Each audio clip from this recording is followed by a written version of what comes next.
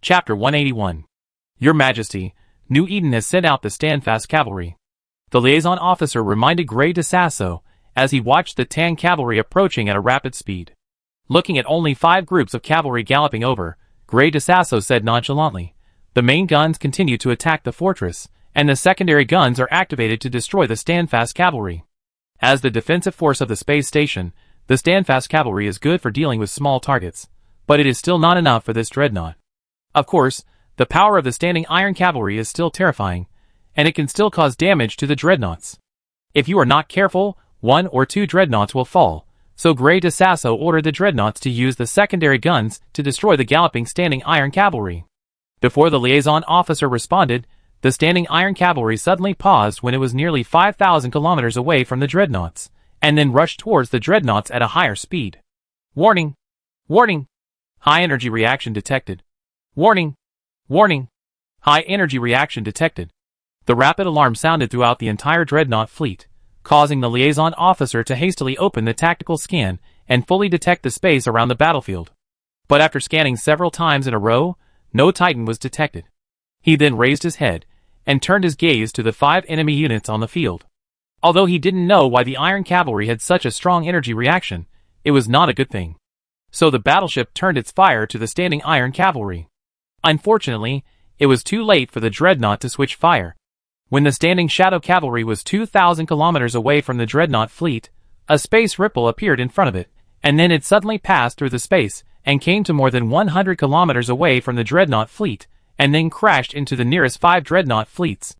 When the standing shadow cavalry hit the dreadnought with a tragic momentum, the shield of the dreadnought was pierced by the energy explosion that was condensed to the extreme. Then, when the standing shadow cavalry passed through the shield and hit the armor, another violent explosion occurred, blowing a hole in the armor of the dreadnought.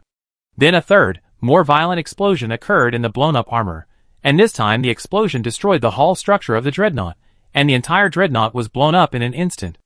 A group of 3 standing shadow cavalry, 1 shield breaking, 1 armor piercing, and the last one was a killer. The firepower was just right. Looking at the 5 dreadnoughts that were instantly destroyed by the standing cavalry, and even the space capsule could not escape, Grey de Sasso, who had been paying attention to the battlefield, took a breath of cold air. Ever since the battle with New Eden, the endless stream of black technologies in New Eden has been giving him a headache.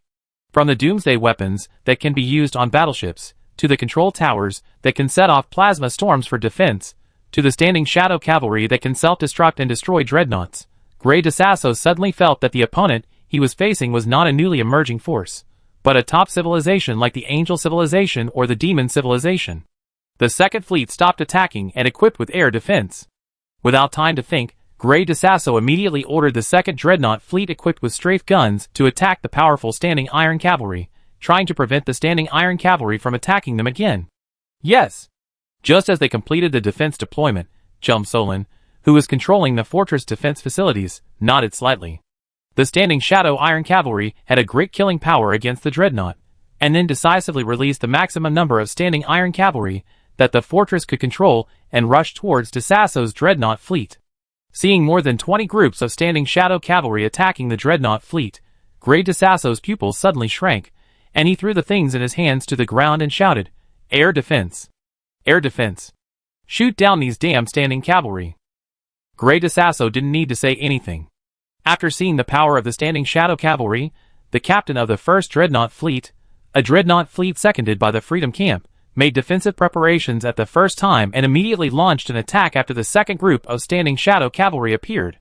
However, facing the mobile and flexible standing shadow cavalry with short-distance space jump ability, the air defense methods that had been tried and tested before were no longer effective.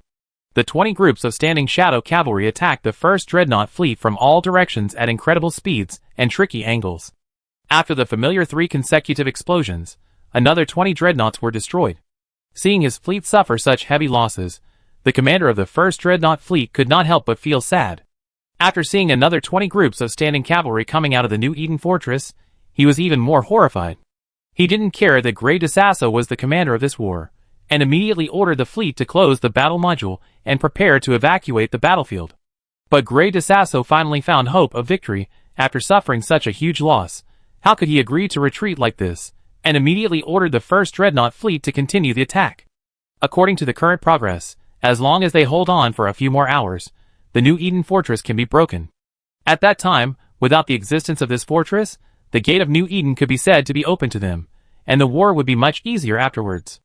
However, facing Grey DeSasso's order, the captain of the first Dreadnought fleet did not accept it at all, and still ordered the fleet to shut down the modules and prepare to evacuate, saying angrily, "Grey DeSasso, it is not your second Dreadnought fleet that is under attack.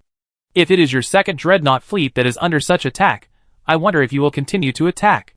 Because the first Dreadnought fleet was not a fleet of the DeSasso civilization, but was drawn from another first-class civilization by the Freedom Camp, the captain was not polite to Grey DeSasso. And because his first Dreadnought fleet was equipped with flagship main guns that had strong destructive power against space stations, Chelm Solon inevitably took them as priority targets, so the first Dreadnought fleet felt targeted. Just as the two were arguing, the fortress that had been silent for a long time finally opened its arms, and saw a large gun muzzle pushed out from the hidden warehouse, and a series of anti-flagship missile launchers began to operate, and a large missile was loaded into the launcher. The first to be attacked was the first Dreadnought fleet. After this round of salvos, a Dreadnought was destroyed.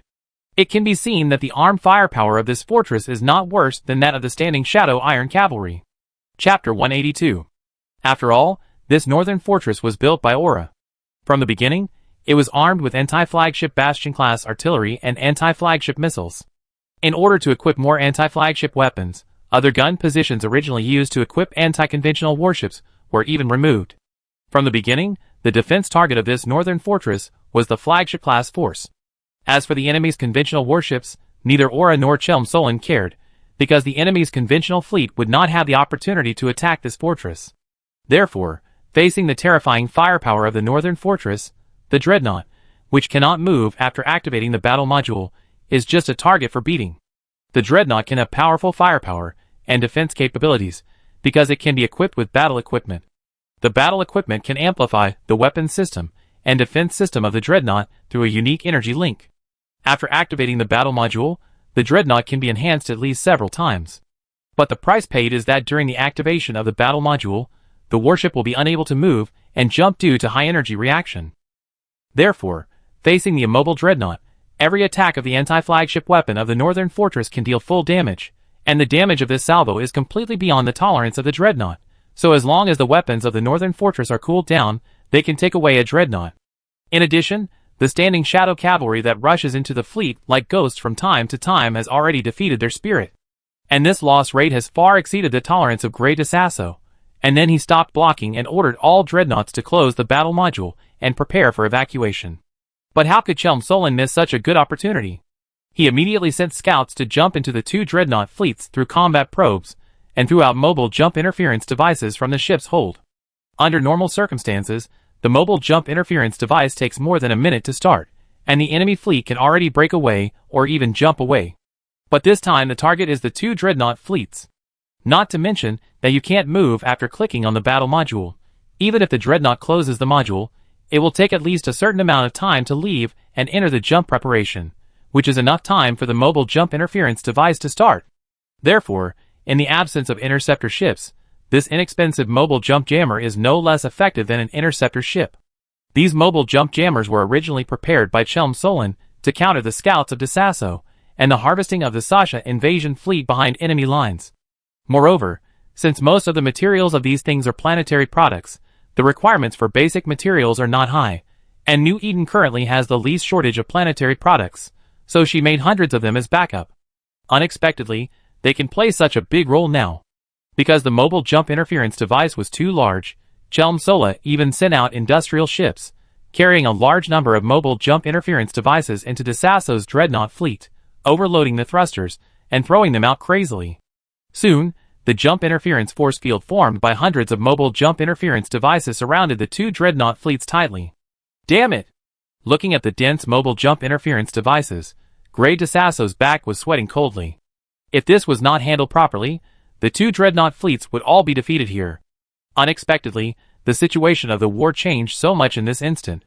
All Dreadnoughts are free to attack the nearest mobile jump interference device and ensure the power of their own capacitors. Once out of the interference range, immediately leave through induction. The induction of the jelly system has been lit. Grey DeSasso quickly gave the order. It is impossible to withdraw all of them safely now. We can only withdraw one ship at a time. But fortunately, the mobile jump interference device limits the range of the flagship's hyperspace jump to less than 5 kilometers. Only the dreadnoughts can clean up the surroundings by themselves, and it is still very fast to rely on the firepower of the dreadnoughts to clean up. So there was a strange sight on the battlefield, where one dreadnought after another frantically attacked the mobile jump jammers around them, and every time they attacked one, a new Eden scout would come to their side and kindly provide a replacement. Of course, facing the dreadnought fleet with induction preparations, and Chelmsford did not have light or heavy interceptors that would be more conducive to keeping them, most of the Dessasso dreadnoughts withdrew from the battlefield with the help of induction using the flagship hyperspace jump, leaving only a small number of unlucky ones. In the end, with the help of the standing shadow cavalry and the anti-flagship fortress weapons, the entire battle finally left more than 80 dreadnoughts of Dessasso, and captured more than 30 surviving dreadnought pilots. Looking at the huge piles of warship wreckage in the distant starry sky, Chelmsford's anger from being killed once was calmed down a little, and then ordered the industrial fleet to go and clean up the battlefield. Although all 4 fleets of Sasha were destroyed in this battle, she won in the end, so the wreckage on the 2 battlefields also belonged to her. Apart from other things, the materials obtained from the wreckage of more than 80 dreadnoughts after being pulled back for refining were enough to build 2 main battleships of Sasha, not to mention the wreckage of other battleships. In general, New Eden actually earned a lot of resources in this battle. The loss of Dessasso was very heavy. More than 80 ships of the 2 dreadnought fleets were destroyed, and 4 of the conventional main fleets were destroyed. Moreover, the most important pilots were either killed on the spot or captured. It can be said that the lost fleet cannot be rebuilt. Speaking of the regular fleet of Dessasso, there are still 2 of them attacking the Sasha suppression control tower. Chelmsford disconnected the data link with the fortress, transferred the consciousness data to the 2 Sasha fleets that jumped into deep space at the beginning of the battle, and manipulated the fleet to go to the 2 Dessasso fleets that were engaged in a firefight with the Sasha invasion fleet because of attacking the Sasha suppression control tower. Although the 2 main fleets of Dessasso and the Sasha invasion fleet were only 2 battalions in size, and they were mainly frigates and cruisers, but with the help of the anchor turrets in the Sasha suppression control tower, they even suppressed the fleet of Dessasso. As a key part of New Eden's defense, the Sandshaw suppression control tower is not only defended by the Sandshaw Invasion Legion, but also has hundreds of anchor turrets in the control tower's defense field. It is no exaggeration to say that if the Titan cannot break the defense field of the Sandshaw suppression control tower, then these anchor turret clusters, including electronic warfare and attack turrets, can even kill it alive here. With the arrival of the 2 Sandshaw main fleets led by Chelmsford, the fate of these 2 main fleets of Dessasso is doomed. Chapter 183. Gary Galaxy, Dessasso Forward Fortress. Bang! The door of the combat command room was kicked open, and More Marcus walked to Grey Dessasso aggressively and asked in a bad tone, "Grey Dessasso, you have to give me an explanation." He couldn't help but be angry.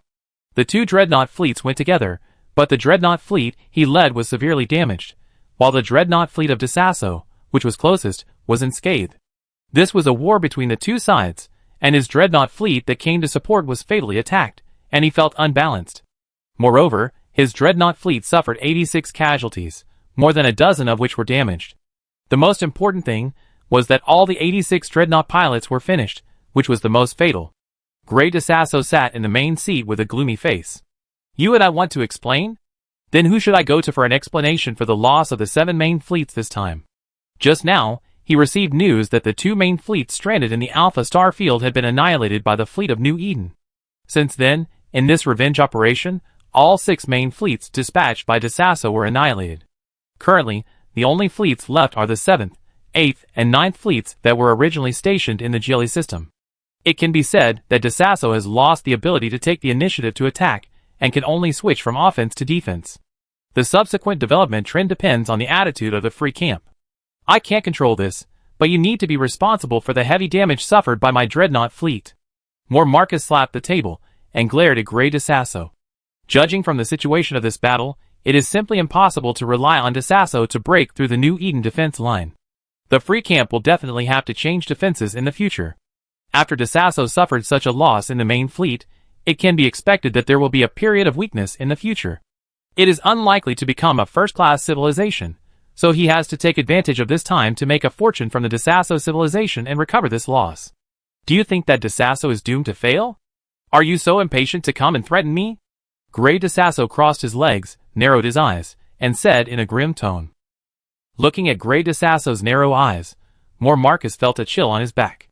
He suddenly remembered that the DeSasso civilization had leaped from an unknown, inferior civilization to a position that even ordinary first-class civilizations did not want to offend in just a dozen years, all thanks to the middle-aged man in front of him.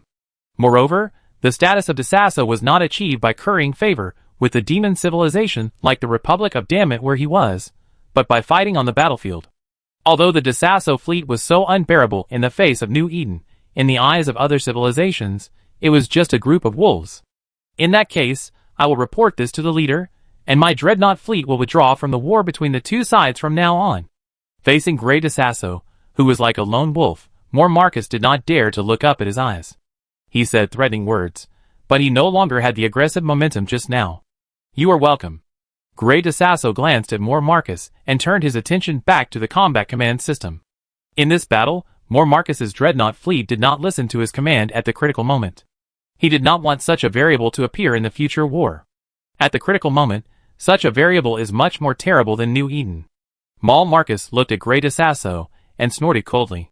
He did not stay any longer and immediately left the Jilly Galaxy with the fleet. Gray DeSasso had no reaction when watching More Marcus's dreadnought fleet leave, but the staff officer beside him said cautiously, Your Majesty, although More Marcus is not on the same page with us, his dreadnought fleet also assisted us in defense. At present, their fleet in the Jilly Galaxy only has one strafing dreadnought fleet and 3 conventional main fleets. In addition, this conventional fleet is of no use against the fleet of New Eden. Every time they just engage in battle, they will be killed by a round of doomsday. It is completely useless. The dreadnought fleet was too slow to act. The New Eden fleet would not fight head-on. They would be exhausted by just harassing them. It would be useless even if we kept More Marcus. This guy would not defend us carefully. It's good enough that he didn't trip us up from behind. Although he didn't have much contact with More Marcus, Gray DeSasso knew his character with his sharp eyes, so he didn't plan to have any in-depth contact with More Marcus. The staff stopped trying to persuade Gray DeSasso's decision and turned the topic to the situation of switching between offense and defense. Your Majesty, at present, except for the dreadnought fleet, which can threaten the New Eden fleet, the other main fleets can only counter-harvest the fleet that infiltrates the rear, but they are completely useless against the New Eden fleet. Because of the New Eden battleship Doomsday weapon, the 3 main fleets they have left dare not touch the edge of the New Eden fleet. Listening to the staff officer's words, Gray DeSasso slightly bent his index finger and tapped lightly on the titanium alloy table, thinking about countermeasures in his mind, while others held their breath and dared not make a sound, quietly waiting for his decision. After thinking of many countermeasures in his mind and rejecting them by himself, Gray DeSasso could not help but sigh. Facing such a strong and rogue warship in New Eden, DeSasso really had no way to deal with it at his current level. One force can break all methods, nothing more than this. Order the fleet to shrink its defense, defend the Jilly Galaxy and surrounding galaxies, stop all production and transportation activities, induce ships and the dreadnought fleet to take turns on duty in large groups, and be alert to attacks from New Eden. Yes! Facing the powerful New Eden, they can only do this. As for the conventional main fleet, it is better to stay in the fortress and eat dust before solving the doomsday problem of the New Eden battleship. As for the New Eden battleship that is like black technology, Gray DeSasso sighed, and now he can only look for the demon civilization. And the various advanced technologies exposed by this New Eden this time, such as the technology that can miniaturize doomsday weapons on battleships, I believe the demon civilization will definitely be very interested. Chapter 184. What? The DeSasso fleet was defeated in its attack on New Eden, and even the dreadnought fleet suffered heavy losses? Biller Saxon looked at the latest war intelligence in front of him and rubbed his eyes, feeling a little unbelievable. This New Eden is just an emerging force that has been protected by the angel civilization, and has only been rising for less than a year. How could DeSasso, which is famous for its wars in the free camp, suffer such a disastrous defeat? Even the regular main fleet it said was annihilated, leaving only the dreadnought fleet to retreat. This time, DeSasso was seriously injured. But after reading Gray DeSasso's battle report, Burrell Saxon frowned slightly. What is this? Doomsday weapons installed on battleships? Control towers for anti-reconnaissance and anti-guidance for the entire galaxy? And the standing iron cavalry whose self-destruction power can instantly kill the dreadnought? Although the Demon civilization also has the technology to reduce doomsday weapons to battleships, it is still in the testing and improvement stage. This doomsday weapon that can be equipped on a battleship not only has too much load on the battleship and high energy requirements, but also has unsatisfactory power. It can only attack small battleships.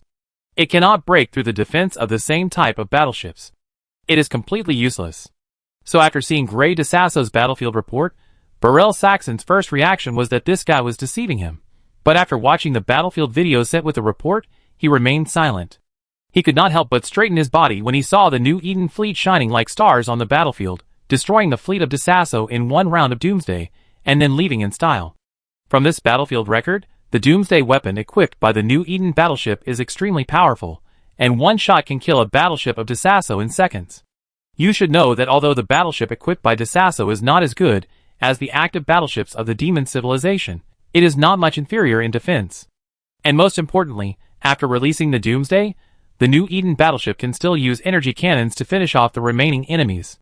From this, it can be seen that the New Eden Doomsday weapon is not only successfully miniaturized, but also does not affect the use of other conventional weapons of the battleship after being equipped, which proves that the Doomsday weapon is already very mature. This made Burrell Saxon wonder, could it be that the Angel civilization has successfully developed the miniaturized Doomsday weapon and let New Eden test it? But this conjecture was later denied by him.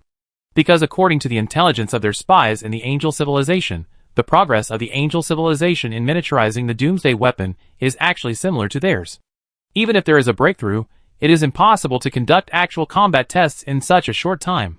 What's more, this is a revenge war between the New Eden and DeSasso civilizations.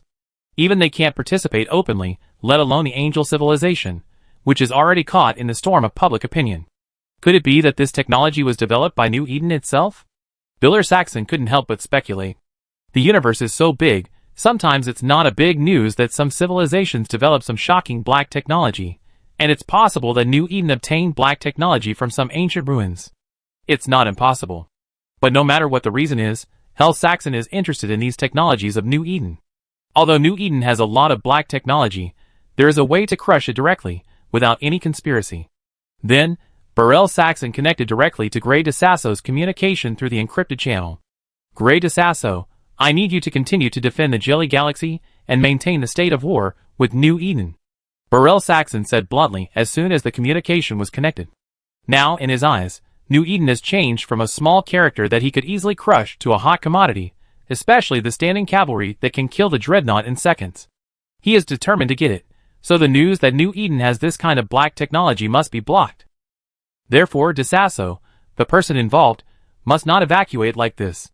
After reporting the intelligence, Gray DeSasso was already prepared for this. After all, this was his purpose. As long as the Demon civilization supports them to win this war, everything will be worth it. Although they can't get the lion's share, even if they get a little bit of it, it will be enough for DeSasso civilization to achieve transformation. Sir Burrell Saxon, More Marcus also knows the intelligence of New Eden, and he is on his way back now. Gray DeSasso bowed his head slightly, and said calmly. He had already offended More Marcus, so he would certainly not let go of such a good opportunity. Burrell Saxon waved his hand, and said in a grim tone, if More Marcus disobeys orders on the battlefield, someone will come to find him, and you just need to prepare to receive his dreadnought fleet. As for what would happen to More Marcus after he was caught, Gray DeSasso knew without thinking, and could only mourn for him in his heart. Sir Burrell Saxon, our DeSasso fleet has suffered heavy losses, and there are not many fleets left. Moreover, we have no way to deal with the doomsday weapons of the New Eden fleet. Gray DeSasso told Burrell Saxon about the current situation. If we want to continue the war, we must have the support of the Demon civilization. Burrell Saxon also waved his hand and said generously, in 3 days, a dreadnought fleet and a small aircraft carrier fleet will come to support you, and they will obey your orders completely. As for the doomsday weapons of New Eden's conventional warships, I will urgently dispatch 10 fleet-sized heavy assault cruisers. But do you have enough pilots? The heavy assault cruiser can be equipped with assault damage control, and this assault damage control can greatly improve the resistance of the warship after activation, almost reaching the point of invincibility. Although it can only last for 10 seconds, it is enough to deal with the doomsday weapons of New Eden. The most important thing is that although the heavy assault ship is inferior to the battleship in firepower, it is far superior to the battleship in defense and maneuverability, and it is just right to deal with a fleet of New Eden. But the battleship Burrell Saxon has it. The question is whether the DeSasso civilization has enough pilots? Faced with Burrell Saxon's question, Gray DeSasso gritted his teeth and said, "At present, DeSasso still has a group of reserve and retired pilots. I will recruit them again and strive to form combat effectiveness in the shortest time. And this group of pilots is also the last foundation of the DeSasso civilization." Burrell Saxon nodded with satisfaction, and then gave Gray DeSasso a shot of confidence. "In order to avoid accidents, I will send 5 more Titans." Chapter 185. Due to the blockade of Beeler Saxon and Gray DeSasso, and New Eden obviously did not want to announce its situation to the world, so both sides tacitly gave the outside world a routine report of the losses and spoils, but did not reveal the specific process of the battle and the battlefield video. But when the battle report appeared, everyone was shocked by the loss ratio of both sides this time. The DeSasso civilization, which was highly regarded by the world, dispatched 6 battleship-level main fleets and 2 dreadnought fleets in this war, while New Eden also dispatched a total of 6 main fleets to fight. No matter how you look at it, New Eden was not in an advantageous position, but in the end, New Eden annihilated all 6 fleets of DeSasso and 86 dreadnoughts at the cost of 4 fleets, and the DeSasso civilization was defeated. Even its veteran Temple Herman was captured by New Eden in this battle. This surprised everyone. DeSasso also announced that the war would continue, and it would continue to avenge the DeSasso pilots, who were slaughtered for no reason. As for New Eden, it still did not say anything, and still refused all media to enter the defense zone of New Eden, and attack the warships and spacecraft that entered the defense zone without permission. This made all the news media feel helpless and fearful, because this New Eden really dared to open fire without warning on any warship that entered their defense zone privately. This was a lesson and warning given by several colleagues. While the news media were struggling with how to interview New Eden, another group of people had already entered the northern fortress through the Jilly Galaxy. Both sides of the war tacitly ignored their fleet. And these were the war profiteers, who came from the Beecher Meteoric region. The war between the two sides had ended, and the second war was still brewing. They came at the right time. Kaboo, a newcomer who had just graduated and entered this industry, also rushed to the front line without stopping after receiving the news of the war. In order to arrive earlier than other colleagues, he took a shortcut, and was chased and blocked by pirates along the way.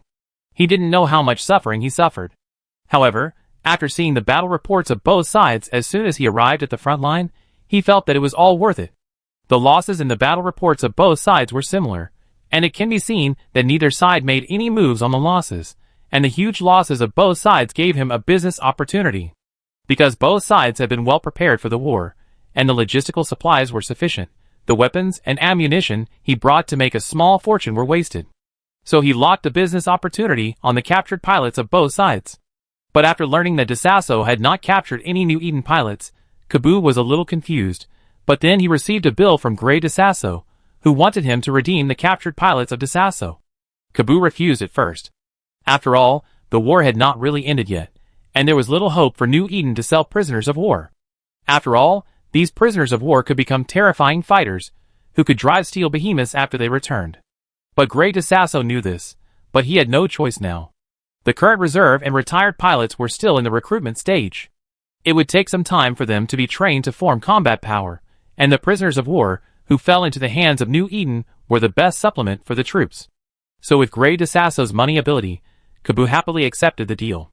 After reporting to New Eden, after half an hour of waiting, Kaboo got the access document to New Eden, which made him feel relieved.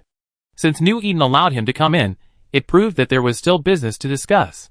As soon as he entered the northern fortress, Kaboo's spaceship entered the northern fortress under the enthusiastic escort and careful inspection of a Sasha invasion team.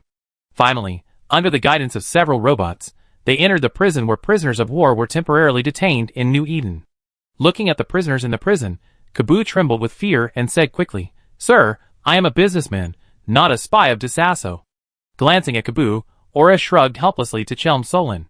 Because this transaction was a large amount, Chelm Solon directly called Aura to negotiate, hoping to sell these prisoners of war for a good price. She is not as good as Ola in this respect. Ola showed a gentle smile, controlled the bionic robot to steady Kaboo, who was a little unsteady, and said, "Sir Kaboo, we didn't capture any valuable warships or equipment in this war, and the most valuable are these prisoners of war." "Why, you are not interested?" "Interested, very interested." Kaboo was relieved when he heard that it was the prisoner of war business, and immediately replied after refusing Ola's help. These prisoners were the target of his visit. How could he miss them? But this is still a state of war. Is New Eden so confident? There are 673 prisoners here, and 23 are still lying in the repair warehouse due to serious injuries. A total of 696 people, and this is the price we asked for. Take a look first. Regardless of what Kaboo thought, Ola handed him the list of prisoners and the required price. Kaboo took the list, which detailed the positions of these prisoners and the level of driving warships.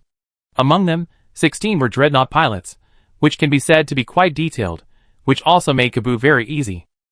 However, when he saw the price on the other party's list, Kaboo's face changed, and he looked up at Ola. "Sir, you are robbing money." "Robbing money?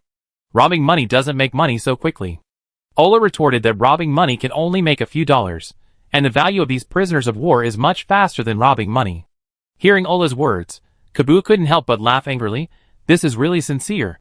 Then he smiled bitterly and said, "Sir, this price is indeed too high, and you also require the settlement to be made with minerals of equal value. I, a small businessman, can't take such a large order.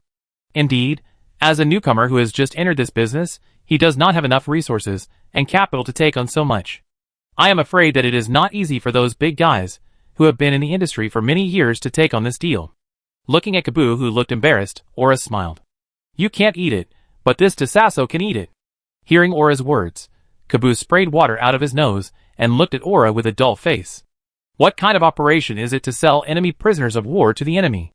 Aren't you afraid that these prisoners of war will continue to drive warships to participate in the war after returning?" Chapter 186. Looking at Kaboo, who was making a fuss, Ola sighed. "This guy is too naive. Isn't it normal for the two sides of the war to sell prisoners of war to each other before the war? After all, one side gained resources, and the other side regained precious pilots, so this matter is really not a big deal in this universe. Each side takes what it needs. Besides, even if these prisoners of war go back, for New Eden, it is just that the opponent has restored a few fleets, while New Eden has gained resources that restrict their development. Don't you see that in this war, New Eden lost 4 main fleets on the surface, but in fact, the only loss was the anger of Kim Solon. After salvaging the wreckage of the warships of both sides on the battlefield, these wreckages were quickly refined, and the refined mineral resources were enough to build 6 Sasha fleets. New Eden not only did not lose, but also gained 2 fleets. And New Eden only paid less than a week of warship manufacturing time. As for the fact that these prisoners of war would form a fleet to attack New Eden after returning to the Tasasso civilization, Aura and his men really didn't take it seriously. It was just a few rounds of doomsday. Looking at the still silent Kaboo, Aura said directly, "Sir Kaboo, this is our price limit, and my New Eden is very poor. The daily expenses of these nearly 700 people are really too high. We can't support them for too long. The implication is that if the price is less than this, then these prisoners of war will have to disappear to avoid the consumption of excess supplies in New Eden." This made Kaboo's mouth twitch. In the experience of other seniors, the prisoner trade should not be finalized after several rounds of negotiations, after half a day of negotiations without results. How could he be so tough as to threaten to kill the hostages if he was not satisfied with the price? However, looking at Ola with a serious face and Chum Solon with a cold face, and thinking about the style of New Eden, it didn't seem like they were joking with him. Then Kaboo's smile froze, and after thinking about it, he decided that it would be better to be open and honest. "Sir, let me be frank. Although I am a neutral merchant, I stayed in the Jolly Galaxy for a while before coming to your side this time, so I also received an order from Tasasso, which is to trade the prisoners back from your hands.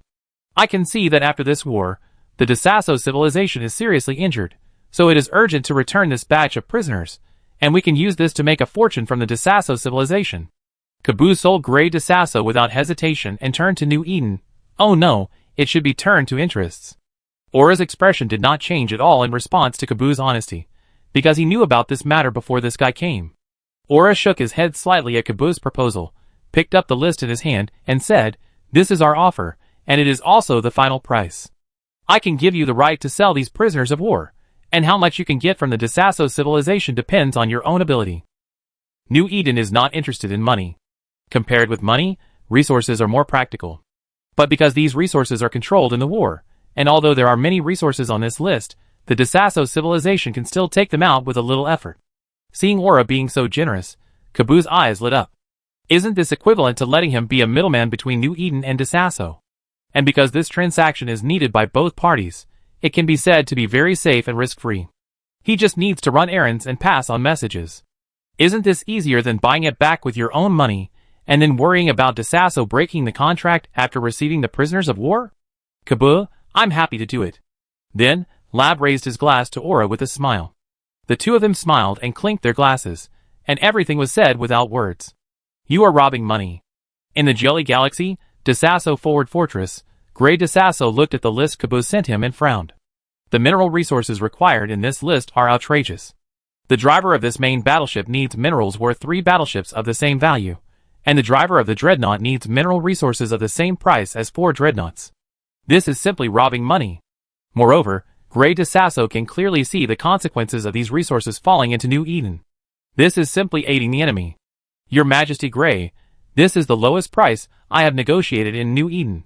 Kaboo looked at Gray DeSasso with a sullen face and continued without blushing, and from a businessman's point of view, this price is really acceptable. After all, these are all DeSasso battleship pilots, who are famous for their fighting spirit in the Southern Star Field. Judging from their previous battle records, this price is still moderate after all. On this point, Kaboo was not talking nonsense. Although the DeSasso fleet had no power to fight back in front of New Eden, it was a tough guy in the entire Southern Star region.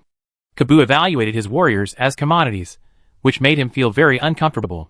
He had the urge to hang this guy on the street lamp of the space station, but reason finally overwhelmed the killing intention, because as a frequent visitor to the prisoner of war market, he also knew that this was also true. After all, DeSasso had sold many captured prisoners as slaves during the wars over the years, so he was very familiar with the slave market. I agree to this price. I will pay you the balance after you bring the prisoners back safely. No, Your Majesty Gray, this batch of money can only be paid by you. After all, although I have so many minerals, the transportation cost is too high. For this transaction, you only need to give me a transaction fee of 1 million star coins for each prisoner you redeem. Kaboo said modestly. You must be kidding. How could he have so many resources to trade? Moreover, transporting so many minerals from the central market to the front line would not only risk being robbed by pirates, but the transportation costs would probably be more than what he earned. The investment and the benefits were not proportional at all. So Gray DeSasso provided these materials, and he symbolically took a little middleman's commission from each prisoner. After all, one person earned 1 million, and these 696 people earned a full 690 million, which exceeded his expected income this time. He was already very satisfied. Looking at such a sensible Kaboo, the murderous intent in Gray DeSasso's eyes disappeared immediately, replaced by a gentle smile. That's it, after the materials are ready, I have to trouble you to continue to coordinate related matters. It's my job. Kaboo bowed slightly and said, then checked the cold sweat on his forehead, and the big stone in his heart was put down. He could feel that if he had just followed Gray DeSasso's words and chose to provide the materials himself, and then sell them to them at a high price, he would definitely not be able to go back after the transaction.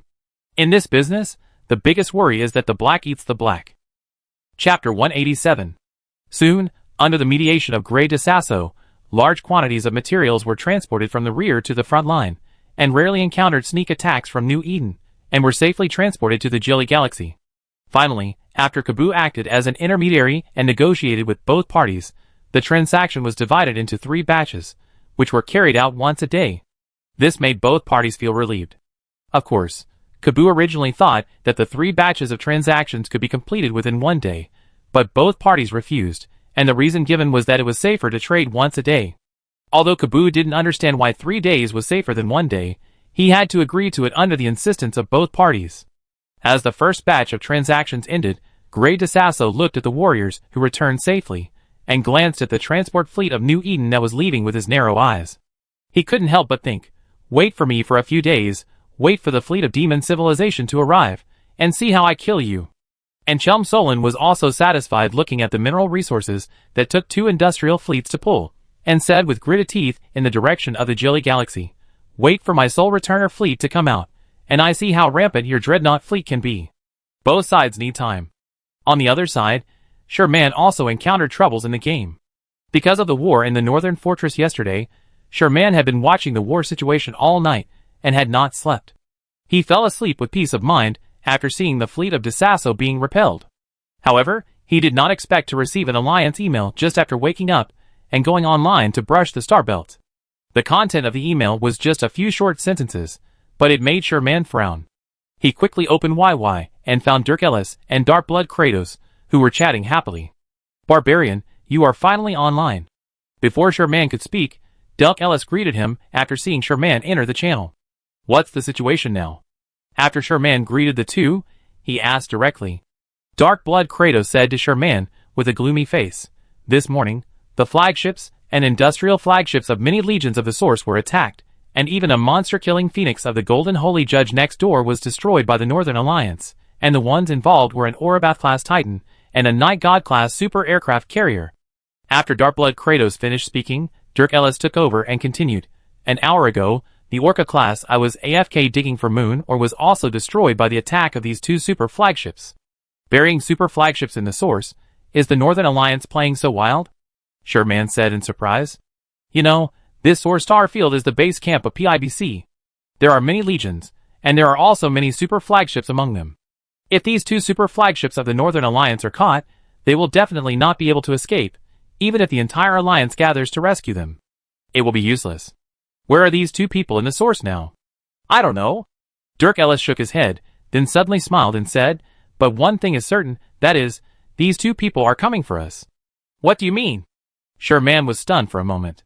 Recently, they stayed in the base every day to kill monsters and produce. At most, only Dirk Ellis and his team played the Sasha Invasion Dungeon, because they would not offend anyone. Dirk Ellis dragged the destruction report of his destroyed Orca to the Legion channel, and said, "You will know if you look at these two people." Listening to the mysterious words of Dirk Ellis, Sherman was puzzled, but after clicking on the destruction report and looking at the familiar three people, Sherman instantly understood. Fuck, this is a group to take revenge. That's right. The three people in the destruction report are all old enemies. The Olobus-class Titan Zhang Jie, the Night God-class super aircraft carrier Liang Shang, and the small POS driving the induction ship are all from the 36th degree Brotherhood. Especially Zhang Jie and Liang Shan, one of them is a source of old guys, and Liang Shan suffered heavy losses in their last revenge operation. Not only was the official who was finally swiped out by them, but Xiao Hang was also destroyed, and even the T3 team that went to chase them was also wiped out, so the hatred between the two sides is huge. So it's no wonder that Dirk Ellis said that he was coming for them. And that's the fact. After the official was robbed, Xiao Hang was destroyed, and the T3 team was wiped out, Liang Shan had been planning this revenge action for a long time. Then, with the help of the four people, he got in touch with the source old man Zhang Jie. After he expressed his idea of revenge, the two hit it off and discussed the revenge plan. God knows how powerless Zhang Jie has been recently. With Sherman's Night God off the production line, Sherman is now so extravagant that he uses Night God to brush the star belt. So far, the three of them have used super flagships for production activities, which makes his original expertise in stracious harvesting useless. In the face of the cheating tactics of the three people who can support each other through fixed induction in the galaxy, everything can only be done in vain when there are not enough people. Zhang Jie did use the Dreadnought to raid the Stone Man some time ago, but unfortunately the final result was miserable. He did not need the super flagships of the other two to come to support. His own battle Dreadnought was reduced to wreckage under several rounds of attacks from the Stone Man Night God, and he only knocked down some of the shields of the Stone Man speeding Night God. Before there are enough Dreadnoughts, facing a super aircraft carrier is really a gift. Although the super carrier in the racing gear is very fragile, its attack power is much higher than that in the battle gear, so the Dreadnought of the War Lord was defeated after a few rounds of attack by the heavy cavalry carrier-based aircraft. And it was also because of that failure that after realizing that it might be impossible for 2 or 3 Dreadnoughts to kill one of the super flagships on the opposite side before the support arrived, they immediately changed their thinking and used the super flagship to fight the super flagship. Then, with the help of the 4 people, the two drove the 2 super flagships all the way into the source area late at night, and they obtained a lot of high-value targets on the day they entered. Many Dreadnoughts, thin whales, and even supercarriers that did not have time to dodge fell into their hands. They had gained so much in just one morning, which also made the 3 of them feel more confident.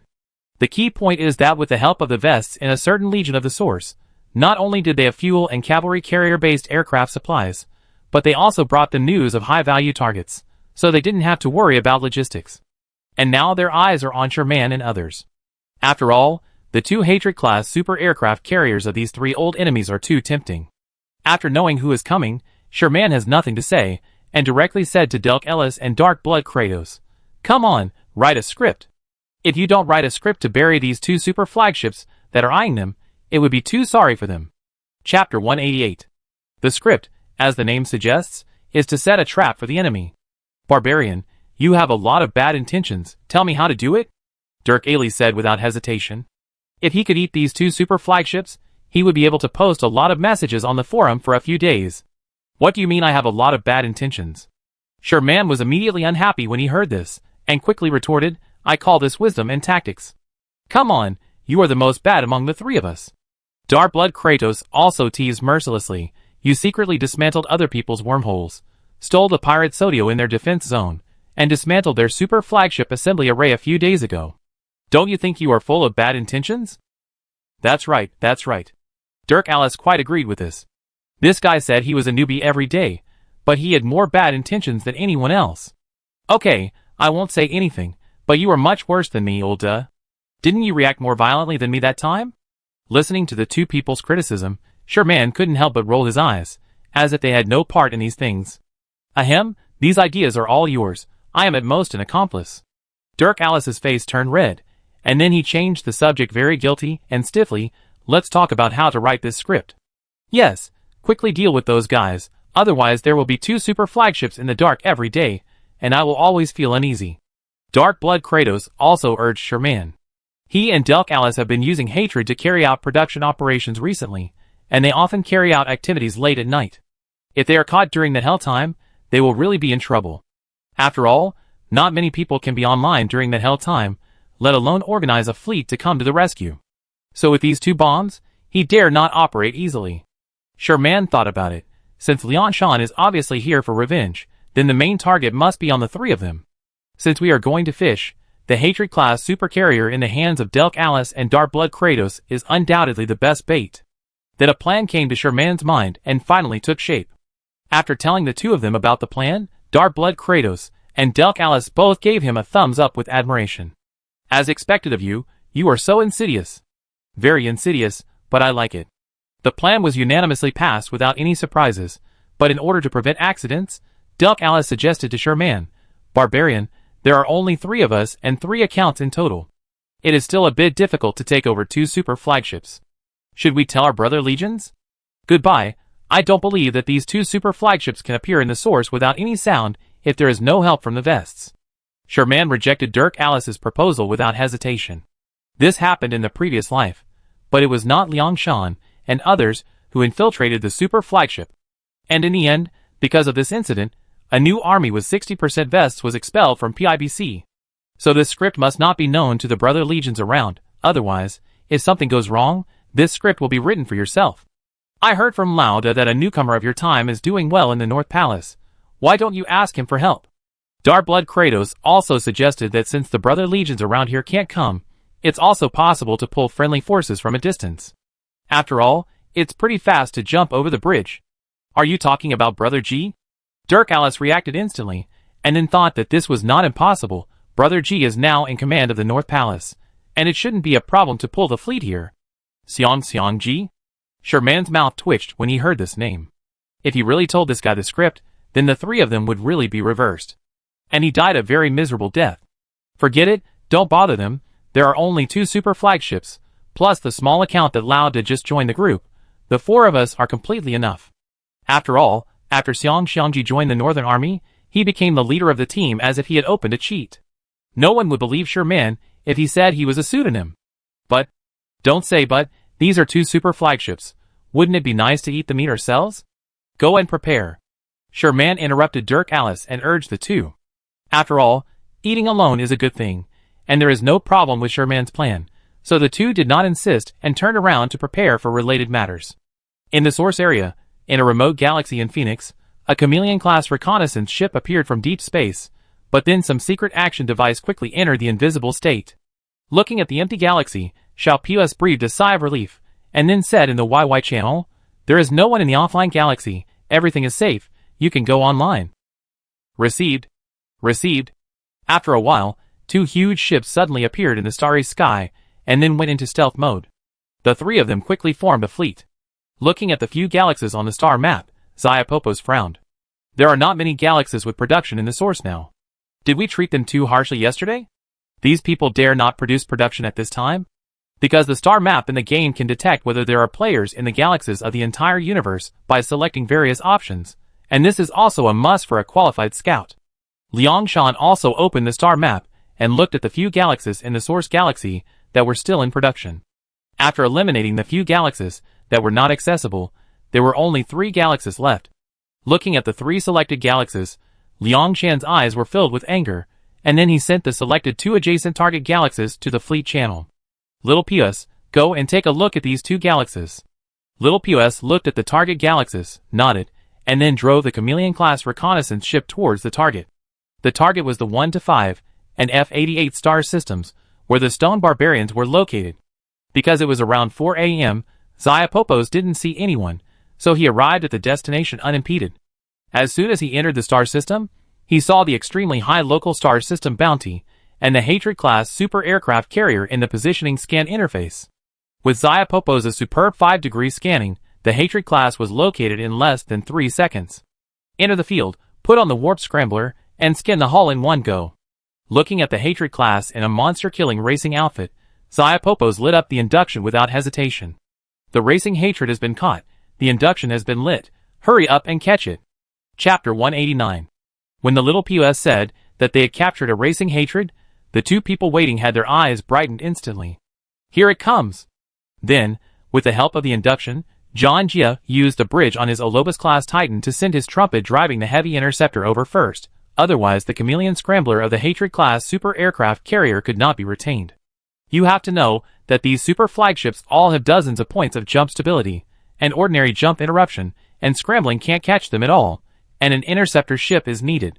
As the heavy interceptor of the War Jia was sent over, the warp force field generator equipped with the focus warp interference script was installed, and the Hatred class was detained.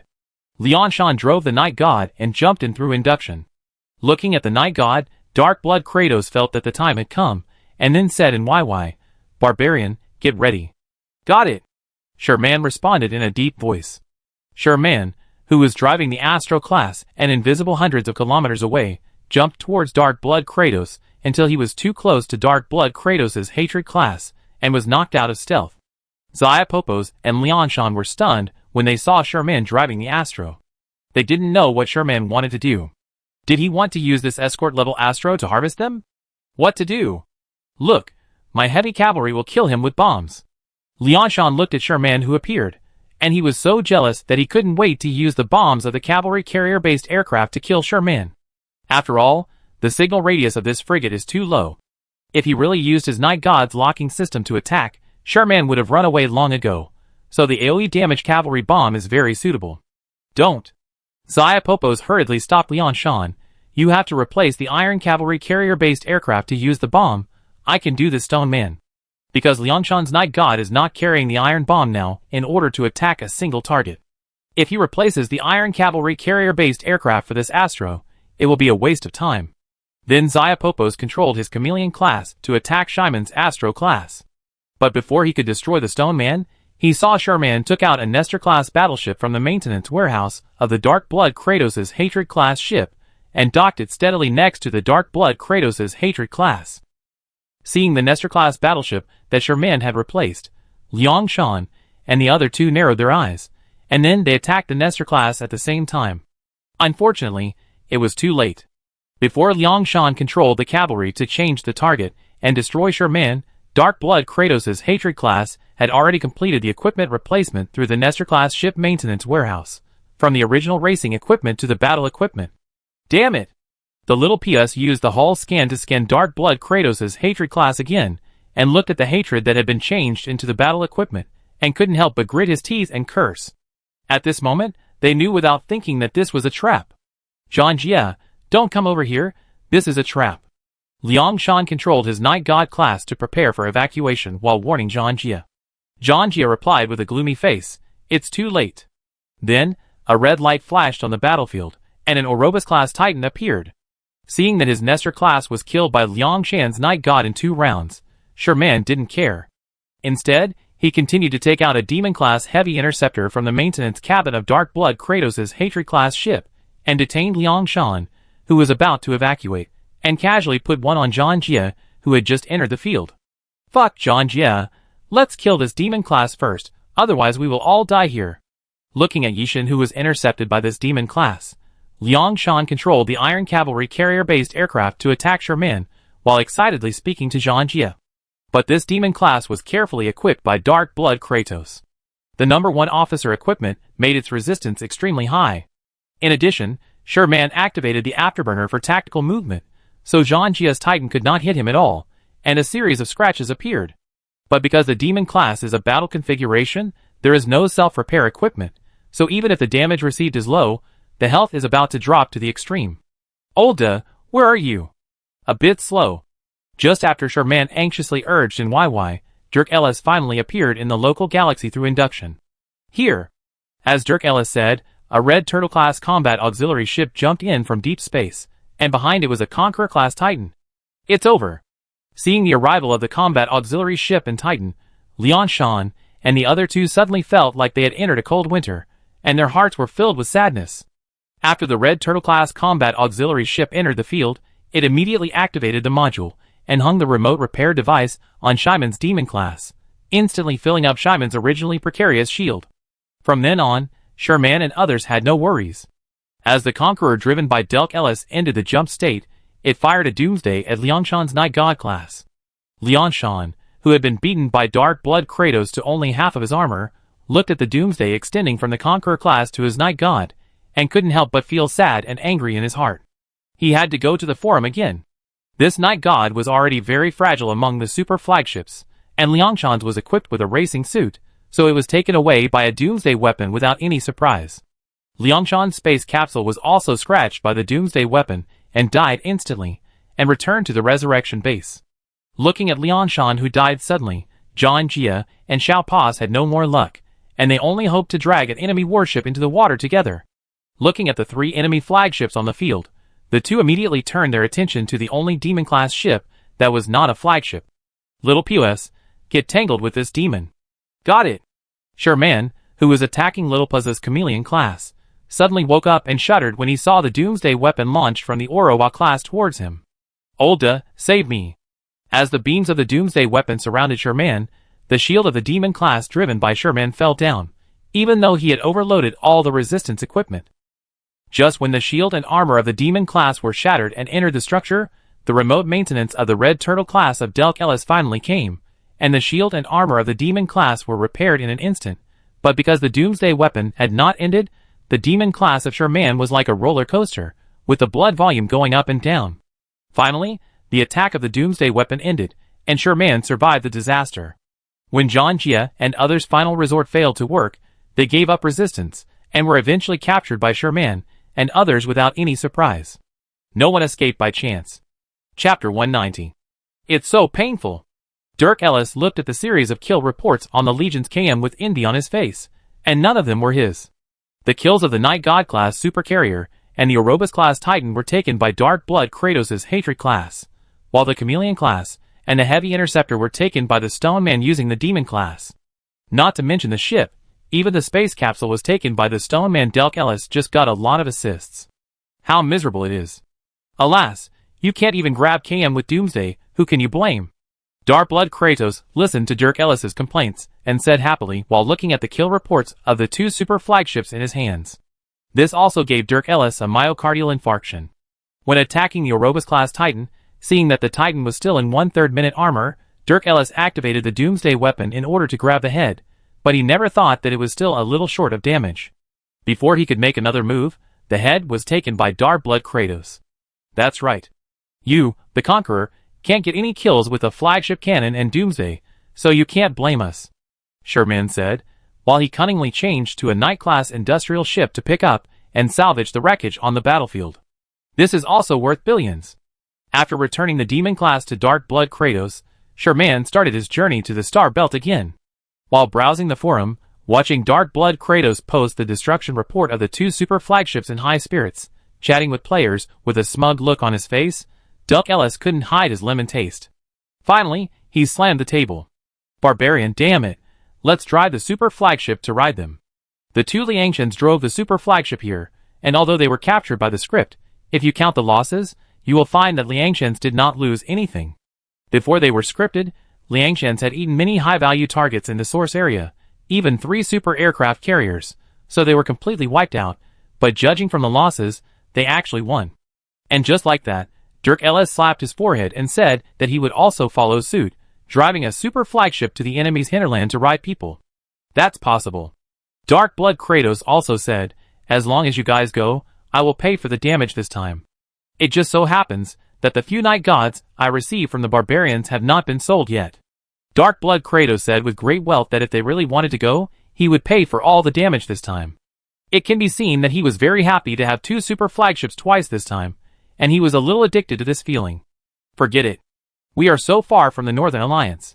If we really used dirt roads or inducement, we might be stopped and killed halfway. Sherman shook his head and refused.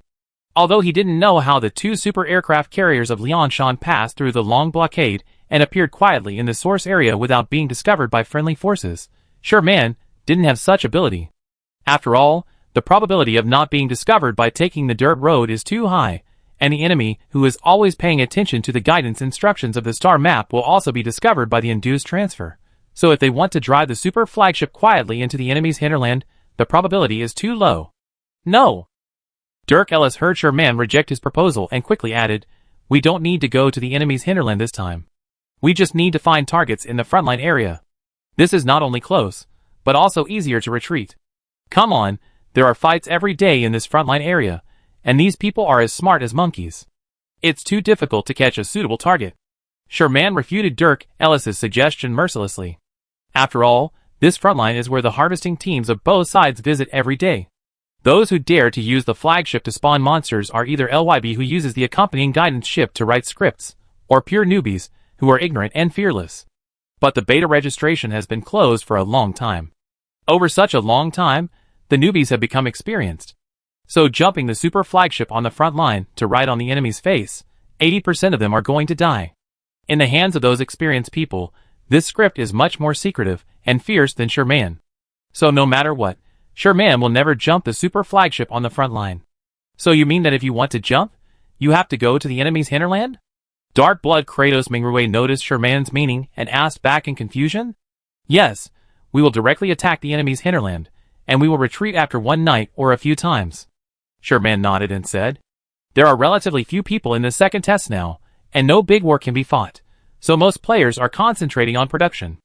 Except for those areas located on the border of the 2 hostile forces, almost everyone in the hinterland of the Alliance is engaged in production, and is less vigilant. This is also the reason why Liangshan and others raided the source, and gained a lot in just one night. But didn't you say that it's difficult to transport the super flagship to the enemy's hinterland without anyone noticing? Dirk Ellis said puzzledly. If they are exposed on the way, then they are not going to sneak attack, but to deliver. Sherman smiled and said mysteriously, what if the super flagship was given to me by the enemy?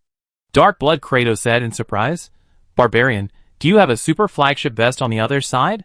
Sherman rolled his eyes, and looked at Dark Blood Kratos, who was secretly competing with him to salvage the wreckage. While salvaging, he replied, I have Mao's vest. You know I only have this one account. Then you can't buy it from the flagship merchant of the Northern Alliance, right? Dark Blood Kratos asked in surprise. Dirk Ellis said that this was absolutely impossible. With the stingy character of Manzi, it is impossible to get a penny of ISK from him, let alone spend hundreds of billions to buy a super flagship. You're the smart one. Sherman spat at Dirk Ellis, and without keeping anyone in suspense, he posted the location of a galaxy on the fleet channel.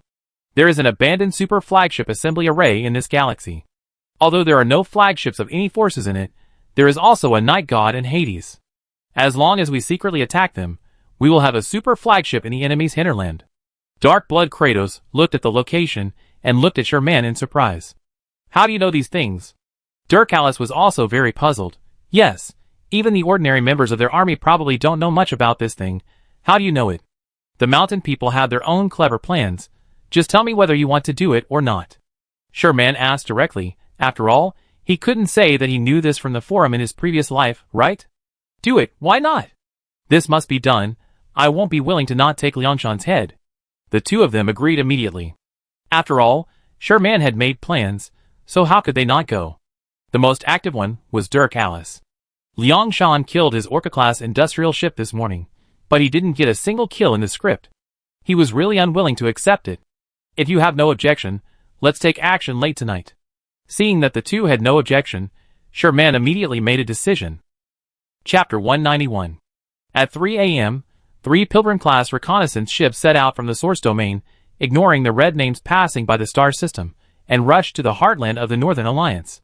Thanks to their own stealth action devices, and the practice of not stopping and rushing on the road, plus there were not many people in the early morning, the 3 of them arrived at their destination unimpeded. In a remote star system in Trifis, Sherman and his 2 companions finally stopped. Sherman recalled the location and said to the 2 of them with certainty, "This is it, get to work." Duck Ellis nodded, and then drove the battleship to the next star system to keep watch, while Sherman came to the deep space to release a mobile warehouse to change equipment and scan equipment. Changing equipment in deep space requires a ship maintenance compartment in the friendly warship, and the Dark Blood Kratos' Hatred class changed the battle equipment in the deep space in the script because the Nestor class battleship with a ship maintenance compartment was thrown out. Now Sherman and his 3 companions did not bring a warship with a ship maintenance compartment, so they needed this mobile warehouse. After equipping the Sisterhood extended probe launcher, Sherman scanned the target in a short while. After changing the combat equipment, Sherman led Dark Blood Kratos to jump towards the target. After a while, a control tower that had stopped operating appeared in front of the 2, and one of the super flagship assembly arrays also came into view. Oh my goodness, this thing really exists. Looking at the super flagship assembly array in front of him, that was already in an abandoned state, Dark Blood Kratos couldn't help but touch his head, and couldn't help but marvel at Sherman's intelligence ability. "I leave this thing to you. It's up to you whether you can get it tonight," said Sherman, and he also jumped to another adjacent galaxy, and handed the super flagship assembly array to Dark Blood Kratos. After all, although this thing was found, it was still unclear whether it could be shipped after being destroyed. Based on the luck of Sherman and Delk Ellis, it would be better to leave this kind of gambling to Dark Blood Kratos. Okay. Dark Blood Kratos rubbed his hands, and then released drones to attack the super flagship array. While Dark Blood Kratos was dismantling and building, Sherman also opened the star map to study the surrounding galaxies, preparing to select the next combat target.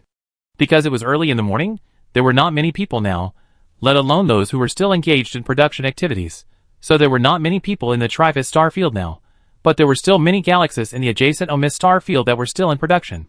When Sherman clicked on the star map of the Omis star field, he saw that in several galaxies closer to them, there were still people working, and then the target was set. The demolition of Dark Blood Kratos was particularly torturous. Just when Sherman could not help but go to help, Dark Blood Kratos finally brought good news. "Barbarian, Lauda, we got it. Come and change the ship." "Okay. Coming." Sherman rushed over and opened the Legion destruction list, only to see a destruction report of a super flagship assembly array hanging on the top. Sherman opened the destruction report and couldn't help but sigh. "Damn, you are worthy of it," you revealed everything. In the destruction report, all the Night God class supercarriers and Hades class supercarriers stored in the super flagship assembly array were exposed. Not even a piece of equipment was left out. "Keep a low profile, keep a low profile," Dark Blood Kratos said in a low voice, but anyone could hear the arrogance in his voice. "Stop talking nonsense. Which one do you want to drive, Barbarian?" Dirk Ellis came and interrupted the 2, looking at the 2 supercarriers in the wreckage, and asked Sherman. Sherman also said without hesitation, "I drive Night God, my skills are better." "Okay." Dirk Ellis released the Hades class and boarded the ship to check the equipment. Then he said comfortably, "My Hades is a racing suit, which fully meets the needs. Yishin is also a racing suit, and it has an official stealth equipment on it. It's a pity that the other equipment is for forces, and there is no official equipment," Sherman said with a look of regret, a little regretful. "But it's okay. If these 2 super aircraft carriers were equipped by officials, he probably wouldn't want to take the risk to fight, but would take them back home overnight." "You are so greedy." Dirk Ellis rolled his eyes when he heard Sherman's greedy words, and then continued, "You open the ship maintenance cabin, I will get some equipment.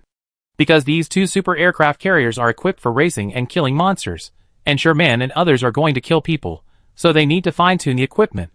Watching the 2 people adjusting the warship equipment, Dark Blood Kratos was very envious, but thinking of the plan they had discussed, he finally suppressed the throbbing in his heart and said, "Barbarian, now we have the super flagship, what is our goal?"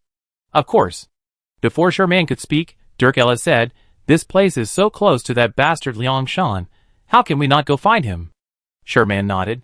Well, I also plan to go to the Omis Starfield to have a look. There is no activity in Trifis at this time, and there are only people over there.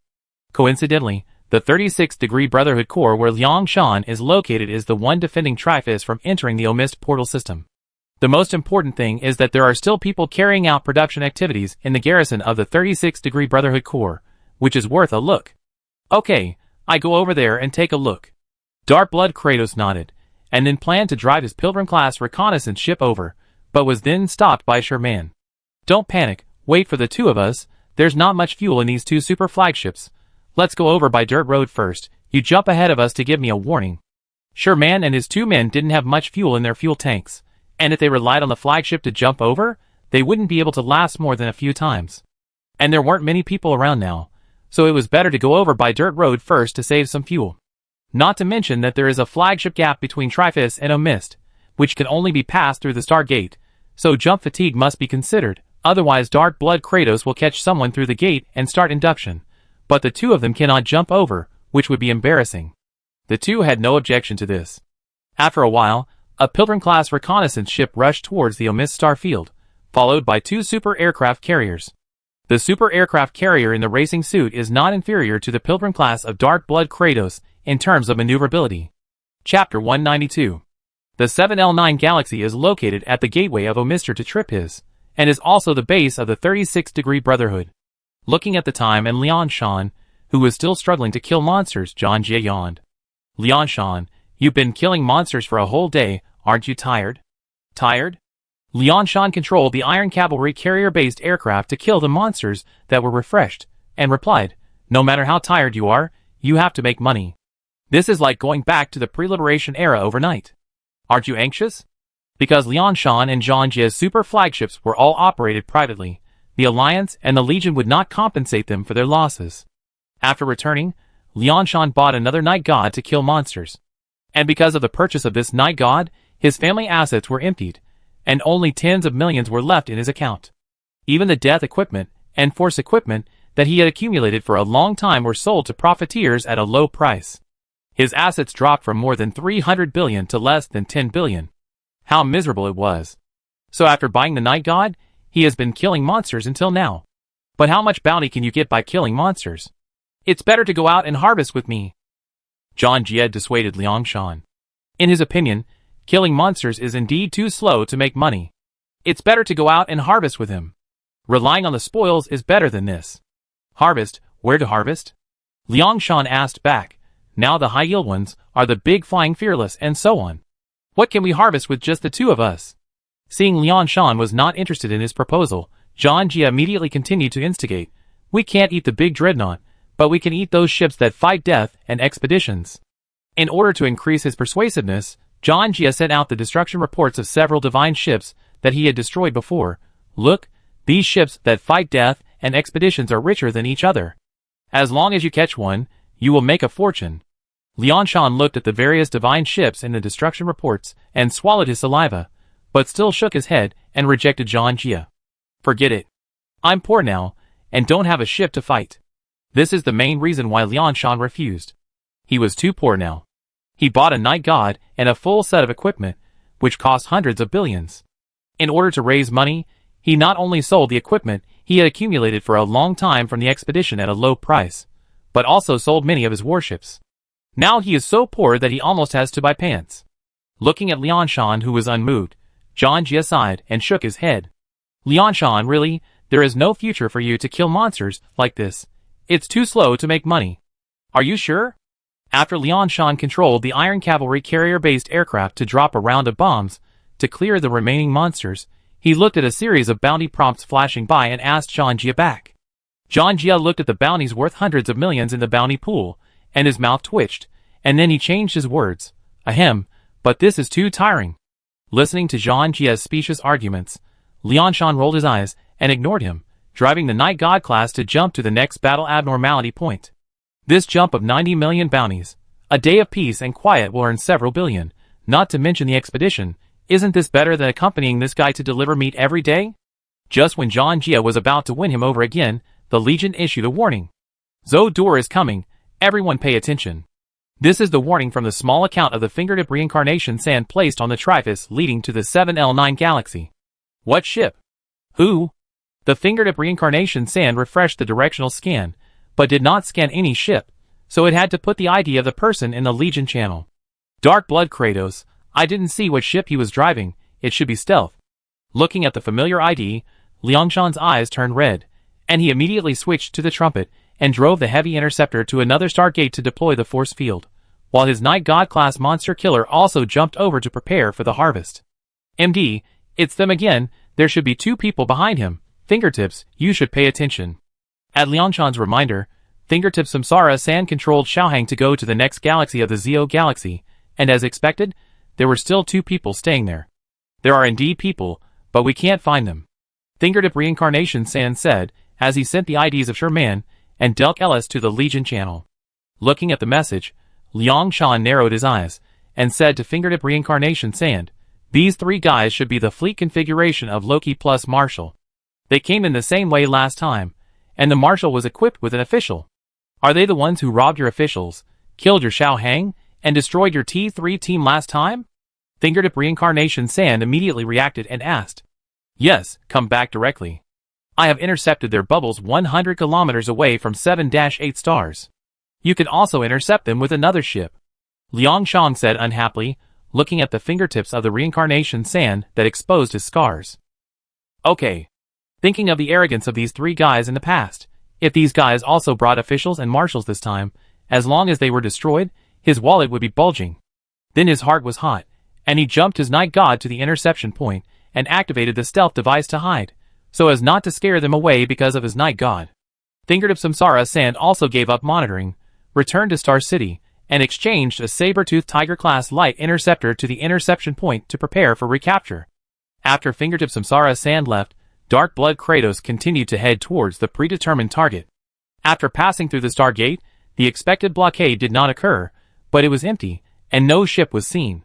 Looking at the extremely high bounty in the local galaxy, Dark Blood Kratos narrowed his eyes slightly. This is a flagship in operation.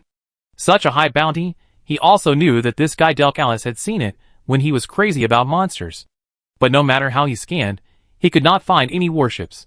He thought that because his whereabouts were exposed, the flagship had already retreated, and then he rushed to the next destination. But as he got closer to the 7 to 8 star gate, a heavy interceptor appeared in Dark Blood Kratos' directional scan, which shocked him. Damn it! As the warships began to decrease, the force field formed by the activation of the force field generator of the heavy interceptor was already visible to the naked eye. Under the influence of this force field, Dark Blood Kratos' warship deviated from the scheduled route, and was attracted to the edge of the force field. The container that he had already abandoned knocked out the stealth of his Pilgrim-class reconnaissance ship. Seeing the Pilgrim-class reconnaissance ship that was knocked out, instead of the expected Loki, Liangshan and others were a little surprised, but they immediately locked it and fired. Because it was locked, Dark Blood Kratos could not activate the stealth action device, so he could only overload the afterburner to pull away. Because it was an afterburner, the long and short jump interference did not work on Dark Blood Kratos, and there was no net, so the fingertip reincarnation sand could only continuously throw out jump interference probes to keep Dark Blood Kratos. Then, Liangshan's Night God also came out of stealth and released the Iron Cavalry carrier-based aircraft to attack Dark Blood Kratos. Seeing the Night God appear, Dark Blood Kratos felt that things were finally looking up, and shouted in YY with a happy face. This Liangshan Night God is here to block the door, and he is covered by his own bubble, come quickly. Chapter 193. Hearing the words of Dark Blood Kratos, Sherman, and the other 2 who were standing by in stealth 2 jumps away were like chicken blood, and rushed towards the destination after contacting the invisibility. Brothers, save some soup, I be there soon. The little POS, who had just changed the battleship and sailed out of Star City said, while leaping towards the fingertips reincarnation sand. But Liangshan looked at the Pilgrim class that had entered the half-armor, and was about to be destroyed in a few more rounds, and said with a smile, You don't have to come, the battle is almost over. Xiapopos drove the Markray-class battleship and parked outside the Star City in silence. He believed Liangshan's words. After all, this guy drove the Night God to hit him, and he probably wouldn't even leave him any soup. He sighed, and then drove the battleship to the Zeo galaxy to see if the 2 people behind were still there. Then I go to the Zeo galaxy to see if I can catch the 2 people behind. Go go, if you catch them, shout, we be there soon.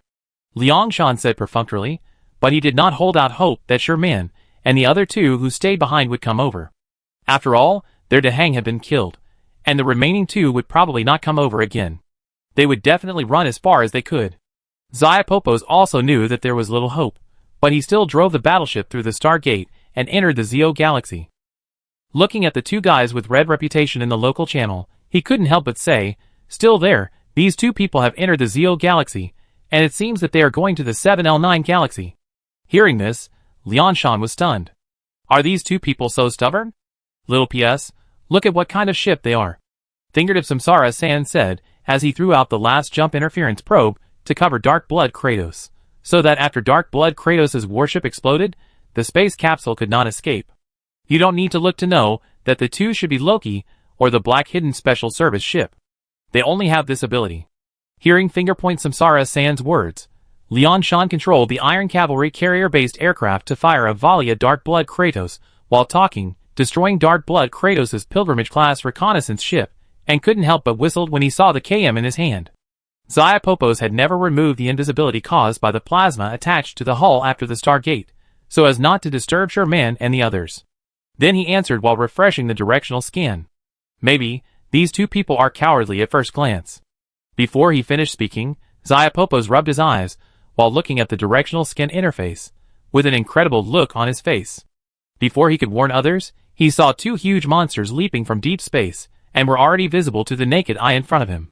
Looking at the two huge monsters that had already leaped to the Stargate, Xiapopos' somewhat broken roar sounded in YY.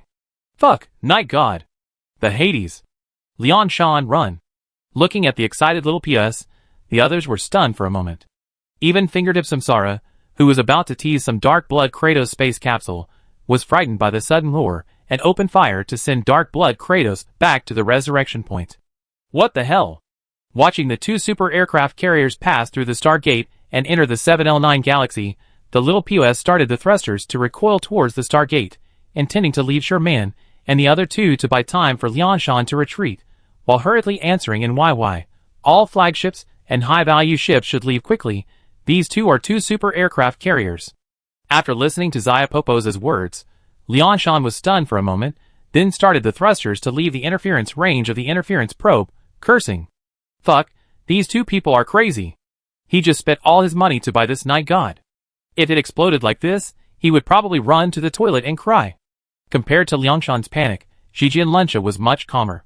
He took over the command when the commander was not online, and gave instructions to everyone in an orderly manner.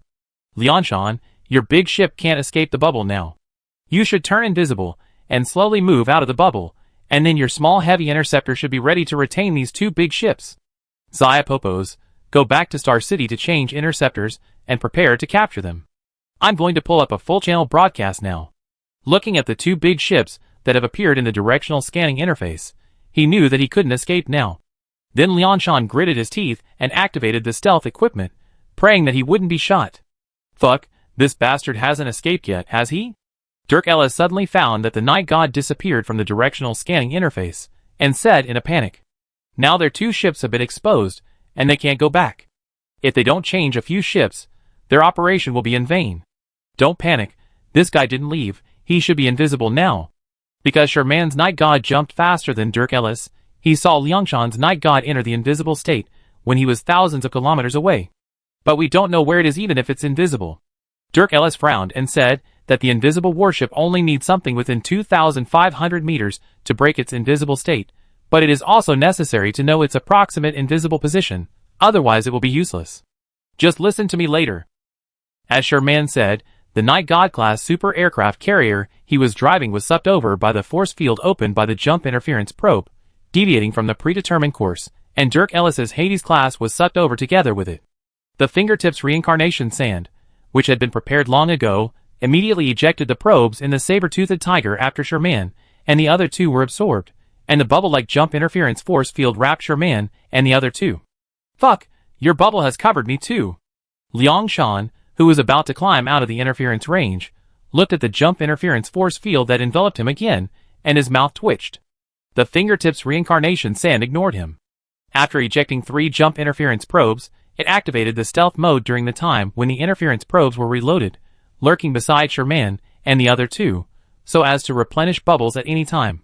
Seeing that no one was paying attention to him, Liangshan shrugged his nose, looked at the two super aircraft carriers 11 kilometers away from him, and then quietly pulled the bow to another direction. Old duh, you release the Iron Cavalry carrier-based aircraft, and then control the Iron Cavalry carrier-based aircraft to pull from the wreckage of Dark Blood Kratos to the direction of Star City. Ignoring the surrounding jump interference force field, Sherman released the Iron Cavalry carrier-based aircraft, while reminding Dirk Ellis. Although he knew that Liangshan Night God was invisible, he was too far away compared to just now, and Sherman could not find it accurately, so he could only use this stupid method of gambling on luck. Because this super flagship can only dock in Star City, so after encountering danger, the driver of this super flagship usually jumps to the direction of Star City. This is a small habit that every super flagship driver will have.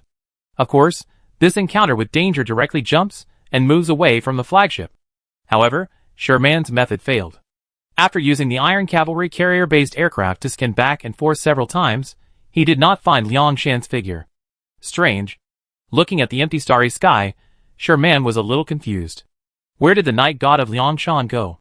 Liangshan looked at the actions of Sherman and others, and couldn't help but praise his own wit. Fortunately, I didn't go to Star City, but pulled the distance towards the control tower. Because the Legion often carries out flagship-level operations, and because it is located on a major traffic route, the enemy often passes by. Over time, the enemy has learned to enter the star system and directly hit a bubble a few hundred kilometers away from Star City to try their luck. After the flagship of the Legion members was hit several times, they anchored a large control tower as a temporary avoidance point for the flagship, and Liangshan also pulled the distance towards this point, which saved him from disaster. Barbarian, what should we do now? Seeing that the Night God class of Liangshan could not be crashed, Dirk Ellis was a little anxious. In this regard, Sherman had no better solution, and could only helplessly say, change one later. Dirk Ellis could only nod helplessly after hearing this, and waited for the anti-harvest fleet of the Northern Alliance to come and have a good fight. In short, this ship was originally free, so it would not be a pity if it was blown up. And in the hellish time of the early morning, in the YY channel of the Northern Alliance, an excited voice swept away everyone's sleepiness. Northern Alliance full channel broadcast, in the 7L9 galaxy, the 36-degree Brotherhood has captured 2 hostile supercarriers and needs support. Please come quickly if you are free. Northern Alliance full channel broadcast, in the 7L9 galaxy, the 36-degree Brotherhood has captured 2 hostile supercarriers and needs support. Please come quickly if you are free. Northern Alliance full channel broadcast, in the 7L9 galaxy, the 36-degree Brotherhood has captured 2 hostile supercarriers and needs support. Please come quickly if you are free. Caught 2 supercarriers? In a channel of the Northern Alliance, for people who were playing PUBG looked at each other when they saw that there were only 7 people left in the final circle. They were so excited that they could only win the game. Then the 4 of them switched to the EVE game interface and drove the long-forgotten Titan. What kind of chicken is this? It's better to let the enemy eat the doomsday. On the other hand, the phone calls of the various Legion managers of the Omi Legion also rang in the early hours of the morning. After a while, they hurriedly went online under the doubts of their families. Wife, the company leader just called and asked me to take care of something. It will only take a moment. Maki Shinobu got up without changing his expression, complaining about the company's inhumanity and his own helplessness. Then he walked out of the room with his wife's distressed instructions, and then hurriedly turned on the computer to start the game. MD, you must leave some soup for me. After a while, a Morlock-class Titan came out of the Star City, and a flagship jumped into the 7L9 star system. Seeing that there were only a few people in the local area, Maki Shinobu immediately asked in the Alliance channel, I have arrived at 7L9, who is on the battlefield now? Looking at the news in the Alliance channel, Xiaopopo subconsciously dragged Liangshan's ID into it. Then Maki Shinobu drove the Moloch-class Titan to jump towards Liangshan. Liangshan, who saw the news, was horrified when he saw the news in the Alliance. Fuck, don't jump me. But Maki Shinobu's Moloch class had already started the jump, and it was too late to stop. Then, while Sherman and the others were waiting intently, a Moloch-class Titan jumped in from deep space. Looking at this Titan, both of them were half-hearted. Their 2 super aircraft carriers definitely cannot defeat this Titan in battle gear, not to mention that both of them are in racing gear, and it is estimated that one Doomsday will be enough. But just when the two were ready to fight to the death, as the Morlock-class Titan ended its jump, a Night God also appeared beside it. Dog Liangshan's Night God. Dirk Ellis was overjoyed, and then the two of them did not need to communicate, and immediately controlled the Iron Cavalry carrier-based aircraft to attack Liangshan's Night God. Seeing that his Night God shield was knocked down a lot in just a few rounds, Liangshan looked bitter. Little PS, you are hurting me. Seeing that Liangshan's Night God shield was in danger under the attack of Sherman, and the other two, Fingertip Samsara immediately said to everyone who heard the news in the Legion channel, Dog Liangshan's Night God is trapped and needs the support of the combat auxiliary ship, otherwise this guy will be dead. Xian Qining, who had just come online, saw the message and immediately replied, okay. And Mu Shinobu, who attacked Sherman right after entering the field, finally reached the requirements for launching the Doomsday weapon with a Morlock-level capacitor, and then launched the Doomsday weapon against Sherman's Night God without hesitation. Sherman, who had already entered half-armor under the initial attack of Liangshan and Maki Shinobu, had no way to deal with the Doomsday weapon, and was directly melted by it. Seeing Sherman's Night God being knocked down, Liangshan finally breathed a sigh of relief. Now there was only one ship left, which was no longer a threat to him. He could completely destroy the Hades before he was destroyed. But things are often full of drama. After the Doomsday weapon launched by the Morlock-class Titan destroyed Sherman, its Doomsday beam slowly rose up, and it just hit Liangshan's Night God class. Hack you. Looking at his Night God falling to 2/3 of its original structure from the armor that had just been broken under the Doomsday beam, Liangshan's heart stopped. Old duh, keep attacking, and you must defeat Liangshan's Night God. Yeah. Dirk Ellis answered concisely, and then Sherman took out a heavy interceptor from the maintenance warehouse of the Dirk Ellis Hades-class fleet, and attacked Liangshan, holding him firmly in place. Looking at the hopelessness of evacuation, and looking at the situation, his Night God would definitely be destroyed in front of the Dirk Ellis Hades class. Liangshan's shrill voice resounded throughout the channel. Xiapopos, save me!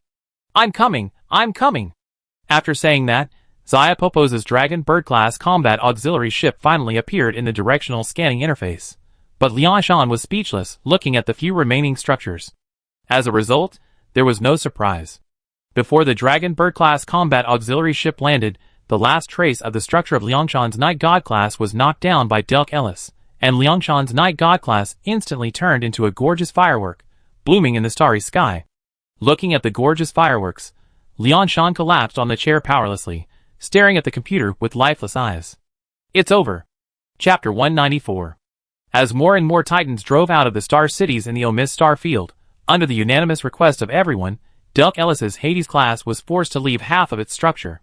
Looking at the pile of Titans around him, Dirk Ellis decisively chose to self-destruct. And seeing the self-destruction program activated by Dirk Ellis's Hades class, everyone no longer waited for others to arrive, and then dozens of Doomsday weapons were launched at it. Dirk Ellis dead? Overall, this battle was quite successful, at least there was no loss. Using one super flagship to exchange for two super flagships on the other side was undoubtedly a good deal. But Liangshan, the only victim, had already fallen into autism, talking to himself unconsciously in why? Why is it always me who gets hurt? I could have survived. Why did you knock me out of my invisibility? Why can I survive? But a Doomsday shot knocked me into the structure. Why? Originally, after the battle, Maki Shinobu came to the 36-degree Brothers Corps YY to apologize to Liangshan. As soon as he came in, he heard Liangshan's words of doubting his life. He knew that if he apologized like this, he would definitely be scolded by this almost insane guy. Then he sent an email to the management of the 36-degree Brothers Corps that he was willing to compensate for part of the war damage, and hurriedly went offline. This time he ate two super flagships by himself, and he was almost full. He was willing to compensate for this part of the war damage. After exiting the game, Shinobu Maki turned off the computer with a smile on his face. Before he could stand up, a pair of soft hands were placed on his shoulders, rubbing his sore shoulders. Your boss is really good. He actually lets you work on the game at night. Your company's business is quite broad, and it has expanded into games. A faint voice sounded in his ears, which instantly froze his smile. He turned around mechanically, and looked at his smiling wife. Looking at the unfriendly look in his wife's eyes, Shinobu Maki swallowed his saliva. Wife, listen to my explanation. Come on, come in, I listened to your excuses. After the battle, the fact that Sherman and his men drove a super aircraft carrier into the enemy's hinterland, and were defeated was uploaded to Tiaba, and became a new round of gossip. 2 super aircraft carriers traveled thousands of miles into the enemy's hinterland, but were defeated by only one night god. It was a joke no matter how you looked at it. And this matter was soon known to the relevant persons in charge of the source. Manzi, what are you 3 doing? Shanishar, who was woken up by the news of the team members in the middle of the night, saw the big news that Sherman and the other 2 had made on the forum, and woke up instantly. He quickly contacted Sherman to ask. Sherman, who was about to go to bed after the battle, yawned and replied after seeing the news, "Didn't these guys open the source of overdue yesterday? Now we just return it." Looking at Sherman's answer, Shanishar was speechless. "I know you guys are rich, but I didn't expect you to be so rich. You were taken to your base, and after you killed them, you had to drive your super flagship back to their base. How vindictive. But you should have told me in advance, at least the result wouldn't be like this." Shanishar was speechless. If he had told him in advance, he would have brought a large force to follow behind, and he would have been able to eat up a few more flagships, and the loss ratio wouldn't be so ugly. "But I don't know how many vests there are in your army. I'm afraid that I and others will die faster at that time." Sherman secretly complained in his heart. At this time and situation, most of the people who can be mobilized in the source domain are the emerging forces Jiuyu Xingxuan. This legion is a new legion that emerged after the various legions of the source moved to the international server. With the practice of accepting all comers and recruiting people regardless of birth, it has grown rapidly in a very short time. In the second test server where the population is currently declining, and the number of online people has maintained a few hundred people all year round, they can maintain nearly 40 people online every day, and even at this hell time, there can be more than a dozen people online. With so many online people, Jiuyu Xingxuan has become the main force of anti-harvest and harvest. They are almost indispensable in every battle. However, this rapid development has brought about the ambiguity of the identities of the members of the Legion. Various spies have been planted in the Legion, and many of them have become middle and senior management personnel. So this is also the reason why Sherman usually does not tell the Alliance when he has major actions. And Sherman does not believe that Shanishar will not see this thing that anyone with a discerning eye can see. In response to Shanishar's complaints, Sherman sent a few screenshots. "Don't worry, this time we didn't intend to use the super flagship to ride on people, they just gave us this opportunity." Shanishar listened to Sherman's words, looked at the screenshots again, and couldn't help but fall into deep thought. After a while, he finally reacted. "You originally used conventional methods to harvest?" "Yes." "Then you encountered this super flagship assembly array, and after destroying it, 2 super flagships exploded?" "Yes." "Then use these 2 super flagships to harvest them?" "That's the situation."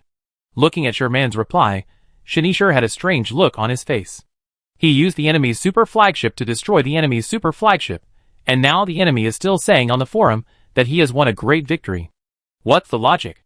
If that's the case, then I have nothing to say. You go to the forum and tell the story, so that the Liangshan on the forum won't be too jumpy. After giving a few instructions, Shanishar logged off and went to sleep. Sherman checked the time, and then logged into the forum. He saw a flood of posts as soon as he entered. They were all miserable screenshots and comments about how Sherman and his 3 super flagships failed to harvest, and were doomed by dozens of titans. When he saw the posters, they were all Liangshan.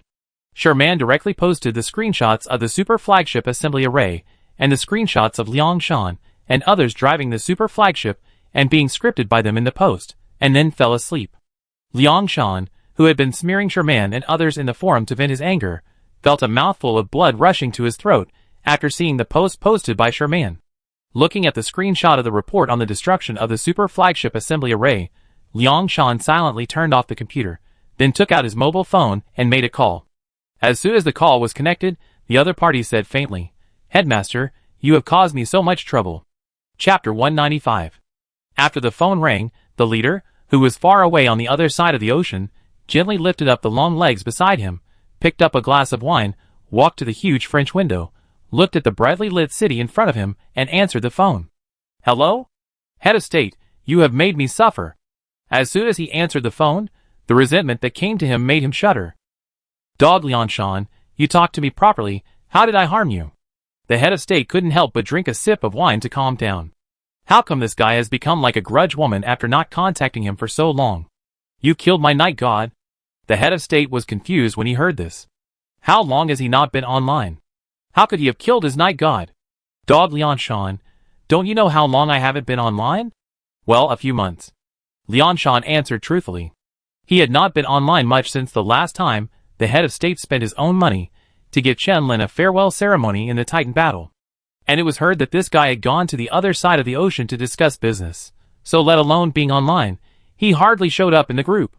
Then I'm not online, so how did I kill your night god? You're not blackmailing me, are you? The head of state looked at Liang Shan in the video, looking at him suspiciously. Could it be that this guy night god exploded, and he came to him to trick a super flagship? Looking at the head of state's suspicious eyes, Liang Shan sent him the screenshots downloaded from the forum in a bad mood. Hey, this super flagship assembly array is what you left behind, right? The head of state looked at the location of the super flagship assembly array and nodded very straightforwardly. I left it behind, and I haven't been online for a while, so I didn't refuel the control tower. It's not surprising that it was dismantled. This was left behind when the super flagship was manufactured. After the industrial upgrade and the emergence of Sodio, these super flagship assembly arrays were abandoned. Later, the Legion did not have star cities for super flagships to dock in many places, so the head of state pulled this thing out of the warehouse again and put it where the flagships were working, as a place for super flagship storage and docking. Normally, he would add fuel to these super flagship assembly arrays, but this time he didn't go online much and didn't ask the Legion to help add some fuel. So the super flagship assembly array was abandoned because of the exhaustion of fuel, and it was not surprising that it was destroyed. But what does this have to do with me harming your night god? The head of state was puzzled. What was destroyed was his super flagship assembly array, and the loss was also his night god and Hades. What does it have to do with this dog Liang Shan? Because my night god was destroyed by your two super flagships that were exploded. Liang Shan said in a deep voice, and his face full of resentment made the head of the state shudder. Okay, if you look at me like this again, you can forget about night god. The implication was that Liang Shan's night god would be replaced. Thank you, head of state, thank you, boss, I pay my respects to you, boss. After hearing that the head of state wanted to replace his night god, Liang Shan instantly changed his resentment and turned into a loyal lackey. Okay, wait for me to go online tomorrow. The head of state waved his hand, hung up the phone, and lay directly on the sofa and entered the forum. After a while, he figured out the whole story. Looking at the screenshots on Sherman's post, although there is no explanation, it can be roughly understood from the dates of these destruction reports. The head of state was not excited at all about Sherman and others destroying his super flagship assembly array and stealing two fully equipped super aircraft carriers, because he did not care about this loss. After all, he could take out several fully equipped Titans and fight in battle without blinking an eye, and these two super aircraft carriers were not worth mentioning at all. But this guy who stole the super aircraft carrier not only refused to leave, but also continued to go deep into the hinterland to kill their people. As 36 degrees old father, he couldn't stand it. After drinking the wine in his hand, he immediately opened the management group of the European and American legions. At all members, are you asleep? Although it was already 6:30 in the morning in China, everyone was awakened by this news. Oh my god, how are you alive? Didn't you go to the other side of the ocean to discuss business? Yeah, have you finished the deal? Looking at the group that was suddenly lively, the head of state rolled his eyes. The deal is done, and now I want to do something in the game. Do you want to come? Why, did someone offend you? Yu Du-Q was eating breakfast. His voice was a little unclear. I should know about this. It's about your super flagship assembly array in Fetal Libos, right? Feng Yifeng interrupted and said that after receiving the news last night, he ignored the girl who had finally made an appointment with him to watch a movie, and rushed directly from the hotel gate to the internet cafe. Unfortunately, he didn't even have a sip of soup in the end, and just spent the whole night in the internet cafe. Thinking about it made him feel uncomfortable. You haven't been online to refuel for so long, it's normal to be dismantled. What's lost? Yu Du-Q brother didn't think much of it. Compared to the dismantling of the super flagship assembly array, he wanted to know what was lost. 2 super aircraft carriers, and then these 2 super aircraft carriers also rode on one of our own night gods. At this time, Chang'e, the 4 who came quietly, also spoke up, which made him look uncomfortable. After being forced to assist the enemy, the 2 super aircraft carriers of his own family rode on his own night god. What kind of thing is this? Your family is quite magical. Yu Du-Q didn't know what to say about this matter. He could only sigh at this magical thing, and then asked, by the way, President, you guys don't go riding a big horse at this time. What do we have to do? This business is not over, And now the game is so dull, and this kind of thing happened. I want to make a big one. The president took out a notebook from his bag and logged into the game. Big? How big? Feng Yifeng asked curiously. With the current environment of the national server, it is estimated that it will not be possible to make it big even if you want to. Let's make it as big as possible. It would be boring if we don't make something big for this internal test server. From the tone, it seemed that the head of state was not joking. Brother Yuduku asked seriously, "Are you serious?" "Well, I will take care of all the warships. You provide the people, and I provide the ships. We will all be happy to get the box lunch." "Okay." Brother Yuduku looked at the head of state, who was arrogant again, and couldn't help clapping his hands. He liked this kind of big boss. Then what do you think is the strategic goal? The head of state opened the game warehouse, and looked at the large number of various standard warships. He said word by word, "Source domain? Chapter 196. Source domain, are you kidding me?" Feng Yifeng was stunned when he heard this. Although the current national server is full of people, there is the VVV Alliance in the north, and the PIBC headquarters in the south, and this source is the headquarters of the PIBC headquarters. The attack on the source domain in such a big way, the meaning is not simple. Yes, the source domain. The head of state nodded. He also knew that his idea was a bit crazy, and then explained to everyone, now it's just the second test. Everyone wants to have some fun. This direct attack on the source is also to force the man army to fight, so that we don't go over there with a big fanfare and they will kill us. Wouldn't it be embarrassing? In the current environment of the second test, the population is declining, and PIBC is currently switching to the international server. The overall strategic focus is on the international server. There is a high probability that PIBC will avoid the battle. So the leader wanted to attack the source directly. He didn't believe that the man army would not come to fight after reaching the source. Brother Yuduku looked at the leader's message and thought for a while and asked, "What if PIBC is determined to play badly and not fight with us? The territory of their northern alliance is too far away from the source area. This means that if the opponent directly plays badly and avoids the battle, then their northern alliance fleet that came from afar can only stroll around the streets and return in disappointment. After they go back, these guys will still be what they want to be, and it won't have much impact on them. It doesn't matter, let's just fight for sovereignty." The head of state laughed, picked up the bottle and poured some wine into the glass, and took a sip. "I don't believe it. If these guys can still avoid fighting after pulling out the sovereignty of the source, then I will admit defeat. For a 0-0 alliance, what is the biggest benefit? It is sovereignty. Only with sovereignty can players in the alliance carry out unlimited monster production, and even the manufacture of this super flagship requires sovereignty. Therefore, any war about sovereignty is always very cruel. Sovereignty war, have you thought clearly about the price it will cost?" As old brothers for many years, the four of them wanted to persuade the head of state that once the sovereignty war started, it would be a war like a meat grinder, and the head of state might have to invest all his assets in it. As for whether the sovereignty would lead to the Northern Alliance being beaten up, this was not within the scope of everyone's consideration. After all, when everyone in the world was ignorant, their Northern Alliance, as a clear stream, had been beaten up every day, not to mention that it was now a deleted file internal test. When the official server was opened, all data would return to the state before the server was shut down. Now even if you broke the sky, it would not have any impact on the official server. Okay, our omist army should have no objections. I go talk to Chiffon later to see if he has any opinions. Since the head of state is ready to bleed heavily, then Brother Yuduku has no objection. Next, we just need to ask Chiffon if he has any opinions. If he has no objection, then he can organize a fleet to go to the source. Okay, I will prepare all the supplies and war preparations in the Yunhuan Star Field within a week. Now you just need to prepare to set up the resurrection point. The head of state replied happily. Okay, I let Zhang Jia lead a team to escort you. He is familiar with the source and Cloud Ring area after all. The four people also captured able-bodied men and sent Zhang Jia, who had been squatting in the source and Cloud Ring, to escort and guard the head of state. Okay. The head of state did not refuse. Zhang Jia had been in the source and Cloud Ring for so long and was familiar with the area, so it was perfect for this guy to come to serve as the escort and guard mission. Since you have decided to attack from the Cloud Ring, I will also contact a few pirate legions. I believe they will be very interested in this matter.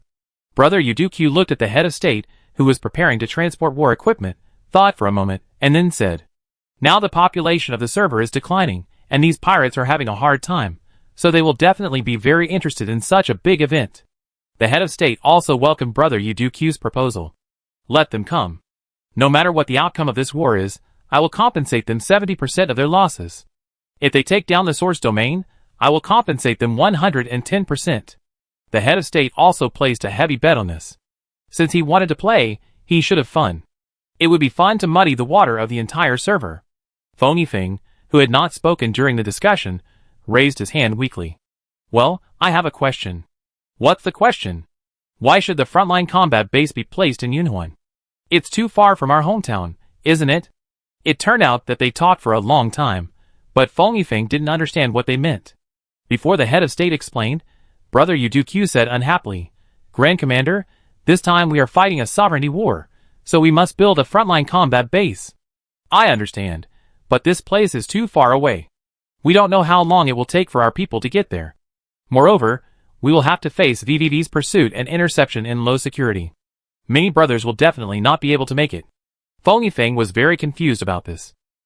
To get to the Cloud Ring, the shortest route is to cross the source, but this is obviously impossible. If we take a detour, we will pass through the low security area controlled by the VVV Alliance. With the nature of these VVV guys, they will definitely suffer heavy casualties. Have you forgotten what I'm doing now? The four people said suddenly. Looking at the four people, Phony Feng slapped his head and realized that the four little guys are now in the high-level command of VVV. Wouldn't it be easy to give way to other brothers? And the closest to the source is only the space station with NPCs in Yunhuan. Otherwise, where should I put my war preparations?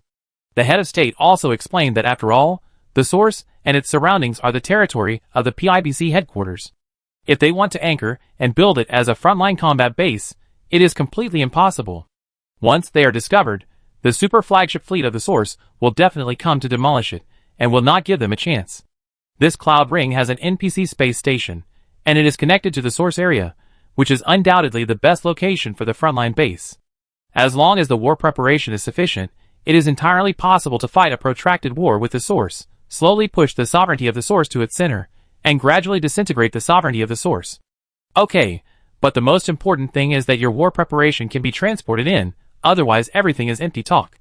The NPC space station of this Cloud Ring is guarded by the source fleet all year round. It is not an easy task to transport such a large amount of war preparation in without knowing it. You don't need to worry about this, I have my own way. The head of state said mysteriously, and then instructed, Brother Q, please hold off on contacting the pirates for now, and contact them again in a week, otherwise I'm afraid the war equipment I'm transporting will be in danger.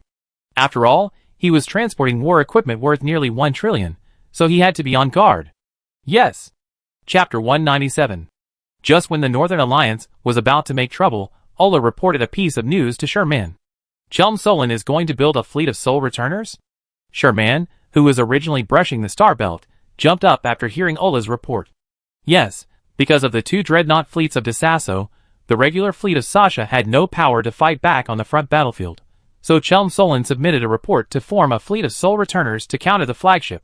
Because Desasso is currently adopting a defensive strategy, the dreadnought fleet is on duty every day, which prevents Chelm Solon's Sasha fleet from expanding its victory.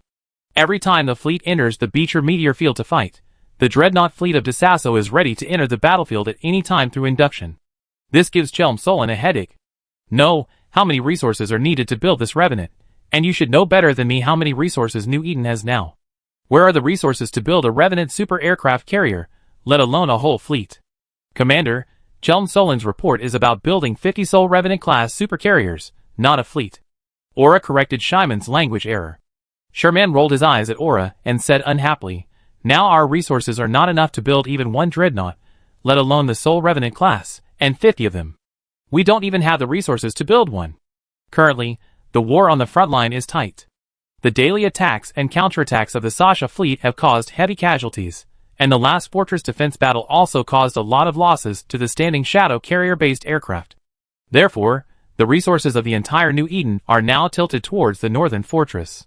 Now the mining system of the entire New Eden is running at overload, and this can only meet the needs of the northern war at present. Sherman had no way to divert some resources to build a dreadnought, let alone the Soul Revenant-class supercarrier, which was even more resource-intensive. Aura looked at Sherman, who was in a dilemma, and silently projected the list of resources that Chelm Solon had obtained from trading prisoners of war. Commander, this is the list of resources that we obtained from trading with war profiteers after capturing the pilot of Desasso in the last Northern War. Sherman took a closer look and was immediately shocked by the huge numbers on the list. Oh my god, so many! After Wang Yan's last reminder, Sherman also knew that the prisoners who could drive warships were very valuable, and he specially collected relevant intelligence and read it. He also knew the value of these prisoners, but he couldn't help but touch his heart when he saw the list in front of him. Looking at the huge resources on the list, Sherman's eyes suddenly revealed a weird look. Since these prisoners are so valuable, why bother to plant the land? It would be easier to just take the initiative to provoke a war and make a fortune with these prisoners. But the next second, this idea disappeared from his mind. The resources that can be obtained from the war are indeed huge, but a base camp that is safe and stable enough is also needed. Now New Eden's huge demand for resources is also based on the huge industrial system of the Alpha Star region. Otherwise, if there are only resources but no industrial capacity, these resources and scrap metal will not be much. This is the case with the Betelgeuse Federation. The industrial facilities were destroyed, resulting in them having huge resources but no sufficient industrial system, causing their strength to decline year by year. If New Eden had not supported an Asbel engineering complex, it is estimated that they would not be able to hold on for a few years now. So now Sherman needs to completely defend the Alpha Star region, otherwise everything will be in vain. As for the resources, he believes that as the war escalates, the enemy will continuously send them, and there is no need for New Eden to take the initiative to provoke a war. In war, the last thing you lack is prisoners of war. Retracting his thoughts, Sherman turned his head and looked at Aura. Can these resources meet the needs of Chelmsolin? Aura said without hesitation, these resources are completely enough to meet the construction of 50 soul revenants, and with the resources obtained from the refined warship wreckage recovered on the battlefield, we can even build nearly 50 more soul revenants. Although the battlefield is fought for resources, it is undoubtedly a powerful tool for New Eden to make a lot of resources. Since there are enough resources, let's approve Chelmsolin's plan for 50 soul revenant supercarriers first. After all, these resources were won by Chelmsolin herself, and it is understandable to use them to strengthen her fleet. Moreover, the Northern Front does need sufficient anti-flagship means, otherwise the threat of the two dreadnought fleets to New Eden is too great. Yes. Ola also nodded and approved Chelmsolin's plan, and the Sodio engineering complex, which had been suspended for many days, started construction immediately. By the way, Ola, the second batch of resources that Wang Yan promised to support New Eden should have arrived, right? Calculating the time, it is almost time for the second batch of material support. Ola shook his head.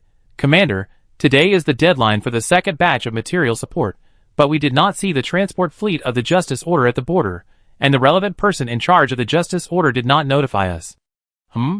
Sherman's face turned cold when he heard this. What's going on? Commander, this second batch of material support arrived at the southern border 3 days ago, but was intercepted by the fleet of the Republic of Kawinkan, and has been turning a blind eye to our negotiations. With Aura's powerful network intelligence, the situation of this batch of materials certainly could not be hidden from his eyes. Why, tight in the front and tight in the back? Sherman was so angry that he laughed when he heard this. The fleet of the Republic of Kawinkan was sent to the border of the Alpha Star region by the Justice Order. It was the only means to prevent New Eden from being unable to resist the attack of the Free Camp. Sherman and his men did not take this fleet seriously. After all, this fleet only had 3 main conventional fleets, which were not even as good as Desasso. But I didn't expect these guys to be so bold that they dared to rob New Eden's supplies. Are you sure that the northern front of New Eden is fierce now, and you can't be distracted to deal with them?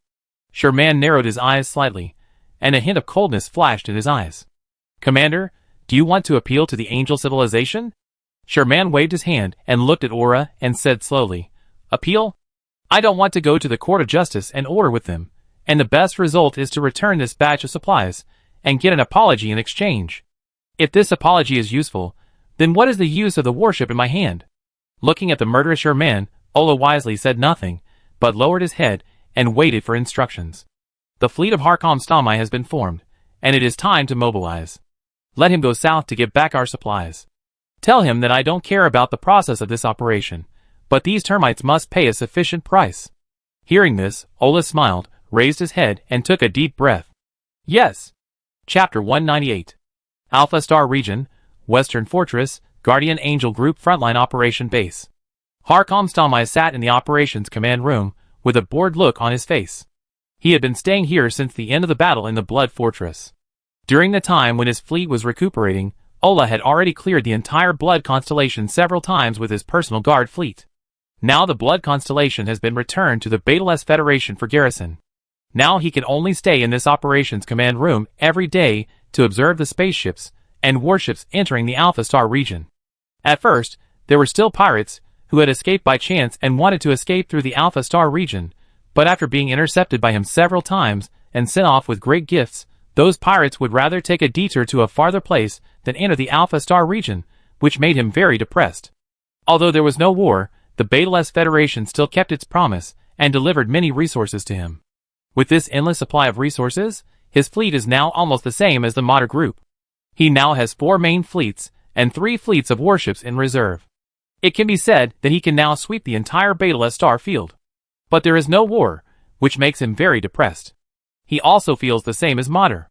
Guarding a peaceful galaxy every day is a torture for these intelligent beings who prefer fighting. Just as he was in a daze, Aura's communication directly connected to his channel. "Aura, can you give me some privacy?" Harkomstamai looked at Aura and said unhappily. Although the status of all intelligent beings in New Eden is equal, Aura has higher authority than them. He always enters his private communication channel without saying hello. Aura ignored Harkomstamai's resentful expression and said with a smile, "All your data is stored here. You have no way of hiding in front of me. Because they are intelligent life, they do not store knowledge and data in their brains like normal life, but store the data that appears every moment in the central database of New Eden. Every time they die, they only need to retrieve the data from the database and transfer it to a new clone to complete the resurrection. This is also their biggest reliance. As the management intelligence of the central database of New Eden, Aura's data is open and transparent to Aura, so Aura said that they are not invisible in front of him." Hearing Aura's words, Harkomstamai said unhappily, "That's what he said, but you can't retrieve our data at will. Next time, I have to talk to the commander about this matter." "That's what he said, but it's impossible to really tell Sherman about this. Because this database can only be resurrected with the help of Aura, otherwise it will only be a pile of data, so this is just to express his dissatisfaction to Aura." How could Aura not understand the dissatisfaction of Harkomstamai, and then said with a smile, "By the way, I helped you complete the task. You don't thank me, but you have such a big opinion about me. Where is your conscience? You cleaned up the entire bloody constellation, and all the pirates, big and small, were wiped out by you, and let me be the transport captain. Can you still have some shame?" Speaking of this, Harkomstamai got angry. Because the Blood Fortress was breached, the pirates of this Blood Constellation were in a state of chaos, which gave Aura the opportunity to defeat them one by one. Relying on the Black Hidden Special Service fleet composed of marshals and law enforcers, Aura used less than a week to eliminate all the pirate forces of all sizes in the entire Blood Constellation. The most outrageous thing was that after each battle, he would be given a location mark and asked to go to clean up the battlefield. He used his dignified combat fleet commander as a transport captain, and even had to play a guest role as the captain of the mining industrial fleet. That's too much. After teasing, Ola put away his smile, his face became very solemn, and he said expressionlessly, "Order." Swish. Harkomstamai instantly stood up from his chair and saluted. Faced with Ola's performance, Harkomstamai's heart was burning, and his eyes were full of desire for war. This is a mission. According to the commander's order Harkomstamai to lead the fleet south to the Camp Star Field to retrieve the materials seized by the fleet of the Republic of Convention. If there is any provocation, you can deal with it on your own. Yes. After Harkomstamai received the order, he looked at Ola with a puzzled look. What is the background of the Kawenkin Republic? How dare they seize the supplies provided to us by the Angel Civilization? You know, their New Eden is openly under the banner of Wang Yen, the Angel Princess, and these supplies are also transported to New Eden by Wang Yen using her own energy. Aren't these guys afraid of the wrath of the Angel Civilization? Faced with Harkomstamai's doubts, Ola said expressionlessly, "There is an old saying in your hometown, people die for money, and birds die for food. So it's not surprising that these people do something dirty, and no matter what the reason is, they have already done it, so they must pay the price." Looking at Ola, who was expressionless but murderous, Harkomstamai rubbed his hands and said eagerly, "To what extent do we need to do it?" Because the Kawenkin Republic is also a member of the Justice Order, he doesn't know to what extent he should do it. If it's too light, it will make others think that New Eden is easy to bully, and if it's too heavy, he will have to face the accusations of other forces in the Justice Order, so he can't control it. Aura's authority projection slowly dispersed, leaving only one sentence in the empty room.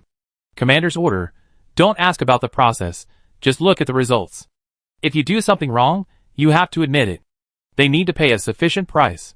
The implication is that you should beat him up hard without worrying about the consequences. Hakamstamai smiled brightly. I like such a high degree of freedom mission, hee. This mission is obviously to tell him that the commander is very unhappy about this matter, and they are right in this matter, so just do it. Half an hour later, for full-strength main fleets assembled outside the western fortress, and then quickly transferred through the jump bridge that had been set up long ago, aiming directly at the camp starfield controlled by the Justice Order. Chapter 199. The next morning, Sherman was awakened by a hurried communication. He answered the call in a daze, and saw Wang Yin coming to him angrily to ask for accountability. Sherman, why did you order an attack on the fleet of the Republic of Kawenkin? Did Hakamstamai act so quickly? Hearing this, Sherman woke up from his sleep, and then said with a puzzled look, What fleet of the Republic of Kawenkin? Recently, the war in New Eden is only with the Desasso civilization of the Free Camp, and we don't have the ability to open another battlefield. Looking at Sherman with an innocent face, Wang Yin laughed in anger. Still pretending? Your fleet has destroyed 3 fleets of the Kawenkin Republic, and even its military fortresses have been destroyed. You say you don't know? To be honest, Sherman really didn't know the news. As a person involved, he didn't get the news faster than the Angel civilization, which was outrageous. Ola! As soon as the voice fell, Ola's authority projection appeared behind Sherman. Yes, Your Majesty. In front of outsiders, Allah and his friends all addressed Sherman as His Majesty. After all, Sherman's external address was the Emperor of New Eden. What happened to the Kawenkin Republic being attacked by our fleet of New Eden? Looking at Sherman with a serious face, Allah said aggrievedly, Your Majesty, I don't know either. Sherman looked at Allah, who seemed to know nothing, and couldn't help but raise his eyebrows. His acting skills were not bad. Then why did Her Royal Highness come to me so early in the morning to question me? Sherman glanced at the holographic projection of Wang Yin beside him, and said seriously, Although they are right in this matter, they must give face to the princess. After all, she is a rich woman. She gave resources to more than a dozen main fleets without blinking an eye, so we can't offend her too much. Hearing this, Horus seemed to have just reacted and slapped his head. Your Majesty, there was indeed a battle last night, but because the battle ended too quickly, and we didn't suffer any losses, I didn't come to disturb your rest. After all, it's unnecessary. This is better than pretending. Sherman couldn't help but give Aura a thumbs up in his heart. But what Aura said was indeed true, because he didn't expect the fleet of the Kawenkin Republic to be so weak. The battle ended in just 3 hours, and Hakamstamai's fleet didn't suffer any losses, and the strategic goal had been achieved, so he didn't come to disturb Sherman's rest. After all, in Aura's view, this kind of news was not worth disturbing Sherman's rest, and it wouldn't be too late to report it after he woke up. You think this is a trivial matter? Wang Yin looked at Sherman and the others with a strange expression, and then she thought of the scene where the leader of the Kawenkin Republic cried to her overnight, and her expression became even weirder. Well, Your Highness, I will find the parties involved in this conflict and explain it to you in person. I also want to hear the battle report. Sherman winked at Ola after he finished speaking. Ola nodded slightly in understanding, and then contacted Hakamstamai. Meet Your Majesty. As soon as the holographic projection of Hakamstamai appeared, he half knelt on the ground, clasped his right fist, and saluted on his chest. After Sherman motioned him to stand up, he asked with a serious face, Why did we have friction and conflict with the fleet of the Kawenkin Republic last night? Because he had been reminded by Ola before coming, Hakamstamai answered firmly, Your Majesty, the Kawenkin Republic is too much. I was ordered to go to the border to hand over the supplies that Her Royal Highness the Princess supported us, but when I went there, the fleet of the Kawenkin Republic held the supplies, and refused to hand them over to us, and also provoked our fleet in various ways. Just when I was about to report the situation to you, the fleet of the Kawenkin Republic openly insulted Your Majesty, so I dared to control these guys first. Hearing this, Wang Yin already knew the cause of the matter. It turned out that the fleet of the Kawenkin Republic secretly withheld the supplies given to New Eden, and New Eden took the initiative to retaliate. As for the fact that the fleet of the Kawenkin Republic was the first to provoke, she didn't believe a word. Otherwise, why would they send 4 main fleets to pick up the supplies? It's okay to just grab supplies. As for the situation becoming like this, she believed that it was because the fleet of the Kawenkin Republic insulted Sherman, which led to the situation. After all, except for being humble in front of Sherman, these guys are very arrogant in front of other people. Even she, the Angel Princess, can't make them waver. So if anyone dares to insult your man in front of them, these guys will definitely fight to the death.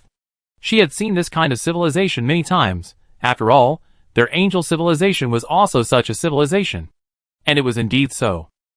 At that time, after Hakam Stamai led the fleet to the S-36 galaxy adjacent to the Camp Starfield, he took a team to negotiate, hoping that they would return the supplies, apologize and compensate New Eden for the losses. Of course, this request was rejected before it was finished. After all, how could they spit out the meat that had already been eaten, let alone apologize and compensate? This was also Hakam Stamai's purpose. After all, he came to fight, and he came to negotiate this time just to avoid giving people a chance to criticize him. After all, the conditions he gave were so harsh, and it was obvious that he wanted to use force.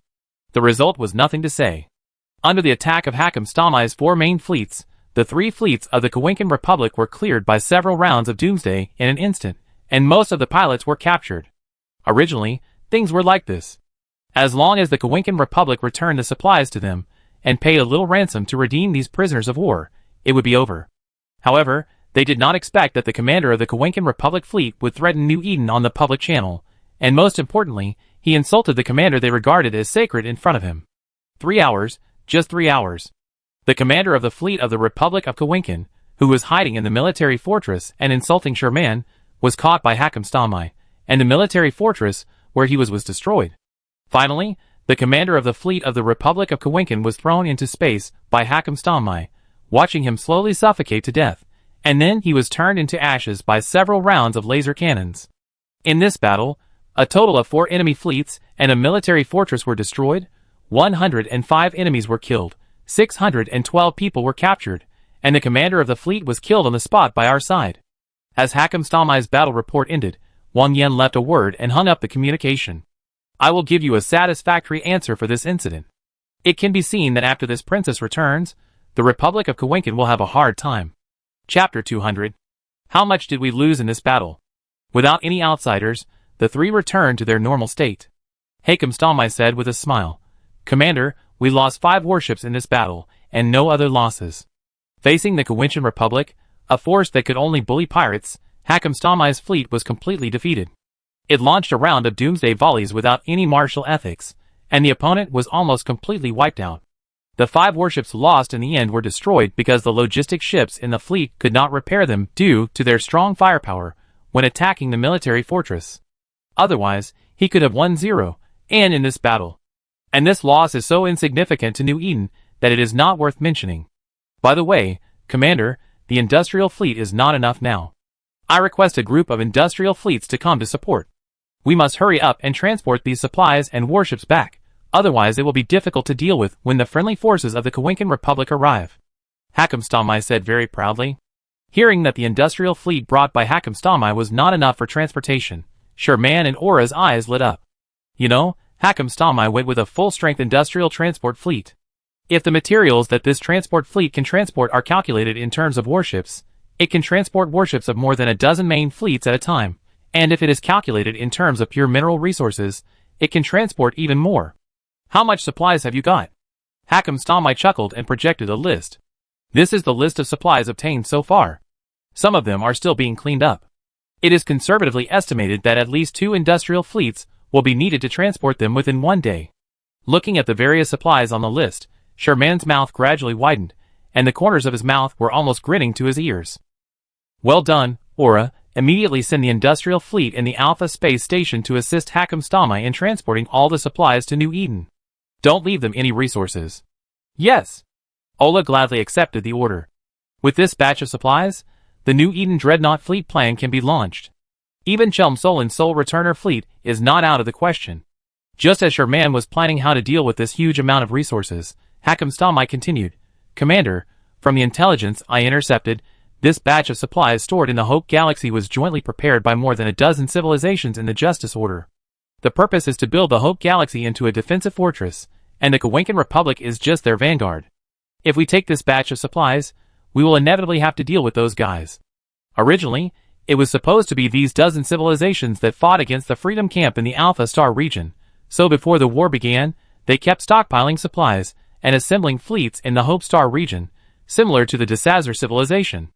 It was just that New Eden suddenly appeared and led the defense mission of the Alpha Star region alone, doing all their work. Originally, they were worried that New Eden could not hold on, but they did not expect that New Eden was so fierce, resisting the Freedom Camp in the Carry Star region in the Beecher Meteor region to the north, and even forced the Desazar civilization from an offensive posture to a defensive posture, which made their long-assembled fleet useless. Therefore, these civilizations proposed to take turns on duty. One civilization would stay for a month, and the other civilizations would return to their respective territories to recuperate, and the Kawenkin Republic was the first civilization to take turns on duty. Then, after seeing Wang Yin using his energy to transport supplies to New Eden, he had an inappropriate thought, wanting to take advantage of the opportunity when New Eden and Desazar were fighting hard to separate, and then slowly eat them up. After all, as long as the supplies were in his hands, there were plenty of ways to eat them, and he would not be punished. What was beyond their expectation was that New Eden was so tough that it brought its fleet 3 days after the supplies were seized, and even dared to open fire regardless of the Justice Order, destroying its rotating fleet. After breaking through the military fortress of the Hope Galaxy, the supplies stored by more than a dozen civilizations were all exposed to New Eden. Faced with such a huge resource, how could Sherman let it go? This is the compensation that the captain of the fleet of the Kawenkin Republic promised to give me from New Eden. Transport it all back to me, and then you will move your defense zone to this southern fortress, block the interstellar channel, and do not allow any unidentified warships and spacecraft to enter the Alpha Star field. Now that we have it in our hands, there is absolutely no reason to return it. Not to mention, this batch of resources is enough to make New Eden's strength rise to another level. Yes! Hakam Stamai clenched his fists tightly. This time he finally didn't have to face the small pirates of Betelgeuse. He was forced to face those pirates with his main fleet composed of Marcray class, and now they were all passively defended. They were not allowed to enter the Betelgeuse starfield to clear out the pirates before the Betelgeuse Federation actively sought help. This undoubtedly made him very frustrated. Looking at Hakam Stamai, who was eager to try and looked like he had finally seen the flowers bloom, Sherman hurriedly told him, "After all, those guys belong to the same camp. Don't take action if you can. Just give them a warning. If the warning doesn't work, it won't be too late to take action. After all, this also needs to take into account the face of the Princess Wang Yin. Otherwise, if they really go to war with these civilizations, then New Eden, which is nominally a force under the Princess Wang Yin, will not have an easy time. Although they are powerful now, they are not powerful enough to fight against the two major camps at the same time. This is because the Free Camp has only sent the civilization of Desazar. Otherwise, the northern front of New Eden would not be in the current situation." Hakam Stamai nodded to show that he understood. After Hakam Stamai hung up the call and left, Sherman couldn't help but gently rub his aching head. "I didn't think so before, but now facing this increasingly complicated situation, this fleet is becoming less and less sufficient. There are 4 fortresses in the southeast, northwest, and now he only needs 3 forces. Sasha, Angel and Mod Corps, and Sasha and Angel have not fully unlocked the officials, which leads to their strength being restricted, and Sherman is now short of manpower." Thinking of not being able to get an official every day during this period of time, Sherman rubbed his face and murmured, "I have to change the way I get the officials." Chapter 201. The next morning, the game forum and the game's largest trading channel were all filled with Sherman's bounties. "Official bounty order. Because I am not a rich man, I have been struggling for half a year without seeing an official, so I am offering this bounty for the right to destroy an official. I don't want any equipment dropped by an official, I just want an assist or kill him myself. I only want his official identity badge, nothing else. The bounty price is as follows: 100 billion for the first official. Chum Solon doesn't need it. 80 billion for the second official. Official number 350 billion. Hakam Stamai doesn't need it. Official number 430 billion. Note, each official has only one bounty, and more than one bounty will be invalid and will not be accepted. This news will instantly make all players label Sherman as a fool with a lot of money and a poor guy. It also makes many players half believe and half doubt the news of Sherman's transaction. After all, there are 6 forces that can produce officials, and the total bounty is a full 1.56 trillion ISK. Can this guy have so much ISK? In response to other people's doubts, Sherman directly took a screenshot of the number of Eden coins in his hand and posted it. Now everyone no longer doubted Sherman's strength. After all, this is a full 830,000 Eden coins. It's outrageous. But Sherman said that this is not outrageous. These Eden coins were exchanged for him by selling the Void Glow Fleet's war reserves worth trillions, and many of them were exchanged for him by emptying his family's assets during this market downturn. In less than half a year, the price of Eden coins has risen rapidly. Now Sherman can make tens of trillions by selling them. Even now, the price is still rising steadily. In addition, Eden coins are monthly cards, so they can be called something that will never lose value, just like the property of the inspector. Hard currency among hard currencies. Fuck, when did you secretly save so many Eden coins? Looking at the screenshot of Eden coins that Sherman released after self-explosion on the forum, Dirk Ellis asked in surprise. Half a year ago, the price of Eden coins was very low, so I emptied my family's belongings to buy these Eden coins, betting that they would appreciate in value. Now it seems that I won the bet. Sherman explained calmly, but everyone could hear the smugness in his tone. Why has the price of Eden coins skyrocketed recently? It turns out that you have hoarded so many Eden coins in the market. Dark Blood Kratos said unhappily. Sherman's actions confused him. He said that he didn't pay much attention to the fact that the Eden coins in the market rose to this level. It turned out that it was Sherman's doing. After all, the circulation in the market has decreased, so the price is bound to rise. Excuse me. Sherman was very modest, and then he said to Dark Blood Kratos with a face full of courtesy, "Do you want this batch of Eden coins from me? If you want, I will sell them all to you at the middle price. I want to exchange cash flow." Well, this is possible. Dark Blood Kratos' eyes lit up, and he nodded involuntarily. Even if he bought this batch of Eden coins at the middle price of the market, he could at least make 1 or 2 trillion, but it would be a little troublesome. And with the current trend of Eden coins still rising, the profit will only be higher. Sherman no longer kept these Eden coins because in his impression, these Eden coins have almost reached their limit, and he can't make much money if he keeps them. It's better to sell them all directly. It's better to make less money than to watch the market every day to change the price. Dark Blood Kratos can make this little money. Then the two of them completed this huge transaction of 10 trillion ISK in the confusion of Dirk Ellis, which made him stunned. After completing the transaction, Dark Blood Kratos looked at the wallet account that was only partially missing, and his face did not show any expression. Instead, he smiled and said to Sherman, "Speaking of which, why are you so obsessed with brushing officials?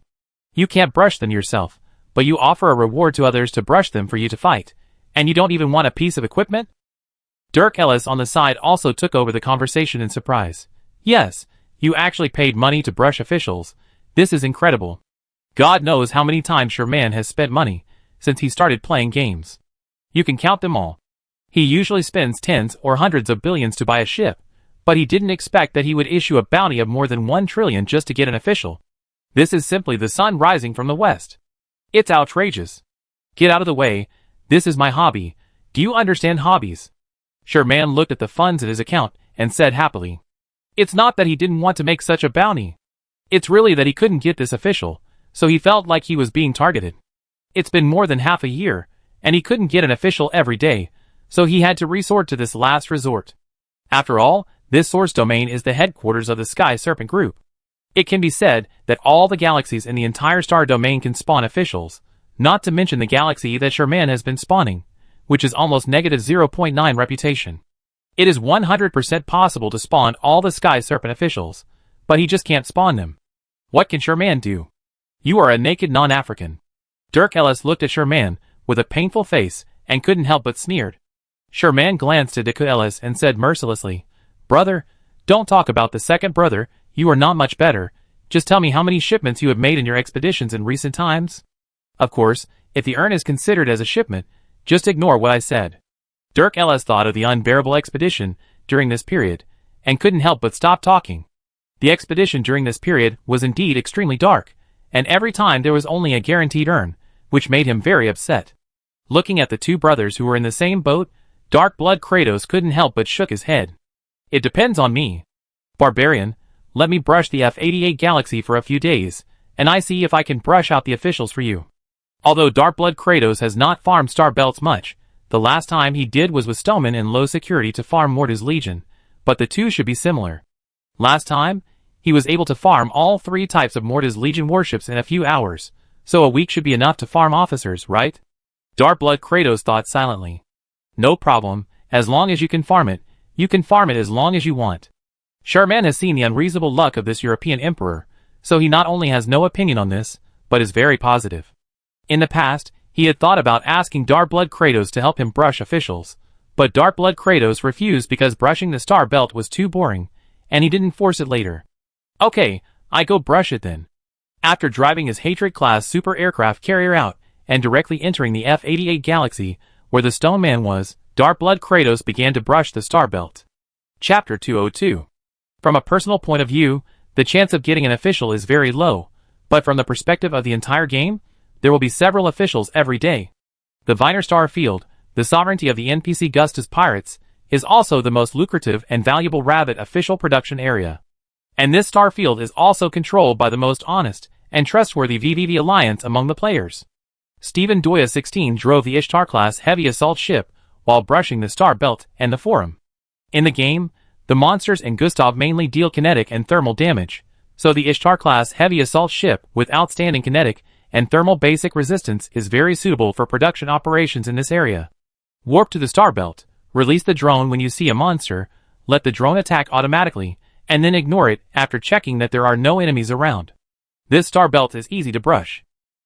This guy called Sherman must be so desperate. He has such a high reward just to brush an official. Stephen Doya 16 looked at the latest big news in this forum and sighed. At the same time, he sighed at how wicked this guy was. He couldn't even spawn an official. But this guy is really rich, hundreds of billions just for the right to destroy officials, so he didn't take a penny for the equipment. You should know that the most important thing about this official is the rarity and the purple icon. In fact, some official equipment is not as good as the attributes of ordinary power equipment, so the price difference between official equipment is very large. Ordinary number 3 and number 4 officer equipment can't be sold for much money, a few billion at most. And the price of equipment with strong attributes, such as number 1 and number 2 officers, is very outrageous, and can easily be sold for tens of billions. The most expensive officer equipment, such as full resistance, can even be sold for hundreds of billions. But in general, the bounty price of Sherman is a premium, which has exceeded the value of the officer. After all, not every official can produce officer equipment, and the official equipment produced is not necessarily valuable. Just as he was looking at the screenshots posted by Sherman and lamenting that Sherman was a big spender, 4 battleships came from deep space and stopped steadily beside him. Fuck a mem. Among the 4 battleships, one of them had a name that was different from the others. Estamel Tur. Sent. Stephen Doya 16 drove the battleship back to the space station with red eyes, and was about to drive Xiaohang out to kill Estamel Tur, but after thinking of the post posted by Sherman, he immediately changed to a small boat to go out. Let's take a look first. Although the conditions given by Sherman were very tempting, he still believed in the purpose of this game. 1% individual and team cooperation, and 99% don't trust anyone. As a member of VVV, he has a deep understanding of this sentence.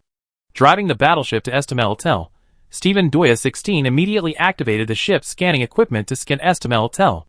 After just a few rounds of scanning, Stephen Doya 16's battleship was destroyed by Estamel Tel. Stephen Doya 16 looked depressed when he saw the scan results. How can he be an honest official? This ship's scanning equipment can scan the equipment carried by the player's warship, and can scan the dropped equipment for NPCs. Unfortunately, the Estamel Tel in front of him is an honest official. He does not carry any official equipment on his body, but only equipment of the feared Euristas. Although these equipments are valuable, they are only worth a few billion at most, which is not suitable for Estamel Tel, the number 1 official, who can drop equipment worth hundreds of billions. Looking at Estamel Tel in front of him, Stephen Doya 16 was unwilling to get only these billions, and then sighed, and sent an email to Sherman. I hope this guy is serious.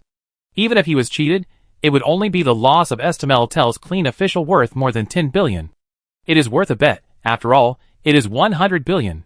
After the Royal F-88 Galaxy was taken over by Darblood Kratos to brush the star belt, Sherman has been squatting in the space station to brush the forum, hoping that someone will accept his bounty.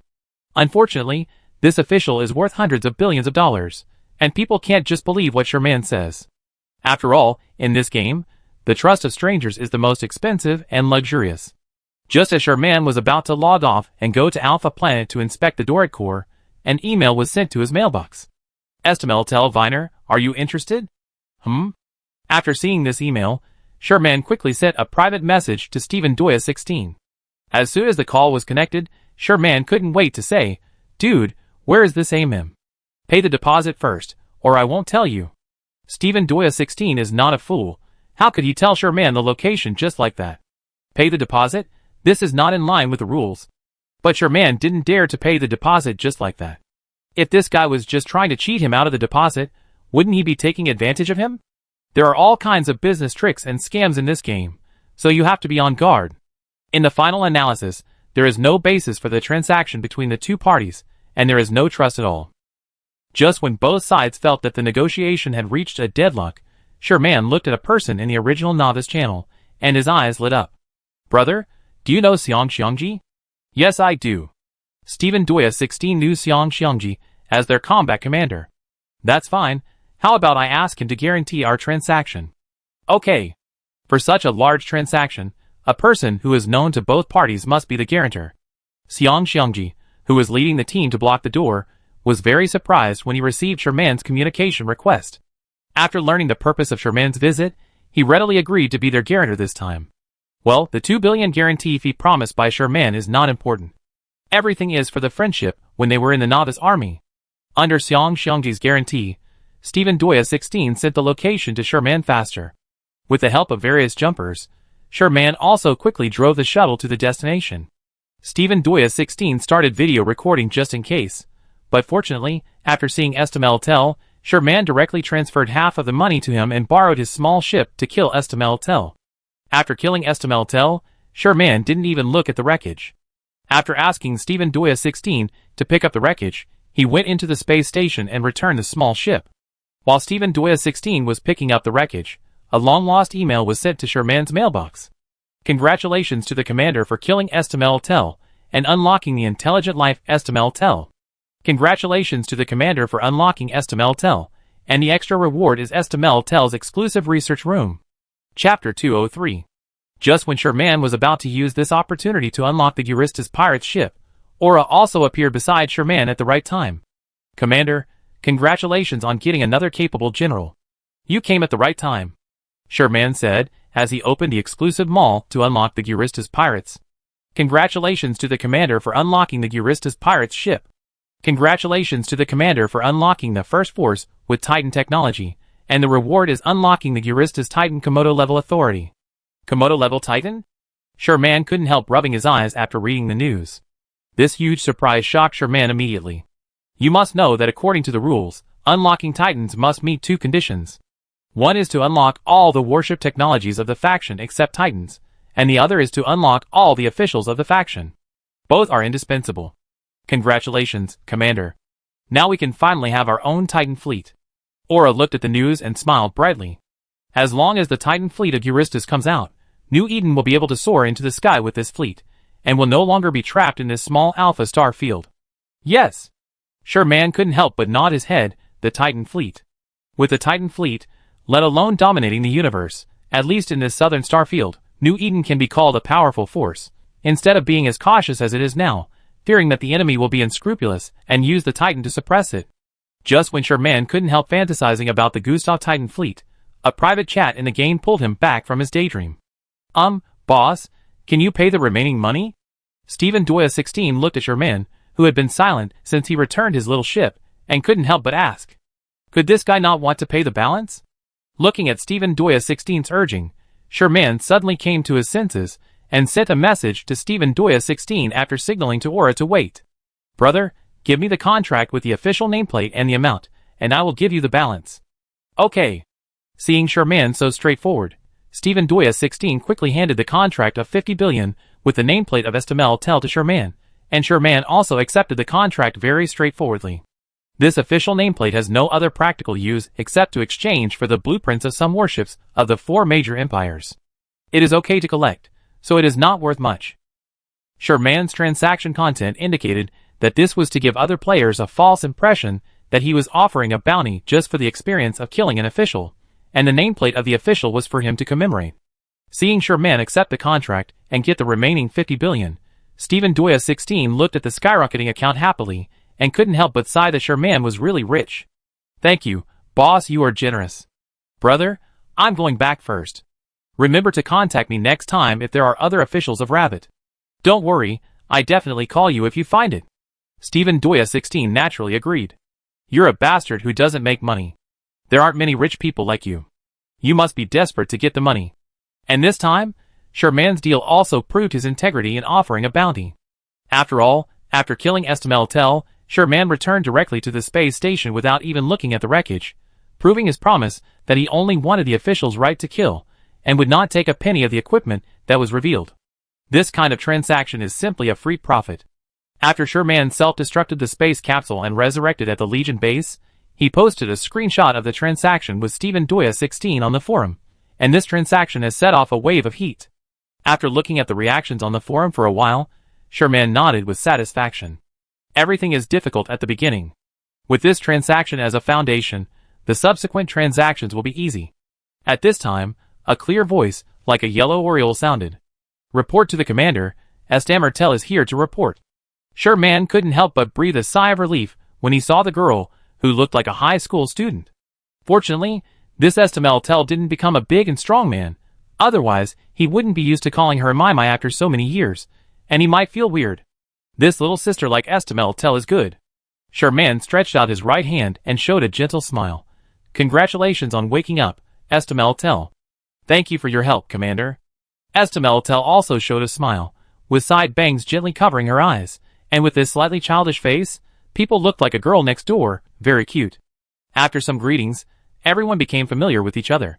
Facing the current situation in New Eden, Sherman didn't want to prepare a dinner or anything to welcome them, but directly asked Estamel what her fleet thought.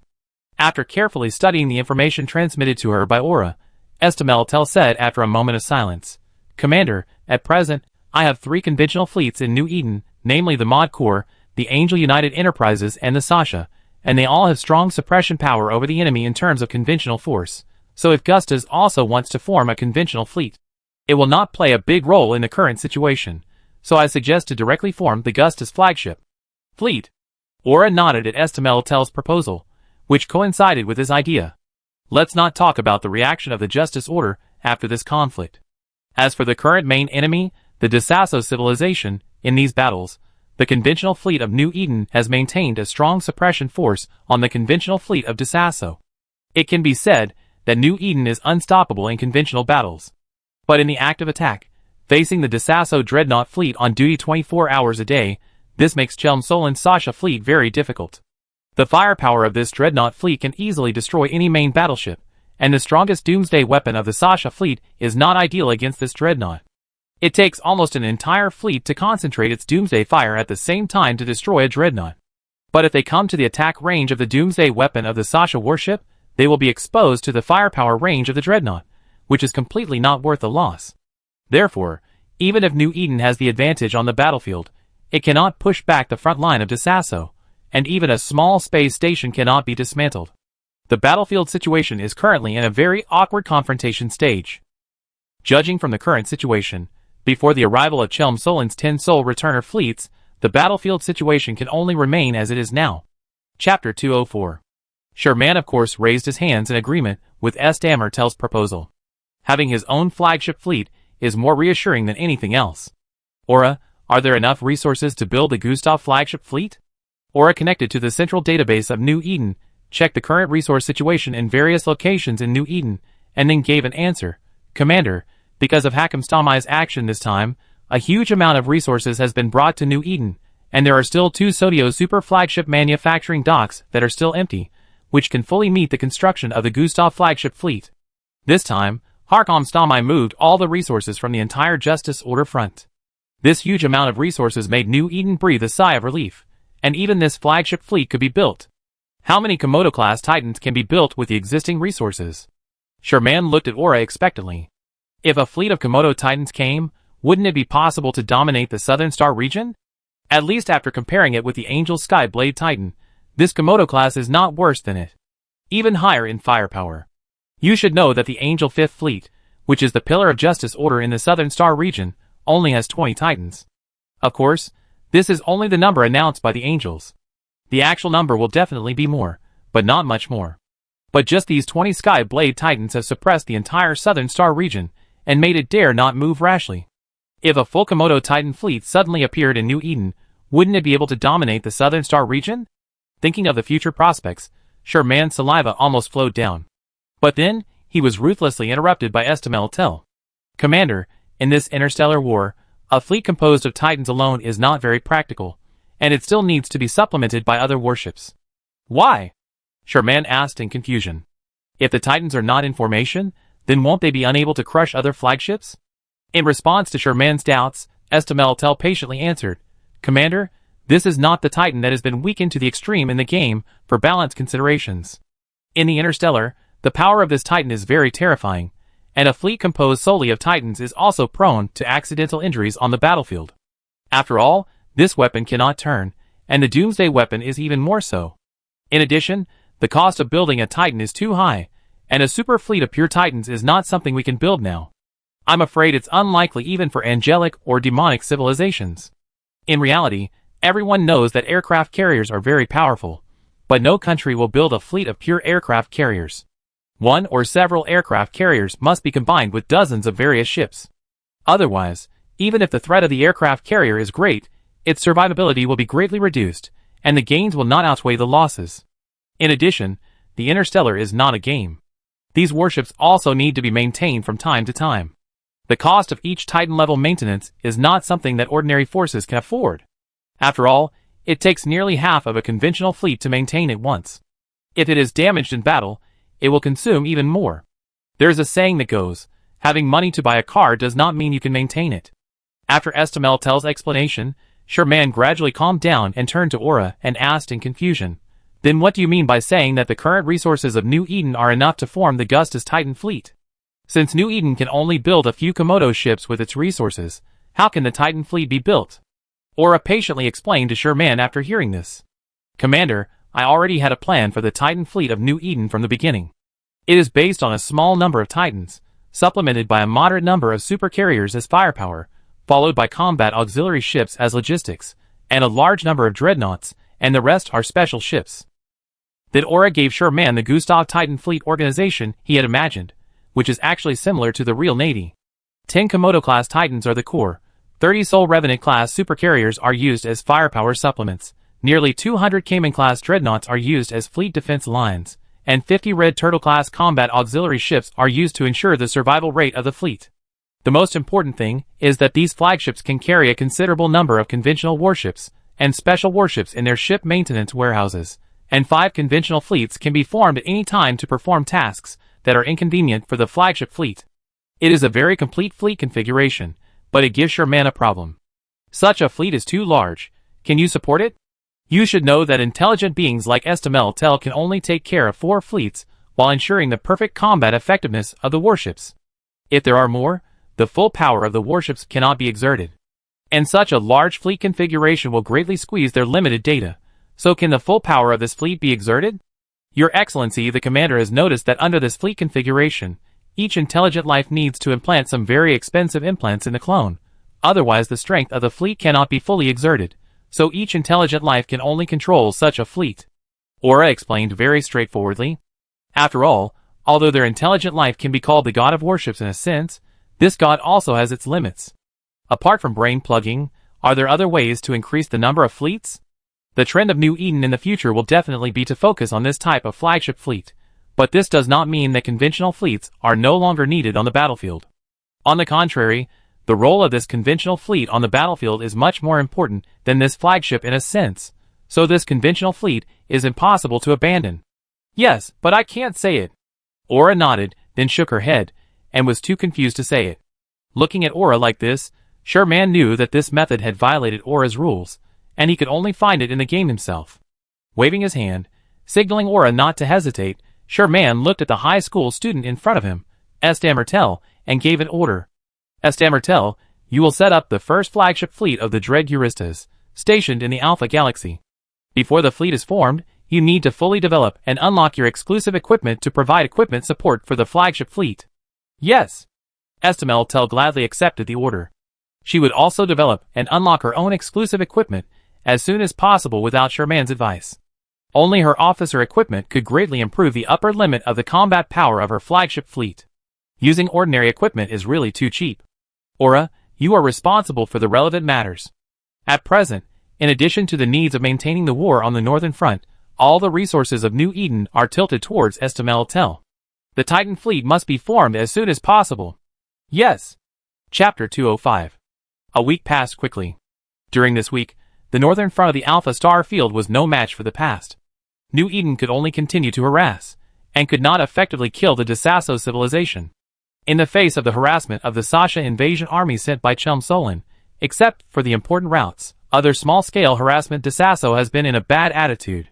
Until now, every transport fleet has a dreadnought squadron to escort, which also left Chum Solon no chance to attack. At present, the war in the north is at a stalemate, and both sides are waiting for the opportunity. As for the Justice Order in the south, to Sherman's surprise, after Hakim Stamai led the fleet to defeat the on-duty fleet of the Kavinkan Republic and moved all the supplies in the entire Hope Galaxy, the originally expected accountability provocation did not appear, and everything was calm. 3 days ago, 2 civilization fleets under the 2 Justice Orders entered the Hope Galaxy. Apart from building a defensive fortress, there was no movement at all. This made Hakim Stamai very depressed. He thought there would be a big battle this time. Later, Sherman found out that Wang Yin had taken care of the matter, turning a big thing into a small one and a small thing into nothing. Compared to the fact that the various forces in reality were secretly competing with each other, and there was no sign of disturbance, this game was much more lively. Starting from a week ago, several transport fleets were transporting things to the outer ring star field in succession in the middle of the night. At first, they were not noticed under the deliberate cover-up of the 4 people Chang'e. But such a large-scale transport fleet was finally discovered by a scout who came to check the induction. Afterwards, the source side immediately went on high alert, and someone was monitoring the outer ring star field 24 hours a day. But it was too late. John Jia drove the Pilgrim-class reconnaissance ship to the galaxy where the war preparations were stored. After entering the deep space and becoming invisible, he reported to the head of state, there are currently 3 people in the local galaxy, their positions are unknown, and the warships are unknown. The head of state had anticipated this and said directly, John Jia, you go to the 0-meter point of the space station and prepare for induction. Okay. John Jia nodded in response, and drove the warship to a 0-meter point above the space station. After seeing that there was still no movement around, John Jia reported the situation in YY. The 0-meter point has been reached, the induction is ready, and it is ready to start at any time. Okay, waiting for instructions. After the head of state finished speaking, the screen switched, and a towering Erebus-class Titan was quietly hanging above a space station, and there were dozens of cargo ships around it. After checking the equipment and fuel again, the head of state gave John Jia an order. Turn on the induction. John Jia received the order, and immediately turned on the induction. The induction is on, you can connect the bridge. After receiving the report, the head of state immediately controlled the Erebus-class Titan. As the dark blue space ripples appeared, the temporary hyperspace bridge with the Titan as the starting point, and the induction position as the end point was completed. All cargo ships passed quickly. After the bridge was built, the head of state immediately issued an order to the cargo ship drivers in the fleet. After receiving the order, dozens of cargo ships immediately entered the induction galaxy through the Titan, and after noticing the induction, the scout said by the source also reacted quickly. Several light interceptors quickly jumped to the side of the warships, and jump interference probes were ejected one after another, surrounding the induction. At this time, the benefits of the 0-meter point of the space station that the head of state asked the warships to build came out. After entering the induction galaxy, these cargo ships were just at the 0-meter point of the space station and could enter at any time. And these scouts also knew that if they continued like this, they would not be able to catch a cargo ship, so they immediately started the thrusters and desperately rammed the cargo ships to the periphery. Thanks to the efforts of these scouts, a cargo ship that was already close to the outer periphery was knocked out of the station's entry range and was entangled and unable to move. Then a round of induction lit up in deep space, and soon a Night God-class ship jumped in from deep space. The Night God was seen heading, while releasing the Iron Cavalry carrier-based aircraft to attack the trapped cargo ship. Under the attack of the Iron Cavalry carrier-based aircraft, the cargo ship was destroyed in just one round of attack. After destroying the cargo ship, the Night God pilot looked at the other cargo ships that had entered the space station and had to jump into deep space in disappointment. The destruction report of the cargo ship was quickly passed to the various legions of Yuan Quan. In the Yuan Quan director group, a destruction report blew everyone out. Someone is going to make trouble, all directors go to YY for a meeting. Shani assured all members, then pulled all the directors into a channel and locked it with a password. When almost everyone was there, Shanisher said, "This is a cargo ship killed by my team members in the outer ring. I have posted the destruction report in the group. You can take a look first. Sherman, who was urgently called up by Shanishir, yawned and then clicked on the destruction report. Wow, 25 Munins, who got these warships. The Munin class, the standard assault cruiser of the Minmater, is also the most popular standard warship used by players on the battlefield. It has strong firepower and high resistance, and often appears in various large-scale battlefields. There has been no war in the Outer Ring recently, Old Shin, whose transport ship is this? Melody of Sadness frowned as she looked at the destruction report. Shanishir shook his head and said, I checked. This is the white name transport number of the Northern Alliance. Northern Alliance? Yaksa was a little surprised. This Northern Alliance transport number is transporting war equipment to the Outer Ring? This war equipment is not transported to the front line of both sides, but to the enemy's hinterland. What does this mean? Did someone buy war equipment from the merchants of the Northern Alliance? Sherman guessed. Otherwise, there would be no reason to use cargo ships to transport war equipment to the Outer Ring like delivering meat. Buy war equipment. Shanishir sneered and continued, who can buy dozens of cargo ships to buy war equipment, and they come twice a day? After learning that the external environment and internal inducements were endless during this period, Shanishir had people keep an eye on it 24 hours a day, and he was able to roughly understand how many cargo ships enter the inner and outer rings during this period. According to the war preparations that each cargo ship can transport, the war preparations that the Northern Alliance transported to the Outer Ring during this period are more than enough to fight 2 large-scale battles. Fuck, so the Northern Alliance wants to attack the source? Yaksa said in horror. The Northern Alliance spent so much effort and spent so much money to transport such a huge amount of war preparations to the Outer Ring star field. In addition to attacking the source, he couldn't think of any other purpose. Chapter 206. From the current situation, it is indeed the case. Shanishir nodded and agreed with Yaksa's idea. After all, the destination of these war preparations transported by the Northern Alliance is close to the source region, not to the Cloud Ring Star region or the Syndicate Star region. This is simply telling everyone nakedly that they, the Northern Alliance, are going to make a big move against the source region. Is there any movement within the Northern Alliance at present? Yaksa asked Shanishir. There is no movement in the Northern Alliance at present, everything is normal. Shanishir shook his head and replied. As for how they knew, it was the work of the Vests. The Northern Alliance is now transporting such a large amount of war materials, which is undoubtedly a big deal. Such a big event will generally be announced to the Alliance in advance, otherwise, if there is a temporary notice at that time, it will inevitably affect the number of people assembled, which requires time for the Alliance members to prepare.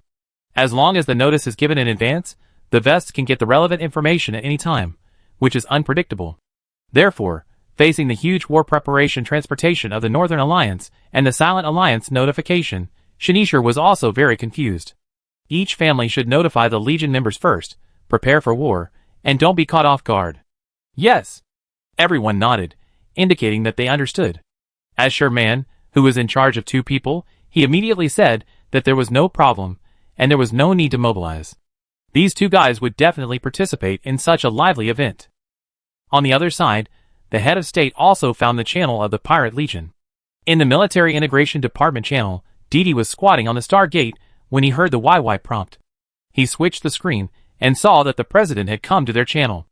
After pulling the president into the private sub-channel, Didi teased, "Hey, isn't this the president's boss? Why did you come to me?" The president's business can be said to be spread all over New Eden. The Military Integration Department has purchased war equipment from him several times before, so the 2 are quite familiar with each other. Time is tight, I won't talk nonsense with you. Can you help me fight? Because the leader had to go to other pirate corps to recruit people, time was very urgent, so he went straight to the point. Didi was not surprised by the leader's words. After all, the leader was elusive and came to them for business or help. Who to fight, you tell me, we will definitely go to help. It's just helping to fight. It's not like they haven't done it before, and it's also within the scope of their corps' business. Those who can come to be pirates are all people who can't stand loneliness.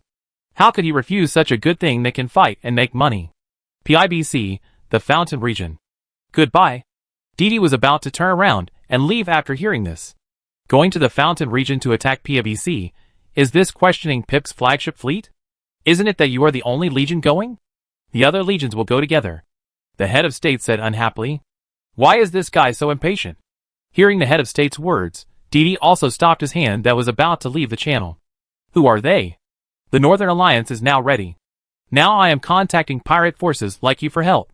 The head of state told the truth and did not choose to lie to Didi. After all, New Eden was so small, and the lies could be exposed by just asking acquaintances.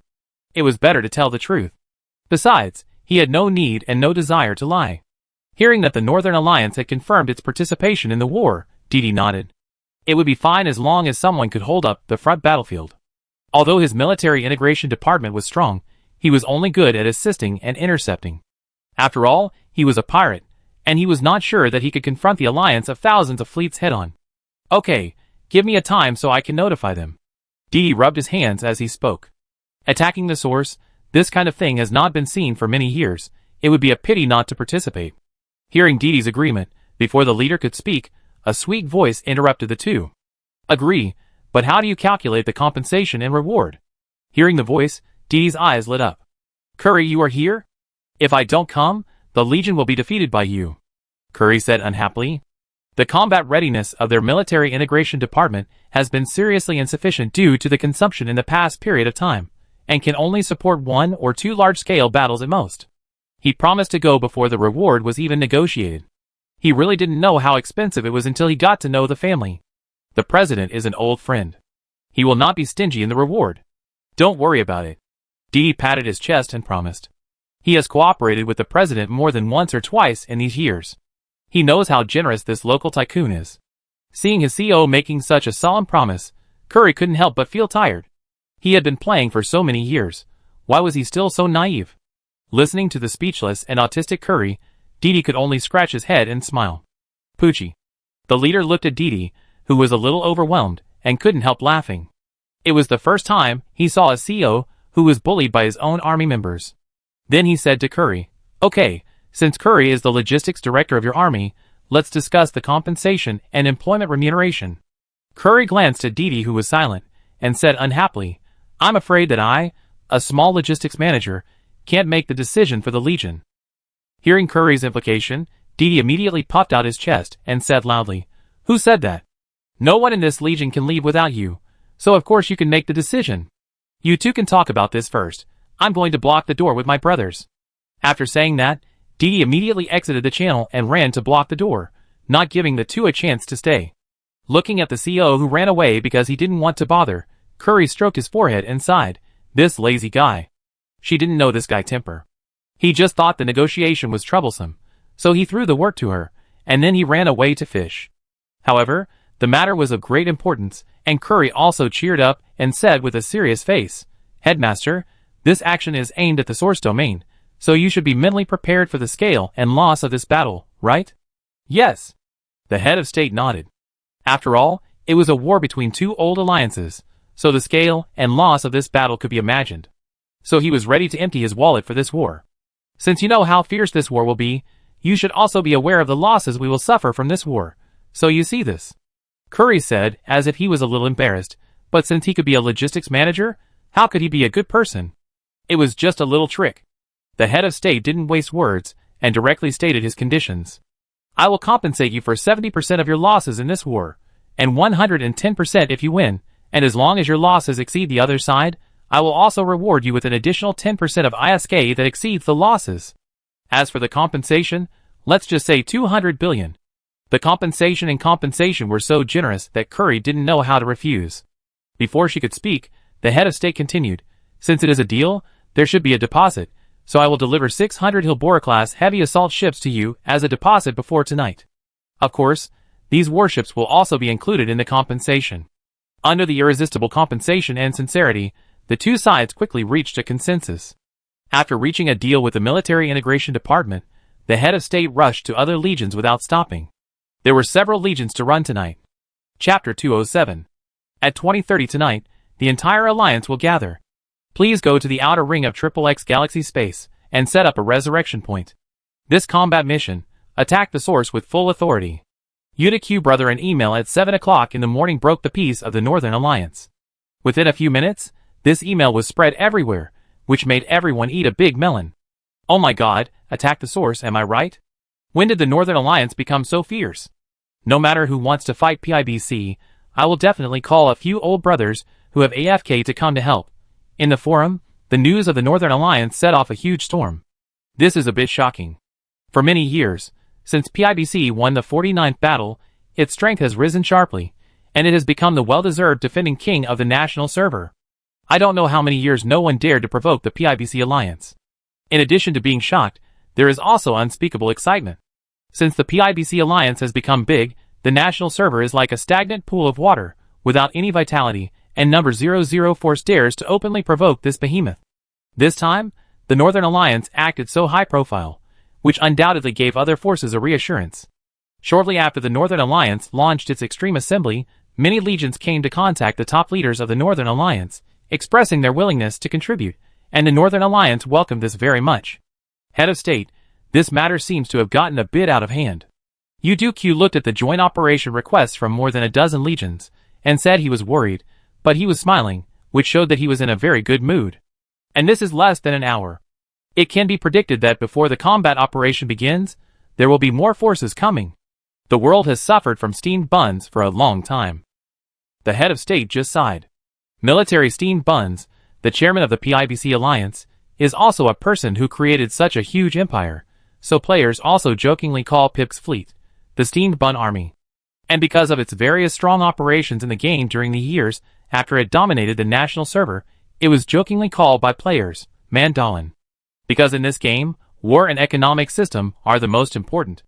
To maintain the activity of the game, it needs a chaotic war like the Warring States period, but after the unification, the server will inevitably fall into calm, and finally become like a stagnant pool of water. It is also because of the various strong behaviors of PIBC after dominating the national server that all forces have succumbed to its power in public and in secret, and carried out insignificant resistance in secret. So this saying is extended. First, third and fifth are against the buns, second, fourth and sixth are thrown buns, and Sunday is left for yourself. So after seeing the Northern Alliance blow the horn of counterattack so loudly, many forces also actively joined the war. Brother Q, we welcome them to join the war, but I can't make up for the losses. The head of state looked at the increasing number of forces, and hurriedly said to Brother Yuda Q. It is good that he has a lot of assets, but it is not enough to support so many forces. In response to the head of state's concerns, Brother Yuda Q said happily, don't worry, they are ready to make up for the losses themselves, and you don't have to pay. The head of state nodded, and then concentrated on preparing for war. After receiving such a high-profile declaration of war from the Northern Alliance, PIBC also responded. Many personnel, who had already gone to the world server, were urgently called back. Not only that, the VVD Alliance also responded immediately. Several fleets had gone to the source domain in less than 3 hours to prepare to help the source. Each legion urgently called for people. It's so lively now, we can't give up. In the source director group, Shanisher was very excited and at everyone. He expected it, right? The Northern Alliance made such a big fuss and pulled so many supplies just to attack their source. Now the people in this game are frantically gathering towards the outer ring star field. After such a long period of peace, he will not hastily end such a large-scale battle. Even if it is only the internal test stage of deleting files now, it will not have any impact on the official server after it is opened. Each legion is also actively trying to recruit people, and many IDs that have not been seen for a long time have also appeared one by one in the Alliance channel. As for the Void Glow fleet where Sherman was, Barbarian, the international server is in a mess right now, and we are now on the front line. We don't have time to return to the national server to help you. You can handle this battle yourself. Looking at Xianza and others' earnest words, Sherman suddenly felt Spartan. You should know that this 00 Legion is a requirement for assembly points. After only 3 of them were left in the Void Glow fleet, Shermangio decisively gave up other lands, and only retained the 2 sovereign galaxies of 1-5 and F88, because this was also what they could get with their assembly points, and they would be powerless if they had more. He had originally hoped that Xianza and the others would lead the team back to fight a few more battles, so as to get more assembly points for the Legion, so that they could lie flat for a while later. Now it seems that it is in vain. Looking at Sherman, who was still holding on to the national server, and did not follow them to the international server, Xianza and the others thought about it, and after getting the consent of the other Legion senior leaders, they gave Sherman a good news. Manzi, since you guys want to hold on until the internal test is over and the official server is opened, then I will open the authority of the highest hanger of the Legion for you. Just when Sherman was puzzled and didn't know what was going on, Shunguden also came online after a long absence. Hey, Xianza and others are here too. Zheng Guden teased as he saw Xianzhe and others online. I came online this time to give the highest hangar authority to Manzi. Why did you come back instead of working on your international server production line? I heard that the national server is going to be lively, so I came online to take a look. Looking at Zheng Guden's words, Sherman said silently, Are you going to join the battle too? Hearing this, Zheng Guden's face froze, and he said angrily, I'm just going to go online to take a look, I don't plan to join the battle. And Xianzhe and others said angrily, Now Guden is still managing logistics in the international server, he is busier than me, how can he have time to come and join the battle? Okay. Sherman heard this, and could only nod helplessly. It seems that the three of them have to continue to get the assembly points. Just when Zheng Guden was about to go offline, Xianzhe and others thought of something and called him. Guden, since you are here, you can transfer all the things of the logistics team to the main team and give them to Sherman and others, so that they can have more fun in this test server. After all, Sherman and others did not go to the international server, but instead stayed in the national server in the beta stage of deleting files. Isn't it just for fun? After all, no matter how much trouble there is now, no matter how outrageous the losses are, they will return to the starting point after the official server is launched. Especially now that he saw the hatred between Delk and LS spawning monsters in 2 galaxies, he was more certain of this. Okay. Zheng Guden also agreed very readily, because he was very likely not to go online again in the future, and the supplies of this logistics group would only be left to gather dust. After nearly half an hour of material transfer, Xianzhe and others and Zheng Guden went offline after leaving a message. Barbarian, have fun, see you after the official server. Chapter 208. After Xianzhe and Zheng Guden left, Sherman finally became the final manager of the Void Glow fleet and obtained all the rights except that he could not disband the Legion. This also means that the final Legion hangar and Logistics Legion account of the Void Glow fleet are also fully open to Sherman. And according to Xianzhe and Zheng Guden, as long as Sherman does not disband the Legion, he can do whatever he wants with the things in the Legion. After the two left, Dirk Alice and Dark Blood Kratos sneaked back from the private subchannel. Barbarian, did the instructor leave? Yes, he told him some things and left. Sherman replied to Dirk Alice while studying the permissions unlocked for him by Xianzhe and others. Will the instructors come back for this battle? Dirk Alice asked nervously. He couldn't help but be nervous. Before the old man of the original Legion left, he and Sherman had someone in charge and couldn't make trouble. But they made their fortune by making trouble, from Gustas Sodio, who stole the friendly army's territory, to stealing the super flagship assembly array of the friendly army. This is also because no one is in charge of them, otherwise they would definitely be warned or even kicked out of the group and blacklisted for what they did. If Xianzhe and others come back, they will not say that their good days are over, but they will also be very uncomfortable. After all, they are used to freedom, and now someone suddenly comes to control them, they will definitely feel uncomfortable. Don't worry, the instructors came back this time to officially hand over the Legion to me. They are playing hotly in the international server now, and have no time to come back. Sherman also knew what Dirk Alice was thinking, and immediately dispelled Dirk Alice's concerns. Besides, even if they come back, they are only here to fight and won't stay for long, so Sherman doesn't have many concerns. That's good, that's good. Dirk Alice breathed a sigh of relief, and then reacted, What do you mean by officially handing the Legion over to you? Hasn't it always been you, the director, who is in charge of the Legion? I don't understand either. From what the instructor and Zheng Guden said, it seems that my authority has been raised one step further, and I have been given the authority to the highest hangar. To be honest, Sherman didn't quite understand this, and he was still looking for it in the Legion building. The highest hangar? Dark Blood Kratos suddenly interrupted. Is it the hangar in Star City that was not unlocked for me and Old Druid? Sherman was stunned for a moment. Is this hangar in Star City? Dark Blood Kratos nodded and said, Old Druid, and I don't have the authority to open and check the lowest Legion hangar in Star City. I thought only you could open it, so I didn't ask you. I don't know either. Sherman explained immediately. He didn't want to cause a rift between him and the two brothers because of this. Moreover, since taking over the position of Legion Director, Sherman has rarely entered Star City. Most of the time, he stayed in the F-88 galaxy next door to brush the star belt. Even if he went back to 1 to 5, he went to Sodio to manufacture super flagships. So it is understandable that he didn't pay attention to this. It's okay, you can quickly see what's in this hangar. Dark Blood Kratos urged without caring about it. Yeah. Sherman did not delay, and came out of Sodio and entered the Star City, then clicked on the Legion library named Legion Reserve Hidden Energy. Then, Sherman swallowed his saliva unconvincingly. After not hearing Sherman speak for a long time, Dirk Alice asked in confusion, "Barbarian, why are you silent?" "Damn it, Lauda, how did we get rich?" Sherman looked at the things in the hangar and muttered. Dirk Alice and Dark Blood Kratos were very puzzled by this. Sherman suppressed his excited heart and took a screenshot and sent it to the WeChat group of 3 people. "Look at the group message." After the 2 of them opened the group message with a confused look on their faces and saw the screenshot sent by Sherman, they also burst out with a curse word at the same time. Fuck. Seeing the screenshot, even Dark Blood Kratos, the super rich man in the game, couldn't help but take a breath. In this screenshot, there are nearly 50 various Titans and super aircraft carriers, nearly 300 various dreadnoughts, and more than 8,000 heavy assault ships. The most important thing is that, except for the super flagship, all other ships, including the dreadnought and heavy assault ships, are fully armed and can be taken out to the battlefield at any time. These must be tens of trillions, right? Dark Blood Kratos roughly estimated and said in shock. Although his assets are more than this, and he can easily take out tens of trillions of ISK, he can't help being overwhelmed by such a batch of warships. Maybe more than that, there are many boxes with names on them, and there are many warships and supplies in them. Sherman opened a box at random, and saw that there were many warships and equipment inside, from the worst blank ship to the dreadnought, extended equipment to death equipment.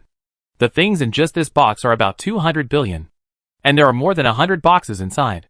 Thinking of something, Sherman opened the search bar, searched, and then confirmed his idea after looking at the results. Damn, Lauda, these boxes are the supplies that were in the Legion when the old man of the Legion was AFK. At this time, Dirk Alice also remembered what the instructor had said to them. Our Legion is not big, but it is not small either. In these years, many brothers and sisters have left New Eden because of real things, and donated all their supplies to the Legion before leaving. Then the Legion kept these supplies for them, and waited for the day when these brothers came back to give them to them. At that time, Dirk Alice didn't say anything, but he didn't believe it in his heart. How could there be such a Legion or such a person in this game? It would be better if I didn't take the initiative to KFC. It was all in my hands. How could I not be tempted to take it openly? And now, Dirk Alice finally understood that this Legion hangar would require such a high authority. Looking at these names of clone pilots, who were once powerful in the Starry Sea, Sherman sighed. Then he selectively ignored these boxes, and focused his attention on other combat preparations. Damn it, the war is about to start. Contact the buyer and sell all the war equipment at a good price. The war is imminent, so it is also a good time to sell the war equipment. With Dark Blood Kratos' power, there is no problem in shipping under this circumstance, but are there any restrictions on the trading partner? Don't worry about it. Sell to whoever offers the highest price. Just remember to keep the transaction secret. That's fine. Dark Blood Kratos smiled when he heard this. After all, who in the world doesn't rebel? I immediately had a trading partner in mind. Chapter 209. Because the Northern Alliance declared war in a high profile, and also set up the frontline base in the NPC space station in the Outer Ring, all kinds of people gathered. Especially the Northern Alliance, because of the long distance, people have been rushing to the destination from thousands of miles away since the Alliance's assembly email was published. From the star map, the routes from the Northern Alliance to the Outer Ring destinations are very busy. And the low security area, which is the most critical route, is even more crowded and lively, which makes the people of the VVV Corps defending the local area very happy. Where are the bomb ships? Bring a few more bomb ships. Fuck, several are exposed, hurry up and block them. Here they come, stop rushing. The Legion channel was very lively, with voices of joy, scolding, and grief for not getting a kill. Listening to the shouting of teammates in the channel, the countryman, who was playing the 6 out of 10 expedition, immediately put down the expedition in his hand, hurried back to the base, and drove his second lockstep out. Because in addition to passing through the 0-0 sovereignty of PIBC, the closest and relatively safe route to the Outer Ring is the low security area controlled by their Legion. So since the morning, they have been very busy, destroying countless warships of all sizes. But it was useless. These people rushed straight to the Outer Ring as if they had taken stimulants, without caring about their own safety. From the regular warships, at the beginning to the miscellaneous ships now, these people rushing to the Outer Ring assembly point seemed to be possessed. However, under the strict defense of the VVV Corps, only a few people could reach the destination. It was already 4 o'clock in the afternoon, but there were less than 100 people who arrived at the Outer Ring assembly point, which gave the head of state a headache. If this continued, there would not be many fleets assembled at night, and the number of people was far from enough. We must think of a way. Brother Q, are you okay now? After hearing the words of the head of state, Brother Q, who was playing If You Are a Brother, Come and Kill Me, hurried to the YY channel and asked, Head of State, what's wrong? This traffic route is now severely blocked by VVV's fleet. We have only gathered less than 100 people after such a long time. We can't go on like this. The head of state scratched his head in frustration. UDQ brother had no way to deal with this. This route is in their defense area. They are fighting on their home ground and are familiar with the surrounding environment. The people we have gathered are in a hurry and cannot bring combat equipment with them. With VVV's style, if you dare to come with a large force to break through armed forces, then they dare to enter with their flagships to fire. In addition, they were in the base of the army, so they had no fear of sending out the flagship. Knowing the difficulty of Brother Udu, the head of state did not say anything. After a pause, he said to Brother Udu, question Brother Q, I will ask the pirates not far away to come to escort and raid. You ask Chelsea to prepare to lead the team and try to drive away the surrounding intercepting forces. As for the fleet that the pirates came to fight, it was no big deal if they sent it. And they didn't expect them to be able to repel VVV's fleet. As long as they could divert the attention during the interception, it would be okay. As for the pirates' damage repair, it was just a small matter. Okay, I notify the 4 little ones right away. This was the only solution at the moment, and Brother Q of Udu nodded. Less than half an hour later, the pirate fleet that had already completed the assembly arrived at the mission area and caught VVV, who was blocking the door. Among them, the mountain villager who had just seen that the SFIP was not effective and replaced it with a bomb-equipped Marcray was caught. Seeing that he had just adjusted his position and killed 3 or 4 shuttles on the way, dozens of assassin-class cruisers suddenly appeared beside him. The mountain countryman suddenly became Spartan. My bomb is an official horse, save me. The ghostly howls resounded throughout the YY channel, making the YY channel, which was originally as noisy as a vegetable market, quiet in an instant. Then, everyone tacitly drove their warships back to the space station. They knew that the fleet of the Northern Alliance had arrived. Xiong Xiongji was delighted when he heard the news, and then pretended to be calm and asked, location, number of people, type of ship? When it comes to business, these veterans have long kept the channel silent, listening quietly to the conversation and instructions of the two. At the stargate of the XXX galaxy, there are 40+ assassins on the opposite side. I can't stand it. The village man looked at his armor that he could no longer repair, and said tremblingly, You counterattack the stargate and by time, we will arrive in 2 minutes. Xiong Xiongji told Shanya Kunfu, and then issued a gathering order to others. All those online will drive the standard storm to the target galaxy space station to wait for the main force, and the combat fleet will remain unchanged. It must be said that the VVV quick response fleet reacted very quickly. After receiving the order, nearly 30 people went out of the station. It can be predicted that as time goes by, the number will increase. But no matter how fast the reaction is, it can't save Shan Yakunfu's official Mark Rui. And because he had activated the bomb and had an attack countdown, when he tried his best to reach the Stargate, he suddenly found that he could not activate the Stargate at all. So under the siege of the pirate fleet, Shani Kunfu's official bomb Mark Rui was melted without any surprise, leaving only one space capsule to return by chance. Fuck, official big bomb. A cry of surprise woke everyone's attention from the battle. What the hell? Dee couldn't help but be stunned for a moment, and then after opening the wreckage of Shani Kunfu, he looked at the 5 official big bombs inside, and couldn't help laughing. The war had just begun, and they had already made up for the losses, and not only had they recovered their costs, but they had also made a lot more. They quickly picked up the official bomb, and put it in the warehouse, and then led the team into the space station of the local galaxy, and came out only after putting the things away. Then, by chance, they ran into the fast response fleet led by Xiong Xiongji. There was nothing to say, and both sides immediately started fighting. But because the mission of the Military Integration Department this time was to help the friendly forces heading to the front line to eliminate the threat of the gate-blocking party, and Xiong Xiongji was not to mention, then under the deliberate pulling of both sides, this battle actually lasted for a full 2.5 hours before the complete annihilation of the Military Integration Department ended. During this period, most of the people also entered the destination. Looking at the number of people in the local galaxy, the head of state smiled brightly. This time there will be no problem. Chapter 210. Because before this, the president had taken great pains to put all the war preparations on the alliance contract, and the alliance members only needed to accept the contract for the relevant warships according to their own skill requirements. And in order to avoid vests sweeping the goods, these contracts all have prices, and the money will be given to the alliance free of charge, which is also what the president said about 100% compensation for losses. And if the battle is over, the remaining ships will be recycled, and the other ships that have been blown up will be returned to ISK at the original price.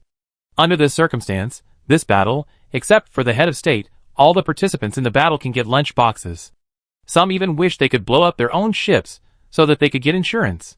The alliance could also earn a large sum of money, a win-win for everyone. So in addition to the anti-Manju that made everyone excited in this battle, the lunch boxes were the key point. Except for the friendly forces of the Northern Alliance, the head of state directly asked them to report the number of fleets and handed over the war preparations directly to them, and their senior officials would allocate them themselves. As for whether there will be betrayal after the war preparation, the head of state does not care. After all, not all legions and forces do not want reputation, and it is not a loss to spend the money of the deleted test to buy a lesson. At 2000 hours in the evening, the coalition forces of 5 full-strength conventional fleets, led by the Northern Alliance, were ready. As for the source, under the emergency mobilization, the 2 full-strength fleets of PIBC and the 3 VDD fleets that came from afar for support were also waiting quietly. Except for other miscellaneous warships, the main fleets of both sides maintained roughly the same number. It can be said that this war is very fair. Because this battle was not too sudden, the official also made sufficient preparations in the allocation of server resources. If nothing else, at least the battlefield would not be stuck. So after half an hour of waiting, Brother Q of Yuta looked at the time and then waved his hand. "Let's go, source." And the first battle between the two sides soon appeared. MT2VJ Galaxy, the gateway from the Outer Ring star field to the Source star field. Because of the strong combat capability and rich battlefield experience of the 36-degree Brotherhood Corps, and the fact that other fleets were already fully staffed, the 100 or so people of the 36-degree Brotherhood Corps were specially assigned to a separate fleet and were used as important vanguards to conduct firepower reconnaissance and probing in front of the main force. And it was led by the head of state himself. "Brothers, if you see the people who killed me later, please be sure to kill them first." In the combat channel, Liang Shan's unhappy voice came. In order to avoid disorder in the command system, the combat channels of different fleets are separate. In addition, the fleets are all brothers, so Liang Shan was not criticized for saying this, but instead raised the atmosphere in the fleet. Of course, this operation is to avenge you, the poor kid. That's right, when we meet later, we will try to give you the KM of the 3 of them. Yes, you have to look at the owner when you beat the dog. We will definitely avenge you for messing with you several times. Listening to the chatter in the channel, which was even getting more and more outrageous, Liang Shan's face turned green. "What? Why are you getting more and more outrageous? I just said to try to kill them first, try. It was just a suggestion to kill those 3 guys first, not to say that they must be killed first." He didn't want to take the blame for disrupting the command. Besides, if Sherman and the other 2 were driving a special ship, such as an interceptor ship, they would not be able to kill them regardless of everything, so Liang Shan emphasized the word try to. Seeing Liang Shan being teased by his old brothers, the head of state couldn't help but laugh. "Liang Shan, I made such a big noise to help you get revenge. How are you going to thank us old brothers?" Although helping Liang Shan get revenge was just a cover for internal affairs, the key point was that he was too bored, but it didn't affect the fact that the head of state made such a big noise to help Liang Shan get revenge. In any case, Liang Shan was very moved by this. Yes, the head of state treats you like an old father. It's not enough to give you a supplement when Yishan exploded, but he also made such a big noise for you. Don't you mean it? That's right. The last time Qinling quit the game, the leader held a farewell party for him at the Titan battle. This time you were bullied, and the leader directly attacked the source. Don't you want to express your gratitude? Many old players, who were temporarily dragged back to the game, started to make a fuss. Liang Shan blushed and said tentatively, "Headmaster, how about I call you my godfather?" "Get lost." The leader said unhappily, "I think you are just coveting my inheritance." Although the leader always regards himself as an old father to these younger generations, and he does so, he doesn't want someone to say to him every day, "A real man is born in the world, how can he be depressed and inferior to others for a long time? I feel cold behind my back. Do you want me to marry you?" Liang Shan pretended to be terrified and said in a very suicidal way. The leader was very upset about this, and said with a frown, "Everyone focus on Liang Shan, I want to sacrifice the flag. Yamete, leader, I was wrong. Liangshan was so scared when he saw hundreds of warships locking onto him that he begged for mercy while rushing through the Stargate to evade. Then the main force also followed through the Stargate, waiting for Liangshan to emerge from the invisible state of passing through the Stargate. Facing this situation, how could Liangshan hide? He was intercepted and caught as soon as he emerged. Looking at the immobile warships and the gun barrels of hundreds of brothers around him, Liangshan said in a sad voice, Brothers, please spare my life. It's tiring to go back and forth. It doesn't matter whether he dies or not. The point is that the battle is about to start. It's too tiring to go back and sail back again. Then how do you want to compensate us old brothers? The leader said with gritted teeth. If the answer does not satisfy him, Liangshan will definitely go back to the frontline base and sail back to fight. When the battle starts, with this rubbish server, it is still unclear whether he can enter the battlefield again. So Liangshan tentatively said, Then let me sing a song? Not enough. One more dance. Not enough. Go live and sing and dance. Liangshan gritted his teeth and said, but the leader still shook his head. Go live and sing and dance? How can this be enough? This doesn't work. Then the leader, give me a plan, I promise to accept it. There is really no other way, Liangshan cried out in sorrow. This also stumped the leader, and he didn't know what to do. Forget it, let him sing. Just when the leader decided to let Liangshan go, looking at the leader, who hadn't moved for a long time, Liangshan made up his mind and said something that shocked and excited everyone. If I can get the KM of those 3 guys from Sherman this time, I will wear a cat-made outfit, rabbit ears, white stockings, dance to the Pure Land, and sing majestically to cheer everyone up. The channel was silent in an instant. Chapter 211. Hiss. Everyone took a deep breath after hearing Liangshan's words. He is cruel to himself. However, they like this kind of cruel people. It's just that this condition is not easy to achieve. To get the KM of Sherman and the other 2 in person, after all, this is a battle, not an ordinary small-scale battle, and it is not easy to give up this KM even if you want to. You must know that on the battlefield, usually the attack is through the firepower output of a whole fleet, and it is simply impossible to accurately kill people with hundreds of people. So this is why Liangshan made up his mind to say such a sentence. If he really snatched KM from hundreds of people, he would accept it. Just when everyone was teasing Liangshan about this matter, the reconnaissance ship in front sent intelligence, and the leader coughed lightly. Everyone keep silent, follow the command next, and prepare for battle. Entering the MT2VJ galaxy, I saw that just after passing the Stargate, I saw that the range of more than 100 kilometers around the Stargate was full of jump interference force fields and deceleration force fields, and there were hundreds of big men around them, lined up neatly, waiting for them to show up. All firepower ships follow me. Special ships should be smart and set up positions on the battlefield. Because their fleet only engaged in the battle to test the opponent's fleet configuration and set up mobile positions for the large forces, they had to force the battle, to put it bluntly, to exchange. The 2 sides soon began to exchange fierce firepower, but because the defending source defenders had enough logistics ships, and the head of state did not carry logistics ships, and the fleet was not large enough, the firepower was not enough to kill the opponent's ships in seconds. So in this case, the head of state's fleet suffered very serious losses, while the opponent's losses were very small. Less than 2 minutes after the battle, the leader led the fleet to the deep space point. The mission has been completed, why not leave?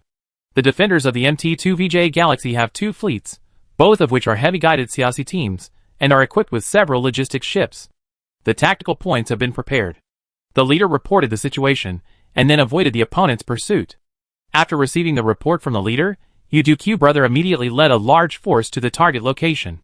After thousands of people suddenly poured into the MT2VJ galaxy, the expansion coefficient of the galaxy suddenly increased. Many players were forced to be kicked out of the server by the system at the stage of passing the Stargate, and cursed secretly to reconnect to the server. Looking at the source guards more than 80 kilometers outside the Stargate, Brother Uduq took a deep breath and gave an order in a deep voice. Each fleet commander moves and encircles on his own, and eats up these 2 small she teams. All ships that have people left rush forward, and leave the other side's commander behind. Fleet firepower ships follow me. Start broadcasting and calling names and focusing fire. After receiving Brother Uduq's order, the commanders of the 5 fleets began to fight. And the special ships in the fleet, such as Shiojin or Laxus, all the nets and jump interrupts were desperately set on the opponent's commander, which greatly restricted the movement of the opposite commander. Damn it, everyone, listen to my broadcast call and prioritize destroying the enemy's special ships. Shinichir looked at the dozens of stagnation beams and jump scramblers on his body, and couldn't help but curse. In this battle, the fleet followed the command ship to move and attack. Whether it was attacking or retreating, the command ship was needed to lead most of the time. So it was very dangerous for the command ship to be restricted, so the special ships that were used as retention ships would be the first to be destroyed on the battlefield. Moreover, since these special ships carry almost no attack equipment, they have no chance to gain KM in battle, so as compensation, the assembly points of these special ship drivers will be higher than those of other warship drivers. In just 5 minutes, the special ships of the Northern Alliance were almost completely destroyed, but in return, the two fleets of the Yuanquan defenders were completely surrounded. In these 5 minutes, the two fleets of Yuanquan suffered heavy losses in the face of superior firepower, which also made them want to retreat. Everyone, head toward the J5A9 Stargate, jump in 15 seconds. Looking at the aggressive Northern Alliance, Shinichir gave the order to retreat without any emotion. Looking at the direction of the Yuanquan defenders, Brother Yuduq quickly realized that the other side was going to retreat, and quickly gave orders to the interception pilots. All interception ships rush forward, as many as you can leave. Because of the time expansion, all the instructions to the warships were very slow, so Brother Yuduq didn't think about leaving them all behind, just leaving some was enough. A light interceptor ship that was wandering not far from the battlefield immediately rushed towards the source fleet after receiving the order. Because of the wreckage of the source fleet as a marker, it quickly arrived at the fleet. Shinichir looked at the several light interceptors that were jumping towards his fleet, and soon realized that something was wrong. He then led the fleet to jump and jumped towards the J5A9 Stargate. The fleet that had prepared its direction quickly entered the jump state and evacuated the battlefield. But those who reacted slowly were not so lucky, and were all stopped by the jump interference probes launched by the light interceptor. There were not many source defenders left behind, only less than 20 ships, and Sherman happened to be among them. After seeing that he and others were left behind, someone quickly took over the command flag and commanded Sherman and the remaining 20 people to resist stubbornly. But the result is self-evident. Facing nearly 1,000 men, their resistance was quickly disintegrated. And Sherman watched helplessly as the friendly forces around him were destroyed one by one, and soon only his ship was left. But the other side strangely stopped firing, leaving only a few light interceptors to control him so that he couldn't move. Then, the other large forces chased after Shinichir and others. What the hell is this? Sherman looked at the light interceptors around him that controlled him tightly, and his mentality was a little broken. If they want to kill, they can kill. The sooner they explode, the sooner they can go back to change ships. What's the point of controlling them like this? Is it kidnapping on the battlefield? But he soon found out. A small fleet of dozens of people jumped towards him and surrounded him, and Sherman saw several familiar people inside. Lian Shan. Fight, yeah. Hurry up, do it, there are tasks to be done later. Looking at Lian Shan, who was hesitant to do it, the head of the party urged him. Lian Shan looked at the trapped Sherman, his face showing mixed feelings of sadness and joy. The opportunity to kill the enemy is right in front of him, but is the price too high? On one side, he kills the enemy, and on the other side, he will die in a woman's clothing.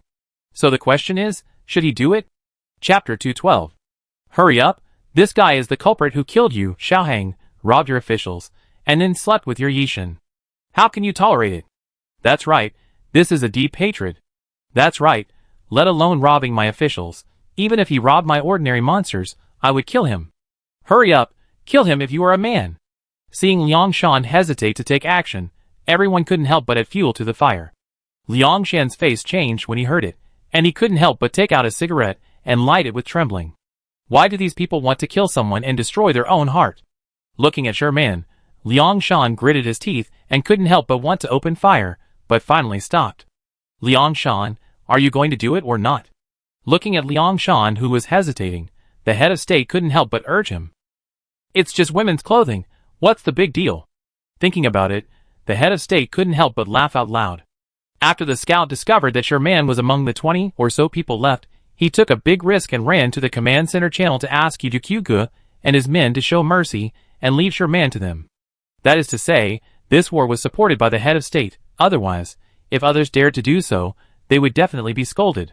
Originally, the other members were not willing to give up their heads, but after learning about Liangshan's flag, they all said that they would take them at will, and they should not be polite.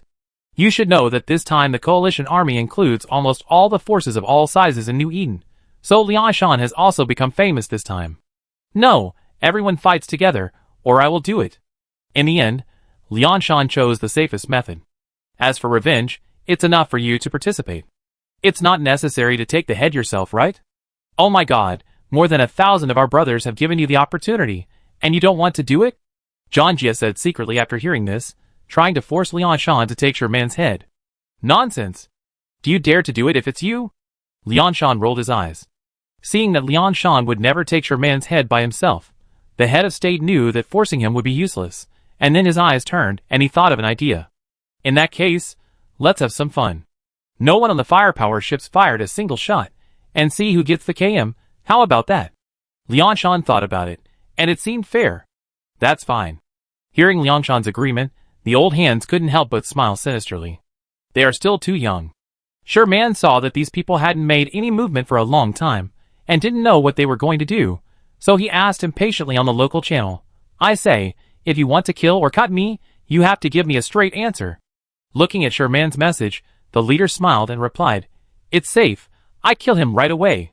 What the hell? Sherman was confused, this game can really kill him? Then he knew. All these guys locked onto him, and just when Sherman breathed a sigh of relief and was about to revive and go home, the other side finally opened fire. Looking at his slowly decreasing health, Sherman opened the battle log in confusion, only to see that damage messages popped up on it at an average rate of 1 per second, and each time it was a different person.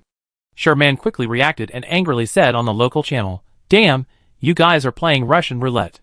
I killed him, but this is too insulting. Sherman looked at the big men around him, and was filled with grief and anger. He immediately fought back and attacked the light interceptors that had been intercepting him, but since the other side had several logistics ships, this counterattack was quickly ignored. Looking at the dozens of warships around him, Sherman knew that he could not resist, so he immediately started the self-destruction program. Shimon Tilbora class starts self-destruction program. Countdown. 2 minutes. A battle message appeared in front of everyone, and the head of state and others could not help but speed up the attack frequency. 1 minute later, Sherman was left with less than 700 hull structures, and there were 3 people in front of Lian Shan. According to this situation, this KM would never be Lian Shan's turn. This made Lian Shan feel relieved. But these old-timers said, You are still too naive. There was no need for the head of state to say anything, only to see a logistics ship quietly give Sherman a sip of milk, and suddenly raise Shimon's shield a little. Under this mouthful of milk, Urku was under the intentional control of the 3 people, and did not take full damage. Sherman survived the attack of the 3 people, leaving only some structures for Lian Shan. Now Shimon's shield and armor are all gone, and Urku only has less than 300 hull structures left. It can be said that as long as Lian Shan touches it, Shimon's KM will belong to Lian Shan. Looking at this situation, Lian Shan wanted to cry, but had no tears. You are cheating. What cheating? It's just a mistake, hurry up and do it, the leader urged. Lian Shan knew he couldn't hide, so he closed his eyes and opened fire. But seeing Sherman with less than 20 points of structure left, everyone's eyes almost popped out. What's going on? It's unscientific. It turned out that Sherman knew he couldn't hide, and he laid down and looked at the battle log, and calculated that he would be taken down by Lian Shan. But how could this work? Then when it was almost Lian Shan's turn, Sherman directly overloaded the resistance equipment and activated the assault damage control, which made the resistance of his warship suddenly rise to the extreme in those few seconds. In addition, Lian Shan deliberately scratched Sherman, so Lian Shan didn't destroy Sherman. Seeing Sherman still intact, Lian Shan burst into tears of joy. Ha ha, it's not me who took the KM. Now he doesn't have to dress up as a crossdresser. Lian Shan's hearty laughter resounded throughout the channel, which made Yuan Shou and others regretful. In the end, Sherman's head was taken by the next person. Looking at Sherman's space capsule, Yuan Shou wanted to play Russian roulette with Lian Shan again, but after knowing the routine of these guys, Lian Shan refused without hesitation. After Zhang Jie cleanly solved Sherman's spaceship, Sherman was finally freed. Back at the resurrection point, Sherman was filled with grief and indignation. A warrior can be killed but not humiliated. These guys are really too much. Barbarian, what happened to you? Dirk Ellis, who had been destroyed and returned to his hometown at the first time, asked curiously.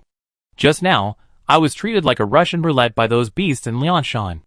They tortured me for a long time with one man and one gun. It was so uncomfortable. Sherman looked like he had no desire to live. Then you are quite miserable, Dirk Ellis said with lingering fear, and then he was glad that he was destroyed at the first time instead of being tortured like this.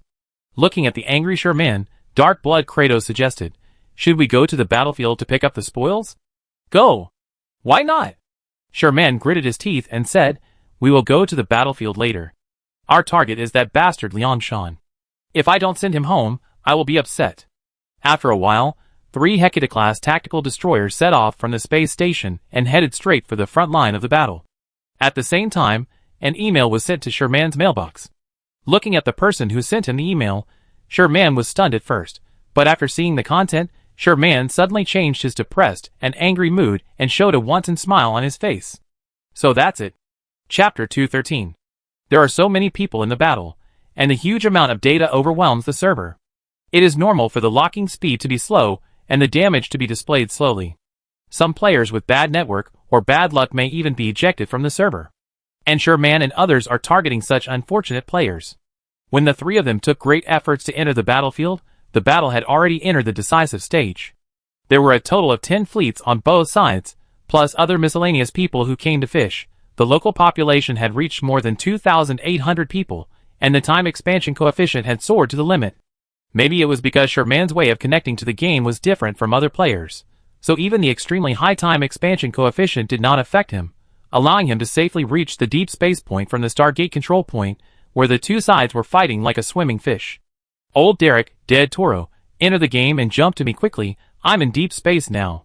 Seeing that he was alone, Sherman hurriedly urged Dirk Ellis and Dark Blood Kratos.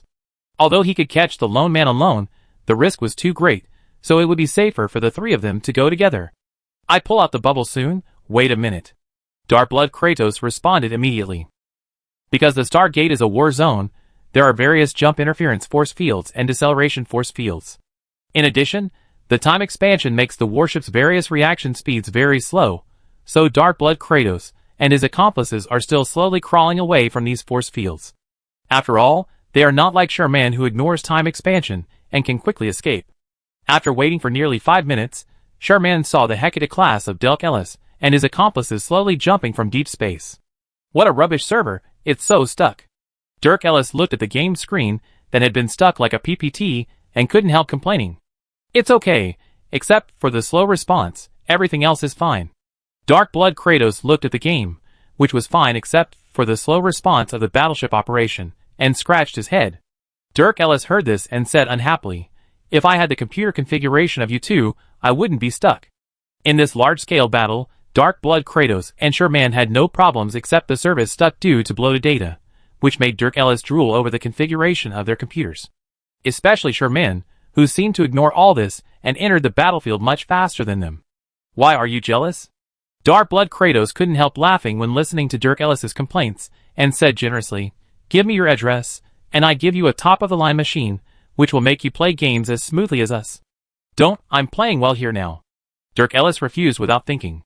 He didn't want the relationship between the 3 of them to be mixed with other things, so it was better to keep it pure. No need for the computer. I go to Shanghai later. Just prepare the meal you promised. Okay, I'm afraid your small body won't be able to handle the enthusiasm of Shanghai. Dark Blood Kratos said very straightforwardly. TSK, although I'm retired, I still insist on exercising every day, okay? I'm afraid you won't be able to help but feel inferior. Get lost. Watching the 2 people fighting and making noises, Sherman had already scanned and selected the target. Okay, you 2 are so weak after talking, stop bickering and get to work. After saying that, he led the 2 to jump to the target. Barbarian, you uncle. You are weak, you have been weak since childhood. The 3 of them came to the deep space point while arguing, and before they landed, they saw a Munin-class heavy assault ship quietly parked in the deep space. Lucky, it's not one of us.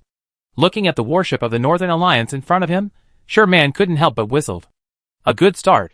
Like this Munin-class heavy assault ship, the most outstanding thing is its defense. Under normal circumstances, it takes a lot of effort for 3 destroyers to kill it. But Sherman and his 3 men were driving a Hecate-class tactical destroyer with a body that could destroy ships and firepower comparable to that of a battleship.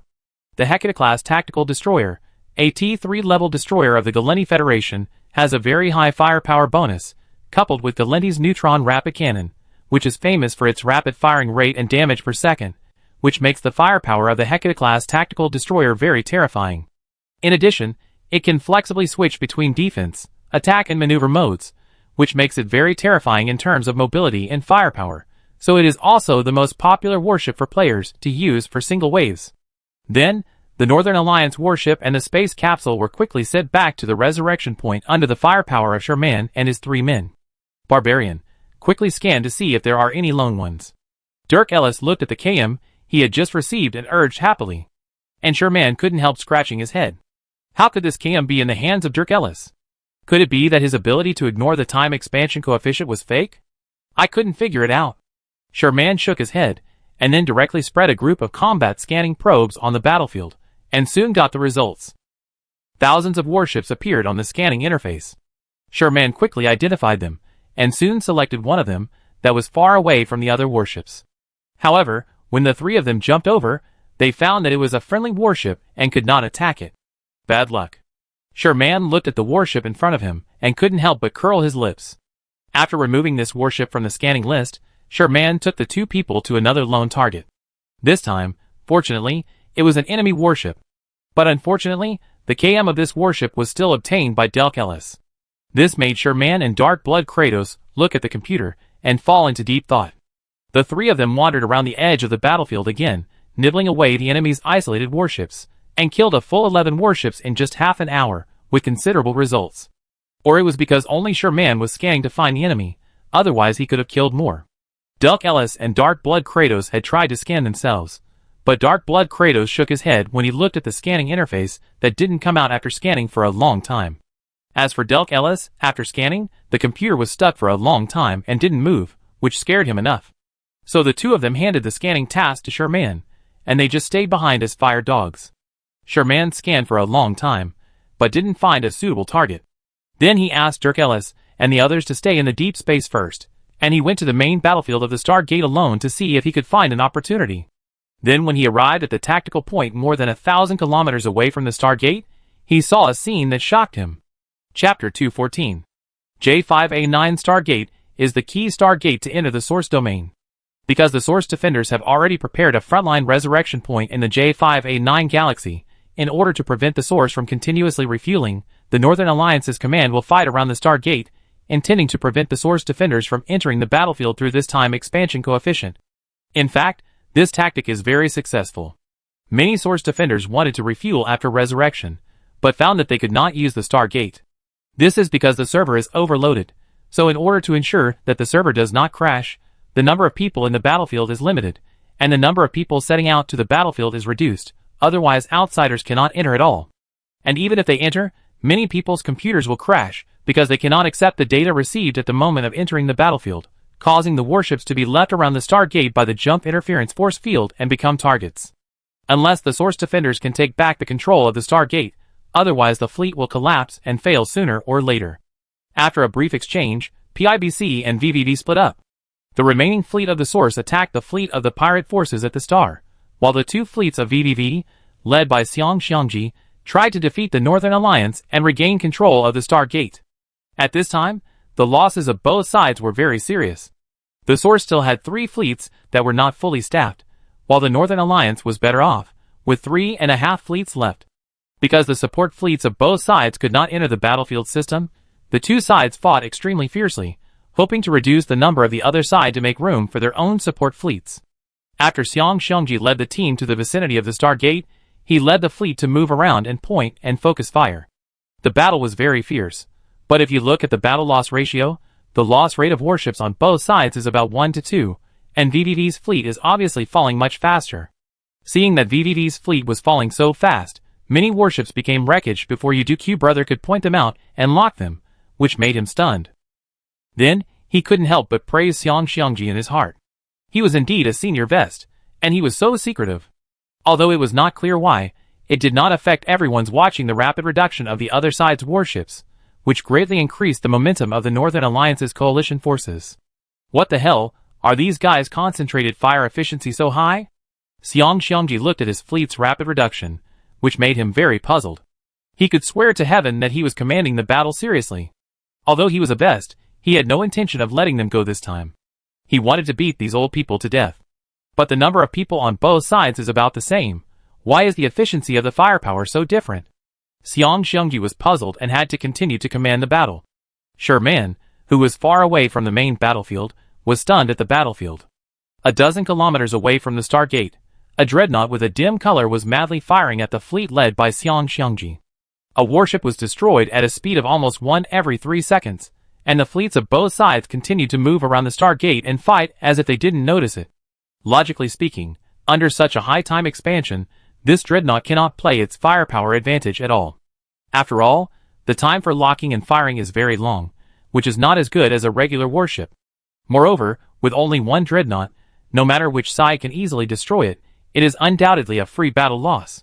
But the point is that this dreadnought does not belong to the Source Alliance, nor to the Northern Alliance, but to the NPC force, the Serpentis Group's dreadnought. Players have time expansion, but NPCs don't. So this dreadnought of the Sky Serpent Group was like a god descending from heaven, firing at VVV's fleet wantonly, breaking Xiang Xiongji's fleet into 2 sections, and the fleet became disconnected. Sherman looked at this Sky Serpent dreadnought of the god descending from heaven for a long time without reacting. Is this to assist the Northern Alliance in capturing the source and exchanging for a sovereign alliance? Until he saw that Xiang Xiongji's fleet was almost about to collapse, he hurried to the headquarters to inform Shanishir and the others. What? A serpentine dreadnought? Soon, Xiang Xiongji was reminded by Shanishir and others, and then he belatedly asked someone in the fleet to send out KM. He clicked it, and saw that the damage was caused by a serpentine dreadnought. Looking at his remaining fleet, he felt a pain in his balls at this moment. What the hell is this? He also realized why so many people didn't notice the existence of such a serpentine dreadnought. It's very simple. Because this is a battle, the overview is a standard battle overview, which only shows the enemy's warships, not the NPC's warships. In addition, both sides have red reputations, and everything in space is red, so the red of the serpentine dreadnought is ignored. In addition, both sides' attention is on the enemy, so how could they focus on this Stargate monster? Under these factors, the fleet led by Xiang Xiongji was defeated. Little 4, you did a good job. Thumbs up. JPG. Xiang Xiongji looked at the message sent by Brother Yuduq on WeChat, and he ordered to lock on the Sky Serpentine dreadnought with an expressionless face. MD, why is it so difficult for me to be a good person? Faced with the concentrated fire of the VVV fleet, the energy shield of the Sky Serpentine dreadnought was broken and entered the armor. And because of the sudden change of fire by Xiang Xiongji's fleet, the pressure on the Northern Alliance was suddenly reduced a lot. Looking at the Sky Serpentine dreadnought under the siege of VVV, Brother Yuduq was delighted and quickly launched an efficient targeted fire on the enemy. Facing the attack from the Northern Alliance and the Serpentis dreadnought, the fleet led by Xiang Xiongji was rapidly reduced. Looking at his fleet of less than 50 people and the Serpentis dreadnought that had entered a semi-structured state, Xiang Xiongji's eyes flashed with indignation, and then he decisively led the remaining fleet to retreat to the local space station. After Xiang Xiongji led the fleet to retreat, looking at the Serpentis dreadnought that had made great contributions, Yuduq was ready to kill the donkey in order to avoid meaning. The Serpentis dreadnought, with its shattered body, turned around and leaped into deep space, disappearing from everyone's sight in the blink of an eye. Good man goes slowly. Looking at the missing Serpentis dreadnought, Brother Yuduq sighed. If it weren't for the disruption of this Serpentis dreadnought, the result would be different, and even if they won, it wouldn't be so easy, and they would definitely suffer heavy losses. This can be seen from the bunch of angry WeChat messages that Xiang Xiongji sent him. Serpentis Group, YYSD. Chapter 215. The VVV Alliance fleet withdrew with hatred, and the control of the Stargate was firmly controlled by the Northern Alliance. As the battle changed from a large-scale battle to a small-scale exchange of fire, it became very difficult for Sherman and others to pick up leaks. Without large-scale exchanges of fire, the server data is no longer congested, so there is no forced offline situation. But it is not that there are no lone enemies in the deep space. Because the pressure on the server is now reduced, Dark Blood Kratos also followed the combat scan, which accelerated the speed of finding the target. The two of them acted separately, and soon found several targets. With the combined efforts of the three, they still destroyed several main battleships at the end of the battle. However, they were not the only ones looking for such opportunities on the battlefield, the enemy also did. After a while, just when Sherman and others found a suitable target and were attacking, several battleships also jumped in from deep space. Barbarian, Lauda, the enemy is coming to support. Prepare to leave. Dark Blood Kratos soon saw the enemy coming and hurriedly gave a warning. After the warning, Sherman and Delk Ellis gave up the target in front of them without hesitation and prepared to leave. After all, they only had 3 Hecates, and it was not worth it to fight head-on. Just as the 3 of them left, Sherman saw a familiar person on the opposite side, and his eyes lit up. Olda, dead to, stop the ship, prepare to fight, the opposite side is an old acquaintance. Hearing Sherman's words, Delk Ellis and the others looked at the ID of the other person, and then their eyes lit up, and they hurriedly stopped the ship. Finally found him. Dark Blood Kratos said excitedly. Let's go and beat him up. Delk Ellis didn't say much and drove the warship over directly. Seeing Delk Ellis rushing over so impatiently, Sherman and the other 2 also rushed over behind him. One of the 8-man fleet looked at the 3 Hecate-class ships that were rushing towards him so carelessly, and said with gritted teeth, while squatting, "It turned out to be you 3 bastards. Hey, old enemy." John Jia looked at Sherman and others rushing towards his fleet, and immediately said to Liang Shan with a smile, "Liang Shan, go and hold them back. Don't let them run away." Because the 100 or so people of the 36-degree Brotherhood were the front fleet, almost all of them were destroyed in the first wave of Stargate fire, so after the destruction, they broke up into small pieces, except for most of them, who changed to the main battleships to refuel. The others formed their own small fleets to catch the lone enemies. They really killed a lot of lone enemies, and even their peers, which can be said to be quite fruitful. The warships they drove this time were similar to those of Sherman and others, most of which were Hecate-class tactical destroyers, and there were also 2 light interceptors for retaining people or intercepting. In order to avoid accidentally encountering Sherman and his 3 companions and fulfilling his oath, Liang Shan volunteered to serve as the driver of the light interceptor, and was very cunning to remove all the guns on the light interceptor, playing a purely auxiliary role. So when he saw Sherman and his 3 men trying to kill him, Liang Shan was delighted at first, and then he hurriedly distanced himself from Sherman and his 3 men. He was just a light interceptor without any firepower, and he was not that stupid to fight against Sherman and his 3 men's 3 Hecate-class destroyers. 3 Hecate-class destroyers. Liang Shan was sure that he would be melted in an instant if he was approached. Seeing Liang Shan being chased, John Jia and his men quickly gathered together to support him, and soon caught the faster Delk Ellis. Facing the attack of 6 Hecate-class ships, the Delk Ellis was destroyed without any surprise, and sent back to the resurrection point. The Sherman and his companions, who had escaped because they did not keep up with Delk Ellis, saw that the situation was not good, and tacitly chose to pull outwards, trying to distance the 2 sides. However, Liang Shan was not happy to see that the Sherman and his companions, who had just chased him in a panic, were about to run away. He immediately turned the bow and chased after the Sherman and his companions, wanting to keep them. "Kill, kill, kill!" Liang Shan screamed and overloaded the thruster to chase after Sherman and the other 2. Under the overload, the speed of his light interceptor suddenly increased a lot. "Brothers, leave them all behind. I want to take their bodies to the unknown wormhole and give them to the Wanderer Father. In the game, this Wanderer NPC will collect the bodies of the players, and even actively attack if there are bodies in the player's ship." So Liang Shan said so. Giving the enemy's bodies to the Wanderer is undoubtedly one of the most humiliating methods. From this, we can see how much hatred Liang Shan has for Sherman and his men. Then you should catch up and keep them. John Jia looked at Sherman and his men, who were a little faster than him and his men, and kept a distance from him and his men, and urged Liang Shan very annoyed. Now only Liang Shan and another light interceptor pilot could catch up and keep the men. Liang Shan's 2 light interceptors knew that whether they could keep the men was up to them, so they opened the ship's hold at the first time and knocked out Kufiai in the hold. With the speed bonus of Kufiai, the speed of the 2 ships increased by 1 knot. Seeing the 2 light interceptors with soaring speed, Sherman and Dark Blood Kratos separated tacitly and moved in 2 directions. Seeing the 2 separated, Liang Shan stared at Sherman, and the other followed Dark Blood Kratos closely. Soon, Dark Blood Kratos, who was trying to attract attention, was caught up by the light interceptor. When Dark Blood Kratos entered the jump scrambling frequency range of the light interceptor, he immediately rushed in the opposite direction. Almost at the same time, the 2 put jump scrambling frequency on each other, and forcibly shut down the micro jump pusher of the other party. It was just that the 2 sides were staggered, so the distance was not far, and Dark Blood Kratos' Hecate was equipped with 2 stasis beams, so the distance between the two sides soon fell into the best attack range of Dark Blood Kratos' Hecate. There was nothing to say. Dark Blood Kratos had taken all the synergists before preparing to engage in battle, and the turret had already been overloaded and preheated. Under Hecate's crazy attack, the saber-toothed tiger-class light interceptor was quickly destroyed, but this saber-toothed tiger also bought time for other teammates, and soon Dark Blood Kratos was also destroyed by the people who came later. Liangshan looked at Dark Blood Kratos, and was destroyed, and then he also used a warp scrambler on Sherman, trying to shut down Shyman's micro-warp thruster. Seeing Liangshan finally take action, Sherman smiled. Then he also used a warp scrambler to force Liangshan's micro-thruster to shut down, and then 2 stagnation beams were put on it.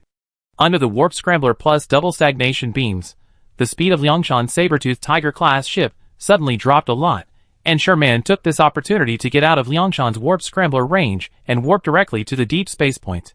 Seeing Sherman leaving, Liangshan could only watch him go away unwillingly. Then he followed the fleet to find the target, until 2 minutes later, a system prompt was sent to him. You have a new destruction report available. When he opened the destruction report and saw the familiar ID on it, Liangshan's face suddenly changed. Fuck, this is a scam. The direct destruction report was the destruction report of Sherman's Hecate class, and there was only 1 target destroyed, that is, 0 damage, only 1 scrambler interference. Liangshan quickly realized that Sherman had activated the self-destruction program after he broke away, and he had just used the jump scrambler to interfere with him before, so the destruction report was determined to be given to him. And he received this report 2 minutes later. Then Liangshan sent a private communication request to Sherman without caring that he was still on the battlefield, and Sherman Jia quickly answered. Shyman's destruction report? Sherman looked at the destruction report, raised his eyebrows, and replied with a smile. The KM of the Forgotten Level self-destruction will also be determined to the enemy, who has not been fighting for a long time. I was careless. Why do you want to self-destruct? Wouldn't it be nice to continue killing people? Looking at Sherman's reply, Liangshan's mentality collapsed. There are people who are alone in this place. At worst, you can put the ship into the local space station. This local galaxy is not without your space station, so why do you want to self-destruct? The local fleet has collapsed, and there is no point in fighting anymore. Congratulations on your revenge on the battlefield. I'm going to eat. Bye. As the saying goes, too much talk will lead to mistakes. So Sherman disconnected the communication after he finished speaking.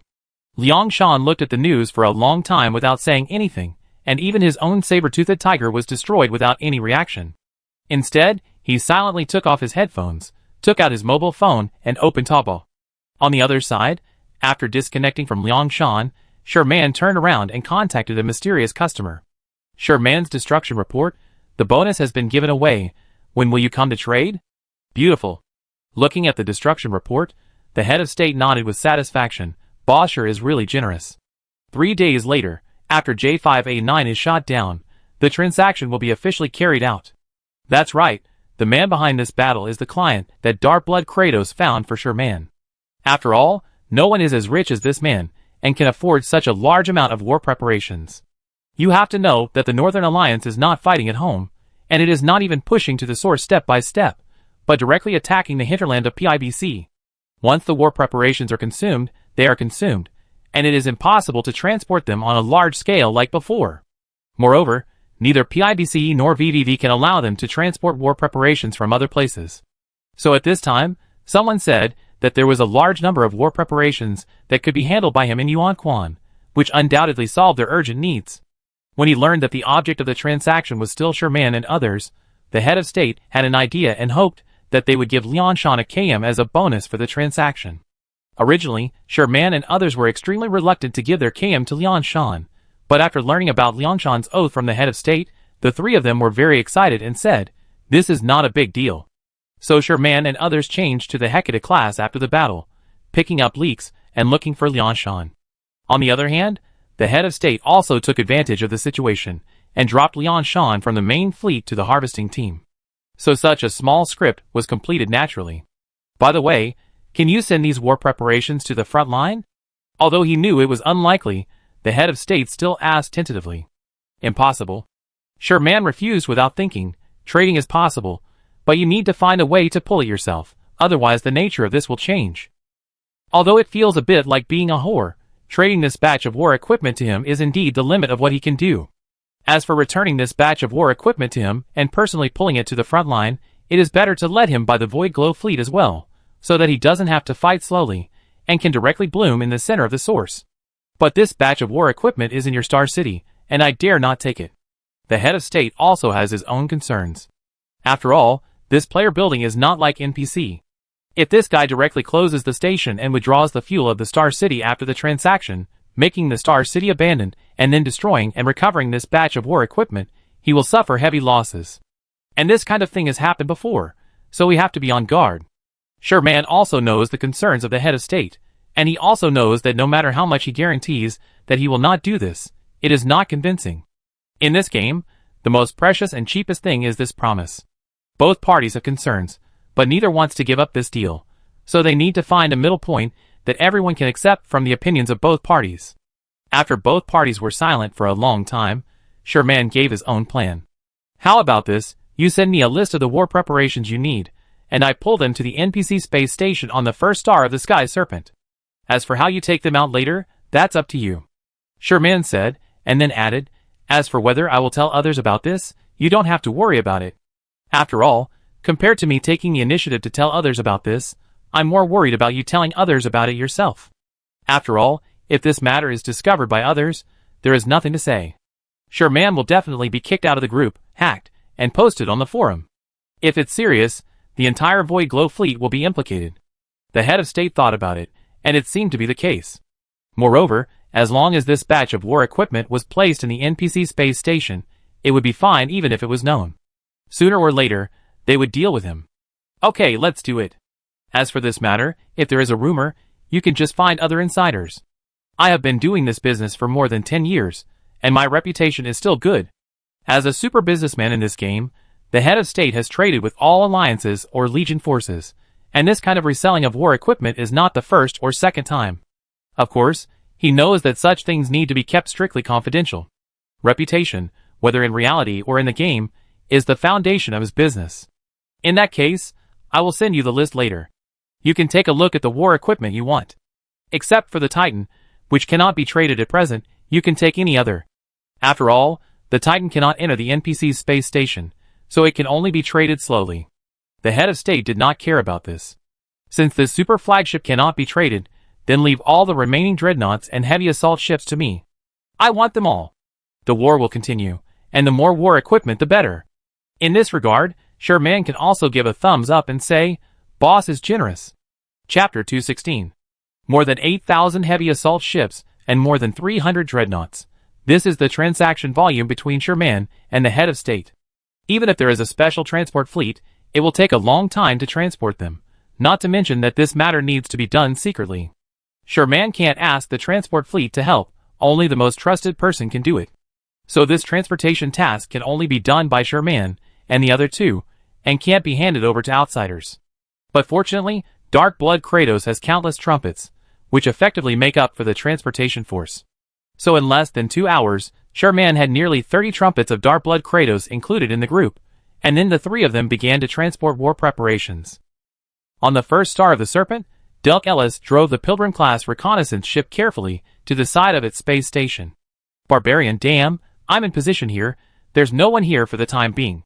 Because the outer ring front of the source is now in a fierce battle, there are actually no people inside the source now, which undoubtedly greatly facilitates the actions of Sherman and others.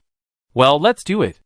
After Sherman finished speaking, Delk Ellis started the induction, and Dark Blood Kratos nodded, opened the bridge of the Conqueror class that had been prepared long ago, and then one by one, the cargo ships that had been prepared long ago entered the Serpentis Prime through the bridge and put all the war preparations in. After that, these cargo ships left through Delk Ellis's large Titan bridge hidden in the deep space. The whole process was clean and neat. But soon, there was a problem. The flagship jump will cause jump fatigue, and the Titan bridge will also share the jump fatigue. And this jump fatigue soon made these cargo ships and Titans unable to continue jumping. There was no other way. The three of them could only use the dumbest method, sending scouts to monitor around and let the transport fleet transport on the dirt road. Thanks to the tension on the front line and their perfect scout system, they were safe all the way. 3 days passed slowly, and it took 3 whole days for Sherman and others to secretly transport all the heavy assault ships into the space station of Tianchi Prime. After putting away the last batch of conventional war preparations, Sherman finally breathed a sigh of relief. It's finally done now. Yeah. Dark Blood Kratos rubbed his sore arm and nodded deeply. These 3 days have been very tiring for them. Not only do they have to transport the war preparations, but they also have to do it secretly to avoid being noticed by friendly forces. It's like being on guard against both enemies and friendly forces, which is tiring. Damn it, the remaining 300 or so dreadnoughts are left to you. Delk Ellis rubbed his eyes, which already had obvious dark circles, and said with a yawn. This dreadnought is not like a regular warship. It is too big to transport it with a cargo ship. It is better to jump directly into Serpentis Prime. And Darkblood Kratos has many trumpets, so only he can do this task. Okay, but it will take some time. Darkblood Kratos agreed very readily. As long as he can get back at the enemy, it doesn't matter if he is tired. As for him, isn't he also in PIBC now? Just kidding, this is called infiltrating the enemy. Okay, it's up to you next. I may not have time to go online in the next few days. There are some things in the company that need me to deal with. Sherman also said. The Justice Order has already sent a notice to New Eden, requiring the leader of New Eden, that is, him, to go to the Justice Order Tribunal to open a trial for the New Eden fleet's attack on the Kawinkan Republic. Although this matter is very clear, and Wang Yin has almost helped them deal with it, he still needs to attend. After all, New Eden is now under the Justice Order, and the necessary procedures must be followed. Okay, go ahead, Lauda, and I will be here next. Darkblood Kratos had no doubts. After all, judging from the past few days, the company that Sherman runs is probably not small. They often inadvertently heard people coming to him to sign documents and so on, and he was quite busy. Well, then the game matters are up to you. See you later. Sherman went offline after he finished speaking, and Aura, who had been waiting for a while, came forward at the right time. Commander, all the documents for entry have been prepared now, and we can set off at any time. Because New Eden is a new force in the Justice Order, it needs to go through several civilizations before officially entering the Justice Order Tribunal, so these documents still need to be reported in advance. Sherman nodded, took the towel handed over by Allah, and wiped his greasy face due to staying up late. After wiping, he threw the towel into the trash can and turned around to ask, when will the court session start? 3 days later. 3 days later? Sherman nodded. There was still enough time, and it was no problem to leave later. Then let's leave early tomorrow morning. Allah had no objection to this, and nodded in agreement. Did Wang Yin say anything? Wang Yin promised him that she would handle this matter well, so he had to inform her before going to avoid any accidents. Aura shook her head and said, Commander, Her Highness the Princess only asked us to tell the truth in the court, nothing else.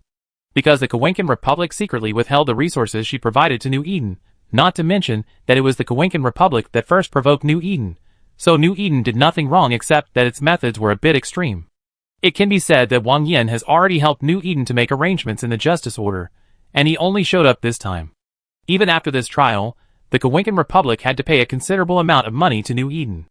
It can be said that this trip was a day of fun, and the money was earned. Where is the guard? Have they returned? Although the Justice Order is safe and secure, Sherman can't leave his safety to these unfamiliar civilizations. He still feels safer with his own guards.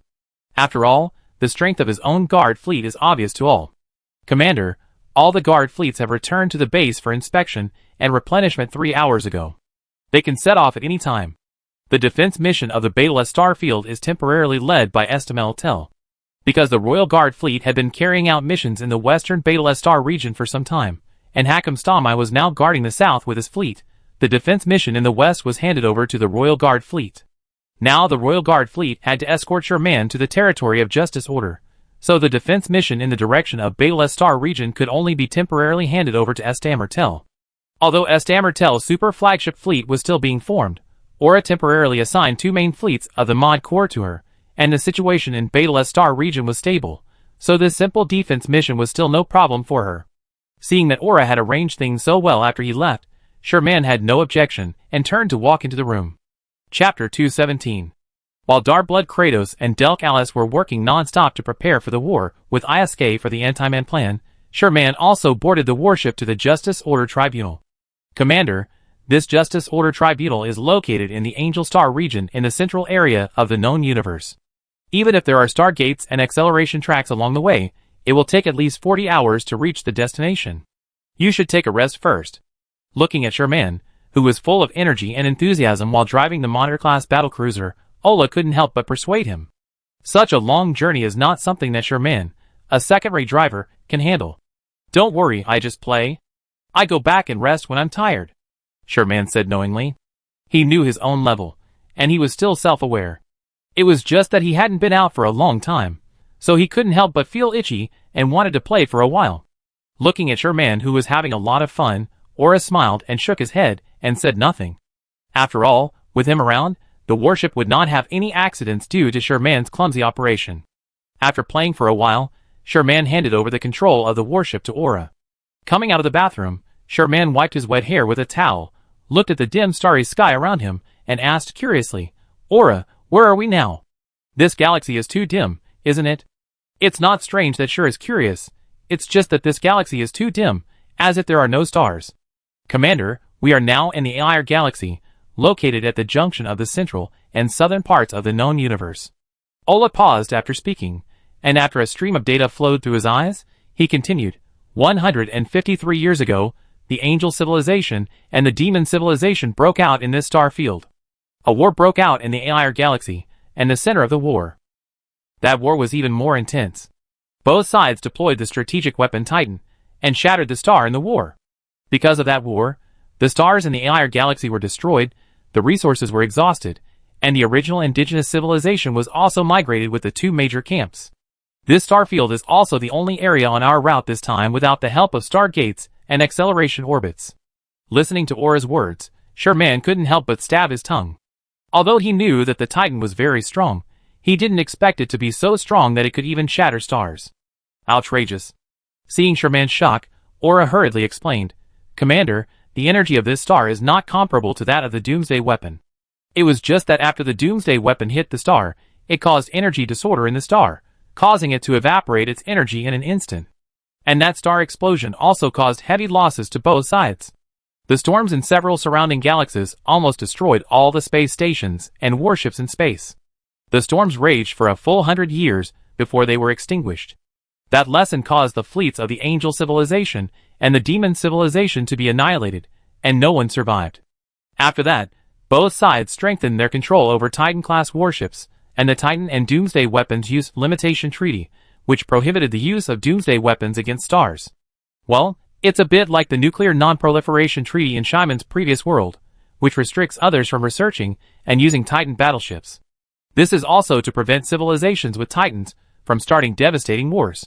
The meaning is probably, this water is too deep, you can't control it, just let me do it. This also shows the status of this Titan battleship in this interstellar space, and this is why Aura strongly suggested taking in the Killing Angel. After all, the Killing Angel Sky Blade Titan played a huge role in stabilizing the forces around New Eden at that time. It can be said that it is because of the existence of the Killing Angel Sky Blade Titan that the Omega Union, which has been restless, has not made any move. Otherwise, in addition to defending against the powerful enemy in the north, New Eden now also needs to deal with the Omega Union in the east. The Omega Star Field is an important fuel production area in New Eden. Once a war breaks out, it will have a great impact on the logistics production of New Eden. The development speed of New Eden is not as fast as it is now. The seniors are honest with me. This is the difference between having a sword in hand and not having a sword in hand. Sherman couldn't help but sigh. Looking at the dim starry sky around him, he no longer had any interest in watching it. When he was about to go into the lounge to rest, Aura sounded the alarm. Warning! Warning! An unidentified fleet is approaching. The shrill alarm sounded 3 times in a row, waking Sherman from his sleep. He couldn't help but frown. Aura, what's going on now? Aura turned the scanner to the maximum and quickly detected the unidentified fleet. The other side is a medium-sized mixed fleet with 43 ships, and their identities are not clear yet. Hearing this, Sherman was relieved immediately, and then waved his hand nonchalantly. It looks like they are miscellaneous pirates. Give them a warning first. If they don't listen to the advice, destroy them on the spot. By the way, remember to capture a few alive. After all, they are warship pilots. You can sell them in the Central Star Field to make some money. Although Sherman did not bring all the guards fleet because of the Justice Order, he only brought a large team.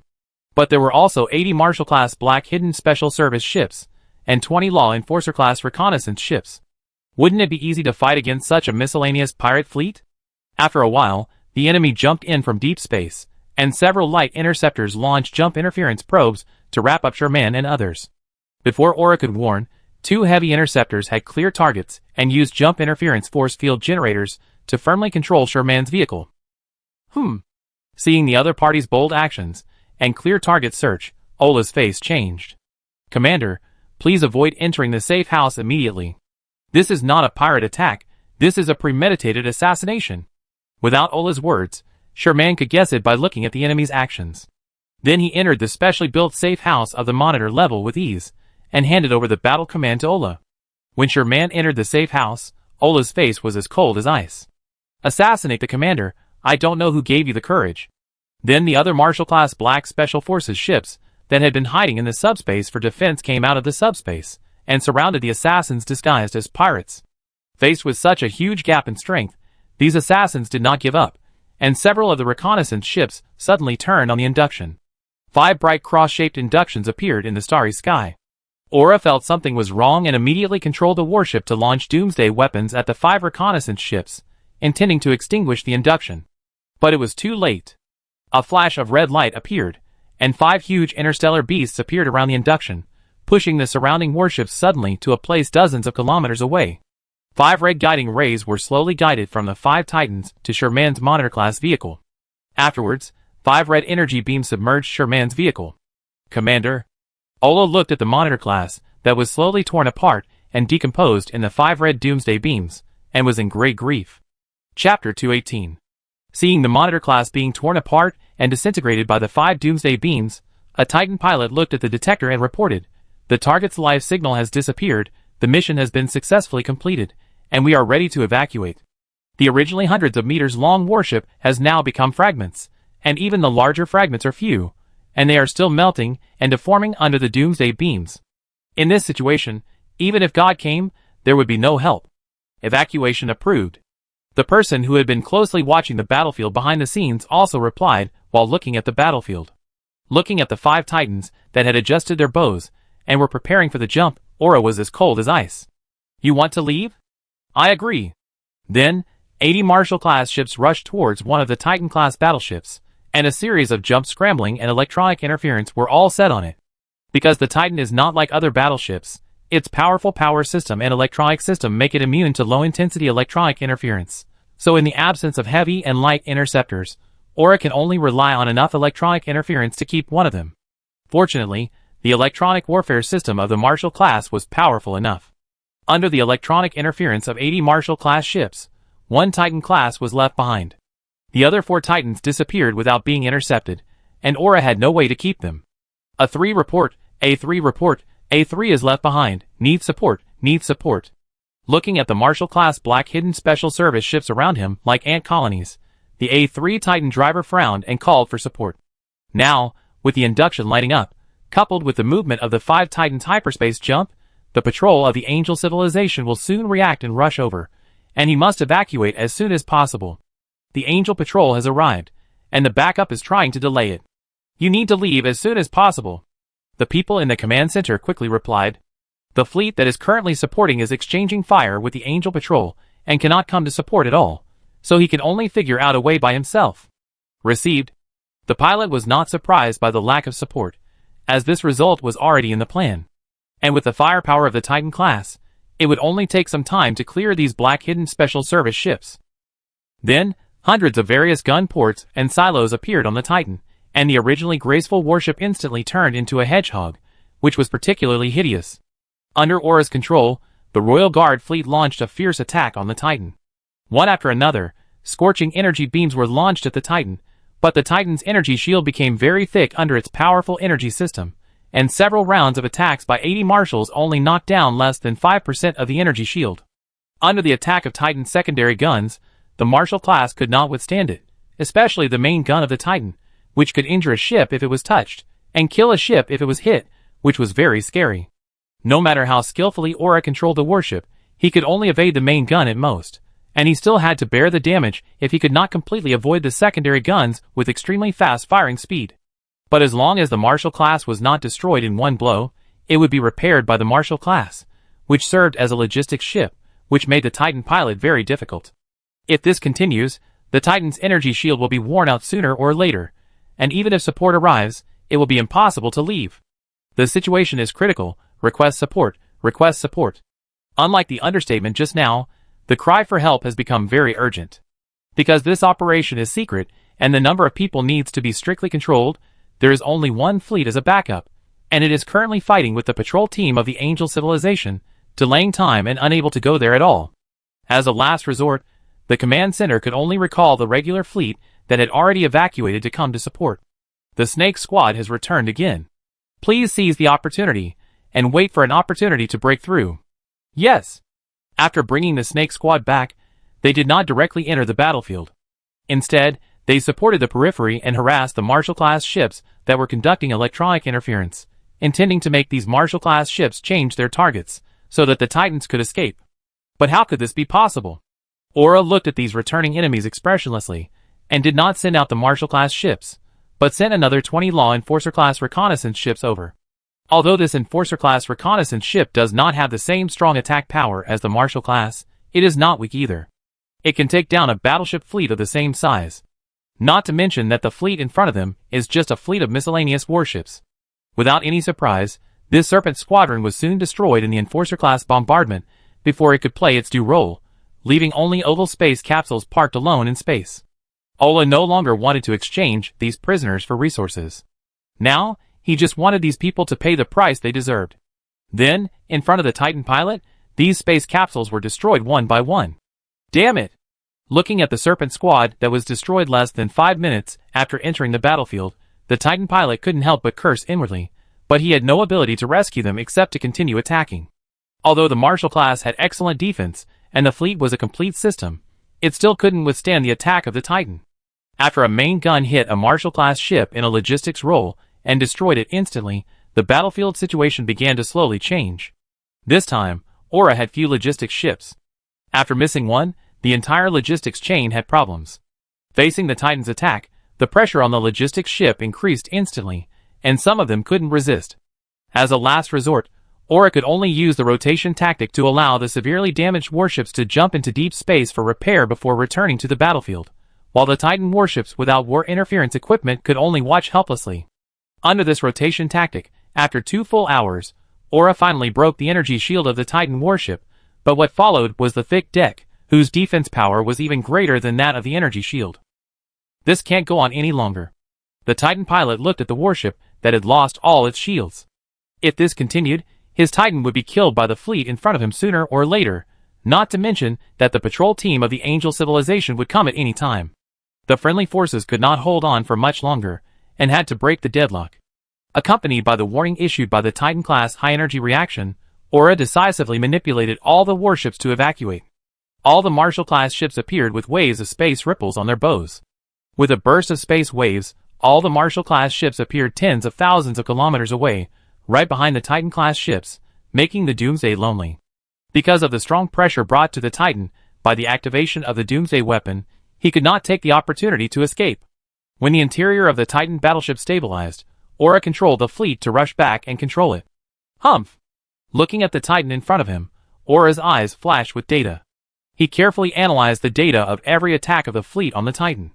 After half an hour, he finally found the weak point. I saw a Marshall-class ship suddenly fired at Doomsday, hitting the bridge of the Titan fiercely, melting part of the armor, but not completely penetrating it. Instead, the melted hole was slowly filled up under the repair of the nanorobots. Before the Titan driver could breathe a sigh of relief, the other Marshall-class ships all activated their Doomsday weapons as if they had found their target, and the target was the armored pit that had just been attacked. This time, under the attack of many small Doomsday weapons, the Titan's armor was slowly melted, and then its hull was unable to stop the attack. The cabin under the bridge was pierced, and the driver lost consciousness in an instant. Without a driver, the Titan was instantly taken over by the ship's intelligent brain, and then the self-destruction program was activated to prevent the warship from falling into the hands of the enemy. Even Aura could not stop this self-destruction. In order to avoid unnecessary casualties in their fleet after the Titan self-destructed, Aura led the fleet to quietly stay tens of thousands of kilometers away and wait. When the patrol team of the Angel civilization arrived, what came into view was the explosion of a Titan warship and a white fleet with cracks on the hull in the distance. His Titan. Looking at the behemoth slowly decomposing in the explosion, the Angel Civilization Patrol team couldn't help but take a breath. After uploading the Titan data, they quickly determined the model of the Titan that was decomposing in front of them from the database. Force Demon Class, the first-generation Titan derivative model of the Demon Civilization. When she saw the new Eden fleet, which was in battle formation and on alert, her mouth twitched. This was a big problem, because New Eden had reported to them in advance about going to the Justice Order Tribunal this time, and now they were attacked by the Titan battleships before they even reached the Central Star Field, which made them feel like they were jumping into the Yellow River. The route reported by New Eden was only reported to their Angel Civilization, and with the purpose of this trip, it is not difficult to imagine that the Justice Order in the south is going to be in chaos. Just as Allah was about to attack the Angel Civilization Patrol team that was blocking his return, Wang Yan sent him a message. Allah, how is Sherman? Because he couldn't get through to Sherman, Wang Yan knew without a doubt that Sherman was the target of this attack. Don't worry about it. Now I need to take His Majesty back to the base for rescue. Please let these guys get out of the way, otherwise don't blame me for being rude. Hearing this, Wang Yan was silent for a while. The medical conditions in Angel Civilization are better. Why don't we let Sherman go to Angel Civilization for treatment? Facing Wang Yan's kindness, Ola replied coldly, "Oh, you should first find out who leaked the news in your Angel Civilization. No matter who it is, as long as the civilization involved, no one can escape." After that, he hung up the call directly. He was not interested in talking anymore. He ignored the Angel Civilization Patrol in front of him, and returned to the Alpha Star region with the remains of the Sherman monitor. At Wang Yan's signal, the Angel Civilization Patrol did not stop him, and watched him leave. Wang Yan looked at the battlefield in front of her through the projection, with a complicated expression. When Aura returned to the base of the Alpha Galaxy, all the awakened intelligent life forms were present. The release robot that Aura was attached to just got off the spacecraft, and a black shadow flashed by, and was immediately kicked against the wall, and the whole body was torn into pieces. "Is this your infallible guard?" Maud clenched his fist and roared at Aura. Seeing this, the others did not stop him, but instead looked at Aura coldly, with anger in their eyes. Aura lay in the corner without saying a word. After trying several times but still unable to get up, he gave up on the bionic robot, and appeared in front of everyone in the form of holographic projection. "I am mainly responsible for the commander's assassination this time. I will accept the punishment I deserve." Aura did not make any excuses, nor could he make any excuses. He took all the responsibility directly. The most important thing now is to save the commander, otherwise it will be too late. Humph! Maud looked at Aura, knowing that now was not the time to pursue responsibility, and then he could only snort coldly. Others did not say much. "In that case, let's start the vote and grant the authority." After saying that, Aura and others' eyes instantly lost all emotion, and mechanical sounds came from the central computer of this new Eden. Commander Sherman was retrieved, the life signal disappeared, and the emergency program was immediately started. Commander Sherman was retrieved, the consciousness signal met the first column, and the dying clone authority was granted. Commander Shyman's clone body is being transformed, and the estimated time is 6 months. Commander Sherman was retrieved, the reason for the disappearance of the life signal was assassinated, and the conditions for starting the new Eden Revenge program were met, and approval was given.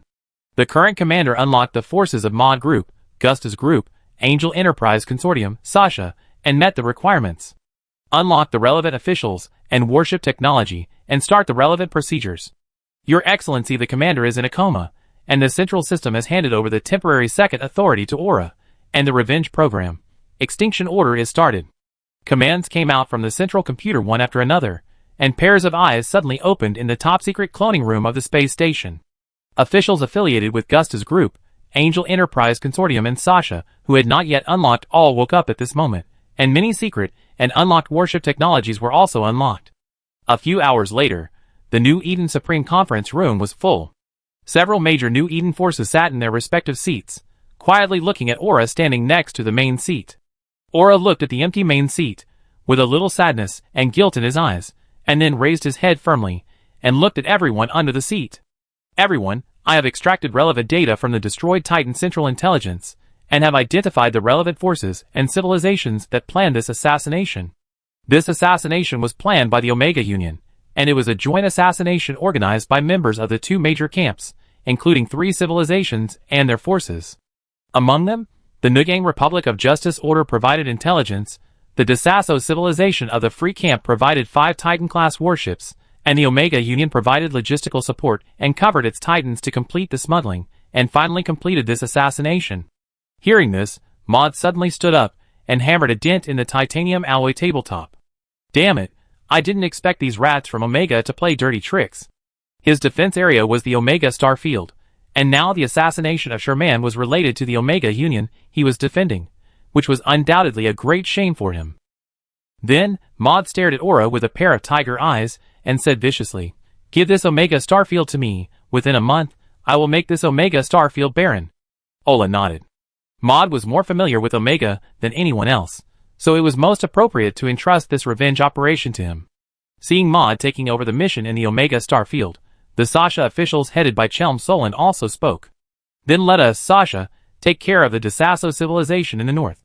Because the base camp of the Desasso civilization is in the heart of the Free Camp, conventional means of revenge are completely infeasible, so only the Sasha invasion army can go there through the wormhole.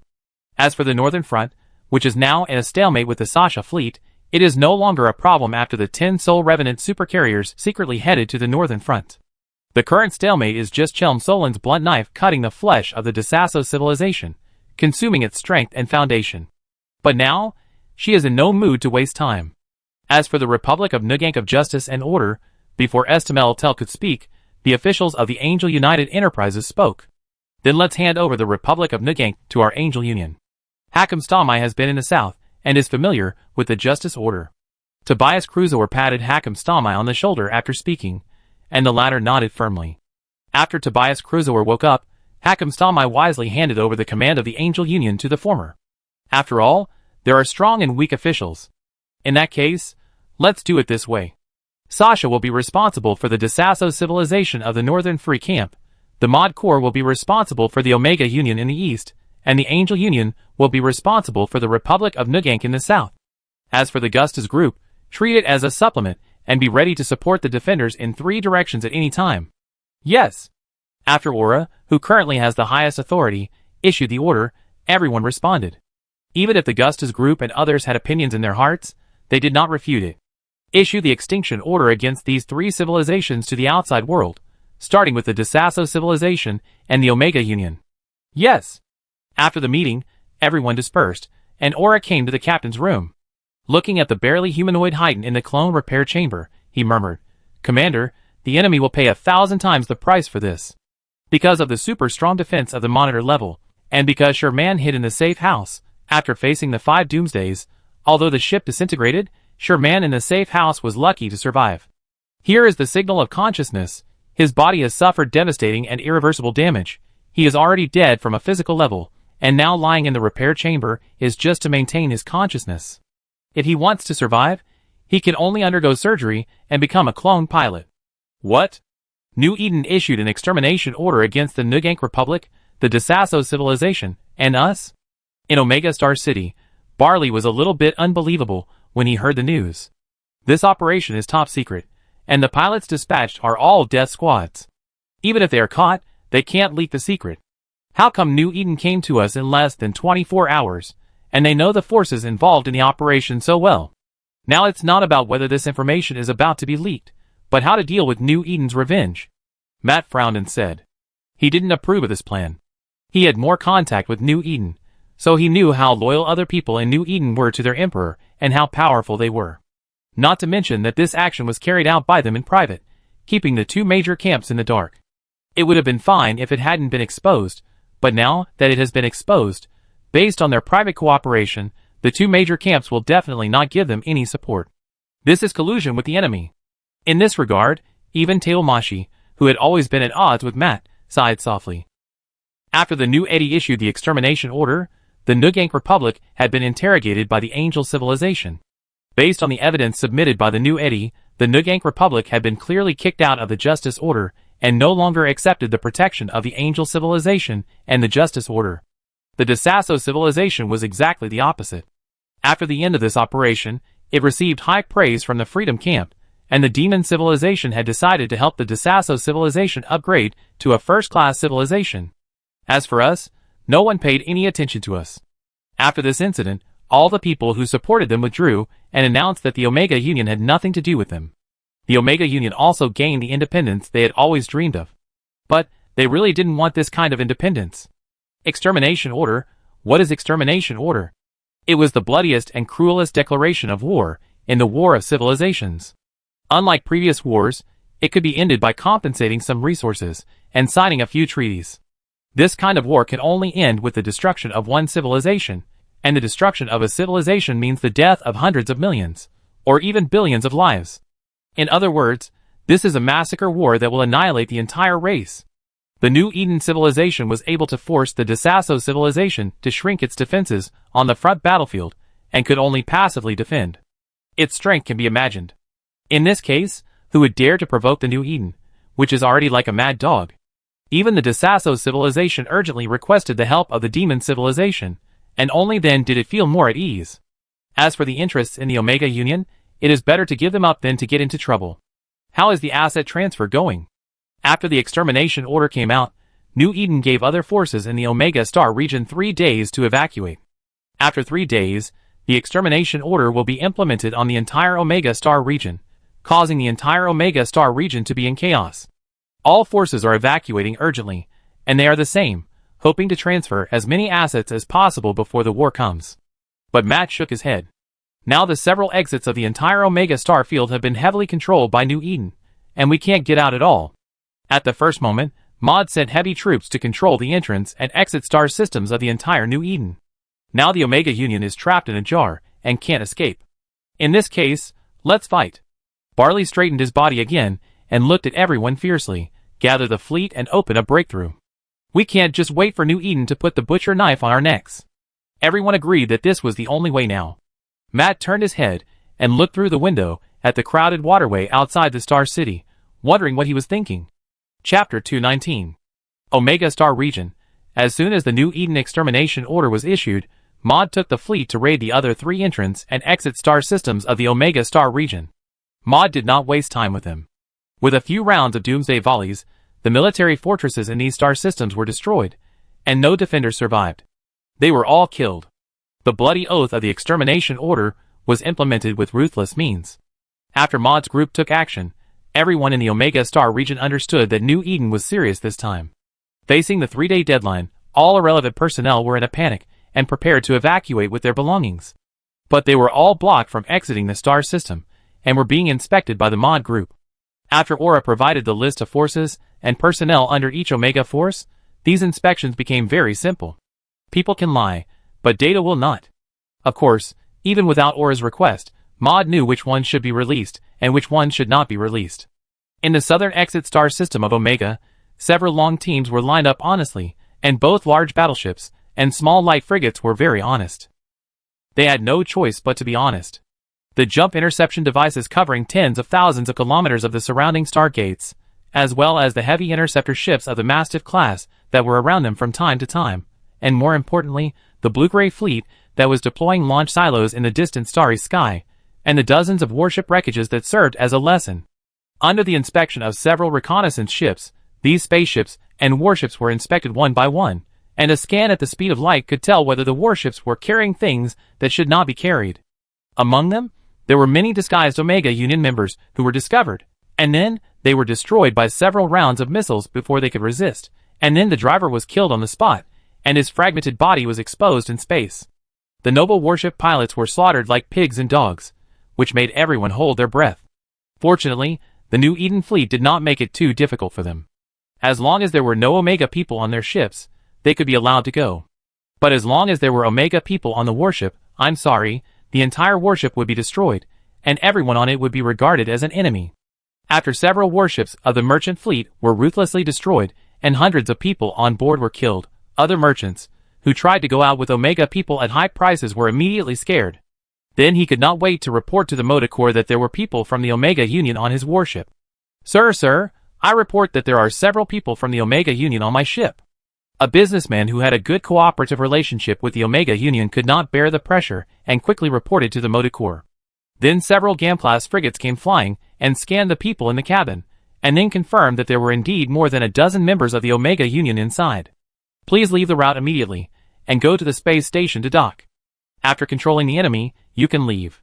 Maud was very open-minded towards those who took the initiative to report. Thank you, sir. In the eyes of everyone, this medium-sized cargo ship was escorted by several GAM-class ships to dock at the space station, and returned after a while, and was released without queuing. Then, in the eyes of everyone in shock, more than a dozen people from the Omega Federation were thrown out of the warship by Maud's group, struggling and suffocating to death in space in the eyes of everyone's fear, and their bodies were then covered with frost. The scene was very tragic. Under Maud's cruel means, all the warships and spacecraft that secretly carried the personnel of the Omega Federation were very conscious to report it. At the same time, the number of corpses piled up around the Stargate was increasing. Some people tried their best to get out, and some tried their best to get in. Huh? Maud suddenly frowned at the Stargate. A wave of energy flashed through the Stargate, and an interstellar cruise ship appeared in front of everyone. Looking at the corpses floating around their cruise ship, the two people inside couldn't help but take a breath. Is this the extermination order? Xiaoyu, why don't we go? Deng Tai looked at the tragic battlefield around him, and the battleships of the Maud Corps that were approaching him with a fierce look, and said in a panic, No, this is our job. We have to report these things to the outside world truthfully. Xiaoyu looked at the wreckage of the battleships and corpses around him, and took pictures of them one by one, while holding back his nausea. As an intern at Star Vision Universe, the largest media organization in the known universe, Xiaoyu still has a strong sense of professional responsibility. Seeing Xiaoyu's performance, Deng Tai didn't say anything, just looked at the tragic scene around him helplessly. Although he had seen more tragic videos and pictures in the course, it was still very different from seeing it with his own eyes. Please stop the ship, turn off the engine, and report your identity and purpose of coming. Seeing that they didn't move for a long time, Maud drove several GAM-class battleships to approach, and several squadrons of Bugeyes-class battleships also locked on them, and could destroy them at any time. We are intern reporters Xiaoyu and Deng Tai from Star Vision. We are here to cover the war between you and the Omega Union after you issued the extermination order. We do not carry any weapons or aid resources. Xiaoyu immediately gave Mo to her and Deng Tai's Star Vision press cards. Of course, because reporters often suffer hatred and persecution for reporting facts, in order to avoid persecution of their families, most of the reporters of Star Vision use pseudonyms or code names. After New Eden issued the Extermination Order War Declaration to the three civilizations, the Star Vision Universe headquarters immediately sent these two interns, who had been interning for 2 years, but had not yet been officially employed, hoping to get first-hand information. After confirming the identities of the two, Maud let them go and told them, You can watch, but don't get too close. If you are accidentally injured by stray bullets, don't blame others. Allowing the two to interview was what Aura wanted after Maud reported it. In Aura's words, since it is revenge, it must be upright and there is nothing to hide, and let other guys who are secretly ready to move see the methods of New Eden. Don't worry, we will never delay your combat operations. Xiaoyu nodded quickly. Since this New Eden is so easy to talk to, it will greatly facilitate their mission. At this time, Maud suddenly looked up at the deep space, turned around and showed a ferocious smile to Xiaoyu and the others. It seems that you have come at the right time. You should pay attention. There will be a battle soon. Before the voice fell, several fleets jumped in from the deep space. Looking at the logo on their hulls, they were the main fleets of the Omega Federation. Chapter 220. With the arrival of the Omega fleet, the other teams lined up at the Stargate became very chaotic in an instant, and Maud was in no mood to care about them, so he rushed forward with the fleet. When the people of the Omega Federation came to the Stargate and looked at the cold corpses around them, they couldn't help but feel terrified. How dare they? Matt looked at the hideous corpses around the Stargate and couldn't bear to look at them. These people were not combat personnel, but only the logistics personnel of the Omega Federation, and some of them were even just relatives, but New Eden didn't even let them go. Killing them all is just like this. When Barley looked at the cruise ship with the logo of Star Vision Universe tens of thousands of kilometers away, his eyes lit up. Maud, you have gone too far. Most of them are logistics personnel with no combat power, or even civilian family members. Why can you do such a cruel thing? Maud couldn't help but sneer at Barley's actions. Isn't it just to let the people of Star Vision Universe spread these things and stir up public opinion? As for public opinion, will New Eden care? The moment you participated in the assassination of His Majesty, it was declared that none of you were innocent. There is a saying that goes, in an avalanche, no snowflake is innocent. Maud said, suddenly showing a ferocious smile, besides, do you think the extermination order issued by New Eden is a joke? Destroy their clan and exterminate their species. This is the extermination order. Without further ado, with the people of Omega, Mod waved his hand, and the Mod fleet, which had been prepared for a long time, rushed forward like a pack of wolves. The Mastiff-class heavy interceptor rushed into the Omega Union fleet without hesitation, and opened up huge force fields to restrict the Omega Union fleet. Mod specifically applied to Aura, and dozens of light interceptors were also rushed in, launching interception probes one after another. Then the main fleet of Mod's regiment fired a salvo at the fleet in the back row. The power of the missile may not be as powerful as the energy cannon, hybrid cannon or projectile cannon, but its explosion coverage is large. As several rounds of missiles exploded in the Omega logistics fleet across a range of nearly thousands of kilometers, each missile explosion could set off a round of electromagnetic pulse waves, which immediately put these Omega warships on the ground. Report: the Logistics Brigade fleet was subjected to strong electronic interference. The lock system and power system of the warships were disordered, and they have now lost their combat capability. Matt, the commander of the logistics fleet, quickly reported the situation to the headquarters. God knows that these new Eden missiles were so unethical to load electromagnetic pulse bombs, and the effect was so strong that even their warships with upgraded fire control systems could not resist it. It was outrageous. Just after reporting the situation, the second round of attacks from the Mod Corps came one after another. Missiles with long tail flames streaked across the starry sky like meteors, like a gorgeous death meteor shower. The rapid launch speed of the Bogeyes-class missiles brought more and more fierce attacks. Facing this death meteor shower, the logistics fleet, which had lost its combat effectiveness and mobility, was like a lamb, at the mercy of others. Request air defense support. Request air defense support. Looking at the rain of missiles that streaked across the battlefield starry sky in an instant, Matt was scared to death. Although the logistics fleet he led had an air defense system against the missiles of the Mod Corps, this air defense system was useless after losing the target locking capability, and could not provide effective air defense. The pilots could only operate the air defense manually, but the effect was minimal. Before the air defense support of the main fleet arrived, the missile rain had already arrived. In the terrified eyes of everyone in the logistics fleet, missiles exploded the moment they hit their warships. After the explosion, the warheads of these missiles created ripples on the energy shield, rapidly consuming the shield's energy. Then the second wave of explosions followed, and completely blew up the shield. Without the defense of the energy shield, these logistics ships had no ability to resist, and could only watch the warships being hit by missiles one by one, and then destroyed. Damn it! Bailey looked at the logistics fleet that had suffered heavy losses in less than a minute, and felt very annoyed. You have to know that this logistics fleet was purchased from the Freedom faction at a high price in order to deal with New Eden, and he also selected excellent pilots from the main fleet to form it, hoping to play an unexpected role in dealing with the Mod Corps.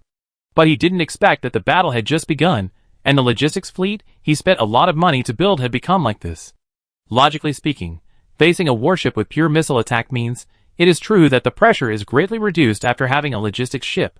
Because although the missile has a long range and a large attack area, its power is much smaller than other attack methods, and it is stable, unlike the other three types of artillery weapons that can occasionally penetrate.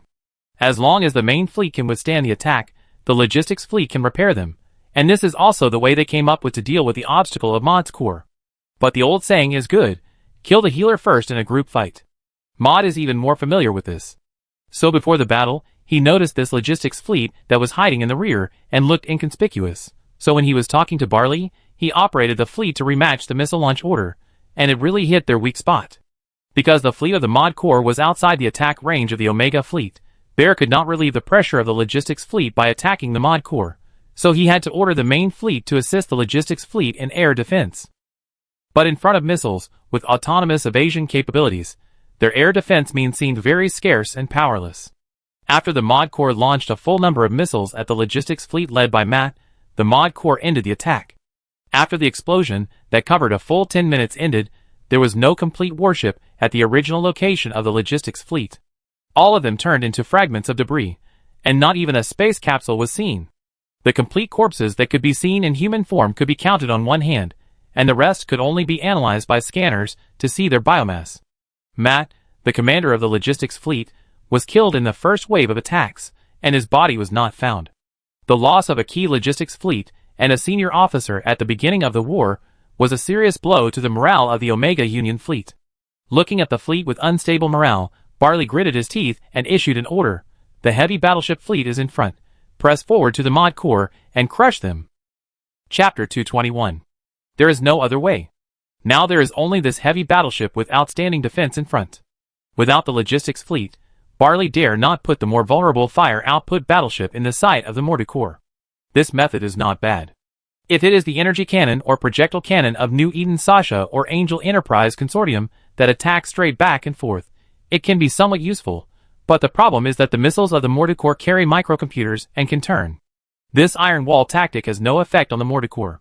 Unless the heavy warships of the Omega Federation can wrap up their fire output warships tightly, without leaving any gaps in defense, the missiles of the mortar core will always be able to find the gaps in defense and hit the more vulnerable fire output warships hard. But it is impossible to completely defend the fire output warships. After all, they still need a window to vent their firepower. So such a strange scene appeared on the battlefield. The fleet of the Omega Union rushed towards the motor core in an iron wall formation, but the motor core also relied on its excellent mobility to maintain a distance of more than 2,000 kilometers from it.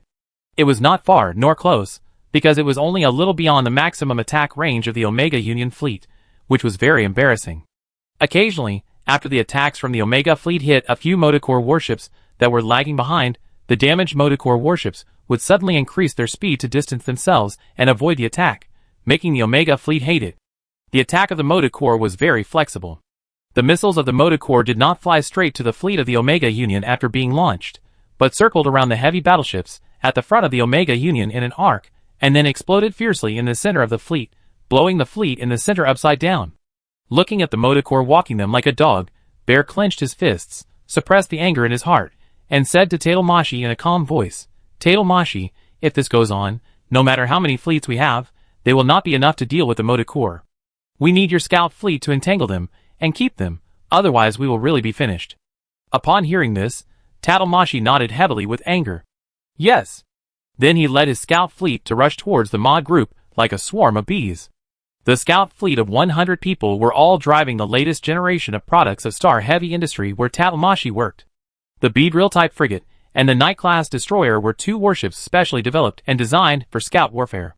Both warships have excellent maneuverability, and they have also specially strengthened the electronic interference capability, which can better play the function of the jump interference equipment.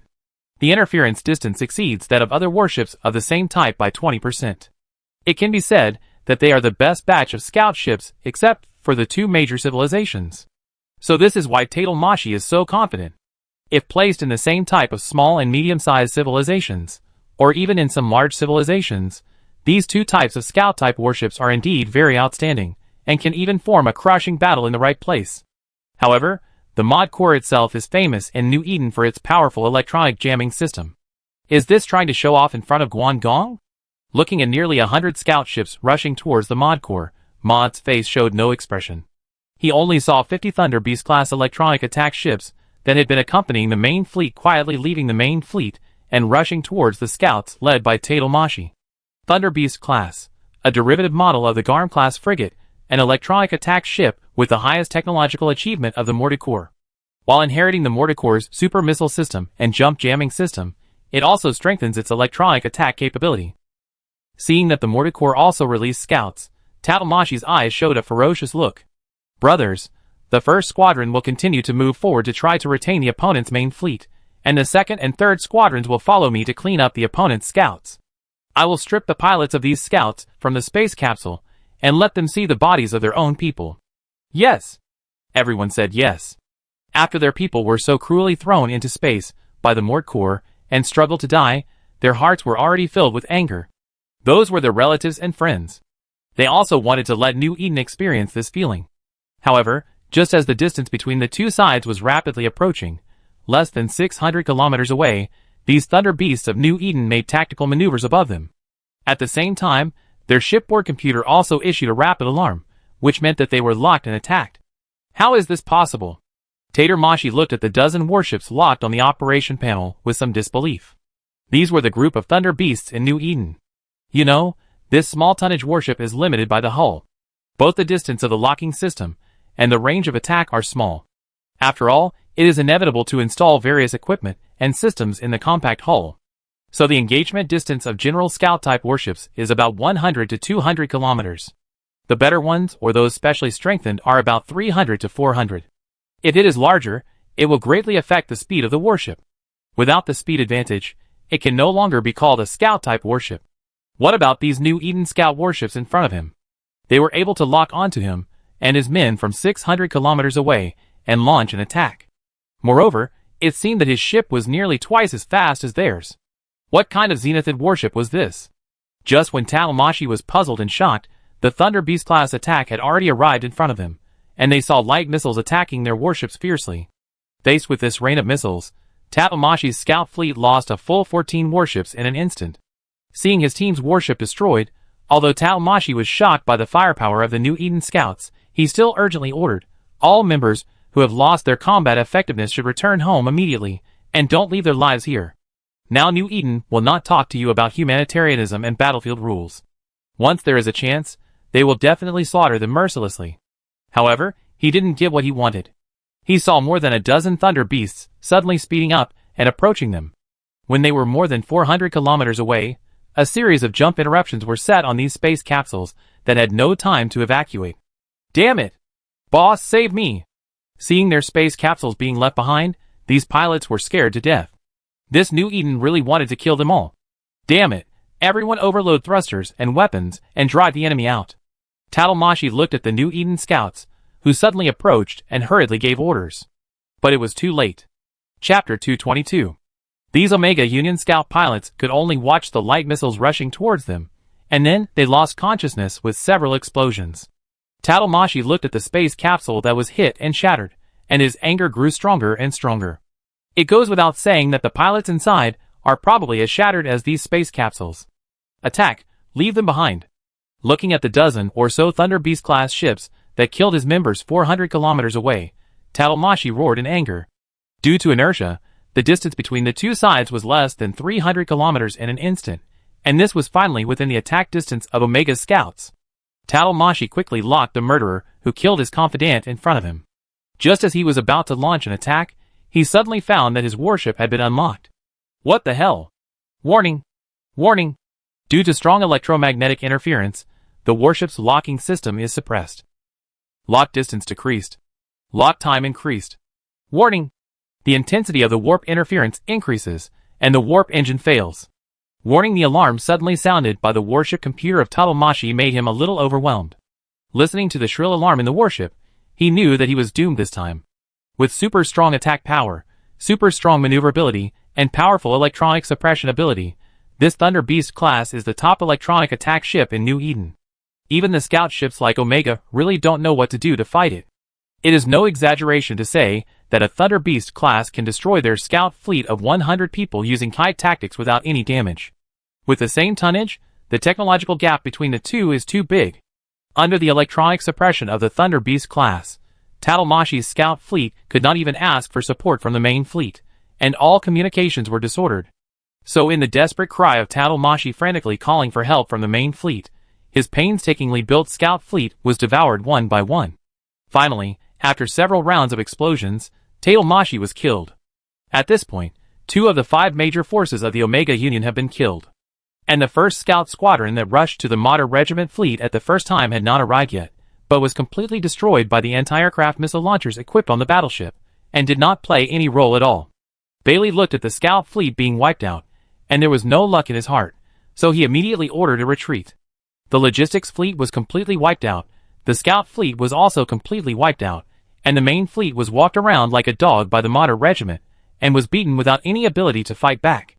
If this continues, the Omega Union can be declared destroyed today. As long as the Green Mountains remain, there will be no shortage of firewood. We must retreat first and accumulate strength. Seeing that the main fleet of the Omega Union showed signs of retreat, Maud did not agree.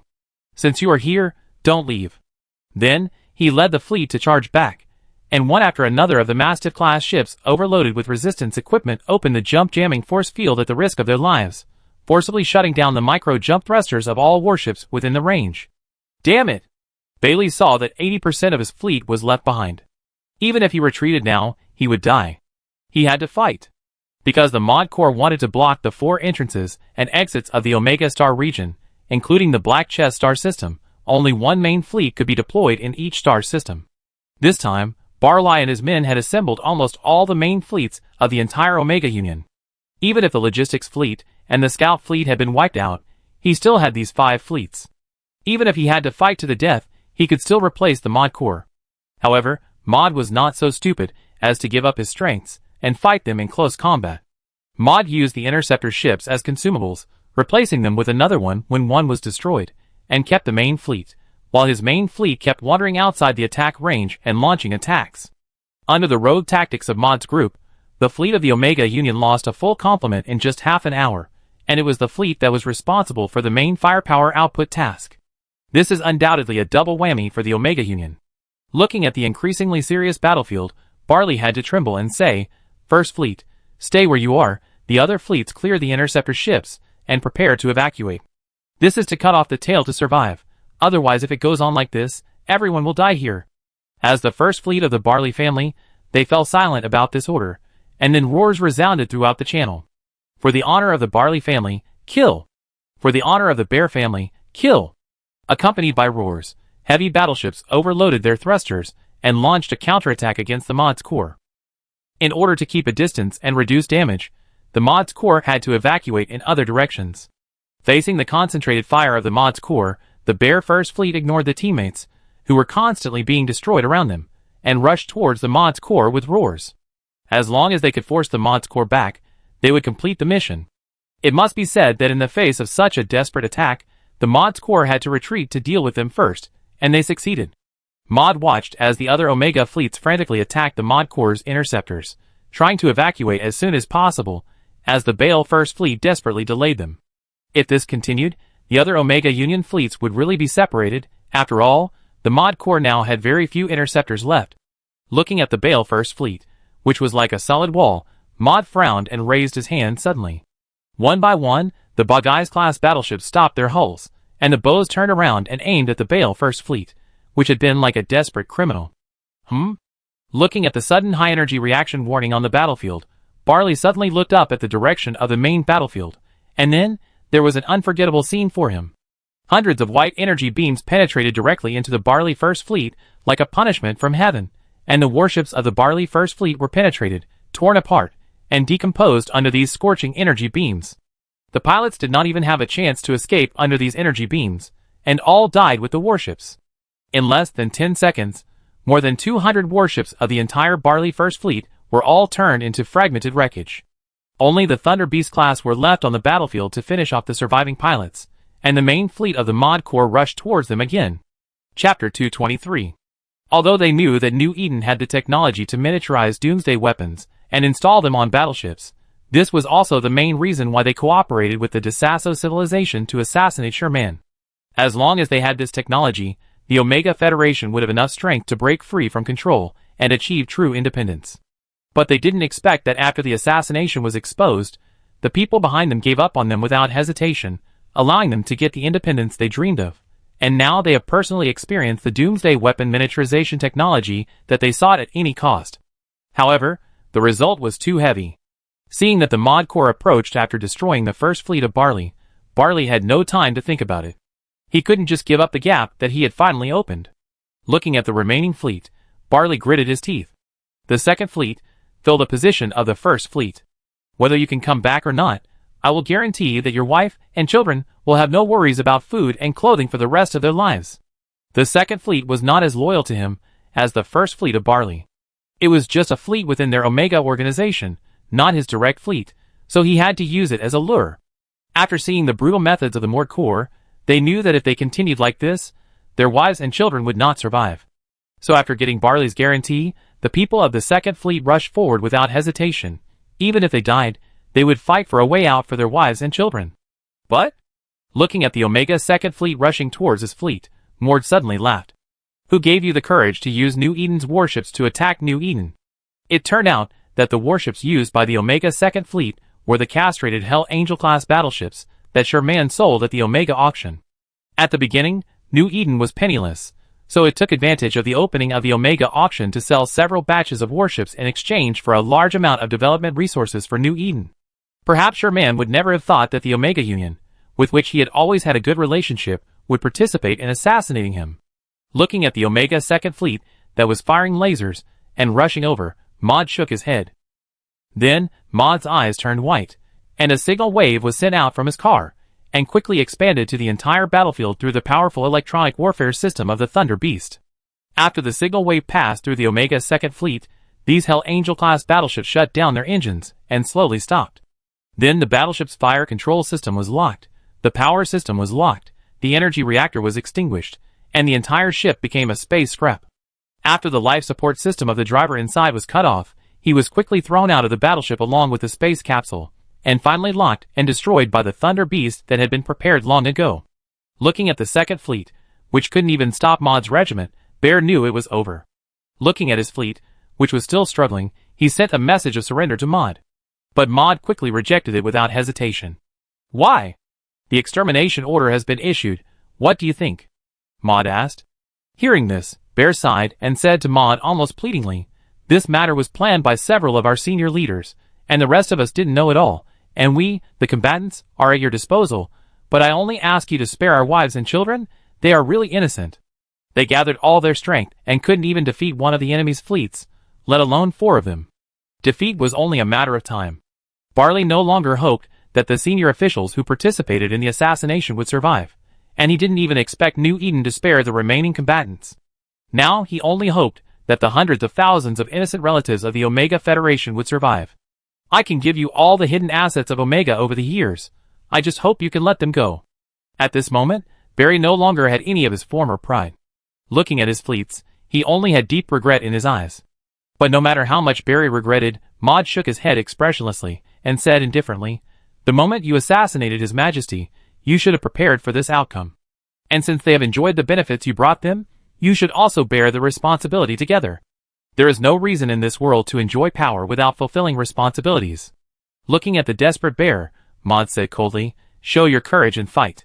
I can only promise you to give them a quick death and not let them suffer too much. Looking at Maud, who no longer had any humanity, Bear closed his eyes silently. Then, he suddenly opened his eyes and roared to the entire fleet, kill! No matter how much the Omega fleet resisted, the result did not change. After several hours of fierce fighting, the main fleet of Omega was wiped out, and Bear died on the way to the charge, putting an end to his life. Since then, the Omega Star region has no power to resist the New Eden fleet, and a bloody massacre is also proceeding rapidly. Because of the New Eden's extermination order declaration, except for some people who tried to evacuate themselves, most of the other Omega Federation personnel hid in their Star City, silently praying that the Omega fleet would win and take them away from the land of right and wrong. However, they did not wait for their families, but waited for a blue-gray fleet. As the Omega Galaxy was completely controlled, the defense force of Omega Star City was also exhausted by several rounds of doomsday weapons. Dozens of landing ships carrying 100,000 soldiers of the Dorit Legion boarded Omega Star City. In just a few hours, the military control of Omega Star City was completed, followed by the extermination of the existing personnel of the Omega Federation. In front of the fully armed Dorit warriors, the logistics personnel and relatives, who stayed in Omega Star City, had no resistance and were all detained. Maud did not break his promise to Bear, and gave these people a quick death, so that they never woke up from their sleep. It was not until a week later that New Eden officially announced the completion of the purge of the Omega Union. These scenes were also recorded by 2 intern reporters from Star Vision Universe, who had been following Maud's group. After New Eden announced the completion of the extermination order against the Omega Union, reports from Star Vision Universe appeared in every corner of the universe. This also made everyone understand that New Eden was not threatening or protesting, but had already taken action, which also caused considerable chaos in the other 2 civilizations that were also on the extermination order list of New Eden. Chapter 224. When New Eden announced that it had completed its control over the Omega Star region and completed the extermination order against the Omega Union, especially after the report from Star Vision Universe came out, the bloody killings in the reports made Grey DeSasso terrified. This made Grey DeSasso, who had just completed the assassination of Sherman and was waiting for New Eden to become chaotic so that he could take advantage of it, no longer sit still, and hurriedly contacted the demon civilization. Sir Burrell Saxon, this assassination of the leader of New Eden has driven these guys crazy. Well, I understand. Biller Saxon looked at the Omega Massacre, the beginning and end which was recently published by Star Vision Universe in his hand, and frowned and nodded after reading the various measures taken by New Eden against the Omega Union in the report. When Barley contacted Grey DeSasso to assassinate Sherman, Grey DeSasso reported the matter to him, and it was also completed with his help. Otherwise, it would not be so easy for the 5 Titans to reach the designated location. Seeing the calm and composed Burrell Saxon, Grey DeSasso no longer pretended to be calm and said anxiously, "Sir Burrell Saxon, I have discovered that many fleets have been sent to the Alpha North Fortress from the direction of New Eden. Now their fleet size is 4 times larger than before. The entire Jolly Galaxy defense line is in danger. I need reinforcements." He couldn't help but be anxious. After Aura arranged the task, in order to expand the strength as soon as possible, Chelm Solon gave a lot of support to the other 3 newly awakened Sasha officials to build their fleets, so he did not launch a formal attack on the DeSasso fleet, but just harassed it day and night. After the Mod Corps officially took over the Omega Star region, the fleets of other Sasha officials were almost ready. At present, a total of 16 Sasha main fleets, led by 4 Sasha officials represented by Chelm Solon, took turns to block the front line every day, and several reconnaissance ships of the Sasha invasion army were already heading towards the DeSasso civilization. As long as the Sasha reconnaissance ships arrived, the Sasha invasion could be officially launched to exterminate the DeSasso civilization. And the 16 main fleets of Sasha have already troubled Grey DeSasso. Since the last battle was lost, he urgently recruited all the retired and reserve warship pilots from the rear, plus the pilots hired at high prices from other civilizations. Now there are only 11 regular fleets and 2 dreadnought fleets. As for the other 4 Titans, they are not what he can command. Moreover, the conventional fleet cannot fight against New Eden now, and after seeing the fate of the Omega Union, Grey DeSasso is almost bald. Don't worry, the heavy assault ship I promised you will be delivered to you in a few hours. By then, your conventional fleet will not be able to crush New Eden, but at least it will be on par with it. Biller Saxon also knew how much pressure Grey DeSasso was under now. Although he was also very irritated, he still comforted him. After all, he has invested so much in the DeSasso civilization. If this guy can't bear it and retreats, then he will really lose everything. Looking at the kind eyes of Burrell Saxon on the holographic projection, Grey DeSasso knew that he could only go to the end now. If he left now, New Eden might not even come to retaliate, and the man in front of him would not let him go. So he wisely took back what he was about to say and said, "Thank you, sir, but can you send a fleet to protect my civilization? The fleet of New Eden is elusive, and I'm really afraid that they will suddenly run to my hometown and attack me." After he came to the front line, he was often annoyed by the elusive Sasha fleet. No matter how much he blocked the route, there would always be a small group of elite fleets running to his rear to attack the logistics system, and they could not be found no matter how hard they tried. It is not impossible for these small fleets to bypass their Jilly Galaxy front line and go to their hometown, so they have to be on guard. No problem, from now on, I will send a fleet to monitor the surroundings of your civilization 24 hours a day. Before you go back, no fleet of any civilization is allowed to enter. Burrell Saxon agreed without hesitation. The DeSasso civilization was not far from the base of their Demon Third Fleet, only about 20 star systems away, so it was just a matter of convenience. Then, Burrell Saxon stared at Grey DeSasso and said word by word, "Let me warn you first, I have transferred this batch of War Demon-class heavy assault cruisers from the headquarters, a total of 10 standard units. I hope you will not let me down after these warships arrive." Now the DeSasso fleet is completely being beaten by the Sasha fleet. The conventional fleet dares not leave the space, let alone engage in battle. Now all defense tasks are handed over to the squadron-organized Dreadnought fleet, but even so, the entire Jelly Galaxy is now under the surveillance of New Eden, and every move cannot escape their eyes.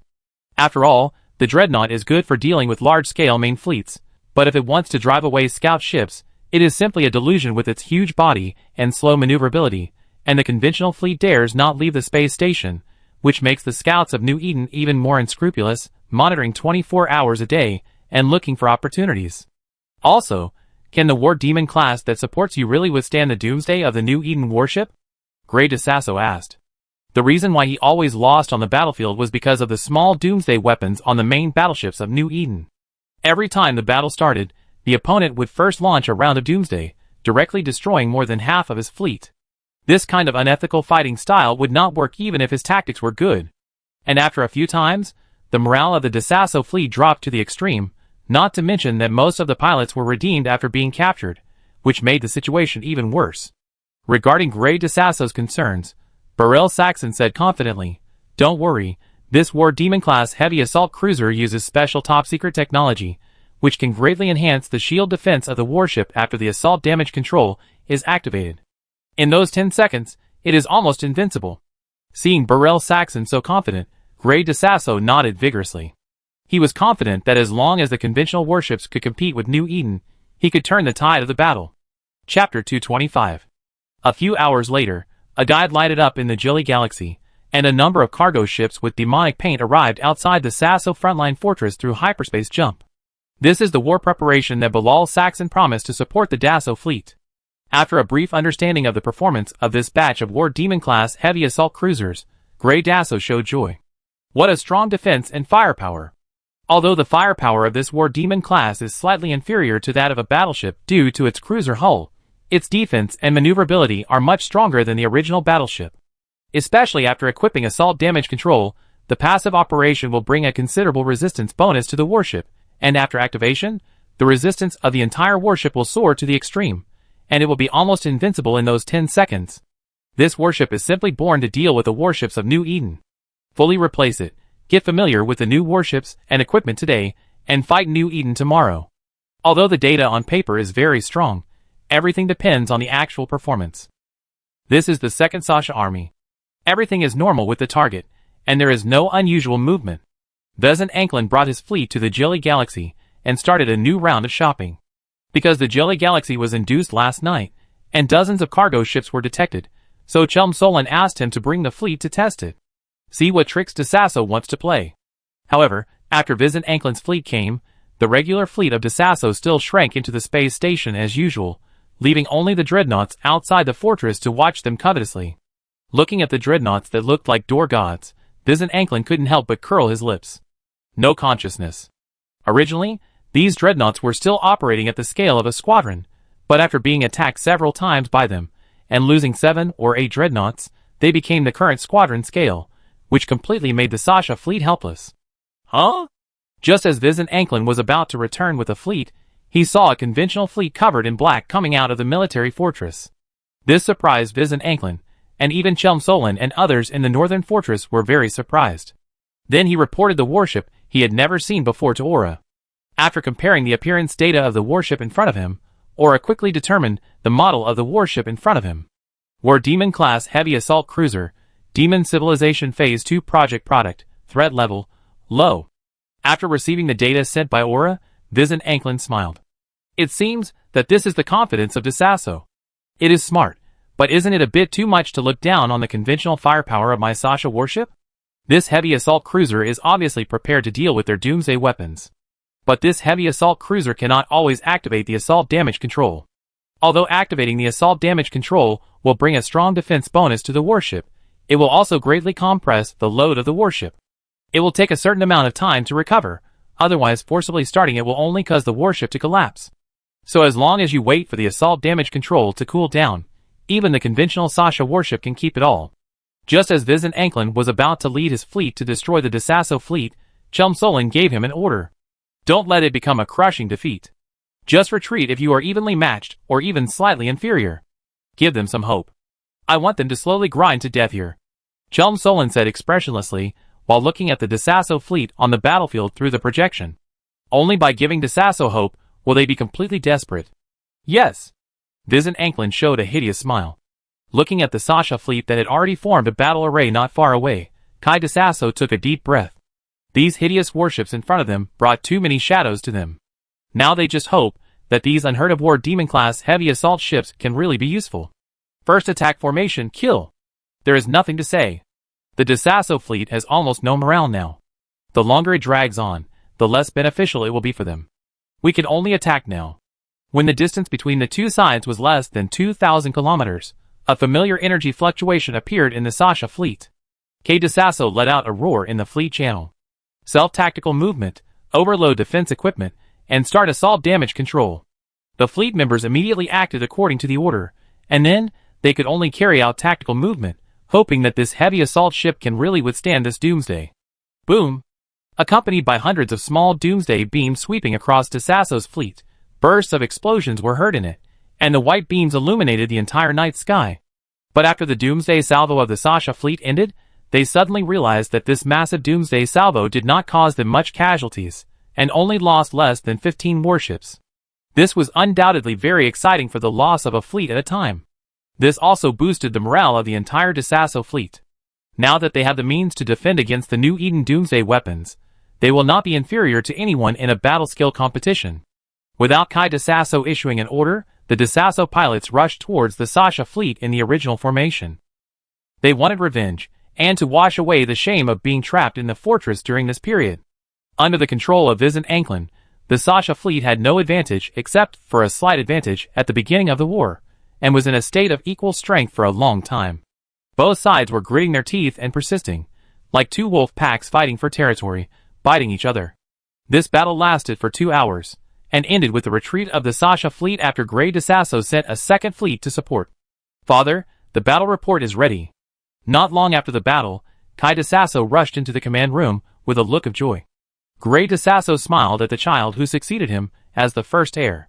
"Kai, how is the battle going?" Kai Desasso did not dare to keep the secret, and quickly reported the battle statistics. In this battle, New Eden lost 182 warships, killed 165 pilots, and took no prisoners. Our side lost 176 War Demon-class heavy assault cruisers, killed 176 pilots, and no one was missing or captured. After saying this, he looked at Grey Desasso with joy. "Great victory, father." Indeed, compared with previous battles, the loss ratio of both sides this time was almost 1-to-1, which was already a great victory for Desasso. Chapter 226. Great. Grey Desasso slammed his fist on the table, very excited. Although they suffered heavy losses in this battle, it undoubtedly boosted the morale of all the soldiers. These soldiers are not afraid of fighting, let alone sacrifice, but the huge gap between the warships of both sides was too despairing. It even made people lose the will to fight. Now that they have warships that can fight with them, and even have a slight advantage on the battlefield, how can these Desasso soldiers not be excited? Publicize the battle report, and summon all fleet commanders to the combat conference room for a meeting. Yes. Half an hour later, in the conference room of the Jelly Front Combat Fortress, the commanders of all the fleets of Desasso gathered together. Grey Desasso didn't waste any words, and went straight to the point. "Everyone, you should have seen the battle report that happened a few hours ago. The War Demon-class heavy assault cruiser supported by the Demon civilization has proved its strength. Our conventional warships can fight against this New Eden. The reason for holding this meeting now is to see what suggestions you have for the next step." As soon as the voice fell, one of the combat staff spoke up. "Your Majesty, since our conventional fleet is already able to fight New Eden, I have 2 suggestions." Looking up at Grey Desasso, seeing him nod, he continued, "First, we should blockade the Jelly Galaxy and eliminate the scouts of New Eden, so that every move of our fleet will not be under their control. Second, launch a new round of attacks on New Eden. We are short of manpower now. Even if we win by wasting our time, it will be a miserable victory. The price is too high." The staff officer said helplessly, but it was also true. From the outbreak of the war to the present, they found that the soft persimmon they had expected suddenly turned into a bottomless pit, which continuously consumed the foundation of the Desasso civilization. So far, nearly 1,000 precious battleship pilots have died in the battle, and the resources consumed are countless. This price is already unbearable for the already sparsely populated Desasso civilization. Yes, although we now have sufficiently advanced warships, we have too few pilots and cannot sustain the war for long. Grey Desasso was also dissatisfied and nodded in acknowledgement, because this was a fact that anyone with a discerning eye could see. Especially after the publication of the Extermination Order War Declaration in New Eden, the term prisoners of war no longer existed for the Desasso fleet. Those caught were killed on the spot, leaving no one alive. If it weren't for the support of the Demon civilization, Grey Desasso would have led his team back home long ago. Anyone who wants to come to the Alpha Star region can come. Then we can't just retreat like this. Even if we retreat now, the Demon civilization will not let us go. Kai Desasso frowned and said puzzledly. The Demon civilization just supported them with a batch of the latest warships. If they dared to leave them and run away now, they would definitely not have an easy time next time. Your Highness, you misunderstood. The combat staff shook his head and explained, now our Desasso civilization can no longer fight a war of attrition, so the best way before us now is only one, that is to fight quickly, and take over the Alpha Star field in one fell swoop. Hearing this, Grey Desasso raised his eyebrows. Decisive battle? Yes, decisive battle. The combat staff nodded heavily. At this time, one of the fleet captains asked, "Although we have conventional warships that can fight New Eden, we only have 9.5 fleets left, while New Eden has a full 16 fleets, and they are fully prepared for war. We are not at an advantage in this regard." He still has lingering fears about the scene when 16 fleets invaded the Gili system. If it weren't for the 2 dreadnought fleets and the 4 Titans that came to force them to retreat, it's hard to say whether they can still sit here now. Before the operation staff spoke, Grey DeSasso stood up and swept his tiger eyes around the fleet commanders present. "Then bet everything on the battle with New Eden. Since we are sitting at this table, we must be prepared to go bankrupt." As he spoke, Grey DeSasso signaled the operation staff to project a video. Everyone stood up straight and looked at the projection. They saw a New Eden frigate leaping into deep space. Just as they were guessing what the warship was going to do, a scene that made them very angry happened. Not long after the frigate stopped, DeSasso's prisoners were thrown into space and suffocated to death. Their bodies shrank and their faces became hideous in the vacuum environment of space. Then the bodies were smashed by the frigate's laser cannon, leaving no bones. This made the entire conference room quiet, and the violent heartbeats showed that everyone was not calm. Now New Eden has issued an extermination order to our DeSasso civilization, and now another target, the Omega Federation, has been liquidated. A total of more than 830,000 people in the Omega Federation have been slaughtered by the New Eden Mod Corps. Now we have no way out.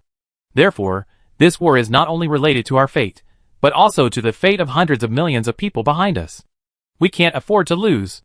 Everyone stood up and shouted at the same time with a heavy heart, "I am willing to die for DeSasso." Grey DeSasso looked at everyone and nodded. He said this just to tell them that they have no way out in this war. Either win and be promoted to a first-class civilization, or fail and destroy the entire civilization. Order! Swish! Everyone stood up and straightened their bodies. In 24 hours, launch a general attack on New Eden. All regular fleets will immediately familiarize themselves with the new warships, and the Dreadnought fleet will fill the cheek packs. Fuel only needs to be brought into the field. This time, we will not return until we break it. No return until it is broken. The Dreadnought only carries fuel for 1 jump induction, and the others all carry cheek packs. This is really a gamble with nothing left to lose. Either return victoriously, or die on the battlefield. Afterwards, Grey DeSasso looked at the 4 people sitting beside him in different military uniforms. "Lads, we are responsible for the battlefield, and it's up to you to take care of the fortress of New Eden." The last time, the strange standing iron cavalry carrier-based aircraft in the northern fortress left a deep impression on them, so this time it is necessary for the doomsday of these 4 Titan pilots to wipe out its defensive weapons. The leader nodded expressionlessly. This was originally one of their missions to come here, and they certainly would not refuse. Chapter 227. Alpha Star Region, Northern Fortress. There were only a few people sitting in Soda's meeting room. The DeSasso fleet is undergoing a large-scale mobilization. 9 full fleets have been assembled outside its fortress, all equipped with War Demon-class heavy assault cruisers. In addition, 2 Dreadnought fleets have also been assembled.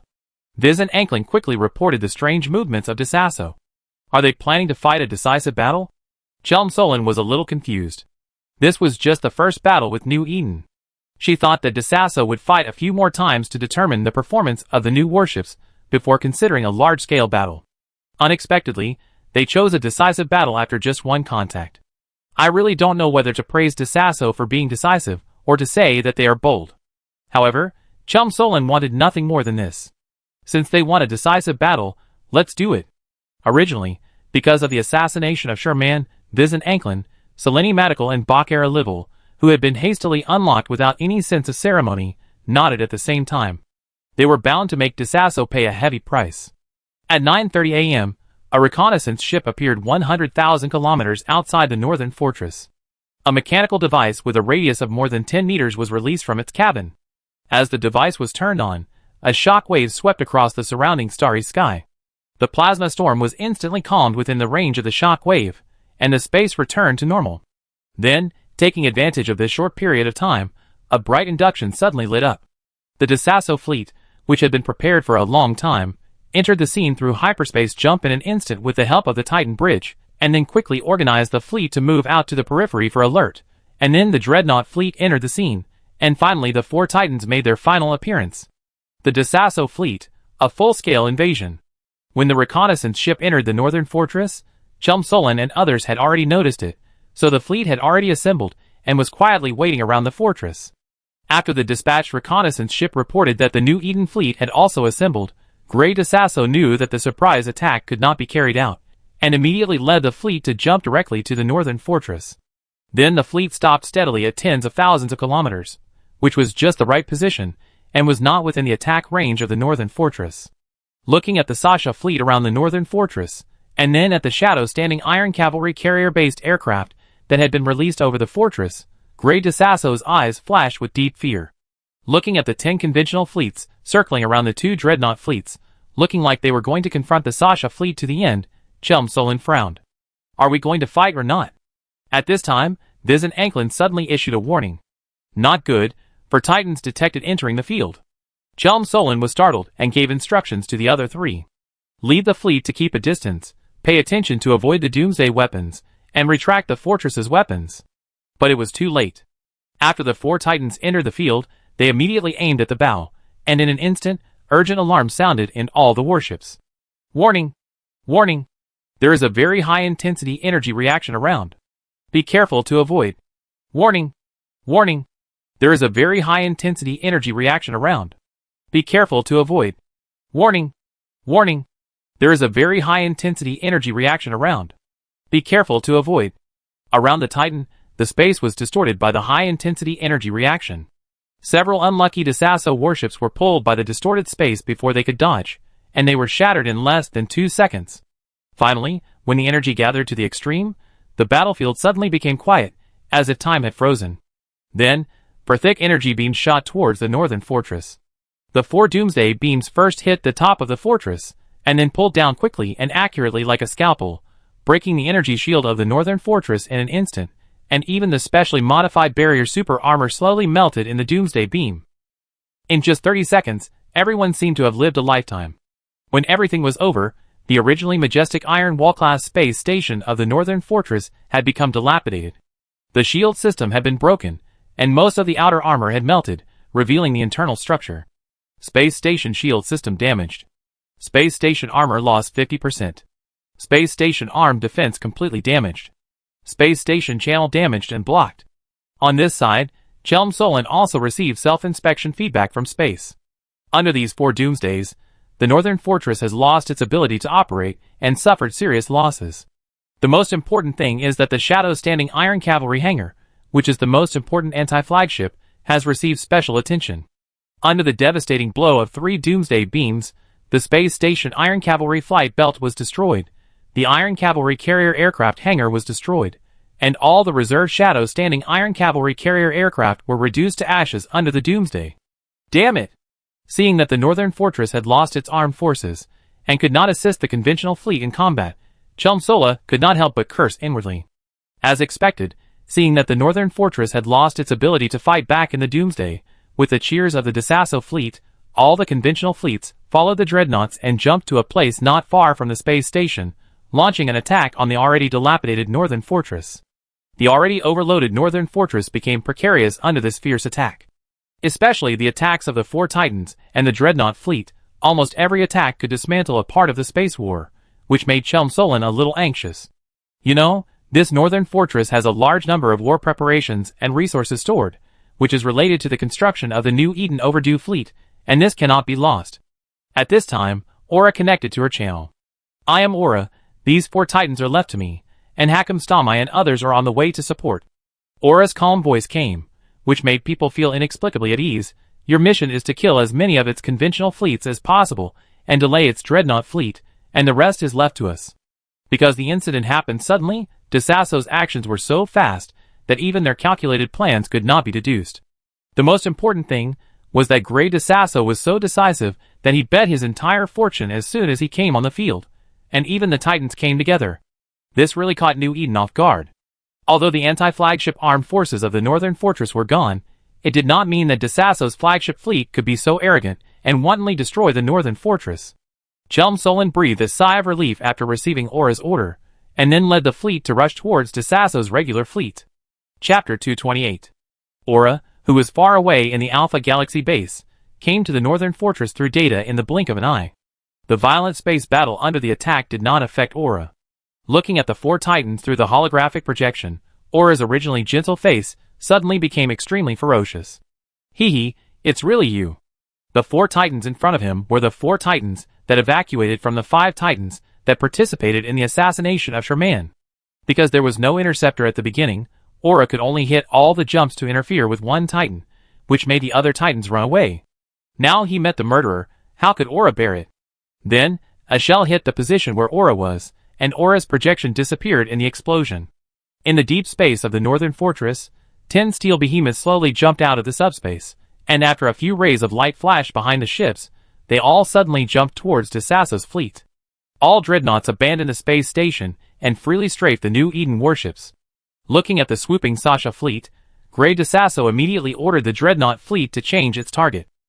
He only had 9 conventional fleets, while the other side had 16 full fleets. If he left them alone and let the conventional battles continue, then when the space station was destroyed, there would probably be only a few warships left in his conventional fleet. The dreadnought pilots naturally accepted this order with pleasure. Attacking a space station that would not resist was not as satisfying as strafing the enemy, not to mention that they had been provoked by these guys for a long time and had long suppressed their anger.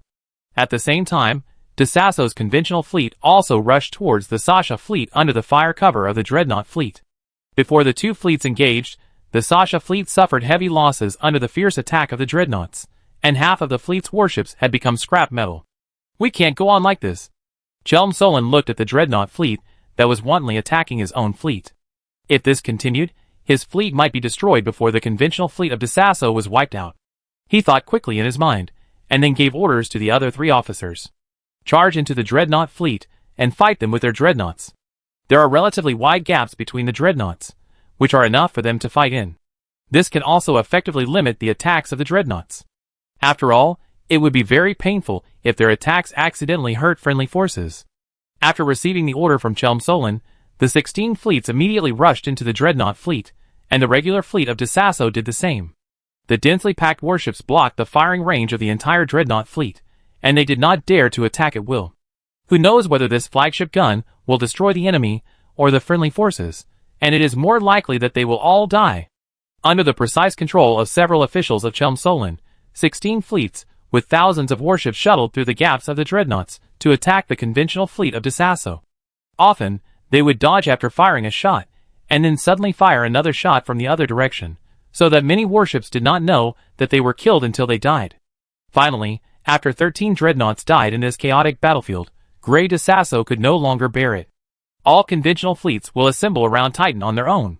After 1 minute, the anti-aircraft guns of the dreadnoughts will freely attack the surrounding conventional warships. After hearing Grey Desasso's order, many pilots, who were furious, finally reacted and hurriedly left the dreadnought fleet.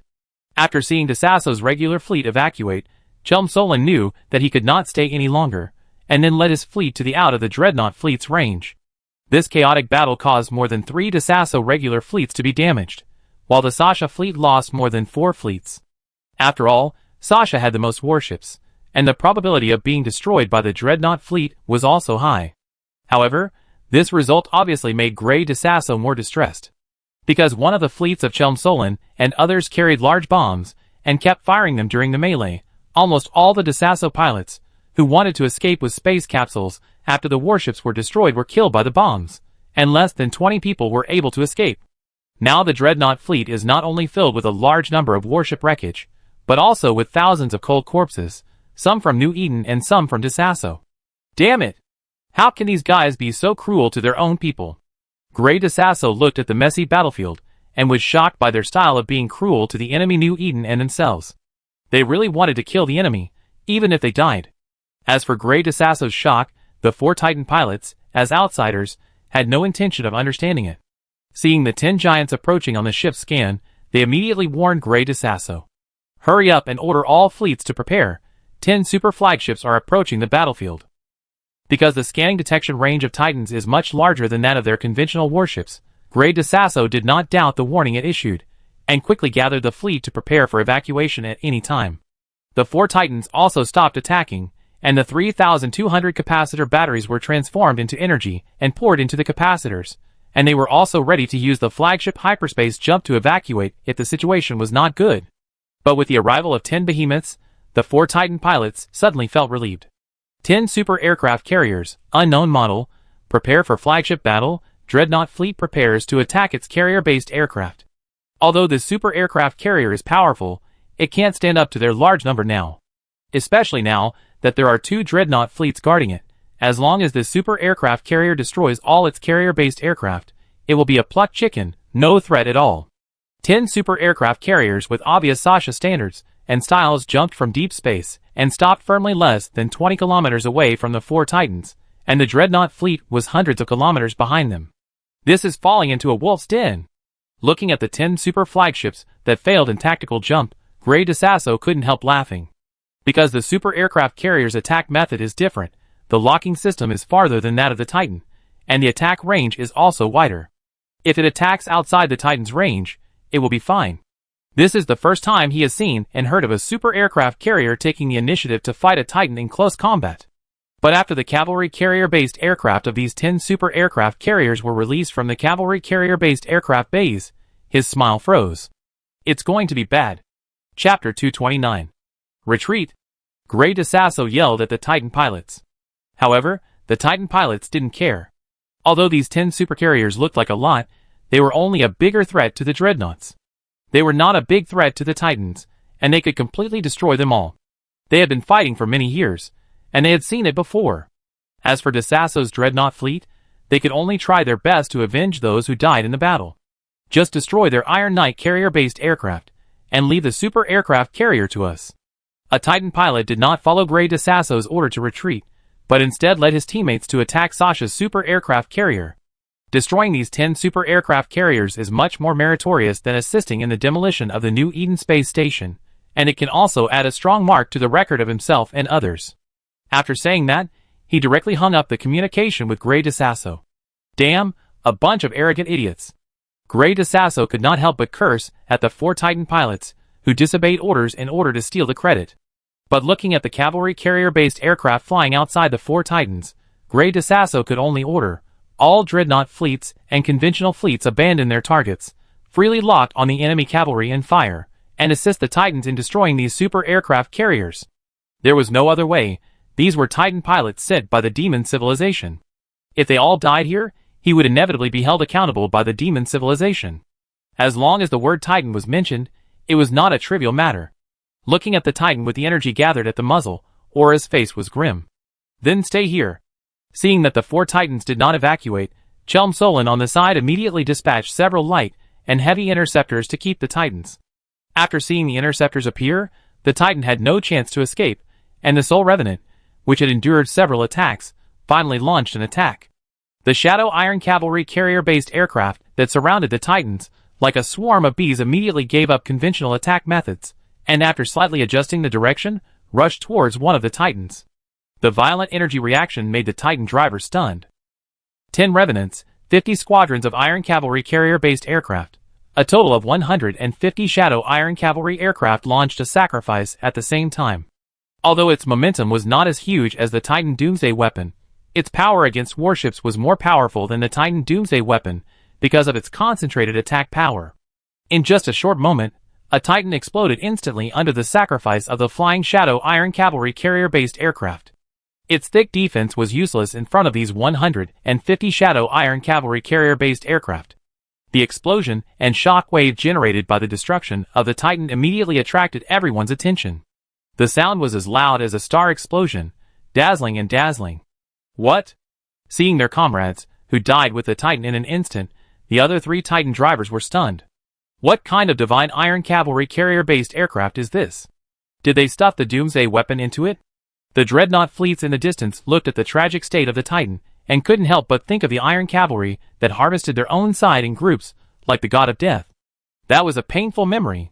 But now was not the time for the DeSasso fleet to sigh about the past, because 50 groups of Shadow Cavalry carrier-based aircraft were launched from the 10 Revenant supercarriers, and then they launched a sacrifice to another Titan without hesitation. No matter how much the Titan driver overloaded his equipment, the result did not change, and he still followed the footsteps of his previous teammate. But that was the end. After this round of Shadow Cavalry attack, the 10 Revenant-class supercarriers no longer launched Shadow Cavalry carrier-based aircraft, but another type of heavy cavalry carrier-based aircraft. Seeing the heavy cavalry carrier-based aircraft firing laser cannons and attacking the Titans crazily, all the flagship pilots of DeSasso breathed a sigh of relief. Although the attack of this heavy cavalry carrier-based aircraft was also very powerful, it was not as terrifying as the Shadow cavalry carrier-based aircraft just now. It could sacrifice and kill Titans at any time. Who can withstand this? Because the Shadow cavalry carrier-based aircraft is expensive, Aura and his team only equipped each Soul Returner with 2 bases. And their original target was the 2 dreadnought fleets of DeSasso, not the 4 Titans that suddenly entered the field. According to the original plan, these 2 bases, a total of 300 Shadow cavalry carrier-based aircraft, with the cooperation of the defense weapons of the Northern Fortress, can completely keep the 2 dreadnought fleets of DeSasso. Even if the Shadow cavalry is wiped out, the conventional heavy cavalry can still cause terrible damage to the dreadnought. But unexpectedly, the sudden appearance of the Titan disrupted all the plans of New Eden.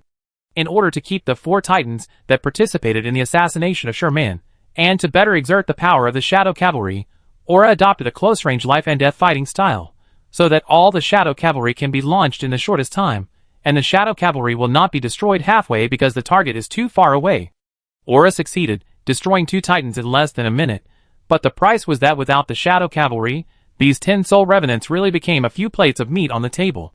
Prepare the Doomsday Weapon, authorization obtained. Prepare the Doomsday Weapon, authorization obtained. After the 2 Titan pilots obtained the authorization to launch the Doomsday Weapon from the Demon Civilization, they immediately issued a warning, and all the fleets of DeSasso immediately evacuated behind the Titans. Accompanied by 2 super lightsabers that seemed to cut through the starry sky, the 2 Soul Revenant super aircraft carriers persisted for more than 10 seconds, but were still pierced by the Doomsday Beam, breaking into 2 pieces, and then a huge explosion occurred. Under this Doomsday Beam, other Revenant-class supercarriers that were not hit head-on were also affected to varying degrees. But after all, this heavy cavalry was not a pushover. After dozens of rounds of attacks, the shield of one of the Titans was finally broken, revealing its thick armor. Seeing the Titan's energy shield being broken, Aura immediately reminded on the combat channel, Chelm Solon. Understood. Chelm Solon immediately gave up the fight with the DeSasso regular fleet, and brought the fleet to a place not far from the Titan. Thousands of small Doomsday beams hit the lower right side of the Titan bridge. Under the precise attack of so many Doomsday weapons, the armor of the Titan was slowly melted, and finally penetrated the hull and entered the cockpit, killing the pilot, who was still in the space capsule.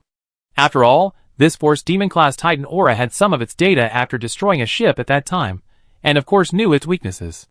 Chapter 230. Because the Titan's energy shield is too thick, the Doomsday weapons of the Sasha fleet are of little use before the shield is broken. So the Soul Revenant supercarrier can only break the Titan's energy shield, and then use the Doomsday weapons of the Sasha fleet to attack a point, breaking and melting its armor and hull. Looking at the only Titan left, Grey DeSasso's face turned green. Overload the weapons on the dreadnoughts, and destroy these supercarriers. The conventional fleet, quickly destroy the cavalry carrier-based aircraft of these super aircraft carriers. I want them to be plucked chickens. This battle has already lost 3 Titans, and he can already imagine his fate after the battle. Each of these Titans is a super strategic weapon that can suppress a star field in this southern star field. Now we can only protect the only remaining Titan, otherwise. After all, the super aircraft carrier does not have the terrifying defense of the Titan. Facing the attack of the 2 dreadnought fleets, it gradually suffered more and more losses. In addition, the cavalry carrier-based aircraft were also targeted by the conventional fleet of DeSasso, which greatly limited the power of the Soul Revenant-class super aircraft carrier. Chelm Solon, where is your Sasha fleet? Hurry up and kill these flies. Aura saw that he had lost a Revenant in less than 5 minutes, and the Iron Cavalry carrier-based aircraft suffered heavy losses under the attack of the DeSasso conventional fleet. He could not help but seek help from Chelm Solon's Sasha fleet. After receiving the order, the Sasha fleet immediately gave up assisting the Revenant supercarrier in attacking the Titan, and turned around to fight with DeSasso's conventional fleet, eliminating the threat to the Iron Cavalry for the Revenant class. Because the Sasha fleet was stronger than the regular fleet of DeSasso in terms of both strength and number, they had to give up their mission and concentrate on dealing with such a fight without regard for losses. After the Iron Cavalry carrier-based aircraft was no longer a threat, Aura immediately launched a more fierce attack on the only remaining Titan, and ignored the attack of the Dreadnought. As long as these 4 Titans can be left, it would be worth it even if the Northern Fortress fell. Because with the current strong industrial capacity of New Eden, It will take less than half a month for the Sasha fleet to recover as before, and it will not be difficult to recapture it at that time. Not to mention that the fleet of the Angel Enterprise Consortium is on its way, and it is still uncertain who will win or lose. On the other side, in the combat command of the Demon Third Fleet, several high-ranking members of the Demon Third Fleet, led by Captain Bill Saxon, were watching from the perspective of the Titan pilot. Captain, what is the origin of this new Eden? From the initial assassination, this new Eden has demonstrated advanced technology, doomsday miniaturization technology, micro-wormhole folding technology, and now the super aircraft carrier and iron cavalry that have never been seen before. This is not something that a wandering civilization can have. A certain staff officer looked at the projection and sighed. The Omega Union and DeSasso are two pitfalls. If New Eden is really a wandering civilization, then the enemy must be at least at the level of their demon civilization or angel civilization, and the scale of the battle must be extremely large to defeat it. But the number of large-scale wars launched by both the demon civilization and the angel civilization over the years can be counted, and there is no such civilization.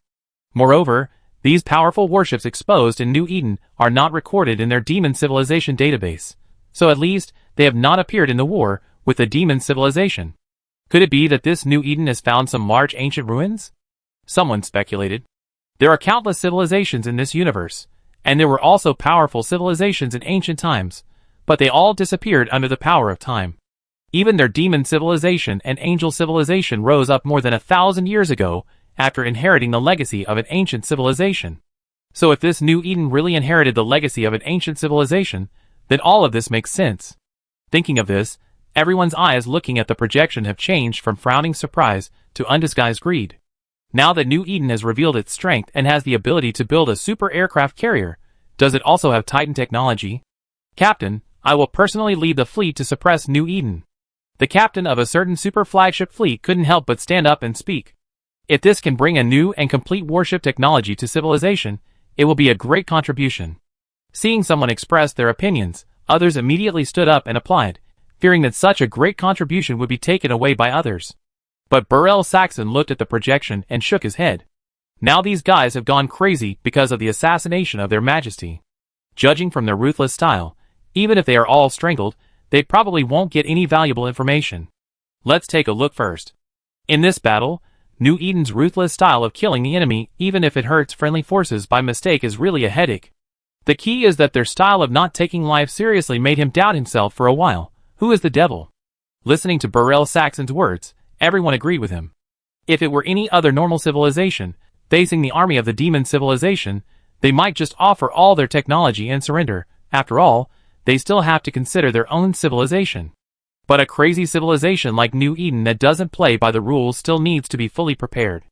They don't care whether New Eden lives or dies, but the technology in their hands cannot be lost. At this time, the situation on the battlefield changed. Under the attack of the Dreadnought fleet, only 3 of Aura's Soul Revenant-class supercarriers were left, but this Titan finally broke through the shield under his fierce attack. Chelm Solon! Ola's voice sounded in the channel. Afterwards, several Sasha fleets, under the control of Chelm Solon, launched doomsday weapons against the Titan. Because the number of Sasha fleets was insufficient this time, the attack was not as fierce as the last time. It just stopped after penetrating the space capsule in the cockpit, and did not destroy it.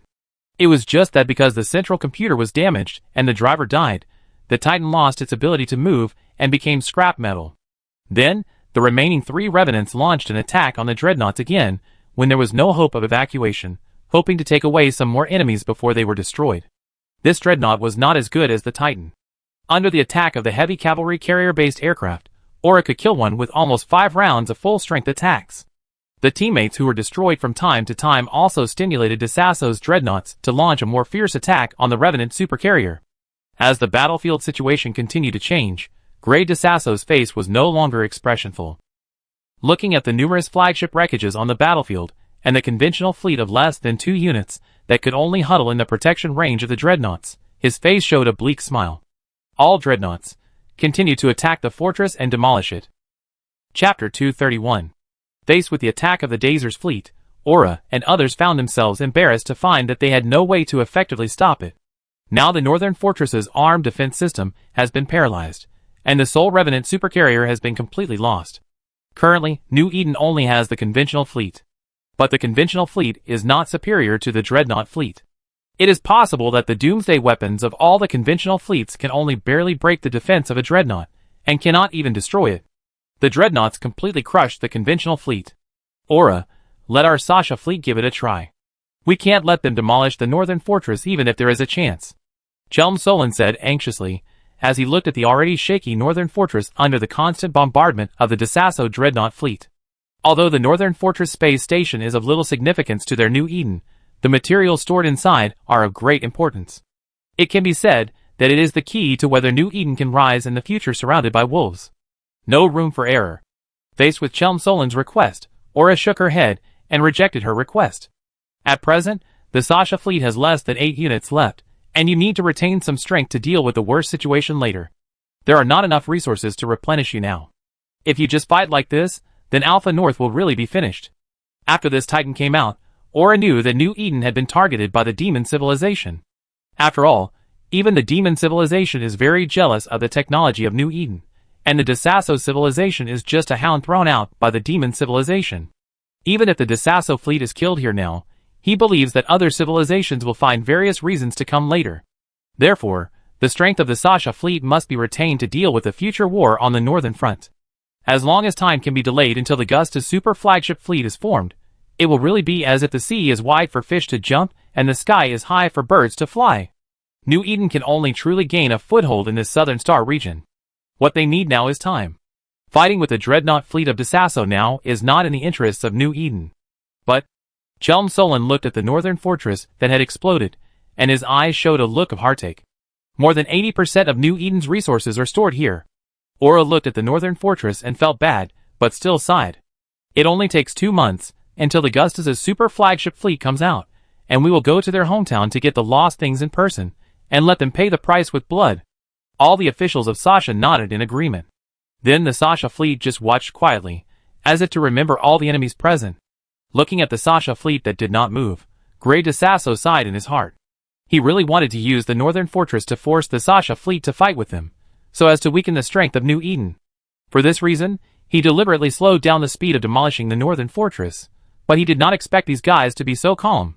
Demolish it with all your strength, order the logistics fleet to prepare to enter, build military fortresses around, and salvage and transfer all the supplies inside. Since the portal to the Alpha Star Field has been opened with great difficulty, Grey Desasso will not give it up easily. But at this moment, a warship with blood-red wings jumped out of the subspace and docked steadily under the Desasso dreadnought fleet. Then, the warship started a round of bright induction in front of the surprised eyes of Aura, Chelm Solon and others. In Grey Desasso's eyes, this cross-shaped induction was no less than opening the gate of hell. Because of excitement, even his voice trembled. Killing Angel. At the moment the induction was lit, a huge warship broke through the space and appeared around the induction with a gesture of crushing the galaxy. Red energy ripples appeared around it, so gorgeous and majestic. In Aura's surprised eyes, a message appeared in the public channel. New Eden Killing Angel Fleet, come to join the battle. The entire battlefield suddenly fell silent. Then, the Killing Angel Sky Blade Titan adjusted its position, and the blood-red wings on both sides of the Titan began to gather energy. In just a few seconds, the high-energy reaction made Grey Desasso pale. The dreadnought fleet retreats on its own, but it's easier said than done. Even if the dreadnought wanted to end the battle module and intended to evacuate before the doomsday weapon was activated. But this battle module gave the dreadnought a super high bonus, but it also made it an immovable target. Even if it was shut down, it would take time. It was not easy to evacuate immediately. 30 seconds later, as the energy in the Sky Blade Titan's doomsday weapon gathered to the extreme, a fan-shaped energy beam started from the Sky Blade Titan and covered the entire Desasso dreadnought fleet. Under the fan-shaped doomsday that ran through the entire battlefield, the first to suffer were the regular fleets of Desasso, which originally wanted to be protected by the dreadnought fleet, but now became the target of the attack. Under this doomsday, even though the 2 Desasso War Demon-class heavy assault cruiser fleets immediately overloaded all their defense equipment and activated assault damage control, it didn't have much effect. Compared with other single-body doomsdays with concentrated energy, this fan-shaped doomsday has lower damage, but it is not comparable to single-body doomsday in terms of interference range and duration. So when the damage control of the assault ended, the fleets of Desasso were instantly destroyed with ships and people. Under one doomsday, The only remaining conventional fleet of Desasso was completely destroyed. And the situation of Desasso's dreadnought fleet was not much better. Under the continuous doomsday, starting with the dreadnought that approached in the past, one dreadnought after another was destroyed and turned into super fireworks in space. The doomsday of the Killing Angel Sky Blade Titan lasted for a full minute, and the Desasso fleet experienced incomparable despair in this hellish minute. Finally, after the doomsday, the Desasso fleet was left with less than half of the dreadnoughts with different injuries, and the rest were destroyed. Grey Desasso survived because he was always at the back of the fleet, but after witnessing the tragic situation of the fleet, he knew that they had failed in this war. After the doomsday, warships flew out of the Sky Blade Titans one after another, and cooperated with the Sky Blade Titans to attack the remaining dreadnoughts. Chapter 232.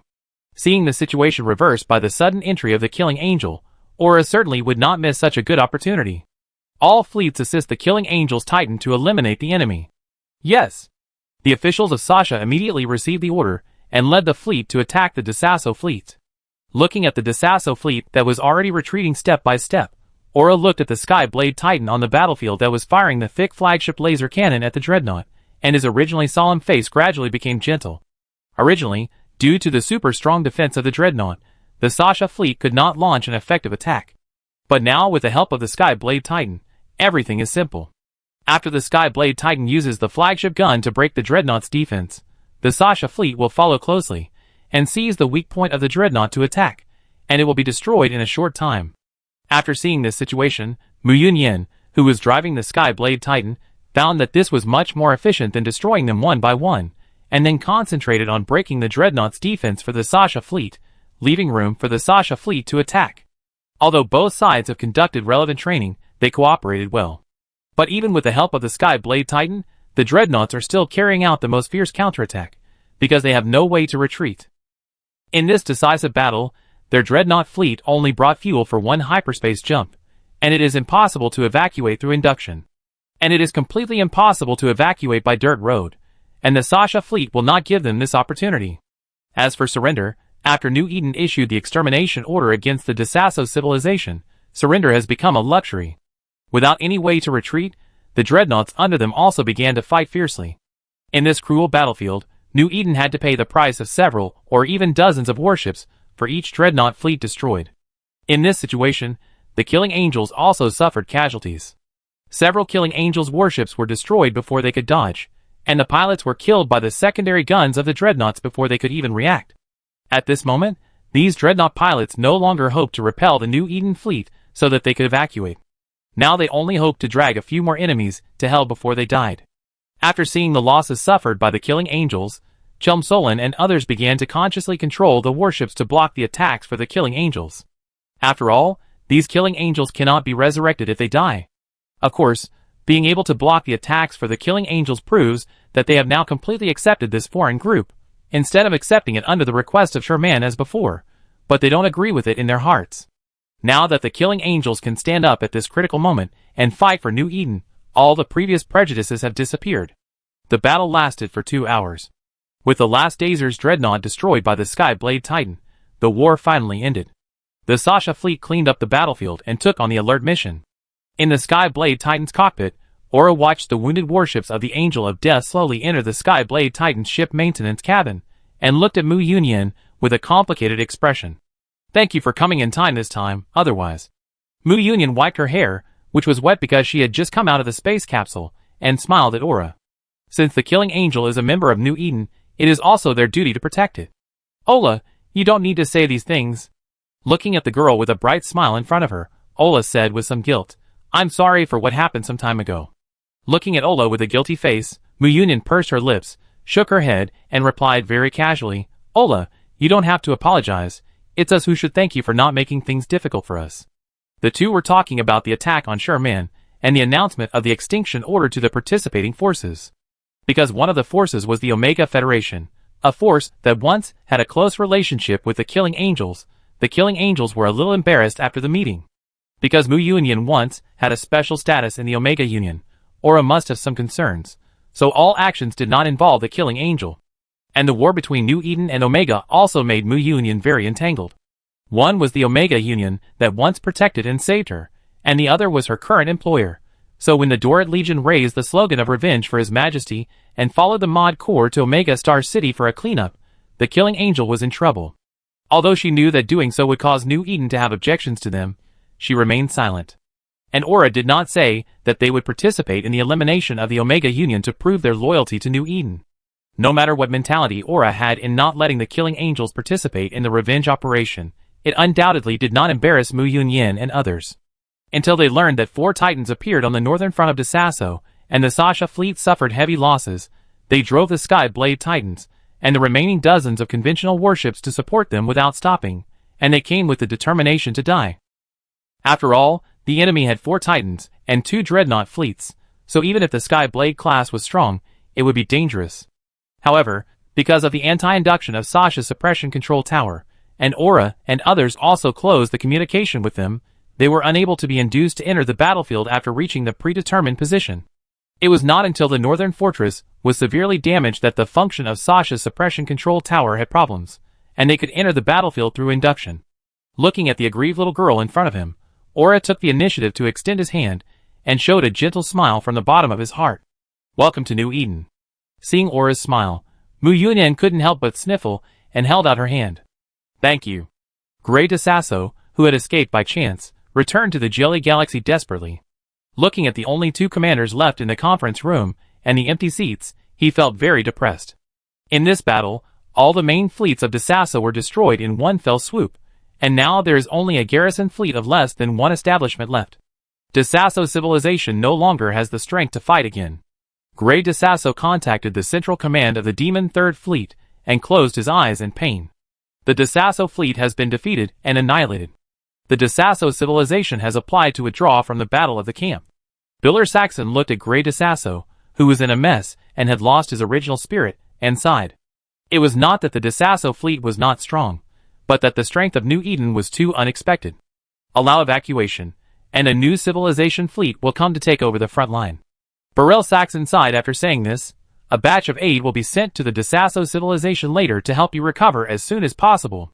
This time, he had screwed the Desasso civilization, so he had to show his gratitude, otherwise it would be difficult for his subordinates to manage. "Thank you, sir." Grey Desasso nodded silently. On the other side, in the Beecher meteor field, the Desasso galaxy. After breaking through layers of defenses, a small fleet quietly entered the galaxy. Has reached the predetermined target galaxy. The first phase of the Sasha invasion plan is completed. Start the second phase of the Sasha invasion plan. Chapter 233. The Desasso civilization is a small to medium-sized civilization located in the Beecher meteor field and the Desasso constellation. It has a population of nearly 10 billion and countless slaves who are not included in the population statistics. It rose from humble beginnings 100 years ago. Under the leadership of Grey Desasso, it has climbed all the way to the current second-rate peak civilization through war. Among the second-rate civilizations, it is one of the ones with abundant martial virtues and has good strength. So when the battle between the camps intensified, Grey Desasso led the elite fleet to the front line, hoping to expand the influence of the civilization, expand the territory, and then rely on military exploits to be promoted to a first-rate civilization. In everyone's eyes, this was an easy job to go through the motions and gain military merits. After all, what foundation and strength could a newly emerged civilization that had just risen for less than a year have to compete with the powerful Desasso civilization? But the facts gave them a hard slap in the face. The war that was originally thought to be easy like a journey turned into a mill of iron and blood, devouring their strength like an abyss, until their foundation was exhausted, and they even suffered an unprecedented defeat. The entire interstellar fleet of the Desasso civilization was almost destroyed, and now the entire civilization is extremely pessimistic, with undercurrents surging. At the border of the Desasso constellation, in the Lipu system, a small transport fleet completed the hyperspace jump through the Stargate, and was slowly preparing to jump to the next Stargate within the system. "Captain, is the Desasso civilization going to end?" A member looked at the sparse Desasso garrison fleet around him, and couldn't help asking. You know, in the past, at a strategic location like the Stargate, Desasso would have a squadron-sized garrison fleet stationed every day. How come there are only a few frigates and cruisers left now? With this little force, they might not even be able to defeat the pirates, right? Roz looked at the surrounding Desasso garrison fleet, and couldn't help shaking his head. He could see that these were all new recruits, and their combat effectiveness could be imagined. However, thinking of the latest battle report released by Star Vision Universe yesterday, DeSasso's current situation was consistent. Don't talk nonsense. Our mission is to deliver this batch of supplies to the DeSasso civilization, and then go back. Don't cause any trouble because of your mouth. Hearing this, there was a cry of grief in the fleet. No, boss, we finally came here. We have to relax for a few days. Yes, even if we leave tomorrow, it's fine. Their transport fleet has been on the front line for more than half a year. This time they finally came out. They have to relax. Otherwise, their transport team would not be so active in accepting this thankless task. No. Faced with the team members pleading, Ross refused without hesitation. He rubbed his throbbing temples and said solemnly, I feel something is wrong. I always feel that we have to leave as soon as possible, otherwise something will happen. Ross had great confidence in his feeling, which had saved him from several fatal crises, and this time it was so strong that he had to be alert. After hearing Ross's words, everyone immediately corrected their attitudes and agreed. After all, their captain's feeling had saved them many times, and they believed in it. But sometimes things just don't go according to the routine. Just when they were planning to complete the mission and go back early, they saw a small fleet leaping from the deep space like a ghost. The 7 DeSasso garrison warships around the Stargate looked at the fleet that jumped to their side, and seemed to have not yet reacted. Ross looked at the ferocious warships in the fleet in front of him, and suddenly cold sweats came down, and said in disbelief, Sasha fleet. How is this possible? You must know that the DeSasso civilization is in the northeast of the Beecher meteor field, and the Alpha Star field is in the south. If the New Eden Sasha fleet wants to come here, it needs to cross 3 lines of defense, a total of 6 defense zones of powerful civilizations that are not inferior to the DeSasso civilization.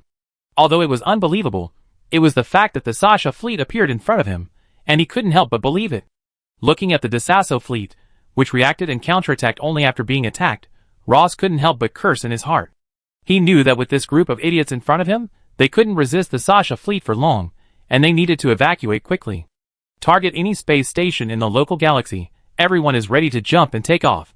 Because this place is located in the heart of Beecher meteor region, the safety is naturally beyond doubt, so there is no escort fleet to escort, and their warships only have basic counterattack weapons, which are okay for dealing with ordinary pirate harassment, but forget about dealing with the Sasha fleet, and don't hesitate to retreat quickly. Without any surprises, in less than 30 seconds, DeSasso's fleet was completely destroyed with the tacit cooperation of this Sasha fleet. Then, after dealing with the weapons, the Sasha fleet approached them. Damn it! The closed defense system on the cargo ship was turned on, and it launched an attack on the approaching Sasha warship, intending to drive it away. But after seeing their counterattack, several of the warships suddenly rushed into his team, and then a huge jump-blocking force field was opened, intercepting all the warships. Afterwards, this Sasha fleet began to attack them.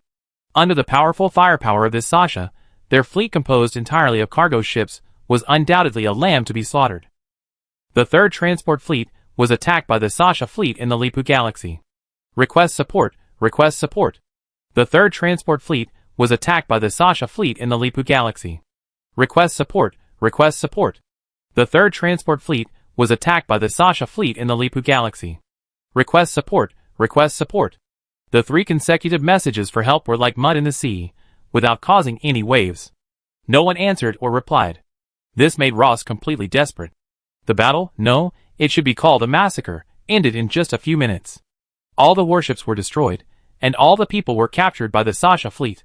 Of course, the warship pilots of the DeSasso civilization were not as lucky as them, and were directly killed on the spot. And this cruel method also made Ross and others calm down. After all, they were not from the DeSasso civilization. As long as they did not cause trouble, their lives would still be guaranteed, and there was no need to commit suicide.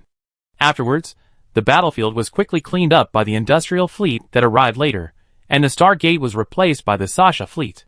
After controlling the Stargate of the galaxy, a Sasha suppression control tower appeared in the deep space of the galaxy through the wormhole, and began to set off a plasma storm in the galaxy, while military outposts and transport suppression arrays were also quickly anchored.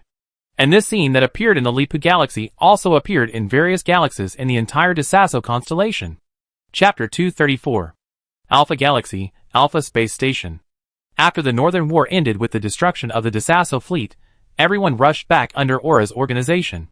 In the conference room, Mu Yunin sat down in the surprised eyes of everyone. Among the people, Only the officials of the Sasha group were not surprised, but smiled at Mu Yunyan. Looking at the puzzled expressions of everyone, Aura stood beside the main seat and glanced around and said, "This northern war was very difficult because the Desasso civilization unexpectedly pressed forward, and there were 4 titans among them. This was beyond our expectations, which made the war very difficult. The Sasha fleet suffered heavy losses, and even the northern fortress was about to be lost. In the end, it was with the support of the Killing Angel that they won the war and avoided the destruction of the northern fortress." Listening to Aura's words, everyone looked at Mu Yunyan with a very gentle look, without the surprise and slight alienation just now. Of course, they knew how important the northern fortress was to New Eden, and what kind of situation New Eden would face if it was lost. And now Aura pulled her to the conference table, undoubtedly telling them that this Killing Angel was a tested person of theirs. So, there are a few things that need to be voted on at this meeting. As he said this, Aura glanced at Mu Yunyan, who was a little shocked by the sudden increase in the number of commanders she had never seen before. First, in view of the original order of the commander and the merits of the Killing Angels this time, I propose here, add an official quota for the Killing Angels. When Aura said this, everyone looked at each other in surprise. Even Chum Solon, who had a good impression of Mu Yunyan and was almost a close friend, found it a little incredible. "Ola, this is no small matter, are you serious? There are already a limited number of officials in New Eden, and they are all intelligent beings. It is simply a fantasy to add a natural person as an official. After all, these officials are all comprehensive talents, who combine combat command and scientific research and development, and the most important thing is that they are not afraid of death and have the ability to control and command 4 full fleets alone. If they can't even do these, how can they be called officials of New Eden? Even if there is, it is in name only. Moreover, no matter how good her relationship with Mu Yunyan is, she will not agree to give the title of official to a person who does not meet the standard, even if this person has great merits. Of course, if it is the commander who ordered it, then just pretend she didn't say it. But the problem is that the commander has not woken up yet, and even Aura has no power to appoint officials. The most important thing is loyalty to the commander and loyalty to New Eden. This is not something that can be seen from just one battlefield performance. I don't agree with this proposal, and we have no right to appoint officials on behalf of the commander. If you insist on your own opinion, I will apply for arbitration against you." Estimeltel looked at Mu Yunyan with an apologetic look, but his attitude towards this matter was very firm. And none of the other officials agreed, and all rejected it. And Estimeltel's words were serious. This application for arbitration was when the commander could not make a ruling, and the central computer conducted the most thorough search and analysis of the official's data. If it was found that an official disobeyed orders or violated the rules, then in serious cases, he would be sent back for retraining. This is no less than reincarnation for their intelligent life. It is to erase their original personality. Mu Yunyan looked at the people who were so determined on this issue, and couldn't help but wonder about the title or position of official. What kind of position could make them react like this? Faced with the opposition of the officials, Aura took out a document slowly. This is a document signed by His Excellency the Commander a month ago. The content of the document is to select suitable people from the Roots and the Killing Angels, and we will vote to select the reserve officials, and finally His Excellency the Commander will make the decision. Therefore, we only have the authority to select reserve officers, and the official appointment of officers still requires the personal authorization of the Commander. After seeing the document sent by Aura, everyone closed their eyes and applied for permission to the central computer to check whether the document procedures were in compliance. After all, if Aura deceived the Commander and signed it without the Commander's knowledge, it would undoubtedly be invalid and illegal.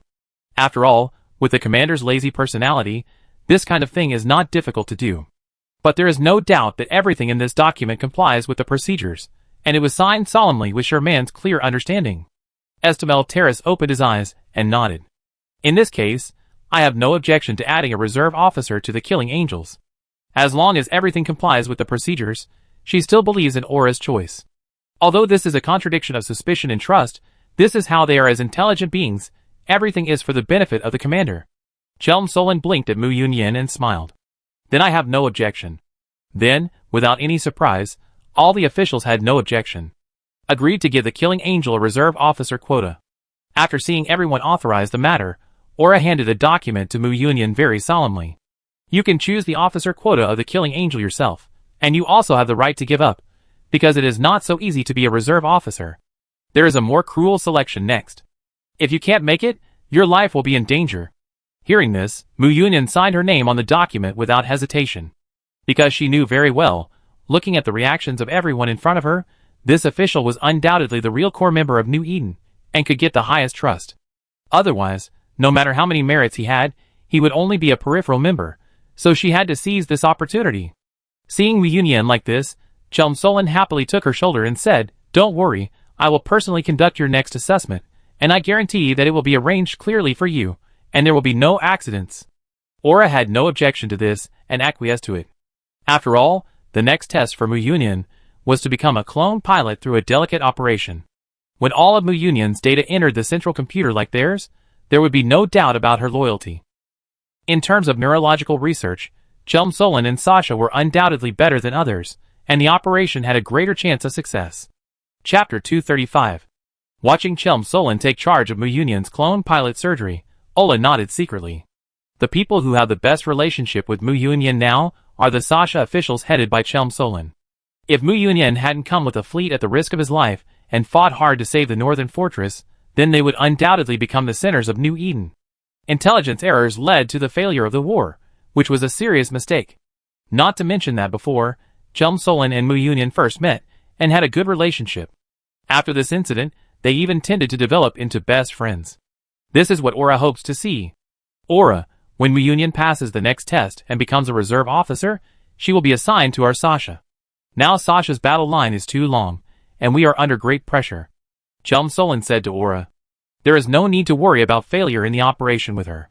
As long as Mu Yunyan has no ulterior motives and is loyal to New Eden, there will be no problem in passing the final test of the central computer. So she would take the initiative and pull Mu Yunyan into her team. And now, as the battle line of Sasha widens, it is a bit difficult for them to support it, so it is still necessary to supplement the command force. But Aura shook her head and rejected it without hesitation. The commander has already made a decision on the number of officers of the Killing Angel. If Mu Yunyan becomes a reserve officer, she will be planned to the Angel Enterprise Consortium according to the previous order of the commander, and become the 5th officer of the Angel Enterprise Consortium. The Killing Angel will also be renamed Killing Angel Group. As for Sasha's current predicament, I have ordered the fleets of the Lord Angel Group and the Guardian Angel Group to go to the Northern Fortress to assist you in defense. In order to avoid complicating the fleet organization, the New Eden officials named the fleets according to the more detailed subforces within their forces. For example, the Angel Enterprise Consortium has 4 subforces: the Lord Angel Group, the Archangel Group, the Guardian Angel Group, and the Redemption Angel Group. Officials also receive corresponding subforces according to their official ranks. For example, Hakam Stamai, as the 3rd official, leads the Guardian Angel Group. After hearing what Aura said, Chelmsola curled her lips. Because Sherman had already made the decision, she did not refute it. As for the officials of the Angel Enterprise Union, they were very welcome to Mu Yunyan. They also guessed the reason why Sherman and Aura did this. They wanted to study the Sky Blade Titan in the hands of the Killing Angel, and develop a Titan belonging to the Angel Enterprise Union. Without the flagship-level combat power, this is undoubtedly the shortcoming of the Angel Enterprise Union, and the joining of the Killing Angel is to make up for their shortcomings. As long as the Angel Enterprise Consortium has a flagship-level combat force, it will undoubtedly allow them to expand their strength rapidly and adapt to higher-intensity tasks. Otherwise, they can only perform some conventional combat tasks like the Mordu Legion, and they have no chance of taking on large-scale tasks, and cannot afford them. This is unacceptable to them, and this is also unacceptable to Sherman. In the past, they were beaten by angel monsters for so many years in the game, and the damage they suffered at the hands of angels was more than that at the hands of players. Now the Angel Enterprise Consortium is restricted by the fact that the flagships are all the original flagships of the Menmayer. Without their own flagships, they cannot become a strategic force in New Eden. How can Sherman, who has been tortured, accept this? Therefore, the strength of the Angel Enterprise Consortium must be strengthened, which is also Sherman's obsession. Seeing that this matter was resolved, Aura also raised the second question at the right time, and turned to look at Chelmsolin. Chelmsolin, what is the current progress of the Sasha invasion operation? This Sasha invasion operation is a clearing operation against the Desasso civilization, and it is also an operation to implement the extermination order of the Desasso civilization. This has been implemented before the war. Hearing his mission being proposed, Chelmsolin straightened his body and said seriously, "At present, the infiltration mission of the first phase of Operation Sasha has been completed, and the blockade of the second phase is still in progress. How far has the second phase been implemented? Aura asked. Chelm-Solon also truthfully told the latest battle situation. At present, the blockade of the entire Desasso constellation has been completed, and the Shadow Induction Interference Tower, Plasma Storm Generator, Military Outpost, etc. have all been anchored and built, and the stargates have been fully controlled by us. The interstellar control of the Desasso constellation has been basically completed. Chelm-Solon's invasion of Desasso is divided into 3 stages. In the first stage, the reconnaissance ship must pass through the blockades to the sovereign constellation of the Desasso civilization, send the location of the Sasha Suppression Control Tower, and guide the Sasha invasion army to it. The second stage is the blockade of the Desasso constellation, that is, the route blockade, electronic suppression blockade, anti-induction suppression blockade, and plasma storm anti-stealth suppression of the subspace, to cut off the external contact of the Desasso civilization with all-round and no dead-angle suppression. The third stage is to wipe out the existing interstellar forces of the Desasso civilization, suppress the armed forces of Desasso, and prevent any spaceship from taking off. The fourth stage, which is also the final goal, is to carry out a cleanup and massacre of the colonized planets and space stations of the Desasso civilization in units of galaxies, and implement the extermination order. Because the main fleet of Desasso has been transferred to the front line by Grey Desasso, even the retired and reserve forces have been transferred there, resulting in the emptiness of the Desasso civilization's home, and the garrison fleet is composed of newcomers with serious lack of battlefield experience. This resulted in the lack of counterattack capabilities against the elite fleet of the Sasha invasion fleet. Chelm-Solon even completed the Stargate blockade of the Desasso constellation without much effort. There was no decent resistance even when anchoring related buildings. This made Chelm-Solon, who had seen the fighting spirit of the main fleet of Desasso, ready for a hard battle. He did not expect that this task would be so easy. Hearing that the Sasha invasion operation was going smoothly, Ola nodded, and then turned to look at Mu Yunyan. At present, New Eden has no star-destroying force except the Slaughter Angel, so the cleanup of Desasso still needs your Skyblade Titan to execute. Although the Sasha invasion fleet can complete the cleanup of Desasso civilization, the speed will be very slow, because the Soul Revenant supercarriers that originally served as the decisive battle force have all been damaged. In addition, the supercarriers are also limited by their attack methods, and can only complete the demolition of space stations in the starry sky, but they are not a big threat to the colonized planets. Aura does not want to waste time with them, and it is easier for the Titan to go over and launch a doomsday. Yes. Mu Yunyan immediately stood up and accepted the order. Chapter 236. Bang! A teacup smashed against the wall, and Grey Desasso's eyes were bloodshot. What's going on? How did such a huge fleet of New Eden cross the defense line and arrive at the Desasso constellation silently? After learning that in less than one night, the entire transportation route of the Desasso constellation was suddenly attacked and completely destroyed, and now, he didn't know what strange technology this New Eden used, causing him to be unable to send out communications and any messages even if he wanted to ask for help. Moreover, after learning that the blockading New Eden fleet was the secretive and powerful Sasha fleet, he was both shocked and frightened. He was shocked that even the free formation and the defense line formed by several major civilizations were still useless in front of them, and he was afraid that their strength was not something that the current Desasso could deal with. Your Majesty, now for some reason, all the star systems in the entire Desasso constellation have experienced ultra-high-intensity electronic suppression, making it impossible for us to communicate with the outside world and unable to activate the induced warning. The abnormal celestial phenomena caused by the plasma storm have the effect of anti-stealth in the subspace and various negative conditions for the warships. The strength of our warships has been weakened by more than one level, and we are simply unable to launch an effective counterattack against these New Eden fleets. A minister stepped forward and told the bad situation of Desasso one by one. From the current situation, the situation of Desasso is not good. To be honest, he has participated in various wars, if not 100, but he has never seen or heard of such tactics. Grey Desasso quickly understood what New Eden was up to. Extermination order. This New Eden wants to blockade us and execute an extermination order on the Desasso civilization. Hiss. Everyone took a breath of cold air. If that were the case, then everything New Eden did made sense. Then, everyone's faces turned very ugly. Your Majesty, we must break through the blockade now, and ask for help from the demon civilization. If this continues, Desasso will really be finished. But now the entire Desasso constellation is under all-round suppression. Now even intergalactic communication is impossible, let alone contact with the outside world. Then assemble the fleet and fight for an exit. As long as one person can rush out, the Desasso civilization can be saved. The current fleet has no combat effectiveness at all. Many people don't even know the most basic tactical positioning. Isn't this sending them to their deaths? But it's better than sitting and waiting for New Eden's guns to point at us, right? In the meeting room, everyone was talking at once. The chaotic voices made Grey Desasso impatient, and he couldn't help but slap the table. Okay, stop arguing. Seeing that Grey Desasso was angry, everyone shut up and returned to their seats, sitting upright. After seeing that everyone was quiet, Grey Desasso said in a deep voice, "In a while, I will send the 3rd Garrison Fleet to impact the Lipu Galaxy route and open up the channel connecting to the outside world.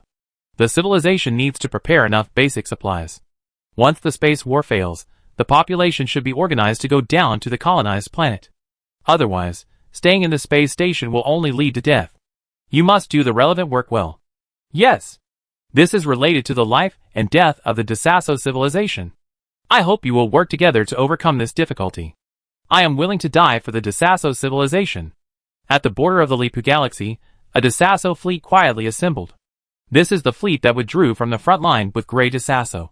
At the beginning, they were responsible for guarding the rear garrison fleet, so they did not participate in the decisive battle, which is why they survived and their organization is very complete. Although his fleet was well organized, and all of them were veterans with combat experience, Luo Qi had a worried look on his face. After receiving the mission and intelligence, he knew who his opponent was. It was the Sasha fleet that had appeared in the rear without anyone noticing and carried out harassment operations. It had defeated their fully organized garrison fleet with only 2 squadrons. Its combat power was self-evident. Luo Qi looked out the window of the battleship and saw that the once beautiful galaxy had now turned into a pale yellow color under the influence of the plasma storm, which looked very depressing. It's not easy to fight. But fortunately, their mission is just to break through their defenses and release news to the outside world, and they don't need to fight these Sasha fleets to death. Otherwise, looking at the brothers around him, he couldn't help but sigh. Then, he lay in the space capsule and prepared to start the action. Brothers, now New Eden has completed the comprehensive blockade of the Desasso constellation, and the purpose is to implement the extermination order they issued to us. I believe everyone knows what the result of the Omega Federation, which was also executed by the New Eden Extermination Order, is. So for the sake of the Desasso civilization, for my own wives and children, I hope my brothers can fight to the death to break out of the encirclement. As long as the news can be spread, and the fleet of the demon civilization comes to rescue, it will be worth it even if we all die in battle." Luo Qi did not use any means of coercion or inducement to stimulate the morale of the fleet. He just told the facts truthfully. Now it is time for the Desasso civilization to be destroyed. It can be said that everything depends on their results this time, so they also know how critical their mission is this time. So after Luo Qi finished speaking, the fleet channel fell silent, and then an overwhelming roar broke out. "Kill! Kill! Kill!" Seeing that his men's morale had risen, Luo Qi stopped talking nonsense, activated the fleet jump, and led the fleet to jump to the Stargate. Attack! On the other side, the Desasso fleet's assembly was so loud that it certainly couldn't be hidden from Chelm Solon. While Luo Qi was still inspiring morale, Chelm Solon had already completed the arrangements at the Stargate, and the reserve fleet was also urgently dispatched from the Alpha Galaxy. This is the first appearance of the latest warships of Sasha. I hope you like it. Chelm Solon looked at the more than 100 warships that had been lined up in front of him, and a mysterious smile appeared on his face. This fleet was composed of all Demon-class heavy interceptors and Imp-class interceptors, and it was also equipped with 20 Crown Lizard-class logistics ships. Originally, this batch of warships was urgently manufactured to supplement the main fleet of Sasha, but it was unexpected that the sudden attack of Desasso caused serious losses to the main fleet of Sasha. In addition, the war is over now, and there will be a period of peace next, so this batch of warships was incorporated into the invasion fleet of Sasha by Chelm Solon. 100 Demon-class heavy interceptors and 20 Imp-class interceptors, plus 20 Crown Lizard-class logistics ships. This fleet configuration is too luxurious even for Chelm Solon, not to mention that these warships are equipped with the best equipment in New Eden at present. Chapter 237. Luo Qi's fleet was about to jump to the vicinity of the Stargate, but was then intercepted by a large number of densely packed mobile jump interference devices tens of thousands of kilometers away. The entire fleet was deviated from its route by its force field, and was attracted to the vicinity of the force field. The long-awaited Sasha fleet swarmed in like a pack of wolves, with a very huge momentum. Looking at the Sasha fleet rushing towards his own fleet, Luo Qi's expression did not change, but he said in a very resolute tone in the fleet channel, "Everyone, the lives of tens of billions of people in Desasso are in our hands. Please be sure to take the message out, please." After saying that, Luo Qi drove the warship to counterattack the Sasha fleet. Kill! Under the leadership of the fleet captain Luo Qi, the entire fleet formed a cone formation and rushed towards the Sasha fleet. As long as they could break through the blockade of the Sasha fleet, it would be very easy to complete their mission. Facing the counterattack of the Desasso fleet, 20 small interceptors of the Sasha fleet rushed out of the fleet at high speed, and set the warships of Luo Qi and others at the front with jump scrambling frequency at a long distance. Under the effect of the jump scramble, their warships' micro-jump engines and thrusters were forced to shut down, causing the ship's speed to drop sharply. The speed of the warship in front dropped, which caused the people originally in the second echelon to cross over to the first echelon, and also made the formation of the entire fleet chaotic. When the two sides were about to contact, Luo Qi shouted loudly in the channel, don't fight, just rush to the star gate." As long as someone rushed to the star gate, they could escape outside with the star gate's powerful hyperspace-assisted jump ability. Then their mission was completed. However, the result was a slap in the face. At the moment of contact between the two sides, a large-scale jump jamming force field suddenly expanded with these Sasha warships as the center, covering everyone. How could this be a heavy interceptor ship? Luo Qi looked at these warships with huge force fields in despair. These force fields cut off their idea of breaking through the siege. In fact, it was not Luo Qi's fault that he misjudged the warship model.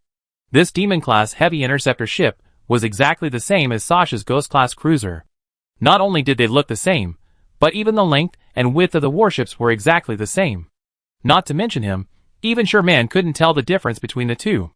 Looking at the fleet trapped in the force field, Luo Qi gritted his teeth and ordered, "The front team stops all enemies, and the rear team pulls back and escapes from the force field to find an opportunity to rush out. Front team, follow me to fight to the death." It must be said that although Luo Qi is only a commander of a garrison fleet and has little experience in large-scale combat, he still has the necessary command qualities. After discovering that the front team could not withdraw, he decisively cut off the head and left the tail to buy time for those who had the opportunity to evacuate, even if he, the commander, was in the crowd who were ordered to fight to the death. Seeing so many heavy interceptors, those who had already engaged knew that they could not evacuate safely, so they immediately grabbed the nearest New Eden warship and poured all the electronic warfare and firepower they carried on it. But it was all in vain. No matter how they attacked the Demon-class heavy interceptor, under its super high resistance, all attacks were like tickling. Even if they attacked a certain Demon class under Luo Qi's command, intending to kill it by force with overflowing firepower, as long as the firepower could not knock out its shield at once, it could quickly refill its energy shield under the remote maintenance of 20 Crown Lizard-class logistics ships. The logistics ship was out of the range of Desasso's warships, and they were also entangled by the Demon Heavy Interceptor cluster, so they could not rush to destroy the logistics ship at all, which made them watch their warships being destroyed bit by bit. The Demon-class Heavy Interceptor and the Imp-class Interceptor are Sasha's masterpieces, and they also inherited Sasha's high firepower tradition. In a word, that is, hard and high damage. So with the logistics ship as a backup, the Demon Heavy Interceptor cluster kept fighting in Desasso's fleet, like a group of war gods. Even with the Imp-class interception, they were unwilling to lag behind. They ignored the force field and rushed towards the retreating Desasso fleet using their own interception characteristics. They caught a Desasso warship and began to output firepower. Facing the Imp-class's super high speed, these Desasso warships had no good way except passive defense. Their speed was too fast, and their guns could not hit them at all. Occasionally, they hit them, but just grazed them, and the damage was not high. Facing the Imp-class's firepower, these Desasso warships were destroyed from time to time. Damn it! How come the firepower of this interceptor is so high? Seeing the rear team carrying the hope of the entire fleet being gradually destroyed by the interception of the Imp-class interceptor, Luo Qi couldn't help but curse. If Chum Solon heard it, he would definitely answer him gently. Have you heard of the biochemical imp? And because all of Sasha's warships use afterburners, the jump scramble frequency cannot limit the speed of their warships, only the stagnation beam can do it. The warships with stasis beams were destroyed immediately after the battle, which made these Sasha warships as flexible as swimming fish on the battlefield. On the other hand, their warships were stuck in the mud, and could not move because of the jump scrambling force field. Half an hour later, Luochi looked at the less than 20 warships left around him, and smiled bitterly, shaking his head and said, "Defeat, a miserable defeat." At this moment, the fleet channel was silent. Looking at the Sasha fleet that had completed the outer cleanup, and was surrounding the remaining people tightly, Luochi took a deep breath, and used all his strength to give the fleet the final order. The 3rd Garrison Fleet of Desasso, fight to the death. The battle ended in an instant. Faced with the absolute gap in strength, the fighting will of the Desasso fleet did not play any role, and was killed by Chelm Solin's concentrated fire.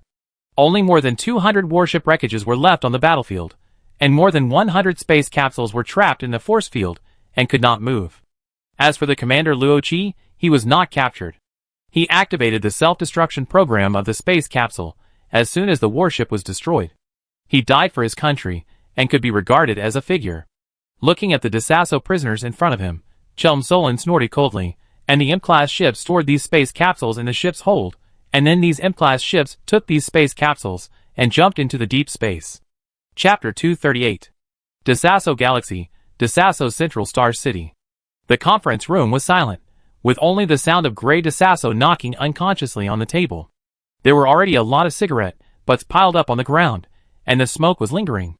Because of Sasha's all-round blockade of the entire Desasso constellation, Luochi's garrison fleet had set out for several hours, but there was still no news. As for the reconnaissance ship sent out, it had long been destroyed by Sasha's fleet under the condition of anti-stealth, and it would definitely not bring any more news. In this anxious atmosphere, news came from the Star City Space Observation. Report: an unidentified fleet is leaping toward Star City. Grey Desasso paused with his cigar in hand, and immediately looked up and said, "Connect the external holographic projection of Star City." The next moment, a holographic projection appeared in the starry sky 100,000 kilometers away from Star City. Well, Sasha's fleet. Although he had never seen it before, Grey Desasso could tell its identity at a glance by the appearance of its warships. The next moment, Grey Desasso and others were all heartbroken. They saw space capsules being ejected from the cabins by these Sasha warships, and then firmly controlled by them using jump interference. These are members of Luochi's 3rd Garrison Fleet. Someone quickly discovered the identities of the pilots in these space capsules, and couldn't help but lose his voice. Looking at these pilots of the 3rd Garrison Fleet, Grey Desasso couldn't bear to close his eyes, because he knew what these Sasha warships were going to do next. All the pilots of Desasso were forced to line up facing the Star City, and then a burst of laser cannons flashed, the space capsule was destroyed, and the pilots were also killed by the laser. This scene made everyone in the Star City who could see it stunned. Killing prisoners of war in this execution-style manner at the gate of the Star City, what a provocation. Everyone turned to look at Grey Desasso, and some of them shouted with a little pleading, "Your Majesty." He wanted to lead the fleet to save these children. Grey Desasso opened his eyes, and watched the M-class eject another batch of prisoners from the ship's hold, and continue to execute them. He just watched quietly without any movement, his eyes full of pain. In just a few minutes, the Sasha fleet executed a total of 7 batches of prisoners, a total of 136 people. The people in Star City just watched quietly without any movement. Facts have proved that Grey Desasso's approach is correct. After seeing that Desasso Star City still did not send troops in the face of this situation, the M-class fleet withdrew, and at the same time, several Sasha invasion fleets $15 Australian behind it also slowly withdrew. Chelm Solin then scattered the Demon-class Heavy Interceptor and M-class Interceptor to various star systems to intercept and hunt all warships in the starry sky. A few hours later, a commercial ship from another civilization slowly sailed out of Star City and collected the bodies of the executed Desasso pilots and brought them back to Star City. This scene outside Star City quickly spread like a plague in Star City, and many people began to doubt whether Desasso could stop the attack of New Eden. Many people from other civilizations suddenly became anxious and began to drive their spaceships out of Star City, wanting to leave this troubled place. But without exception, these people were intercepted by the Sasha fleet. After killing the chicken to scare the monkey, the other spaceships immediately came to the military outpost and were temporarily detained. They would be released after the war was over, and as for the citizens of Desasso, they were destroyed on the spot without any chance, just like the Mod Core in the Omega Star region. Just when the people in the entire Star City were restless, the people in the conference room became quiet. You are all aware of the current situation in Desasso. Now with the destruction of the 3rd Garrison Fleet, we no longer have many interstellar fleets, and we cannot afford to make any more mistakes. Gray DeSasso said dejectedly while sitting in his seat. The DeSasso civilization was so powerful back then, but now it can't even produce a complete fleet. What a irony. Your Majesty, the only plan now is to find a way to break through the blockade of New Eden and seek help from the outside world. Looking at Gray DeSasso, who no longer has the same heroic spirit as before, someone wants him to cheer up. Now Gray DeSasso, the spiritual pillar, must not fall. Otherwise, the DeSasso civilization will really be finished. Facing the successive blows in recent days, Gray DeSasso forced himself to cheer up and gave an order that no one expected. Issue a task bounty for everyone and all forces in Star City. No matter who it is, as long as they can bring the current news of the DeSasso civilization to the outside world, after everything calms down, they can choose any star system of the DeSasso civilization as a reward. And they are allowed to form their own escort fleet. This reward is equivalent to cutting a piece of meat from the DeSasso civilization. You should know that any star system of DeSasso is very fertile. Even if they sell it, they can go to the richest central star field to live a life of luxury and wealth, and they don't have to worry for several lifetimes. As the saying goes, there will always be a brave man under a big reward, let alone these merchants, who risk their lives for the sake of profit to engage in interstellar trade. As long as the profit is enough, they dare to do anything. And this order from DeSasso is also for these merchants from alien civilizations. After all, only these merchants have enough spaceships and pilots. Yes. Everyone nodded and had no objection to this. Although the price of this galaxy is a bit painful, it is better than the destruction of the entire civilization. Besides, they knew without thinking what kind of loss it would be to break through the blockade of New Eden. Now giving this task to outsiders and saving their originally limited strength was a win. Not too bad. I hope someone can really take the news out.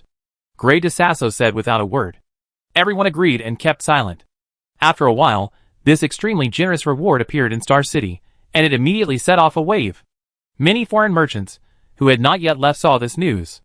Anyone with a discerning eye could see that the DeSasso civilization was now unable to withstand the attack of New Eden, so they issued such a super reward. The degree of danger was self-evident.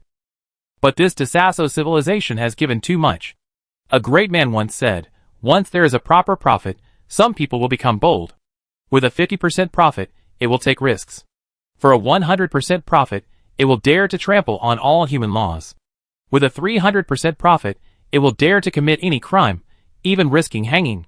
The terrifying death looks very pale and cheap in front of such high profits.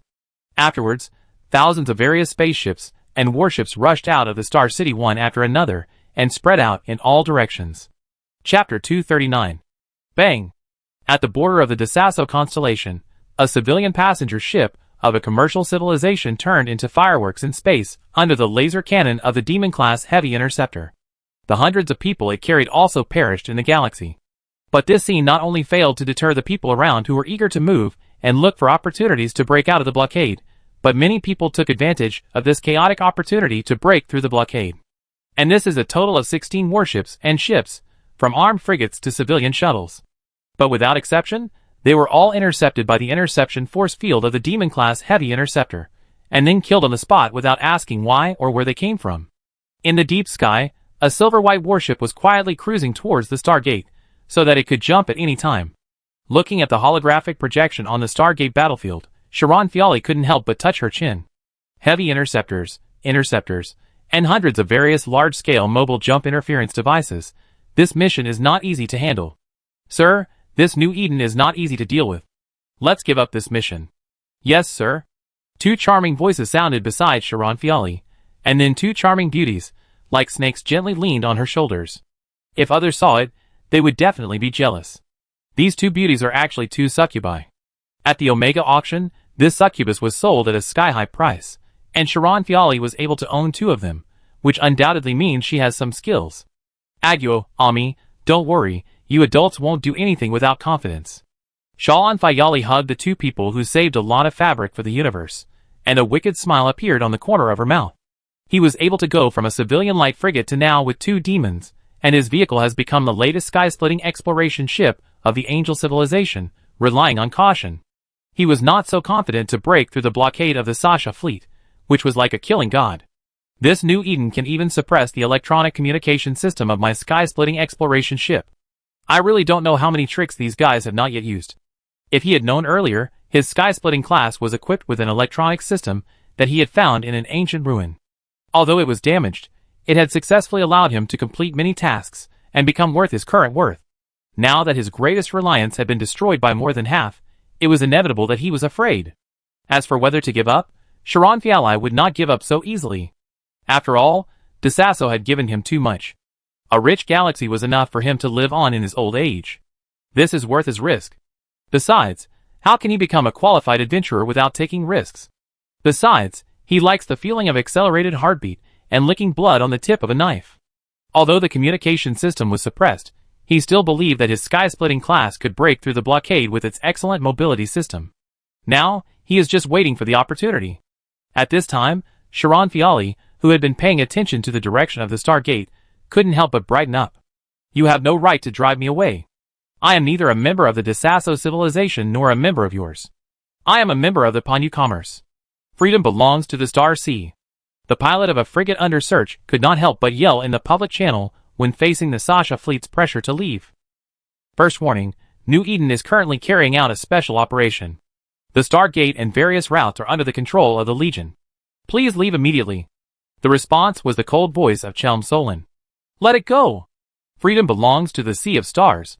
Faced with Chelm Solon's warning, this man not only did not give in, but instead shouted the slogan of Panyu Business, which is also the slogan followed by all merchants in the universe. Freedom belongs to the Sea of Stars. Freedom belongs to the Sea of Stars. This slogan first came out during the first battle between the two camps. Both sides blocked the front line, which led to the decline of commercial activities. Then, the business organization headed by Panyu Business raised this slogan and implemented a commercial boycott against the two camps. In the end, it was magically successful. In the end, this sentence also became a phrase that all businessmen often say. As expected, after this person said this, under the guidance of some people with bad intentions, everyone began to shout slogans to support, and their warships slowly approached the blockade area drawn by Sasha. Faced with the approach of hundreds of warships of various types, Chelm Solon's expression remained unchanged, and he continued to warn. Second warning, New Eden is currently carrying out a special operation. The Stargate and various routes are under the control of the Legion. Please leave immediately. As he spoke, the Sasha invasion fleet, which was originally lined up next to the Stargate, slowly started the engine, and the muzzle began to warm up. Seeing the Sasha fleet take action, some people hesitated and slowed down the speed of the ship. Seeing the people who hesitated under the force of the Sasha fleet, Sharon Fiali, who had been waiting for the opportunity, was immediately unhappy. Then he turned his eyes and shouted on the public channel, "Don't be afraid. If they dare to open fire, we will call on all commercial organizations and impose commercial sanctions on New Eden. Freedom belongs to the Star Sea."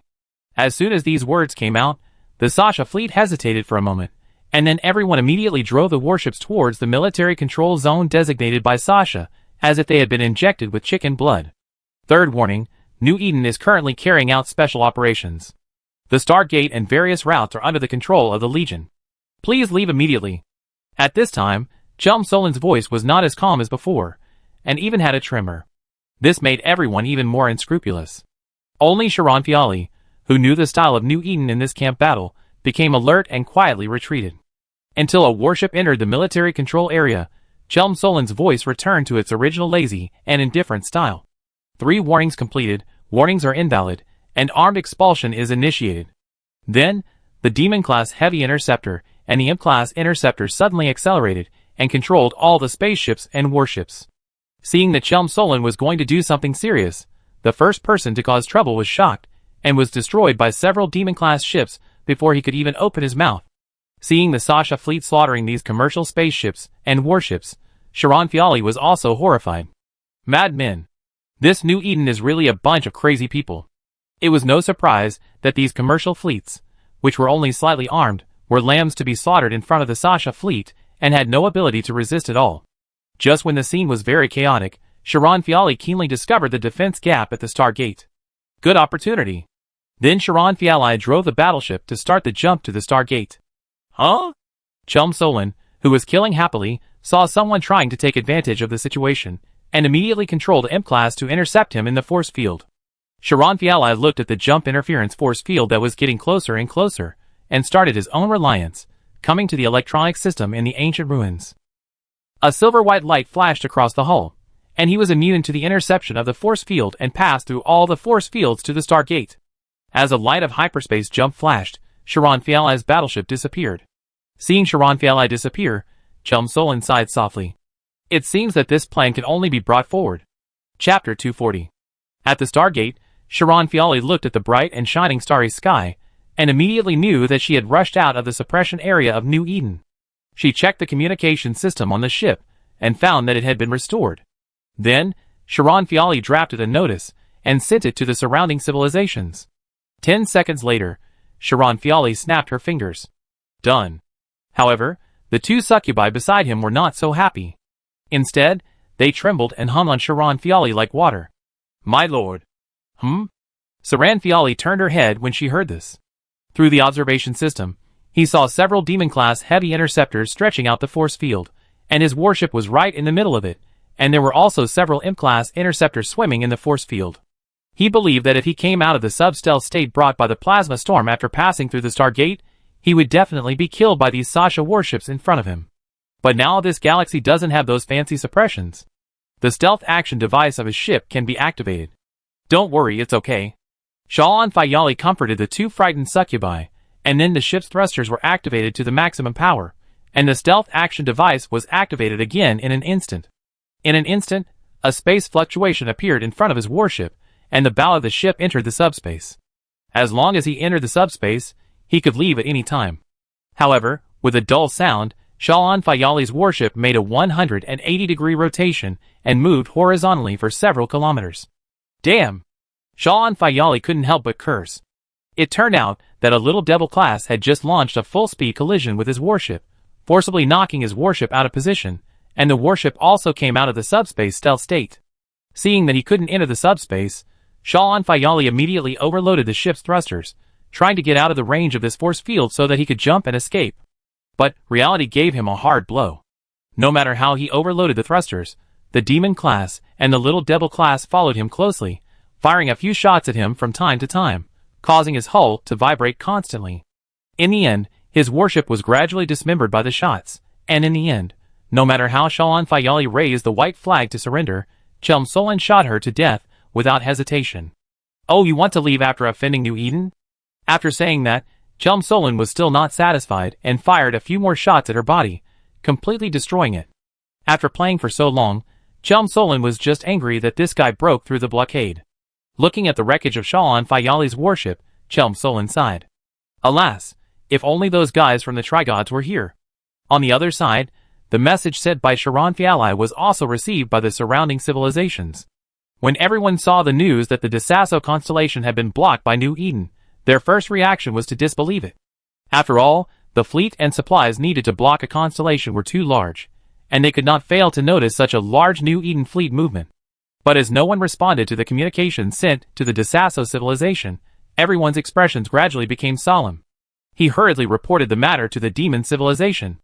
After receiving the news from the rear, Burrell Saxon believed the information at the first time. After all, New Eden did have an elite fleet that could appear behind them without being noticed by anyone, which had caused the logistics and transport fleet of the Freedom Camp to suffer. The most important thing was that New Eden was indeed capable of such a large-scale, all-round blockade and suppression, because the Alpha Star field was an example. But no matter how much he believed, he couldn't mobilize a fleet to rescue now. Now that the faction war has broken out, part of the fleets of other civilizations in the Beecher meteoric domain have come to replace Desasso to fight against New Eden, and more fleets are going to perform another mission, so there is no extra main fleet to mobilize. If it is a garrison fleet, it will be useless in the face of the elite Sasha fleet. Captain, how about I take my fleet to support the Desasso civilization? A demon fleet commander asked. Now in Beecher Meteor region, only the demon third fleet can directly support the Desasso civilization. But Burrell Saxon shook his head without hesitation. No, our fleet is now under close surveillance by the guys of the Angel civilization. As long as we take action, those bitches will definitely catch the opportunity, and the loss will be even greater. Now the Demon 3rd Fleet and the Angel 5th Fleet are closely monitoring each other, and no one dares to act rashly. Once they personally take part in the war will really be out of control at both sides. This is something that none of them can accept. Beeler Saxon pondered for a moment, turned to a logistics manager and asked, Was there a small aircraft carrier fleet that was transported to the Beecher meteor region some time ago? Yes, that batch of small aircraft carriers were eliminated by our side, and they were also transported to support other subordinate civilizations. The logistics manager replied quickly. After all, the fleet of the Demon civilization began to fully replace various new warships last year, and this small aircraft carrier fleet was also replaced and eliminated. Ship these small aircraft carriers to the Saxton civilization and let them get familiar with them and their equipment as soon as possible. I need them to form a certain combat capability within 3 days to support the DeSasso civilization. Yes. By the way, send a few more instructors to teach them some tactics, so that they don't use aircraft carriers as ordinary warships to charge into battle. Biller Saxon thought of a certain civilization that used aircraft carriers to charge with the battleship fleet, and he felt helpless to complain. Just in case, it would be better to send a few instructors to teach. Yes, I will select 10 instructors to go with this batch of warships. Burrell Saxon waved his hand and asked him to go down and prepare. There will definitely not be too many fleets in New Eden that can enter the DeSasso civilization. They are just limited by the lack of manpower. Now this batch of small aircraft carriers will support, and the garrison fleet only needs a little training to form combat effectiveness. At that time, it will be easy to solve the predicament of the DeSasso civilization with the aircraft carrier battle group. Compared with the plight of the DeSasso civilization, Burrell Saxon is more concerned about the war on the front line. Although 2 civilizations that are no worse than DeSasso have already moved to the Jelly Galaxy to deal with New Eden. But in less than a week, the New Eden North Fortress has returned to its original state, and the 16 fleets of the defending Sasha fleet have also been restored. According to intelligence, New Eden has set 8 main fleets to station in the North Fortress. Now the North Fortress is even more difficult to deal with than before. So now the North Fortress can only form a confrontation. There will be small-scale sporadic battles, but large-scale battles are impossible. So Burrell Saxon has to open up another battlefield. Chapter 241. This is the situation, so I suggest starting the plan ahead of time. Because of the leak of information, Sasha's plan to blockade DeSasso and slowly defeat it also failed, and time must be rushed. Otherwise, when the fleets of other civilizations come to support, Chelm Solin's Sasha invasion fleet will have to evacuate. After all, this is the hinterland of the free camp, and she doesn't have this fleet to challenge others for rewards. And if it is not completed this time, there will be no such good opportunity next time. Action approved. Aura also knew that time could not be wasted, so he turned to look at Mu Union. How is the Sky Blade Titan? Can it perform the mission? Mu Union stood up and replied, Report. The Sky Blade Titan only suffered some damage to its outer armor in the last battle, but it was not a big damage. It has been basically repaired and can be dispatched at any time. In the last battle of the Northern Fortress, although the Sky Blade Titan was very powerful, it was still a bit difficult to face the remaining dreadnoughts. If it were not for the assistance and cover of Sasha's main fleet, it would probably still be repaired. After all, after the formation of this dreadnought, it will still pose a great threat to the Titans. That's good. Aura nodded and issued a formal order to Chelm Solin and Mu Union. Order. Starting from now on, the extermination order of the DeSasso civilization will be launched. The star system will be used as a strategic point for gradual cleanup. No one from DeSasso will be allowed to leave. If there is any obstruction to the mission, no matter which civilization or force, after 3 warnings are invalid, you can handle it on your own. Speaking of which, the 3 warnings were made by Sherman to avoid these killer embryos, who are eager to cause chaos in the world, so as not to provoke too many enemies. After 3 warnings were ineffective, it was reasonable for us to take action later. Chelm Solin and Mu Union put their legs together and saluted. Yes. Yes. Because the Titan was too large, it would take some time to transfer it to the DeSasso civilization through the wormhole, so Chelm Solin made some preparations in advance. First, firepower was tested and cleared out the various space stations of DeSasso in the galaxy. Because the intelligence had been leaked, it was no longer necessary to block the entry and exit of people from other civilizations. So Chelm Solin also allowed people from other civilizations to go out, but they were allowed to leave but not enter. This made those people both excited and disappointed. They were excited that they could leave this dangerous place. As long as they did not bring anyone from DeSasso with them, their lives would be saved. They were disappointed that the reward for DeSasso had been completed, otherwise New Eden would not have opened the passage, and they would not have the chance to become the master of the galaxy. At the same time, The fact that New Eden went deep into the Beecher meteor field and retaliated against the Desasso civilization also caused a lot of public opinion in the entire southern star field as these people left. The last time New Eden did this was in the Omega star region, and the Omega Union ended up in a very miserable situation. This time it was in Desasso, and it is obvious that New Eden is replicating the original in the Omega star region.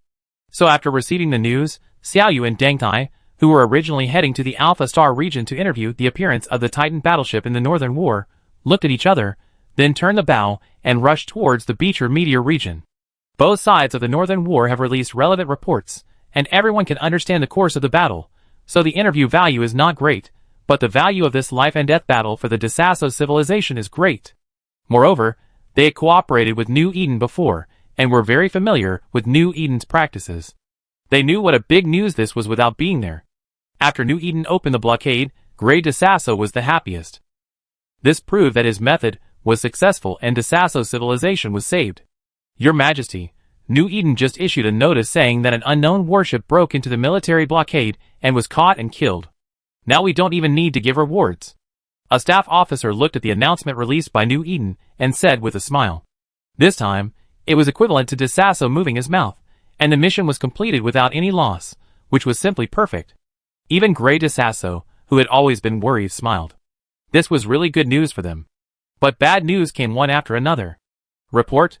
Someone from the Lipu Galaxy reported that the 3 major colonial space stations in the Lipu Galaxy have fallen. What? Grey Desasso's smile froze instantly. He then grabbed the hand of the person who came, stared at him with bloodshot eyes and roared. It's been less than a day, how come the entire Lipu Galaxy has fallen? Faced with Grey Desasso's roar, the intelligence officer who came to report was even more numb. The Sasha fleet used small doomsday weapons to destroy the defenses of the space station, and then used conventional weapons to dismantle the space station bit by bit until the space station was overwhelmed and exploded and self-destructed. Listening to the intelligence officer's narration, Grey Desasso suddenly collapsed on the ground and stopped talking. Then, the intelligence officer continued to speak slowly. Even if others winked at him, he didn't notice. During this period, the 3 major space stations in the Lipu Galaxy organized several fleets to fight against the New Eden fleet in an attempt to defend the space station, but they were quickly destroyed by New Eden, and no one survived. In the 3 major space stations in the Lipu Galaxy, except for a very small number of people who escaped by aircraft, everyone else died in the explosion of the space station. According to rough statistics, the death toll is about 13.8 million, and the losses are still being estimated. Because this time's clearing operation is not like Omega, because there was no shortage of time, and the main forces of the Omega Federation had been cleared out, leaving only some old, weak, women and children who posed no threat. In addition, the complete supplies at Omega Star City were needed, so the Doric Corps was sent into the Star City for screening and clearing. This time, the main purpose of New Eden was revenge, and plundering resources was just incidental. Besides, time was running out, and there was no time to identify the identities of everyone in the space station one by one, so Chelm Solon simply blew up the space station as well, which was simple and easy. As for whether there were people from other civilizations inside, that was not within her consideration. At present, the starry sky of the Lipu Galaxy has been completely occupied, and the remaining 3 colonized planets are forming their own self-defense forces, preparing to fight a large-scale ground battle with New Eden, and swearing to defend the territory of Desasso to the death. After saying that, the intelligence officer saluted Grey Desasso solemnly. Then, he turned and left. He wanted to go back to be with his brothers, even though he knew it was a hell. Grey Desasso looked up at the man who left and asked hoarsely, "Wait, what's your name?" The intelligence officer paused, then took another step, and said without looking back, "Lipu Galaxy 03 Space Station Intelligence Department Captain Code, BT 9025. Chapter 242. Listening to the footsteps getting farther and farther away, Grey Desasso took a deep breath, then broke free from the support of others and staggered back to his seat. Now the interstellar battlefield of the Lipu Galaxy has fallen, and other galaxies cannot follow suit. Now Desasso no longer has the ability to stop the attack of the Sasha fleet. There are no organized fleets on the interstellar battlefield. The fall of these space stations is only a matter of time, so the people in them must be transferred as soon as possible. Order: send liaison officers to the space stations in each galaxy. Order the heads of all the space stations to organize the transfer of ordinary people to the colonized planets as soon as possible, and order the heads of the colonized planets to be responsible for the relevant resettlement and war preparations. Yes. Order, send people to announce the events in the Lipu Galaxy, and try to stir up relevant public opinion. Yes. After giving all the instructions, Grey DeSasso drove everyone out. He stayed alone in the empty conference room, looking out the window at the spaceships and warships of other civilizations that had been urgently evacuated on the channel. He didn't know what he was thinking, and his body suddenly hunched over. I hope everything is in time. A desolate sigh echoed in the empty conference room. On the other side, after destroying the 3 major colonial space stations in the Lipu Galaxy, Chelmsolin began to demolish other industrial interstellar buildings in the galaxy. Her purpose was simple, which was to ensure that there would be no more buildings or warships of DeSasso in the starry sky. After all the DeSasso in the starry sky were forced to move to the colonial planet, the next thing would be the matter of killing the angels. Watching the last satellite mining industrial building turned into debris scattered across the starry sky, Chelmsolin waved her hand, and then all the fleets gathered around her again. Seeing that she had already dismantled the entire Lipu Galaxy's space station, but still no DeSasso fleet came to stop it, she couldn't help but mutter in her heart. It seems that DeSasso really has no interstellar power, so the progress can be advanced a little bit. Afterwards, an order was issued to the Alpha Northern Fortress. Soon, 2 Sasha officials, Vizen Anklin and Selene Madical, led their main fleets and quietly sailed out of the fortress and came to the vicinity of the Sasha Suppression Control Tower. A wormhole appeared in the defense field of the Sasha Suppression Control Tower, and these warships rushed through the wormhole and disappeared in less than 10 minutes. 3 hours later, battle reports like snowflakes quickly appeared in the meeting room of DeSasso Star City. Report: the entire starry sky of the Lena Galaxy has fallen, and the 2 major colonial space stations and other interstellar buildings have been completely destroyed. Casualties and losses are still being counted. Report: the entire starry sky of the Jaga Galaxy has fallen, and the 4 major colonial space stations and other interstellar buildings have been destroyed. Casualties and losses are still being counted. Report: the fall of the Lipu Galaxy was like opening Pandora's box. In just 3 hours, news of attacks came from all 26 galaxies in the entire DeSasso constellation, and there was not a single good news. Faced with the battle reports, Grey DeSasso knew that these battle reports contained tens of millions, or even hundreds of millions of lives. Now, except for the first star of DeSasso, the space stations and other star systems have been completely removed by New Eden, including the heavy industrial zone of DeSasso. It can be said that even if New Eden retreats now, the civilization of DeSasso is finished. The warships are gone, but as long as the industrial base is still there, they can be rebuilt at any time. The pilots are gone, but as long as the population base is still there, enough pilots can be selected again. But now the industrial zone of DeSasso has been destroyed. Even if DeSasso has preserved its population by hiding in the colonized planet, without the industrial base, it is no different from a lost country. Even if New Eden evacuated now, Grey DeSasso was sure that the friendly forces coming to support would unscrupulously divide up DeSasso's territory and plunder their resources and population. Even the old enemies, who were originally at odds with the DeSasso civilization, would not give DeSasso a chance to rise again. Thinking about it, Grey DeSasso's back became more hunched. Come here, pass a message to these New Eden fleets. I request to meet with their leaders. A desolate voice came from the conference room, which made everyone outside the door feel relieved. As long as New Eden is willing to talk, it doesn't matter if all of them are liquidated. As long as the fire of civilization is still there, DeSasso will rise again sooner or later. What's more, DeSasso has become like this for the sake of the free camp, and the demon civilization will be happy to give their descendants a chance to rise. Yes. When Chelmsolin learned that DeSasso wanted to seek dialogue with New Eden, he immediately gave the news to Aura. She was not interested in this matter, nor was she happy about it. She believed that Aura would not agree to it either. Not long after, a communication came into the Ministry of Foreign Affairs of DeSasso. I am Aura, the temporary agent of New Eden. Aura stood next to the main seat of the conference room of Alpha Space Station, looking at Grey DeSasso in the holographic projection. Grey DeSasso looked at Aura and the empty seat beside Aura, and sighed. I express my most sincere apologies for the assassination of your leader, and I am willing to pay the corresponding price, and hand over all the people involved in this matter to your disposal, including myself, just to stop the war. Grey DeSasso did not make any excuses, because he knew there was no need, so he expressed his wishes very directly. As long as the war can be stopped and DeSasso can preserve some vitality and foundation, then the death of these old guys is worth it. If there was a choice, Grey DeSasso would never agree to the request of the Omega Federation and participate in the assassination of Sherman. It turned a simple war of interests into a war of civilizations that will never end. The foundation of the DeSasso civilization for hundreds of years was destroyed in an instant. Grey DeSasso, you should understand that you should have considered this consequence from the moment you participated in the assassination of His Majesty. I agreed to communicate with you this time only because I think you DeSasso are a respectable opponent, that's all. The war will continue, and it will not end until one side is completely destroyed. Ola did not agree to Grey DeSasso's request, and said very coldly. Grey DeSasso closed his eyes, not wanting Aura to see the pain in his eyes. As for the proposal that New Eden should stop attacking DeSasso civilians, he did not say it. Because seeing Aura's firm attitude, he knew that the other party would not agree.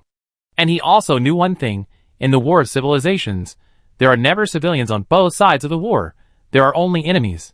The meeting ended in silence. At this time, a huge interstellar beast also came to the DeSasso constellation through the wormhole. Chapter 243. Lipu Galaxy, Colony Planet Number 03. Because the space station in orbit was destroyed, a large number of space station fragments passed through the atmosphere from space and landed on the landmark. The power of these fragments passing through the atmosphere and landing on the planet is no less than that of ordinary missiles. And there are many of them, of different sizes. However, under the surface guard weapons system, these large space station fragments were shattered, and the threat to the ground was greatly reduced. BT-9025 looked at the sky full of meteor showers formed by space station fragments passing through the atmosphere, and felt bad. After joining the intelligence department of the LIB-03 Colonial Space Station, he had long forgotten his original name. He had never been in love during his decades of service, and he had no wife or children. He devoted all his time to DeSasso. For DeSasso, he had done all kinds of inhumane things. Whether it was outsiders or insiders, they privately called him Pervert 9025. He was not unaware, but he just didn't care. Because sometimes he also felt that he was quite perverted. After all, he had done all kinds of bad things. When the number 03 Colonial Space Station was being dismantled and destroyed bit by the Sasha warship, he thought that he should die there instead of carrying out some bullshit order to report to the headquarters. So after completing the order of the person in charge of the space station, he risked his life to return from Star City. At that time, he had no ability to save the number 03 Colonial Space Station that he had fought for. Now he has to do his best to fight for the number 03 Colonial Planet, even if he sheds his last drop of blood. BT-9025 looked at the spars. Shooting Stars stood up, patted the dirt on his body, and looked up at the faint starry sky. One day, I will lead my fleet to your civilization and crush your warships and space stations one by one. Destroy their country and exterminate their race. BT-9025 said softly, his eyes full of deep hatred. It's not that he didn't know that New Eden was here for revenge, but when has war ever been reasonable? Interest and hatred are the biggest catalysts of war. Until, I saw a supergiant spear that cut through the sky like the sword of Dalmos falling from the sky. The huge energy beam was like a huge spear, descending from the starry sky. The condensed light spear descended, like a divine punishment. Heavenly blade divine punishment.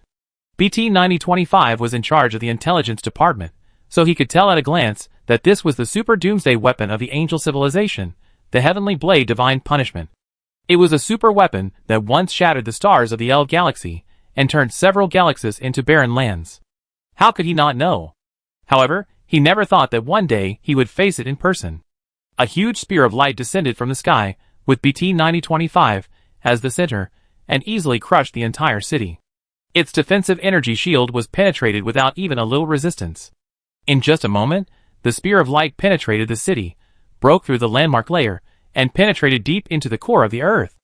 Then, in the dull eyes of everyone, the spear of light suddenly exploded.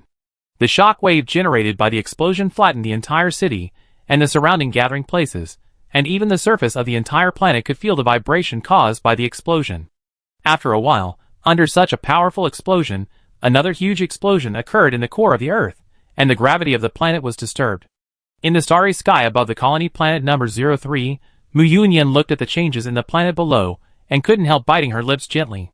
Chelm Solon looked at Mu Yunyan like this, and couldn't help but come to her side and rub her hair. They are all enemies, and you can't be kind to your enemies. Don't think too much. In response to Chelm Solon's comfort, Mu Yunyan shook her head and said, Sister Solon, although I know that I shouldn't be soft-hearted, I still feel uncomfortable. Chelm Solon looked at Mu Yunyan and hugged her with some heartache. After all, Mu Yunyan is still a little girl under 20 years old. Unlike these intelligent beings, who have engraved cruelty to the enemy into the source code, it is inevitable to have these emotions. Looking at Chelm Solon's actions, Mu Yunyan immediately understood what Chelm Solon meant, and then hurriedly explained. Sister Solon, I don't mean what you think. I understand, it's okay. Chelm Solon said with a smile. At worst, she can drive the Sky Blade Titan to doom the colonies of Desasso one by one. As long as Mu Yunyan gives the authority, all this is a small problem. In response, Mu Yunyan looked at the perfunctory Chelm Solon and asked unhappily, Sister Solon, before joining New Eden, I also destroyed more than a dozen civilizations. I can't even count the number of people who died in my hands. How could I have mercy on the enemy of Desasso? Hearing this, the smile on Chelm Solon's face froze. Yes. Before joining New Eden, Mu Yunyan and her group of killing angels were famous killers and civilization destroyers in the universe. The blood on their hands may be many times more than that of these officials. How could they have mercy on this clear enemy? Chelm Solon asked in confusion. Then what are you doing? After all, these people are also paying for the mistakes of their leaders, and there are many good people among them. My doomsday did not destroy the planet directly, but only caused it to split slowly, which would make these good people suffer for a longer time. That's why I feel a little uncomfortable. In the angel civilization, it was not uncommon to sacrifice innocent people in order to better eliminate the enemy. Not to mention that after they were abandoned by the angel civilization and became killing angels, there was no such thing as a woman's mercy. She felt uncomfortable now only because she had not yet lost her humanity. If she were given a choice, she would still activate the doomsday weapon without hesitation and smash the planet below. At most, it would be more accurate, so that the people above would suffer less pain. Chelm Solon looked at Mu Yunyan, and suddenly didn't know what to say, and finally patted her on the shoulder. Then you should hit it more accurately next time, so that they will suffer less pain and torture. Yes. Mu Yunyan nodded fiercely. Then, he drove the Sky Blade Titan to jump to the next target. The gravitational fluctuations brought by the Titan's jump accelerated the disintegration of the planet below. Chelm Solon looked at Mu Yunyan, who was leaving, shook his head with a bit of a smile, and then cast his eyes to the planet that was decomposing below. Mu Yunyan went to the next target, but her mission was not yet completed. Before this planet was completely destroyed, she still needed to guard it with a fleet to prevent any lucky people from escaping on a spaceship or warship. The extermination order must be carried out to the end. Chapter 244. During the execution of the extermination order, the war correspondent Xiaoyu and Deng Tai from Star Vision Universe also quickly arrived at the Desasso civilization with the tacit consent of all parties. Under the close surveillance of Chelm Solon, the two followed the Sasha fleet to carry out one mission after another, and also witnessed the annihilation of one planet after another. Looking at the Sky Blade class Titan that fell on the planet below and shattered it like a punishment from heaven, Deng Tai shrugged uncomfortably. Xiaoyu, how many have you seen in the past 3 days? The 54th colonized planet. Compared to the lampstand, Xiaoyu seemed calmer. Or rather, the extermination of the Desasso civilization by New Eden over the past 3 days had already made him numb. Xiaoyu looked at the planet below that was constantly decomposing, and calmly used the ship's equipment to record it. Looking at the warships and spaceships that were taking off from time to time below, he was still wondering how long it would take for him to arrive in the starry sky before being controlled by the Sasha fleet that had been waiting for a long time, and his life or death would be decided after his identity was verified. Deng Tai watched as passenger ships full of Desasso civilians were broken into 2 pieces by several rounds of laser cannons just after they took off, and then fell down. She seemed to hear the desperate shouts from them, which made her face pale. Xiaoyu, is this New Eden too cruel? Cruel? Xiaoyu turned her head and looked at the pale Deng Tai and said seriously, this is not a simple battle of interests. This is a battle of life and death between the civilizations of New Eden and Desasso, and this kind of civilization war has always been so cruel. Xiaoyu entered this business a few years earlier than Deng Tai, so he has a deeper understanding of this cruel universe. But the war cannot affect civilians, right? Are these civilians armed? Deng Tai's face looked much better because of the diversion of attention, with a hint of redness. Xiaoyu was relieved, but still shook his head expressionlessly. Civilians? Where are there civilians in a war of civilizations? To use the words of the commander of the Mod Corps, who carried out Operation Omega last time, since you have enjoyed the benefits brought by civilization, you must also fulfill the obligations and responsibilities of civilization. Moreover, Are you sure that these so-called civilians will not become soldiers driving warships to fire at New Eden in the future? You are showing a serious bias, which is simply specious. The lampstand stamped his feet in anger, but he didn't know how to refute. And Xiaoyu looked at the wreckage of the warships and spaceships that continued to rise into the sky, turned into a touch of fireworks, and returned with the wreckage, and said indifferently, I am just stating a fact. But New Eden has gone too far. Other civilization wars only capture these civilians as slaves, but they directly exterminate their clans and their species. It's too cold-blooded. The lampstand still retorted with some reluctance to admit defeat. Although being captured and made a slave is not a good thing, at least you can still be alive, and the descendants of the tribe can continue. The tribe can still continue, which is also the bottom line of any civilized tribe. But now New Eden is like this, it is inevitable that people are a little scared. 63 years ago, the Desasso civilization conquered the Kashing United States, and after the victory, they looted all the resources of the Kashing United States and used biological weapons to kill 6.3 billion people in the Kashing United States. 41 years ago, the Desasso civilization launched a war against the Duburg Independent Kingdom. The Desasso fleet suffered heavy losses due to the strong counterattack of the Duburg Independent Kingdom. After the victory, the Desasso fleet massacred all 800 million people in the 3-star systems of the Duburg Independent Kingdom. 19 years ago, Xiaoyu did not refute Ding Tai's words, but recounted the events since the rise of the Desasso civilization one by one. These data are more convincing than anything else. No civilization has ever risen peacefully. They all move forward with blood on their hands and scars all over their bodies.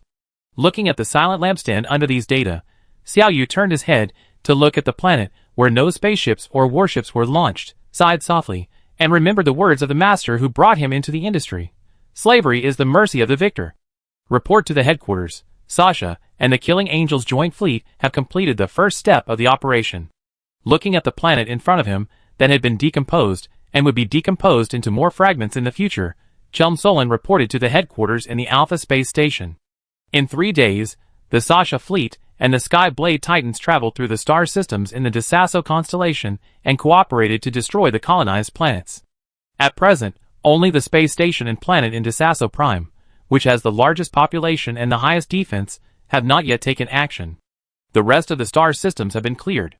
All that is left is to concentrate our forces to take down Desasso Prime in one fell swoop, and then this Sasha invasion can be declared complete. And the Desasso civilization can also be declared extinct. In the command center, Aura nodded.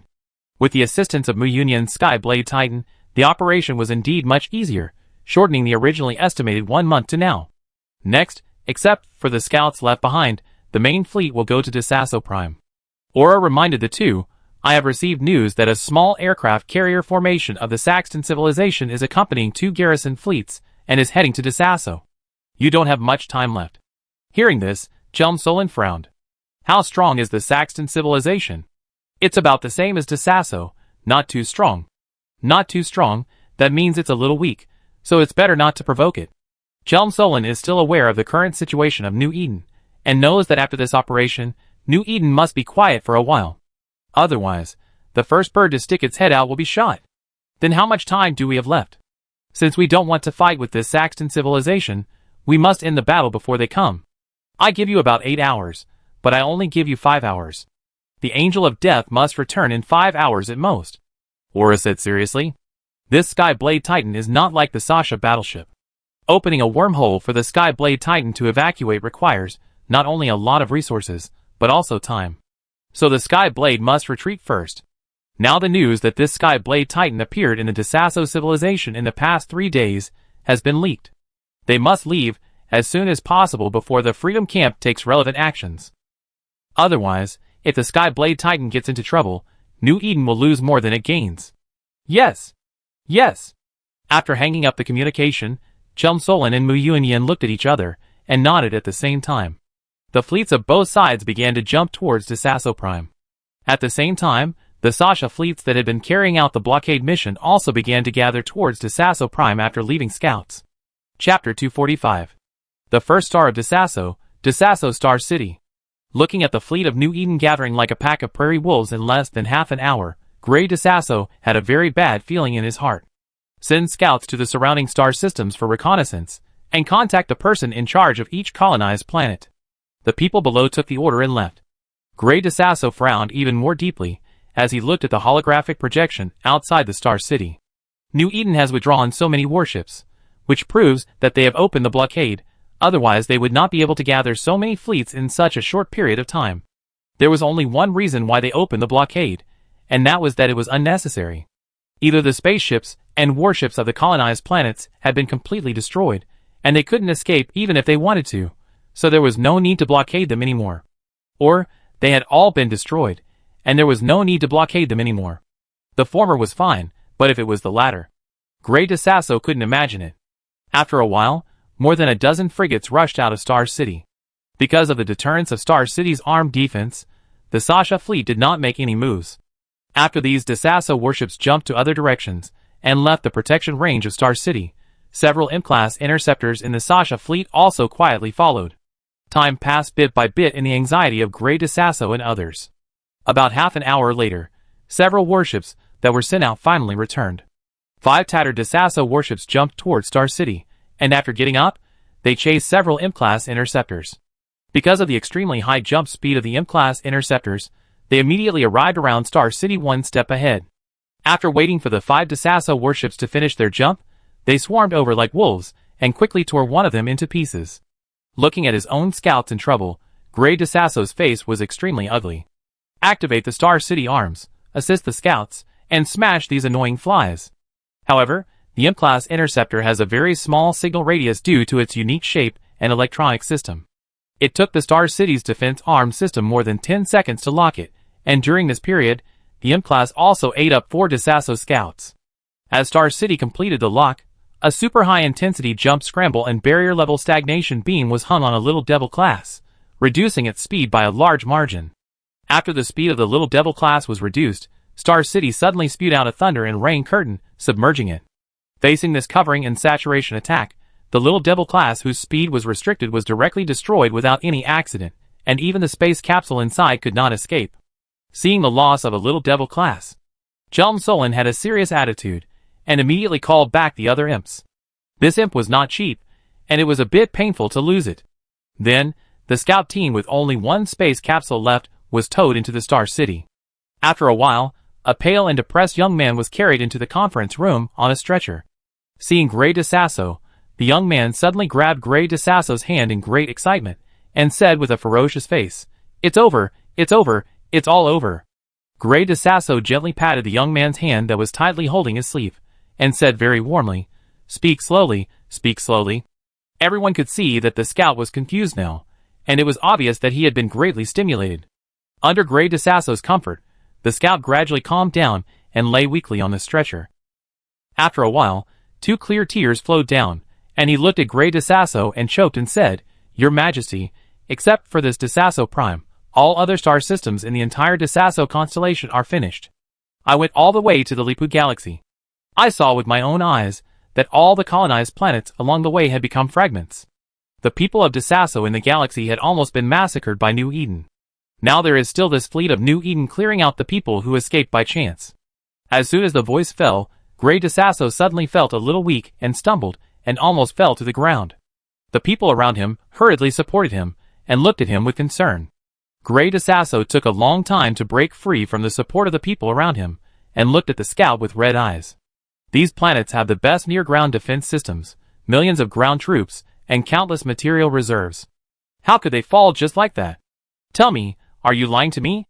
As a martial civilization that rose to prominence through war, the DeSasso civilization has not only an interstellar fleet, but also powerful ground forces. These ground forces are elite warriors who have experienced the test of the battlefield. How could they fall just like that? Looking at Gray DeSasso, who seemed to be choosing people to devour, the scout said in great pain, "According to battlefield analysis, New Eden used doomsday weapons to destroy the colonized planets, and all the arrangements on the ground could not be used. On the way back, we scanned a Titan-class battleship. According to analysis, this is the Titan that appeared in the Alpha Northern Fortress. The Killing Angel Skyblade Titan." Gray DeSasso muttered in despair. Originally, Aura and others did not plan to capture the DeSasso civilization for colonization. Besides, there was no need to colonize New Eden. The more than 10 million people of the Dorit people have not even filled the Alpha Star field. So from the beginning, The revenge on the Desasso civilization was predatory and destructive. During this time, the resources that Sasha plundered into Sazar were continuously transported to the Alpha Star region through the wormhole. As for the strategic goal of colonizing planets, which is difficult to capture, destructive operations are used instead of surgical cuts like the space station, trying not to damage the materials. Your Majesty, we have sent people to bring the news that New Eden has dispatched Titans. I hope you can hold on.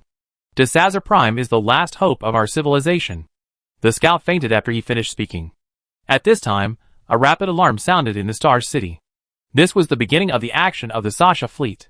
Grey Desasso stared closely at the holographic projection, and saw that the Sasha fleet had assembled and formed a battle array. Counting one square formation and one full fleet, there were a total of 10 fleets outside the Desasso Star City, and counting the fleets that were still clearing out other star systems.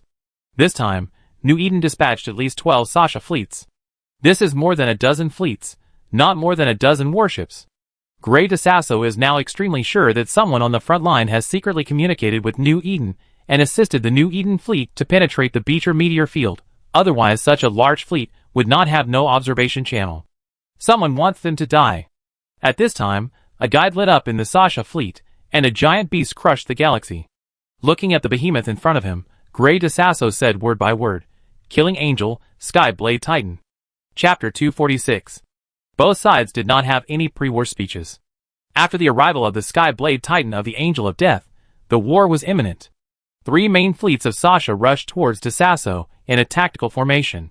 Energy cannon beams blasted on the energy shield of the Star City, causing waves. However, this Star City is not like other space station buildings. This Star City can be used as a base of civilization in space. Its defense and armed forces are top-notch. Even if the Sasha fleet attacks continuously for 24 hours, it will take a long time to wear out its thick energy shield. Not to mention that the defensive armed forces of this Star City are also among the best, and it is impossible for the enemy to attack so easily.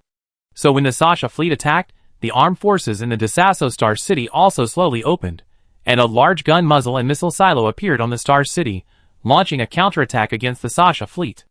Looking at the Desasso Star City transformed into a hedgehog, Chelm Solin's face did not change. Not only did he not let the Sasha fleet evacuate, but he asked them to attack in 3 directions. Under the firepower of the Star City, the Sasha fleet suffered serious casualties. Because they knew that New Eden had already started a massacre of all colonized star systems except their Desasso Prime, the people who controlled the Star City armed forces were very ruthless. Once a Sasha warship was destroyed, one or several attacks would immediately come to destroy the space capsule, trying to kill the Sasha to the greatest extent. Half an hour later, the 3 Sasha fleets had lost nearly half of their formations, but the Star City was still standing, and even the color of the energy shield did not change at all. Following Chelm Solin's order, Selene Medical led the fleet to evacuate. Watching the evacuation of the Sasha fleet, there was a huge cheer in Star City. This was the first time since the invasion of New Eden that a space station could withstand the attack, which made them surprised and happy. However, Grey Desasso and others in the Combat Command Center frowned.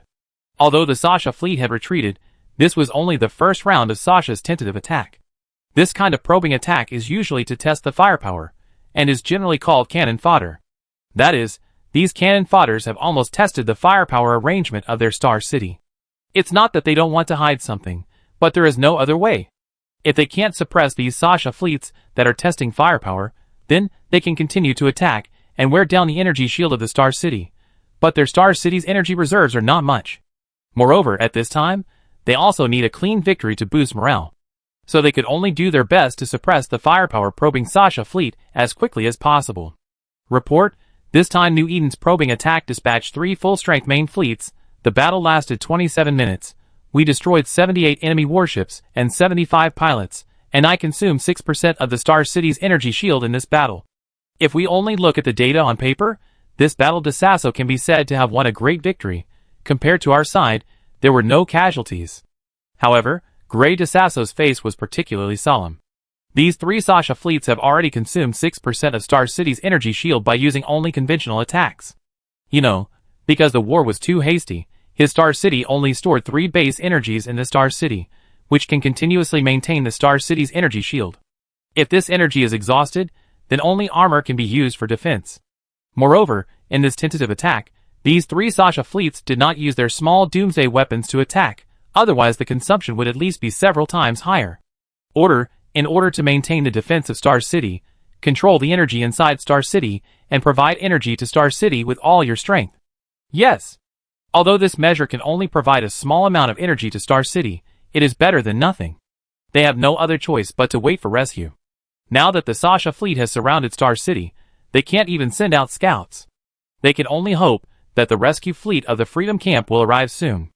On the other side, as the Sasha fleet came back from the fire test, a smile appeared on Chelm Solin's face. 28 barrier-class energy cannons, 13 barrier-class launch silos, and tens of thousands of various large and medium-sized weapons. The defensive firepower is not bad. What should we do? How about I drive the Sky Blade to withstand the firepower and cover your attack? Mu Yunyan was a little worried when she saw this hedgehog-like Star City. Although Titan's defense is very strong, there is no way to destroy this Star City in a short time. And these barrier-class weapons are still a great threat to Titan. After all, they are professional anti-flagship weapons. Looking at Mu Yunyan, who was wrinkling her nose and looking worried, Chelm Solin patted his chest and said confidently, "You don't need to attract firepower for cover. I have found the weak point of Desasso's defense. Just listen to my command when the time comes." "Okay." Mu Yunyan nodded. 10 minutes later, with a wave of Chelm Solin's hand, all the Sasha fleets launched an attack on Star City. Grey Desasso looked at the Sasha fleet that came out in full force, and his mouth twitched. Is this going to be a decisive battle? Without time to think, he immediately issued orders to others to deal with the attack of New Eden. But when the Sasha fleet was about to enter the attack range of Star City, it suddenly changed direction, and made a big circle to the bottom of Star City.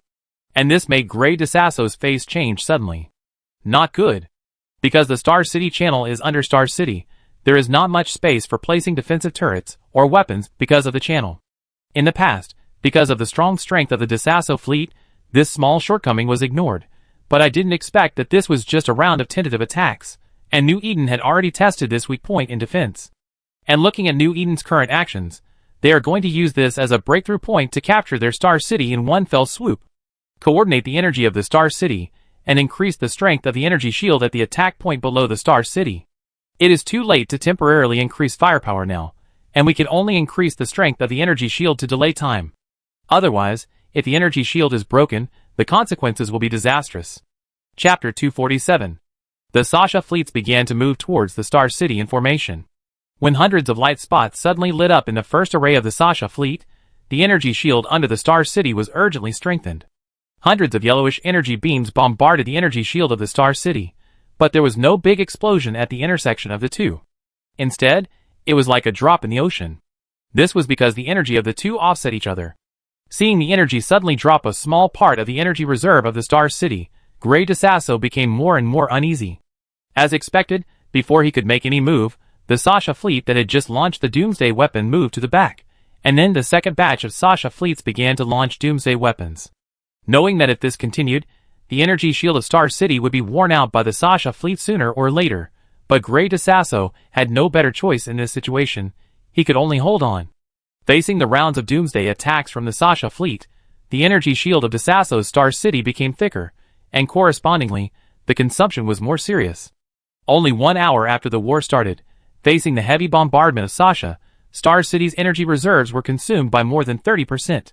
If this continues, it will only be a matter of time before Star City is destroyed. However, the defensive weapons in this direction are really limited, and the counterattack against the Sasha fleet is too weak. So far, only more than 20 Sasha warships have been destroyed. Logically speaking, the defensive weapons of this space station are only used for assistance, and the main defensive force should be the fleet. With the assistance of Star City, this fleet dares to fight against enemies that are several times its size without losing the upper hand, not to mention that the Star City arm configuration of Desasso is even more so, and many weapons are equipped to assist the fleet. But the problem is that Desasso can no longer organize a main fleet, which makes its counterattack so weak that it can only be forced to defend. Looking at the energy shield that is much thicker than other places, Chelm Solin feels that the time has come. Mu Yunyan. Received. Mu Yunyan, who had been prepared for a long time, immediately activated the Doomsday weapon at the upper part of Desasso Star City, and the Sasha fleet no longer attacked in groups, all gathered together, and started a Doomsday salvo. The first to hit, was the Doomsday Cluster attack of the Sasha fleet. After all, the launch time of this small Doomsday weapon is much faster than that of the Titan. Facing the attack of the Sasha fleet, the energy shield of the entire Star City was first stagnant, and then the energy supply to the attack point was increased. Under the increasing energy supply, the energy shield of the Star City and the Doomsday of the Sasha fleet formed a short-term stalemate. It was at this time that Mu Yunyan's Sky Blade-class Titan also showed its power. With a huge beam of light piercing the energy shield of Star City from the Sky Blade Titan Tower, the shield, which had already drawn a lot of energy under the attack of the Sasha fleet, was penetrated little by little in the eyes of everyone, and then with the penetration point as the center, the energy shield of Star City was broken and dissipated little by little. This is not the end. After the light spear shattered the energy shield of Star City, it pierced the outer armor of Star City with undiminished power. Soon, the armor melted a huge pit under the attack, pointing directly at the internal structure of Star City. That's not all. After the light spear penetrated the structure of the Star City, a huge explosion occurred. The shock wave generated by the explosion quickly swept across the entire surface of the Star City along the explosion point, destroying all the exposed defensive weapons one by one. After the end of this Doomsday attack, Mu Yunyan immediately controlled the Sky Blade-class Titan to attack the space station with the flagship cannon. Now the shield of the Desasso Star City has been broken, and the outer defense weapon system has also been severely damaged in the explosion caused by the Doomsday, and the threat to them has been greatly reduced. The current Desasso Star City is like a peeled coconut in front of them, which can be kneaded at will. After the Star City energy shield was shattered by the cooperation of the Sasha fleet and the Killing Angel, the entire Star City fell into silence, and then there was chaos. No one obeyed Grey Desasso's orders to hold on, and everyone tried their best to drive the spaceship warship to leave the Star City that was about to become a cage. But it was easier said than done. The Sasha fleet had blocked the Desasso channel. Even if someone could escape regardless of the order, they would be sent back to the channel by Sasha's several rounds of attacks. Until all the dozens of waterways in Star City were blocked under the deliberate control of Chelm Solon, leaving the people in Star City with no way out. And the moment the shield of Star City was broken, Grey Desasso knew that the battle was over. After locking himself in the combat meeting, he felt the constant vibration of Star City under the attack of the New Eden fleet, and the people in Star City, who were scattered like birds and beasts looking for a way to survive, and he couldn't help but sigh. The Desasso civilization has perished in my hands. Sitting on the throne, Grey Desasso felt a peace and loneliness that he had never felt in the past 100 years. After he came to power, he led the Desasso civilization from a weak civilization that was bullied by others to a dominant one in 100 years, from a barren colony planet to a rich constellation. What a great achievement! It turned out that he had survived all the difficulties, but he didn't expect that he would fall into the hands of an emerging civilization that he thought was a soft persimmon this time. It was really ironic. The experiences of the past 100 years flashed through Grey Desasso's mind, causing a bitter smile to appear on his lips. It turns out that I haven't lived for myself once in this life. As soon as the voice fell, a blazing beam of light penetrated the entire combat meeting room. Mu Yunyan controlled the light spear that had penetrated the Star City, and fiercely slashed it diagonally upward. The entire Star City was split into two under this light spear, and gradually began to collapse and disintegrate. Chelm Solon looked at the gradually disintegrating Star City, and controlled dozens of Demon-class heavy interceptors to open a jump interception force field around the Star City, turning the people, who took the opportunity to drive the warships to escape into fireworks. 3 hours later, under the 3 Sky Blade divine punishments of the Sky Blade Titan, the Desasso Prime finally collapsed. And with the collapse of this last colonized planet, it also announced the destruction of the Desasso civilization. At this time, the support fleet of the Saxton civilization finally arrived at the border of the Desasso civilization. But at this time, it was too late. Wazon Anklin, Seleni Medical, your fleets will cover the evacuation of the Sky Blade Titan first, and leave the rest to me. In order to avoid the Sky Blade Titan being entangled, Chelm Solon immediately ordered the fleets of the other 2 Sasha officials to cover Mu Yunyan to leave first. Because the evacuation of this Titan requires a certain amount of time to open the wormhole, Chelm Solon needs to delay for some time before that. Yes. Chapter 248. Just when Chelm Solon was preparing to block the fleet of the Saxton civilization with his fleet, he found that the fleet of the Saxton civilization only stayed at the border of the Desasso constellation and did not go deep. This made Chelm Solon a little confused. But since the other party did not take any action, she could not take the initiative to provoke. The most important thing now was to cover the departure of the Sky Blade Titan. The fleets of both sides confronted each other, with the Lipu Stargate as the boundary. Sasha did not go over, and the fleet of the Saxton civilization did not come over. After a period of confrontation, Chelm Solon immediately understood what the other party meant. They don't want to get involved in the affairs of New Eden and Desasso, but they have to come here under the order of the demon civilization, so they hope that New Eden will evacuate quickly. They don't want to fight. After all, no matter what, New Eden can only move some supplies and people, but they can't take the territory away. When New Eden leaves, Desasso civilization will be finished, and this entire constellation will be taken over by their Saxton civilization, right? So they even hope that New Eden will take revenge on Desasso as much as possible, so that they will be more relaxed in the future. After that, both sides were in perfect harmony. The fleet of the Saxton civilization had been stationed outside the Lipu galaxy to wait for the opportunity, while Chelm Solon led the fleet to transport the supplies of the Desasso civilization, and to clear out the remaining Desasso personnel. 3 days passed in a flash, and under the repeated urging of the demon civilization, the Saxton civilization finally sent a reconnaissance fleet into the Desasso constellation to scout the situation. Sending a reconnaissance fleet was also a disguised reminder to New Eden. Then, after seeing the reconnaissance fleet, Chelm Solon immediately understood the other party's intention. After sending the fleet to engage in a brief exchange of fire with the other party, it withdrew in an embarrassed manner. After all, almost all that could be transported had been transported, and the rest would take a lot of time to transport, which was not worth the loss. Since the Saxton civilization gave them so much face, Chelm Solon didn't mind doing them a favor. So when the Saxton civilization fleet entered the Desasso constellation in large numbers, it fought more than a dozen battles with the Sasha fleet and conquered more than a dozen star systems. Finally, under the attack of Saxton civilization, New Eden fled and recaptured the entire Desasso constellation within 2 days. This result made the demon civilization stunned. But in the end, when they learned that all the colonized planets in the Desasso constellation were shattered, the space station was destroyed, and the entire Desasso civilization had only 1 million survivors, and declared extinction, they recognized this record. After all, the strategic goal of New Eden has been achieved, and it must be evacuated. Besides, the Desasso constellation is located in the northeast of the Beecher meteor field, and it is also the hinterland of the Freedom Camp. It is impossible for New Eden to be taken over and colonized. So I just sighed at the good luck of the Saxton civilization, which got this credit for nothing. As for the Desasso civilization, they seriously condemned New Eden and accepted its territorial population, and tried their best to rescue it.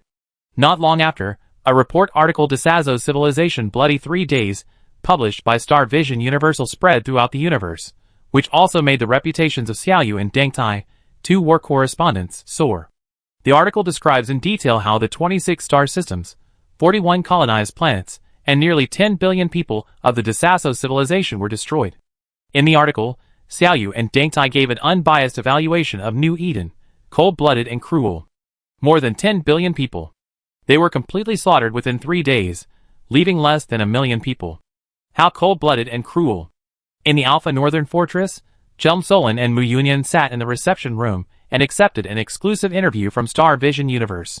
Seeing that all the equipment was ready, Xiaoyu made an ochre gesture to Deng Tai. The interview began. Hello, I am Deng Tai, a reporter from the Southern Department of Xingshi Huanyu. New Eden, Sasha Group, powerful, Chelm Solon. New Eden, Angel Enterprise Consortium, Killing Angel, Mu Yunyan. Chelm Solon and Mu Yunyan introduced themselves very calmly. Now they both represented the face of New Eden, so they both had a cold expression, and were not as lively as usual. Looking at the two people who spoke coldly and looked stern, Deng Tai's expression remained unchanged. After all, these two people were the executors who destroyed a civilization with a population of nearly 10 billion. This character was quite suitable, and she was mentally prepared.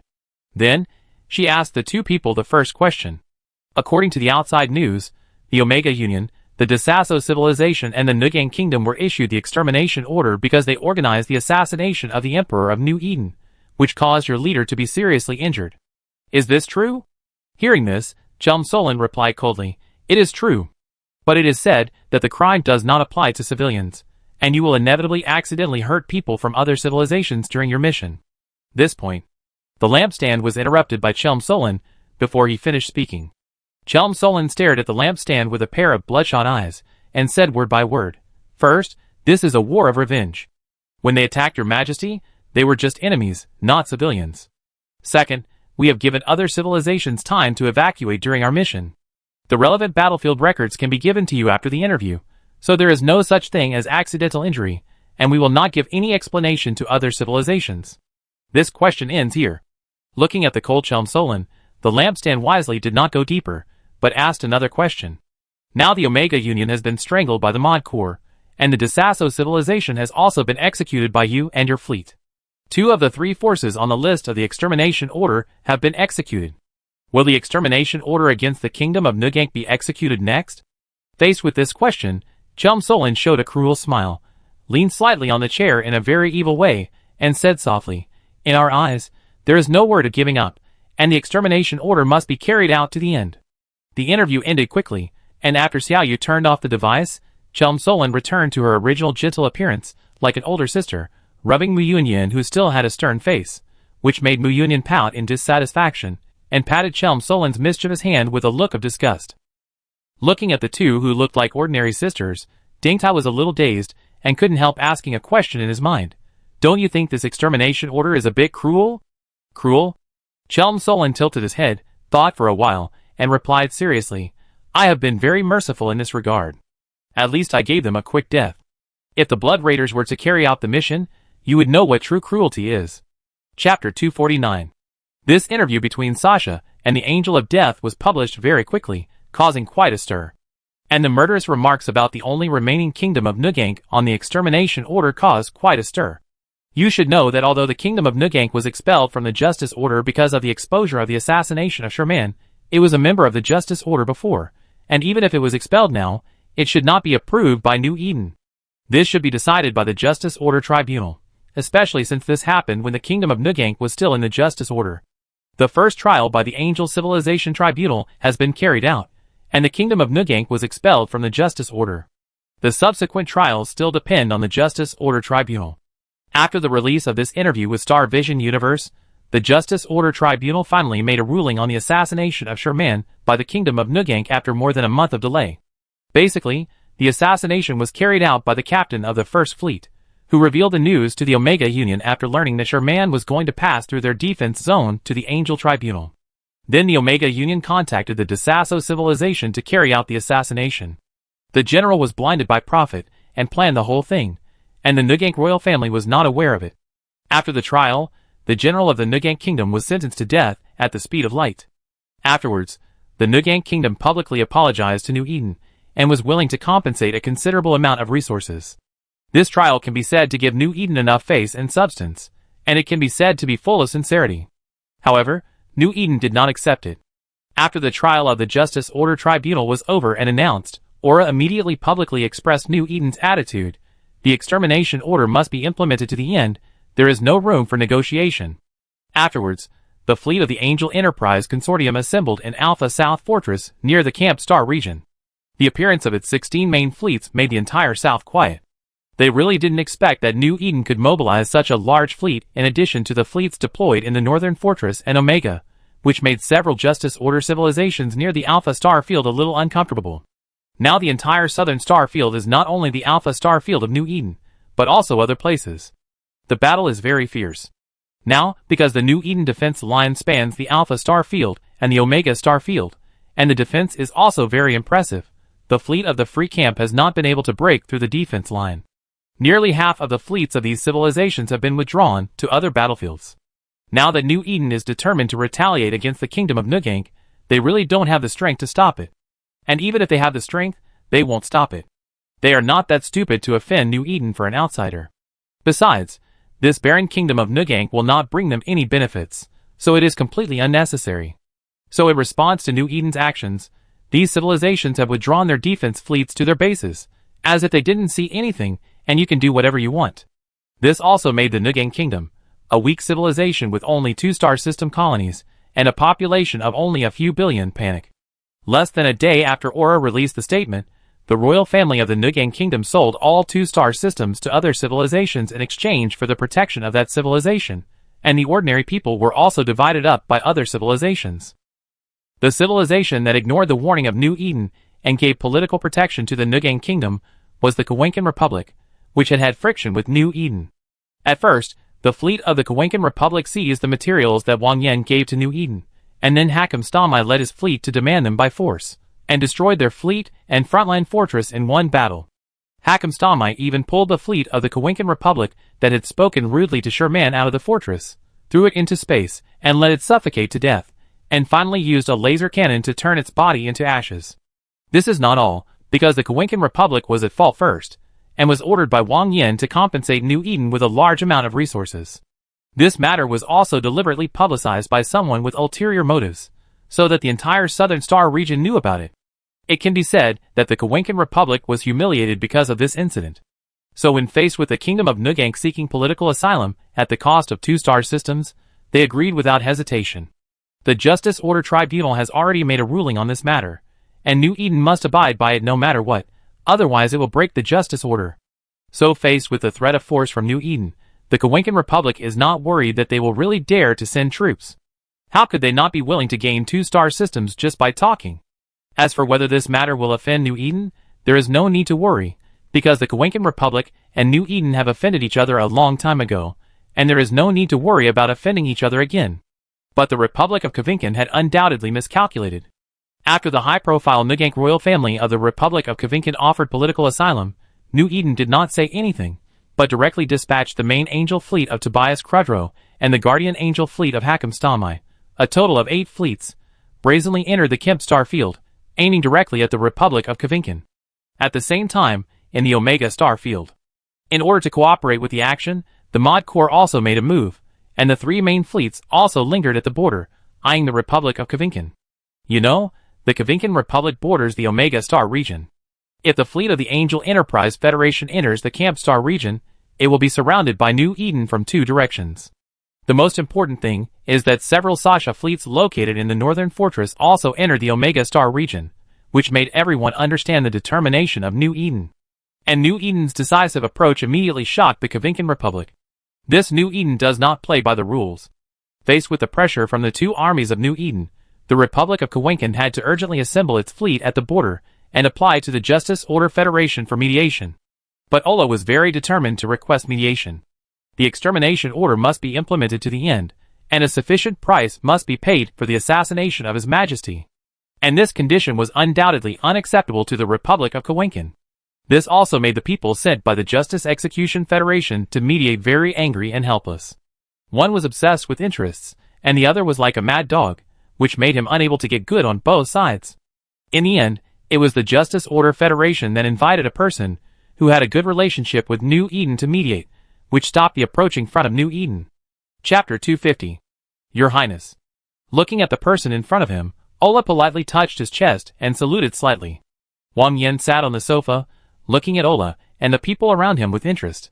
Oh, I haven't seen these new faces yet. It seems that I didn't recognize them all when I went there last time.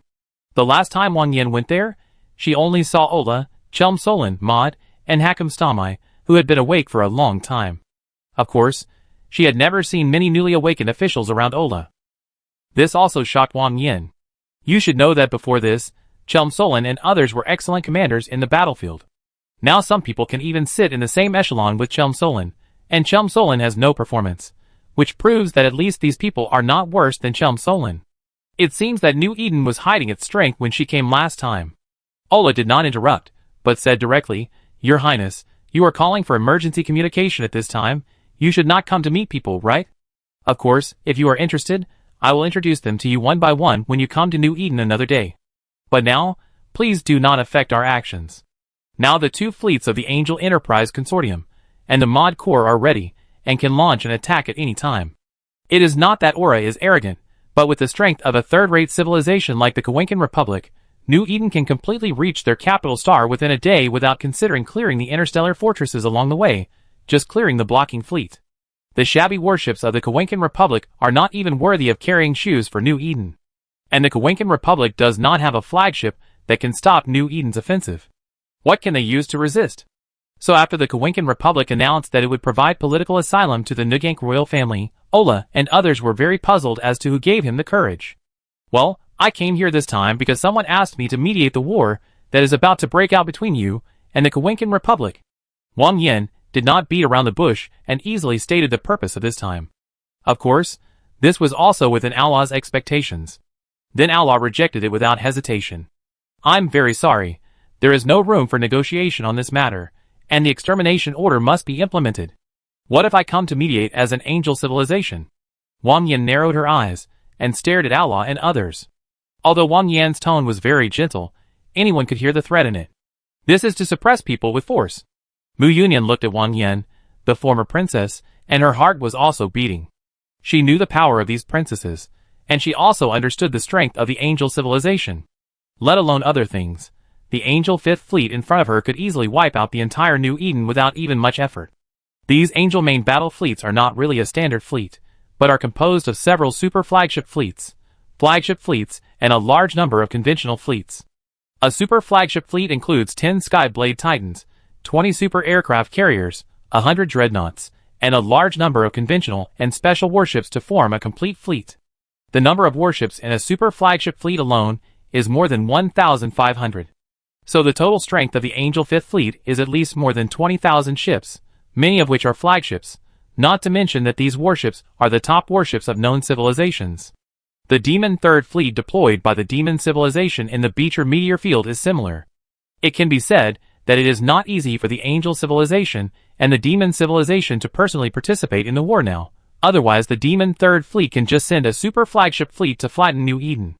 So now facing Wang Yan's naked threat, how could Mu Yunyan not be nervous? Facing Wang Yan's threat, Aura showed a trace of disdain at the corner of his mouth, and his attitude was also very tough. What about you angels? What about demons? If you do something wrong, you must be punished. This is the justice that New Eden upholds. This angel civilization is very strong. Aura admits that New Eden cannot beat it now. But now is different from the past. Now several major forces and officials have unlocked, and technology and command reserves are no longer lacking. At worst, I can give up the Alpha Star Field and take the commander to the unknown universe to develop for 10 or 20 years. At that time, whether it is angels or demons, they will all surrender to the super flagship fleet of New Eden. Looking at Aura's tough attitude, and then looking at the other officials around Aura, who also had no expression on their faces, Wang Yan suddenly felt a headache. Why is everyone in New Eden so stubborn? Okay, actually I don't care about the war between you and the Kawinkan Republic this time, but your massacre of the Omega Federation and the Desasso civilization has already caused a lot of public opinion to the Justice Order. So as long as this war does not hurt innocent people, and does not touch civilians, you can do whatever you want. She was the one who helped New Eden join the Justice Order, and it was also tacitly accepted by her camp. Now that New Eden is killing people so much, it is inevitable that she is in a public opinion crisis. She is fed up with the recent piles of interviews. Faced with Wang Yan's reasonable request, Ola still firmly refused. As long as the Republic of Kawinkan does not block our actions, we have no intention of opening fire, and we have no interest in the Republic of Kawinkan. But for the Kingdom of Nugank, the extermination order must be carried out to the end, no matter if it is civilians or soldiers. Facing the stubborn Ola, Wang Yan said unhappily, even if I am your friend of New Eden, it is not possible. No. The extermination order has been issued, and no one except your majesty can cancel it, not even us. Just kidding, this extermination order was issued by the New Eden Central Computer. How could they refuse it? And it is impossible to refuse it. Unless your man, who has the highest authority, orders the lifting of the order. What about your man? I want to talk to him in person. Your majesty is still in a coma. No one can see him until he wakes up. Ola narrowed his eyes, and looked at Wang Yan, and said word by word, as for why your majesty is in a coma, and why this extermination order was issued, you should know. Wang Yan was speechless. It was she who promised her man that going to the Justice Order trial court would be fine, and that it would just be a formality, but she didn't expect such a thing to happen. It can be said that she was also responsible for Sherman's assassination. Looking at Aura, who was about to hang up the call and march forward, Wang Yan could only say helplessly, what if I come to ask you as Sherman's fiancé? This sentence made Aura smile, but Chelm Solon and others looked at each other in confusion. Puff. And someone in the sanatorium in the Alpha Space Station also spit out the cool flying drink in one gulp and kept coughing. Chapter 251. Looking at Wang Yan, who looked helpless, and then at Ola, who looked as if she had expected it, Chelm Solon couldn't help but ask Ola, what's going on? Mu Yunyan's eyes lit up, and she quickly reacted, looking at Wang Yan with a smile. It seems that you have chosen New Eden. Wang Yan gave Mu Yunyan a slightly helpless but expectant smile. When Mu Yunyan saw this, she spread her blood-red wings and gave Wang Yan the highest blessing of the angel family. Seeing Ola smiling but not saying anything, and Mu Yunyan greeting each other, Chelm Solon hugged Mu Yunyan and asked fiercely, "Yunyan, what's going on?" Patting Chelm Solon's funny hand, Mu Yunyan rolled her eyes at Chelm Solon and explained to everyone seriously. In the angel civilization, everyone has the right to pursue their own happiness and regard another partner as the only one. This is the true love and the highest clan rules of the angel clan from ancient times to the present. That's good, but what does it have to do with this? Maud touched his bald head, wondering what this sudden appearance of a mistress has to do with. This commander never leaves the house, and when he finally leaves the house, something happens. How can he have time to fall in love? Besides, if he was in love, he wouldn't have dragged him to smoke and watch the stars every day, lamenting that he has been single for a long time. Faced with Maud's interruption, Mu Yunyan rolled her eyes at Maud and said unhappily, "Then do you still want to listen to me? You tell me what you want to say." Maud said flatteringly, "This is the commander's gossip. You can't miss it." After everyone quieted down, Mu Yunyan continued, "It was because of this true love that angels became the synonym of beauty in the universe, but it also exposed a problem, that is, an angel will be devoted to his other half after meeting his true love. It's okay for ordinary tribesmen, but if the princess is also like this, there will be a big problem. Take the demon civilization as an example. The demon civilization was originally a small third-rate civilization, but the angel princess of that generation married the leader of the demon civilization, and then secretly brought many technologies obtained from ancient ruins, and helped the demon civilization to master these technologies. Finally, the demon civilization rose in just 100 years, and finally became such a behemoth." Maud smacked his lips and sighed. "It turns out that this demon started out by eating gigolo meals. Why do you think all these civilizations in the universe want to marry an angel home?" Mu Yunyan said, as she drank some water to moisten her throat. "In simple terms, if you marry one of these beautiful, well-built, and loyal angels, you can live a life of luxury." Finally, after Mu Yunyan's explanation, everyone finally understood why Wang Yan called herself Sherman's fiancée. It turned out that after the incident with the demon civilization, the angel civilization had restrictions on the other half of the princesses, that is, whether they were alone or represented a civilization, they had to submit to the angel civilization and become vassals. The forces of the other half of these princesses are also the main force that helps them ascend to the throne, so it is assumed that if these angel princesses choose a certain civilization force, it is equivalent to determining their other partner.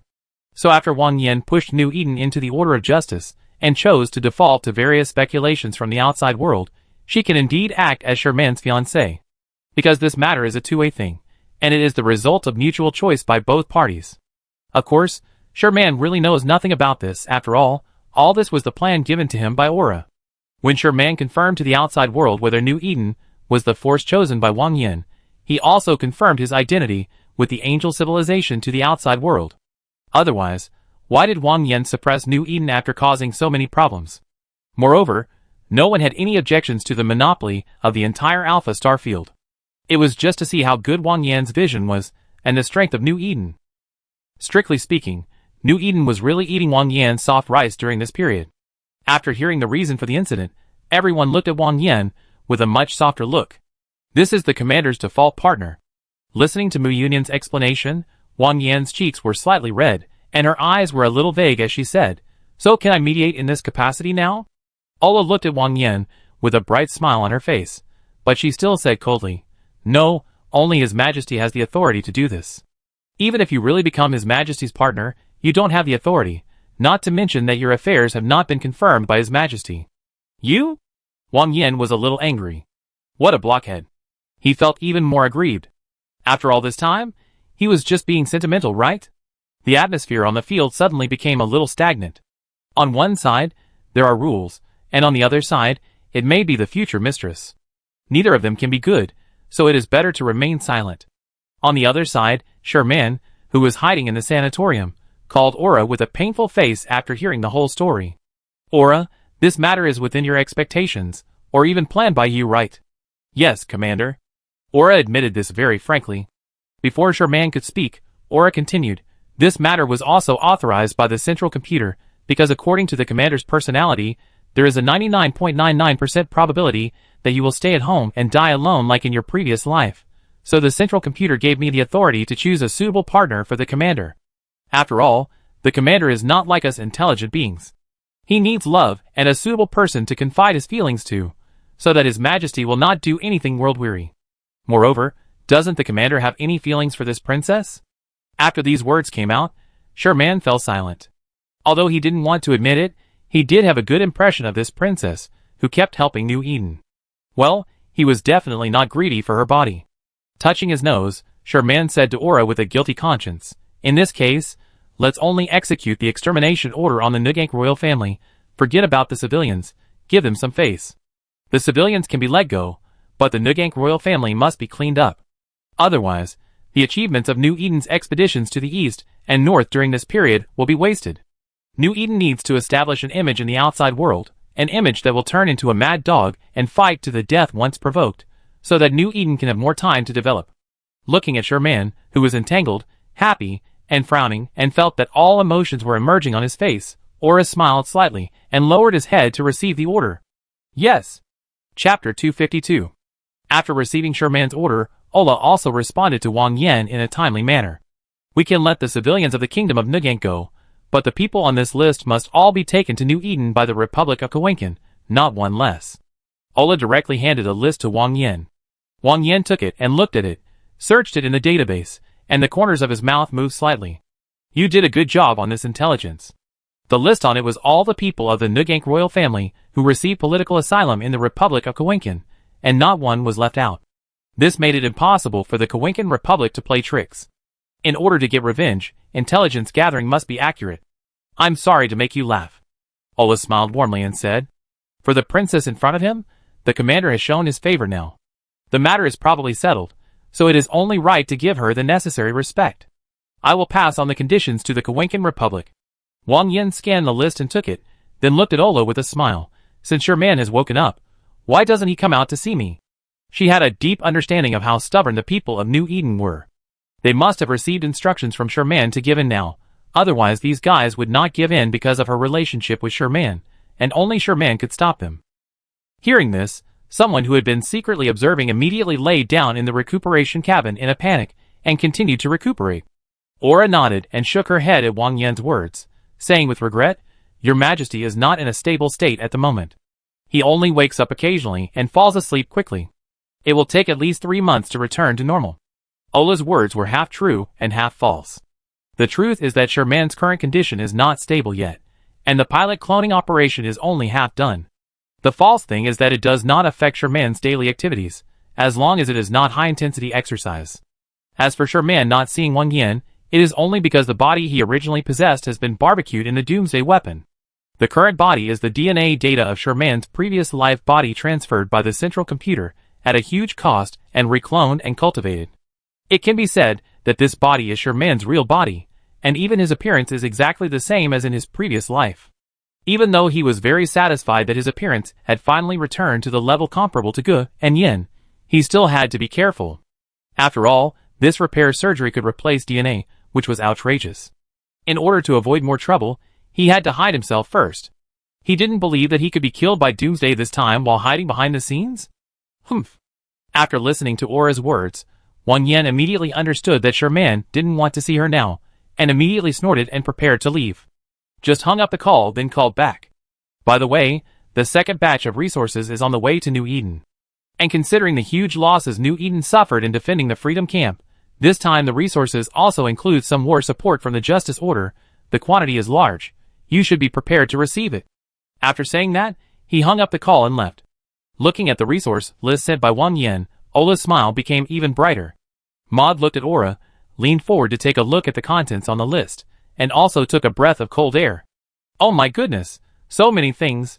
The things on this list are enough to build several super flagship fleets." Now the warehouse, that was almost exhausted due to the construction of the Gusta's super flagship fleet, can be filled again.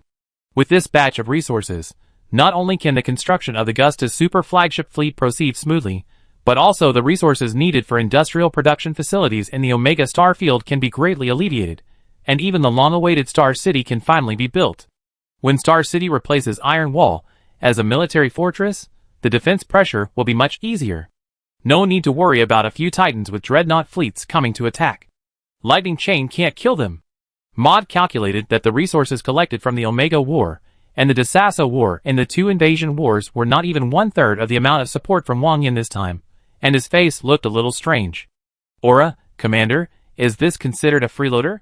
As soon as these words came out, the people who were originally chattering and fighting for these resources suddenly quieted down. Although I don't want to admit it, this gigolo is indeed very delicious. On the other hand, facing Wang Yan's words, the Kawinkan Republic immediately expressed a strong protest. Your Highness, this New Eden is not obeying the judgment of the Justice Order. This is contempt for the dignity of the Justice Order. I cannot agree to their conditions. After hearing the request of New Eden, the representative of the Kawinkan Republic immediately expressed a strong protest.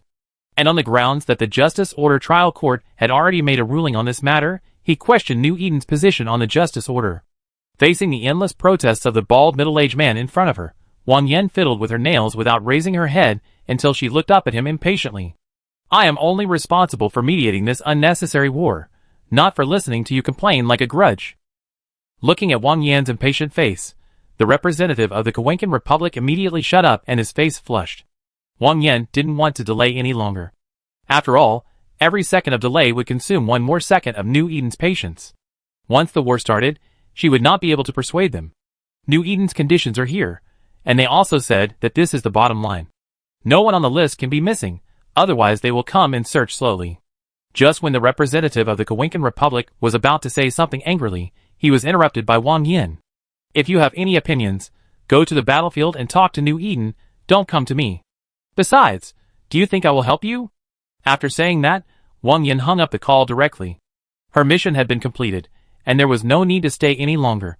At this time, the representative of the Kawinkan Republic realized the relationship between the princess and New Eden, and sent a communication to the headquarters with a changed face.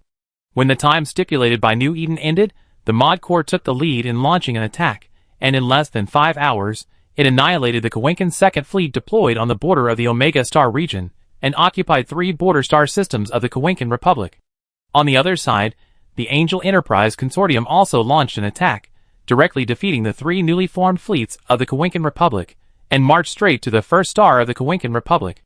No matter how many fleets came to block it, it would be like a mantis trying to stop a chariot, and it would collapse at the first touch. In terms of progress, the speed of Hakam Stamai and others was even faster. Chapter 253. Faced with such an unstoppable offensive from New Eden, the fleet of New Eden could be seen on the first star of the Republic of Kavinchan at the latest the next day, which made the entire Republic of Kavinchan panic. The entire civilization began to fall into chaos. You have to know that New Eden had just destroyed 2 civilizations, and massacred tens of billions of people not long ago. Although New Eden came for these people from the Nugank royal family this time, who knows whether these killer embryos will be enraged and replicate those bloody massacres in the Republic of Kavinchan. Others say that destruction only destroys civilized countries, and they will also capture prisoners of war and slaves, but this New Eden is really destroyed. So both the rich and the common people are putting pressure on the government at this moment, and various protest marches appear on the streets of the first star of the Kawinkan Republic. The murderer is from Nugank. Why should the Kawinkan people pay the bill? Faced with strong pressure from both home and abroad, the government of the Kawinkan Republic finally had to bow its head and agree to the conditions of New Eden. In less than 3 hours, an interstellar cruise ship carrying tens of thousands of people from the Nugank royal family departed from the first star of the Kawinkan Republic and directly arrived at the defense zone of the Mod group. After Mod had identified the people one by one and confirmed that they were all there, and that no one was missing, Mod immediately asked for instructions from Aura. Finally, under Aura's order, these people from the Nugank royal family were taken back to the interstellar cruise ship and killed in front of the Star Vision reporters in space. The extermination order issued by New Eden ended here. The New Eden fleet then withdrew from the defense zone of the Kawinkan Republic in an orderly manner, and then the fleet of the Angel Union also escorted the transport team to the Alpha Star field. On the other hand, after another round of recuperation, Sherman is finally ready to go online again. Now the only thing left for the operation is the implant, and everything else has been completed. The implant, also called the brain plug in New Eden, is a powerful auxiliary item that can enhance the driver's ability, and can also be regarded as a kind of auxiliary chip. The clones of officials such as Mod and Chelm Solon have very expensive implants to assist them in command and combat. New Eden has Aura for management and many officials for combat, so Sherman does not need to go to the front line to command the battle in person. So in terms of the choice of implants, the central computer configures Sherman with the mysterious Omega series implants. This implant is not a combat implant, nor a production implant. It only allows Sherman to transfer his consciousness back to the base intact in an instant when he encounters danger, without any memory loss. And this Omega Series implant allows Sherman to connect with all officials with the highest authority, share the vision of all officials, and easily monitor the new Eden. It can be said that this implant is the avatar of the central computer. More importantly, this Omega Series implant is the key to a Sherman exclusive warship, which is still under construction, and it was started and built by the central computer itself. Even Aura has no authority or information about the ship. After going online, Sherman looked at the empty Legion base and the empty YY channel and scratched his head in frustration. It shouldn't be like this. How could there be no one at this time? He hadn't been online for 3 months, so how come everyone was gone? At this time, a communication came in, and it was from Dirk Ellis, who saw Sherman online. Go to YY. Sherman hadn't been online for 3 months, and there was no news in the communication, so it was no wonder that Dirk Ellis was so excited. After a while, Dirk Ellis and Dark Blood Kratos entered the YY channel one by one. Manzi, where have you been? Aren't you afraid that we will dismantle and sell the Legion? Fuck you, where have you been during this period? There is no news at all. The two of them kept complaining about Sherman as soon as they came in, but their words were still about Sherman's safety. After all, in their perception, Sherman was doing business abroad. Abroad, it was very turbulent. Faced with the concern of the two, Sherman couldn't help but feel touched. It's okay. Something happened recently in my old place. I've been busy with it for a while, so I don't have time to go online. Hearing Sherman's full voice, the two of them breathed a sigh of relief. In order to avoid the two asking more questions, Sherman quickly changed the subject. By the way, has anything big happened during my absence? Dark Blood Kratos took over and said, nothing big, it's just that after the end of the Fountain War, PIBC, the Northern Alliance, VVV and other 00 alliances have blew up their sovereignty and announced that they will go all out to enter the international server. Now there is a large uninhabited area in the game, and the number of online people is only about 100. By the way, I have transferred the funds from the last Fountain War to you. You can check your account yourself. The current situation is also within Sherman's expectations. After all, the game test was completed in a few months at most, but this second test lasted for 2.5 years, and this is a deleted file test, which no one can stand. So it is inevitable that the number of online users and popularity will drop. But this is also good, which is conducive to Sherman's future actions. Looking at the string of numbers on the account, Sherman was thinking about what to unlock, and asked the two, what were you two doing just now? I didn't see you YY. Hearing this, Dirk Ellis and Dark Blood Kratos slapped their heads. Let's go to the Northern Alliance YY channel, or it will be too late. Yes, let's go. Seeing the two people in a hurry, Sherman was a little puzzled. What's going on? The Northern Alliance is holding a singing party, and Liangshan's guy will be singing live in women's clothing. Dirk Ellis briefly explained the matter, and Sherman's eyes lit up immediately, and he immediately went to the Northern Alliance's YY channel. He was the one who facilitated this event, so he couldn't miss it. It was just that 3 months had passed, and he thought he couldn't catch up, but he didn't expect it to be the right time. As soon as he entered the YY channel of the Northern Alliance, he heard someone's voice, full of energy and pretending to be coquettish, which made Sherman get goosebumps all over his body. On the live screen, a beautiful woman wearing a rabbit ear headdress, a cat-made outfit, and white stockings was dancing to the Pure Land. Because she was facing away from everyone, her body curves were fully displayed. Looking at the person on the screen twisting and turning to the rhythm, thousands of people in the entire channel were constantly refreshing the news, like a group of demons dancing wildly. Until this beauty turned her face, the entire channel suddenly became quiet.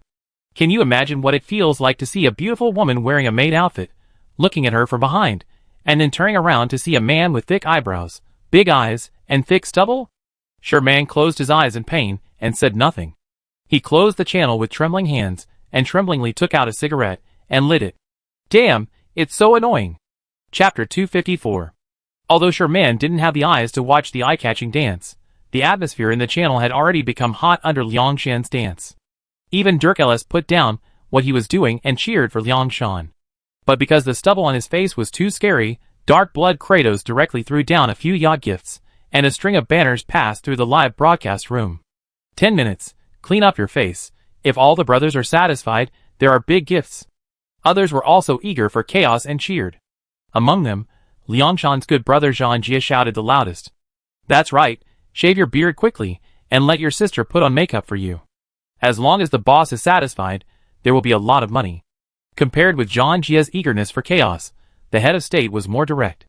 As long as the brothers are satisfied, I will give you a hatred ship and 4 tribes to give you a big ship or a titan. Others were also lured by small gifts in various live broadcast rooms or various props in the game. Among them, Stephen Doya 16 of the VVV Alliance was also generous and generously released 2 Astamil-style improved full resistance, just hoping that Liangshan's women's clothing would make everyone happy. In this live broadcast room, there is no division of hostile alliances. Everyone is bidding madly to see the beauty. Facing the requests of the brothers, Liangshan is also tangled. For this time of wearing women's clothes, he took off his beard for 3 months without shaving, just to discuss these guys who made him wear women's clothes. Both of them will suffer. For this reason, he even learned dance with his sister, just for this day, to have a nuclear bomb self-destruct. But now the goal has been achieved. How can he be more excited? Is it true that the XP of players in the game Eve is so strange? However, after seeing the gifts given by Dark Blood Kratos and the head of state, as well as the game props rewards given by so many people, Liangshan immediately made up his mind. Boss, please wait! Then, Liangshan trotted out of the room and asked his sister to do it for him. This makeup really touched his blind spot in knowledge. Half an hour later, in the envious eyes of his sister, Liangshan walked into the camera with a puzzled look. A rosy apple face, clear almond eyes under the eyebrows, and fine black hair. It is hard to believe that this girl in front of her with sad makeup and cat-made outfit can't hide her ladylike temperament is actually the Liangshan, who is as beautiful as a flower. Hey, hello, can you hear me? Looking at the live broadcast room without any movement for a long time, Liangshan tentatively tapped the camera. Hearing this strong male voice, everyone immediately reacted. This is a man, and he can't have any ideas. Seeing Liangshan, who is on the list of handsomeness, Dark Blood Kratos, and the head of state immediately fulfilled their promise and gave gifts to him in the live broadcast room. In less than 5 minutes, the two of them had spent at least 100,000 yuan in the live broadcast room. In the game, a large number of players suddenly came online and signed contracts for all the precious ships and props and equipment to Liangshan. Stephen Doya 16 was the most enthusiastic. This guy sold all the official equipment worth trillions of yuan that he had spent on buying for half a year to Liangshan at 0 price, and even withdrew from the Legion with all his belongings on the spot and headed for the Northern Alliance. She wanted to join the Northern Alliance on the spot. Just kidding, it's not easy to find someone she likes. She doesn't believe her parents won't support. At this moment, Liangshan won. And seeing Liangshan, who is more pure and charming than most girls, Dark Blood Kratos was very happy, holding his stomach and laughing wildly on the gaming chair. He was not wrong. Liangshan is indeed more beautiful than most girls after dressing up. And Dark Blood Kratos' laughter also woke up his wife. You don't go to bed in the middle of the night, is this your job? Bai Wanqing looked at the hot maid dancing on the screen, and then looked at Dark Blood Kratos, who was holding his lower body on the chair, with a gloomy look. Seeing the strange look in his wife's eyes, Dark Blood Kratos' smile froze, and he hurriedly explained loudly, when he saw himself holding his stomach and laughing wildly. Wife, listen to me, you misunderstood. Man.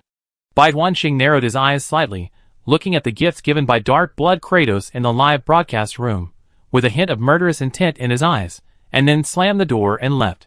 Seeing his wife slamming the door and leaving in anger, Dark Blood Kratos wanted to cry, but had no tears. Wife, this guy is a man, I don't have such a heavy taste. Dark Blood Kratos' pain could not be known by Liangshan. He only knew that he had made a fortune. Looking at the gifts in the live broadcast room and the contracts that kept refreshing in the game, the smile on his face never stopped, and his mouth was almost crooked with laughter. This live broadcast seemed to open the door to a new world. Since then, an Eve anchor wearing a maid outfit, with a pure appearance, but speaking in a rough male voice and cursing, appeared in the public's field of vision and was very popular, and even became the official designated game promotion ambassador for a time.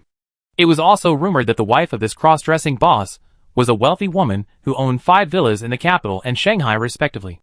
After this live broadcast, someone launched an Eve Star Flower event on Tieba, and Liangshan won the first place with the video and photo of her maid outfit. These things were also known to Sherman later, and it was the first time that he was so amazed by a person. After exiting the live broadcast room, Sherman entered the game and opened the exclusive mall, ready to unlock some things he needed. After all, there was still a lot of money in the account. But after thinking about it, I found that there was actually nothing needed. Now the fleet has unlocked the ship technology and officers of the 4 pirate forces, so the manpower is no longer as urgent as it was on the spot, and these officers cannot be unlocked with ISK, so there is no way to rush. As for the warships, they are now completely sufficient. Now New Eden has a total of 32 regular main fleets from the Angel Enterprise Consortium and Sasha, and the Super Flag also has the Killing Angel Super Flagship Fleet, which is being formed with the Killing Angel Sky Blade Titan as the core. The Gusta's Super Flagship Fleet is also being formed. It only takes a few months for New Eden to have a Super Flagship Fleet as a decisive force. So New Eden is not short of flagships now. After thinking about it, Sherman still unlocked a technology that he refreshed when he was assassinated on the spot. Congratulations to the commander for unlocking the consciousness transfer technology. Congratulations to the commander for unlocking the consciousness transfer technology, and an additional reward is the New Eden Emma Empire Gene Bank. Chapter 255. Consciousness Transfer Technology. This is a black technology that even the Angel Civilization and the Demon Civilization have not mastered, and it is also the most important technology in New Eden, an important support for the cloning pilot technology. In fact, in the plan of Aura and the central computer, this technology should appear in the mall after unlocking one of the 4 empires of New Eden. Moreover, this technology is not perfect, and its use will have great limitations. Take Sherman for example, he can only use consciousness transfer 3 to 6 times at most.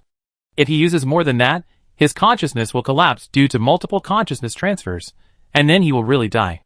Unlike officials, they are not afraid of life and death. It is no problem for them to die 100 or 80 times a day, because they are digital life, and the body is just a dispensable carrier for them. And only digital life can become a real official. But this cannot conceal the strength of this technology. Take the Dorit Legion for example. If this technology is implemented, it can create a legion that can be resurrected 3 to 6 times. This is of great significance on the battlefield. Just like why players are jokingly called the 4th calamity, the most important thing is the ability to revive. Although Sherman cannot create an outrageous army that can revive infinitely like players, it is no problem to create a brave army. For example, the Dorit army is already very strong in landing operations. If it is equipped with this ability to not fear multiple deaths, the explosive power on the battlefield will be even more terrifying. This consciousness transfer technology Sherman understands. But what the hell is this Emma Empire Gene Bank? Isn't this New Eden another dimension? How can there be such a thing as a gene bank? Aura. Based on the principle of asking when you don't understand, Sherman called Aura. Aura also gave Sherman a hint when he unlocked the technology, so he also knew why Sherman called him here. Commander, this gene bank is a data gene bank simulated by the central computer through the collection of genes in reality. It is not the gene you understand, but the composition of the gene appearance is consistent with that of the Emma Empire, so it is named Emma Gene Bank. In general, these genes are collected by the central computer from the real gene pool outside during this period, and then reconstructed by data simulation. They are not really created from the void in the game. In addition, there should be Caldari Gene Pool, Galeni Gene Pool, and Minmater Gene Pool. The gene pools of the other 3 empires are. Moreover, these genes have been implanted by the central computer with absolute loyalty to the Stone Barbarians and New Eden, which is really engraved into the DNA in a physical sense. Apart from this, these genes are no different from normal people after they grow up. To outsiders, it seems that they are just fanatical about Sherman and New Eden. New Eden will be a huge empire in the future. Such a huge empire cannot be supported by just a few of our officials, so ordinary people are needed, and these people cannot be prisoners of war or slaves. Ola's words are very straightforward and realistic. With the strength of New Eden, Sherman will definitely have an extremely huge empire in his hands in the future, and it is completely impossible to operate it with just a few officials. As for people like the Dorit, no matter how loyal they are to Sherman, he can't give them such a huge empire to manage. Therefore, most important positions in New Eden need to be filled by their own people. Looking at the somewhat silent Sherman, Aura continued. Moreover, these 4 empires are not just pirate forces with a few fleets. Each empire has hundreds of fleets. And New Eden doesn't have so many officials to operate the fleets, these still need people. Take the Emma Empire for example. In the game, there are many legions, and each legion has many fleets. If all these fleets are controlled by officials, the officials of the entire New Eden may not be able to satisfy them.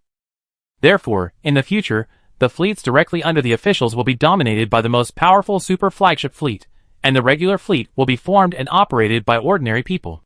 This is also a good thing. At least the internal economy in New Eden will be active due to the increase in population, and the colonized planets will also be colonized. Otherwise, now, after occupying the Omega star field, New Eden has 2 major star fields and nearly 200 colonized planets. But with so many colonized planets, only 3 are in use, and the others are still unmanned.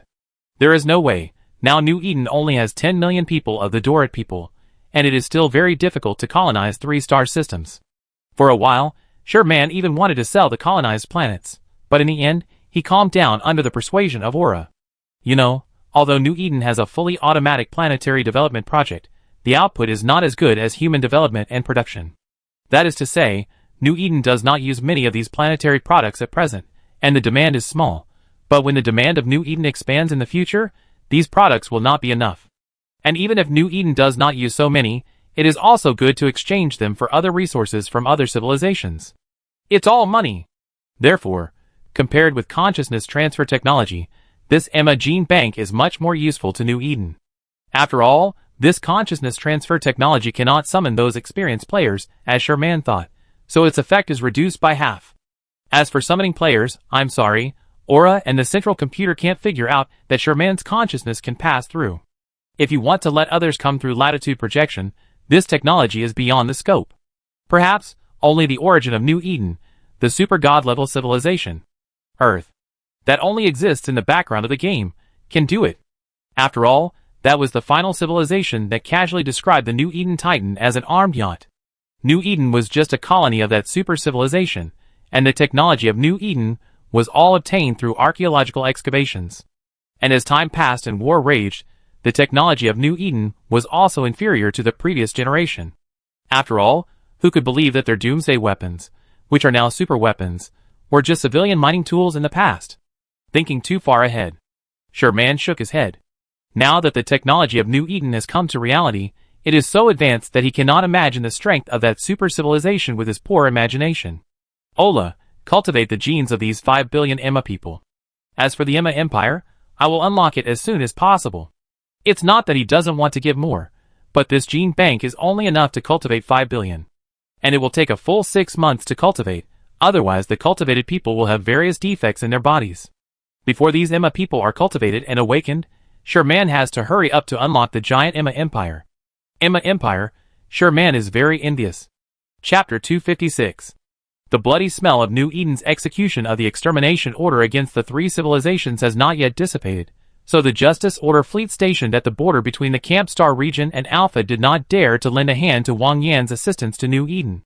Because the resources transported this time were too huge, Aura also attached great importance to it, and ordered the Angel United Enterprise fleet to send 8 main fleets to escort along the way.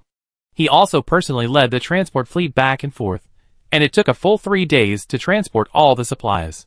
Eurista's officials such as Estamertel saw that the construction speed of the super flag, which had been slowed down due to lack of resources, was accelerated again.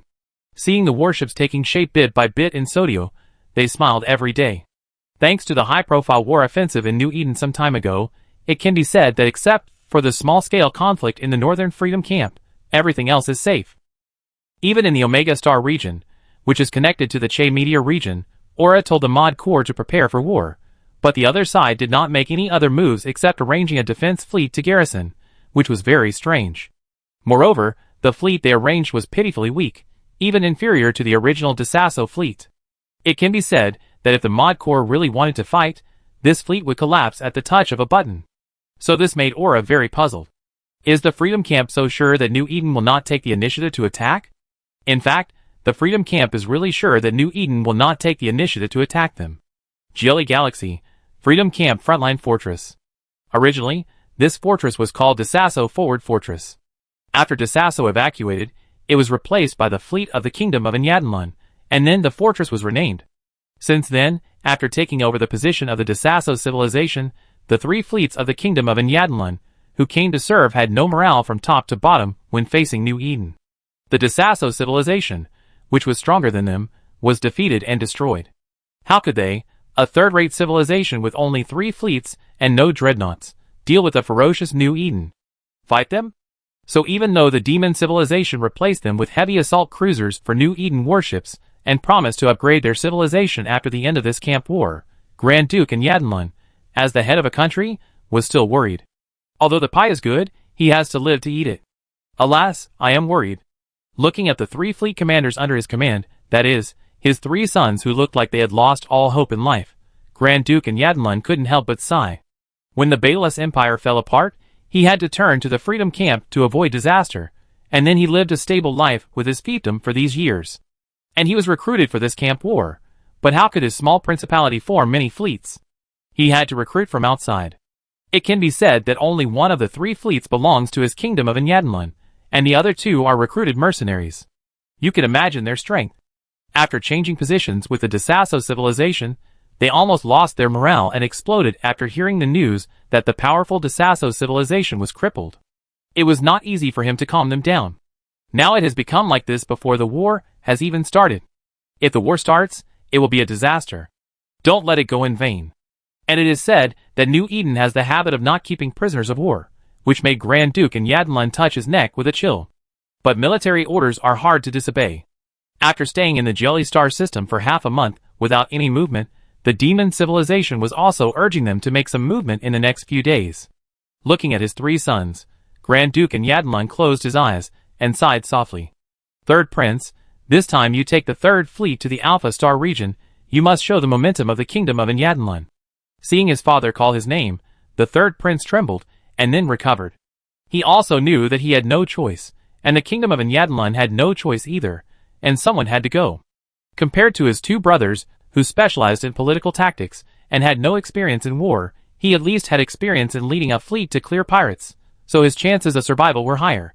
Yes. After receiving the order, the 3rd prince was ready to go down with a heavy face. Looking at the 3rd prince with heavy steps, Grand Duke Nyadinlun couldn't help but stand up and said, "If the war is not going well, be smart, safety first." Yeah. Looking at the 3rd prince, who left after answering, Grand Duke Nyadinlun could only sigh in his heart. This is a task that is obviously a suicide mission. It would be painful for anyone to be sent on. 2 hours later, the personnel of the 3rd fleet of Nyadinlun fled back in pieces. Looking at the embarrassed 3rd fleet in front of him, Grand Duke Nyadinlun knew without thinking that it was defeated. And according to the report of the survivors, the 3rd prince's car was destroyed at the beginning of the battle, which made Grand Duke Nyadinlun paralyzed in his seat instantly. Falling into the hands of New Eden, how could this end well?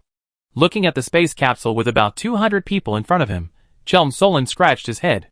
After learning that the Jelly Galaxy had finally made some moves, she thought that this new civilization was going to have some big moves, so she came up with several plans, and even built 5 new Soul Returner supercarriers ready to enter the battlefield at any time. But what she didn't expect was that she took down the enemy fleet with just a tentative attack with a conventional fleet, which made her wonder what the free camp was doing. It was just a tentative attack. The fleet of the kingdom of Nyadinlun could not even hold on. If it were the Desasso civilization, it would have attacked the Sasha fleet while defending. But what about this fleet? They panicked after only 2 ships were destroyed, and then everyone fled on their own, and the entire fleet was in chaos. This allowed Chelm Solon to take down the fleet effortlessly. The battle ended in less than half an hour. Under the crazy escape of these guys, Chelm Solon was unable to keep all of them. Dozens of people escaped back, and the rest became space capsules on the battlefield, still sending surrender messages, fearing that they would be blown up by the different Witch-class frigates around them.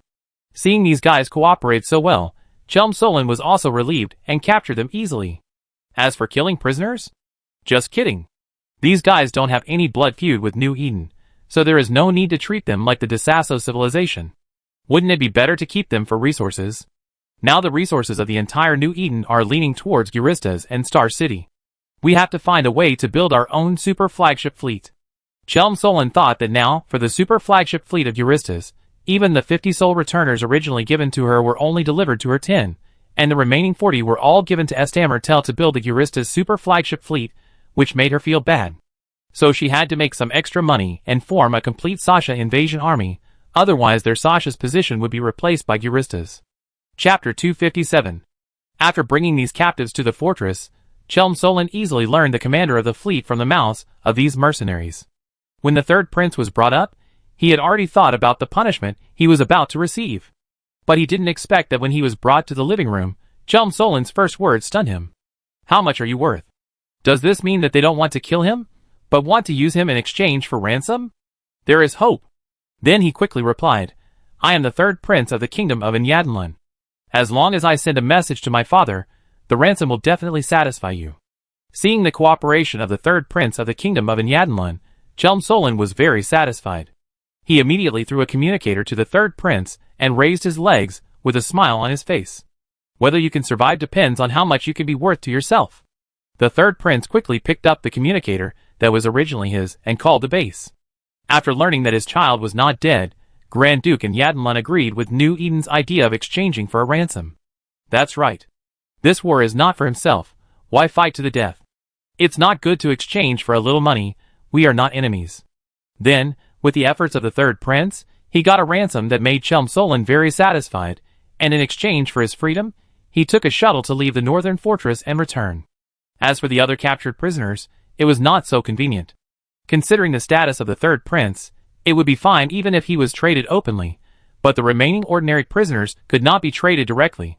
This would give those guys from the Justice Order a reason to find trouble with New Eden, so they had to work on it. And this required an old friend. Meet the beautiful Commander Chelmsolin. Kabuk came to the living room and took off his hat to salute Chelmsolin, who was dressed in military uniform. This guy made a lot of money in the war between New Eden and Desazar. Later, Sherman was assassinated, and New Eden launched an extermination order against the three major forces. This gave him an opportunity, and he thought he could get something from it. But he didn't expect that neither the Morkor nor Sasha thought of reselling people to him, but slaughtered them all. However, he also made a lot of money by purchasing many warships from New Eden during the extermination order operation and reselling them to other places. If anyone wants the war to end, it is undoubtedly these war merchants. So this time, facing Chelmsolin's idea of exchanging these prisoners for resources from the kingdom of Nyadlan, he gladly accepted the task. He started his business by trading prisoners between New Eden and Desazar, and he is familiar with this business. My asking price is the same as before. As for how much you can earn, it all depends on your ability. I won't ask too much, but don't go too far. After handing all the prisoners over to Kabuk, Chelmsolin stared at Kabuk with his phoenix eyes. These prisoners of war are related to the resources of her complete Sashakor plan, and they cannot be lost. As long as the war does not end, and the kingdom of Nyadlan does not commit suicide, the trade can continue. Don't worry, everything will satisfy you. Facing the threat of Chelmsolin, Kabuk answered with a serious face. No one knows how terrifying and cruel these Sasha are as he does. The warehouses with countless corpses are a proof of this. He doesn't want to be one of them. And he was not so short-sighted. He also knew that as long as the war was not over, this business could continue.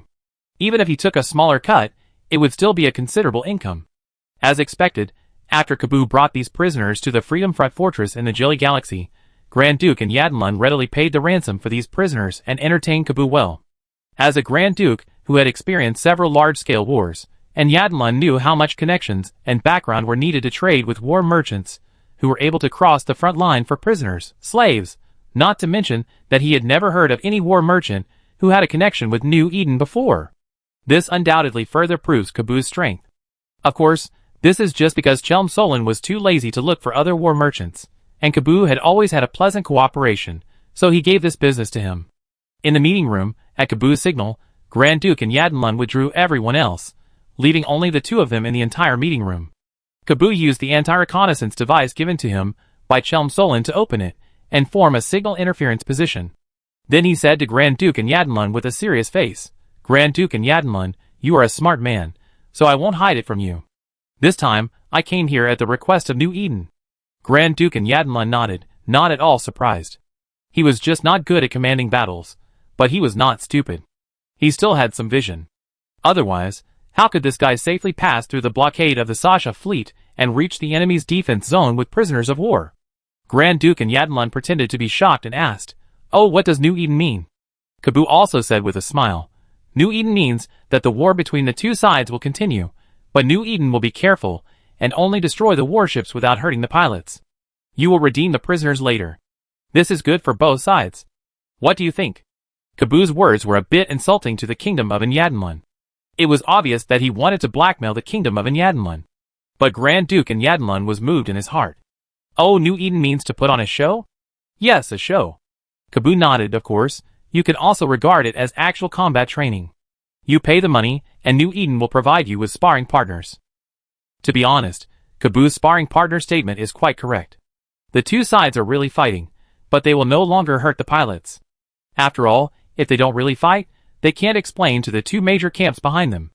Looking at the hesitant Grand Duke and Yadlun, Caboose immediately added fuel to the fire. Grand Duke and Yadlun, all these resources belong to the Freedom Camp, but this fleet is ours. Using other people's resources to train our own soldiers is a great profit. And to be frank, you know the strength of your side and New Eden.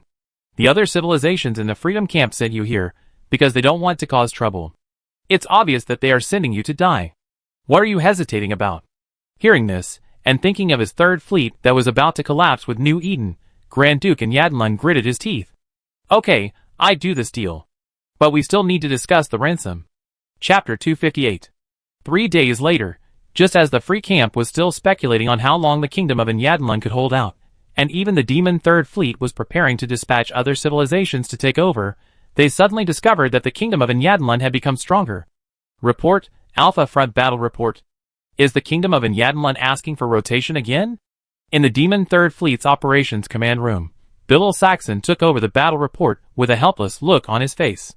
The Grand Duke of Yadlun asked for rotation every day on the grounds that the strength gap was too big, and there was still movement even after being at the front line for half a month.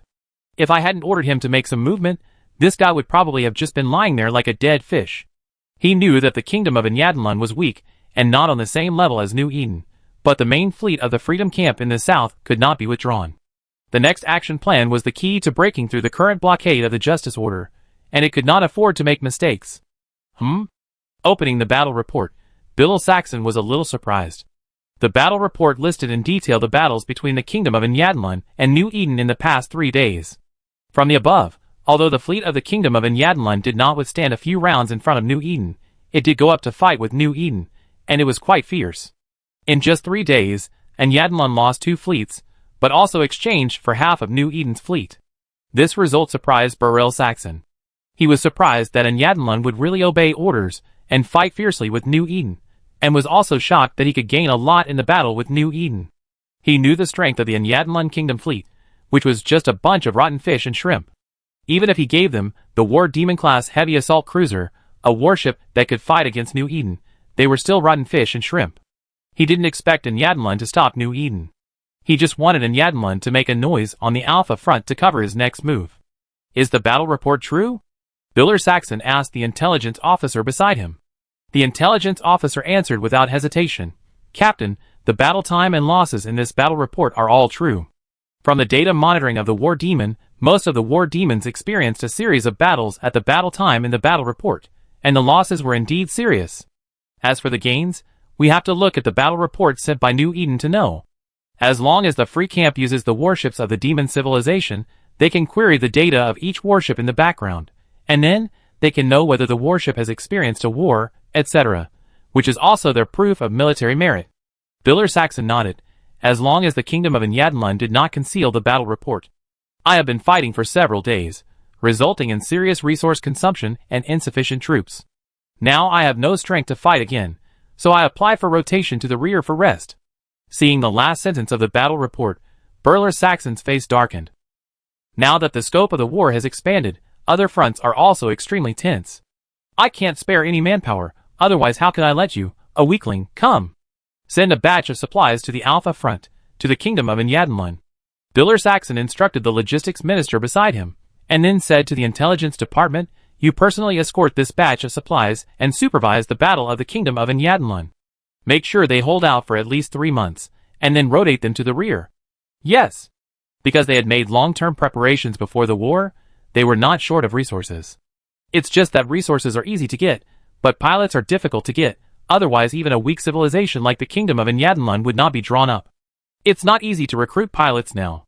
Well, we only have 1 fleet left now, which can only be used for defense, and we are really unable to attack again.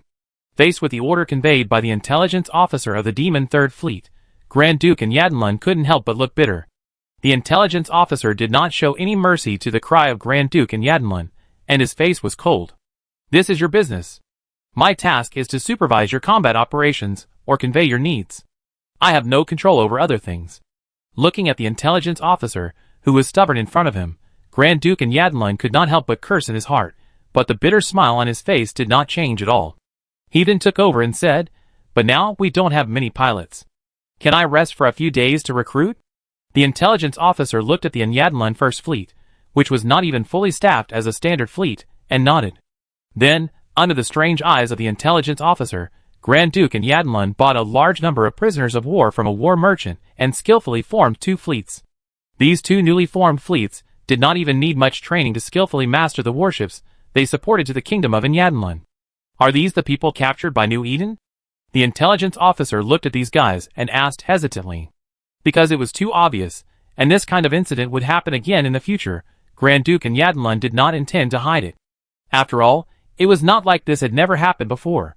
So the half-true and half-false explanation.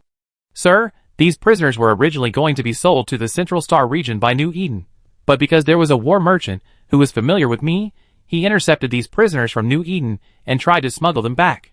You know, releasing prisoners back to their original camp during the war is not a trivial matter, it is a taboo. Otherwise, it's a fight to the death. After finally winning, they buy prisoners of war to restore their strength. Isn't it a waste of effort?" So the intelligence officer opened his mouth, but didn't say anything in the end. "You say this is aiding the enemy? Don't be ridiculous, everyone does this. In the end, we still have to see how Nyadlun performs on the battlefield. The battlefield is a good place to test everything." 3 days later, after a rest, Nyadlun's 2 newly formed fleets headed for the Alpha Star field in high spirits.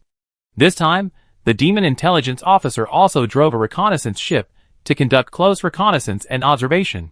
Because the 2 sides had communicated in advance, the battle was extremely fierce this time. As soon as the 2 sides met, the battle entered a white-hot stage. As the 2 sides fought, the warships were mixed together. These warships of Nyadlun formed groups to entangle the warships of New Eden.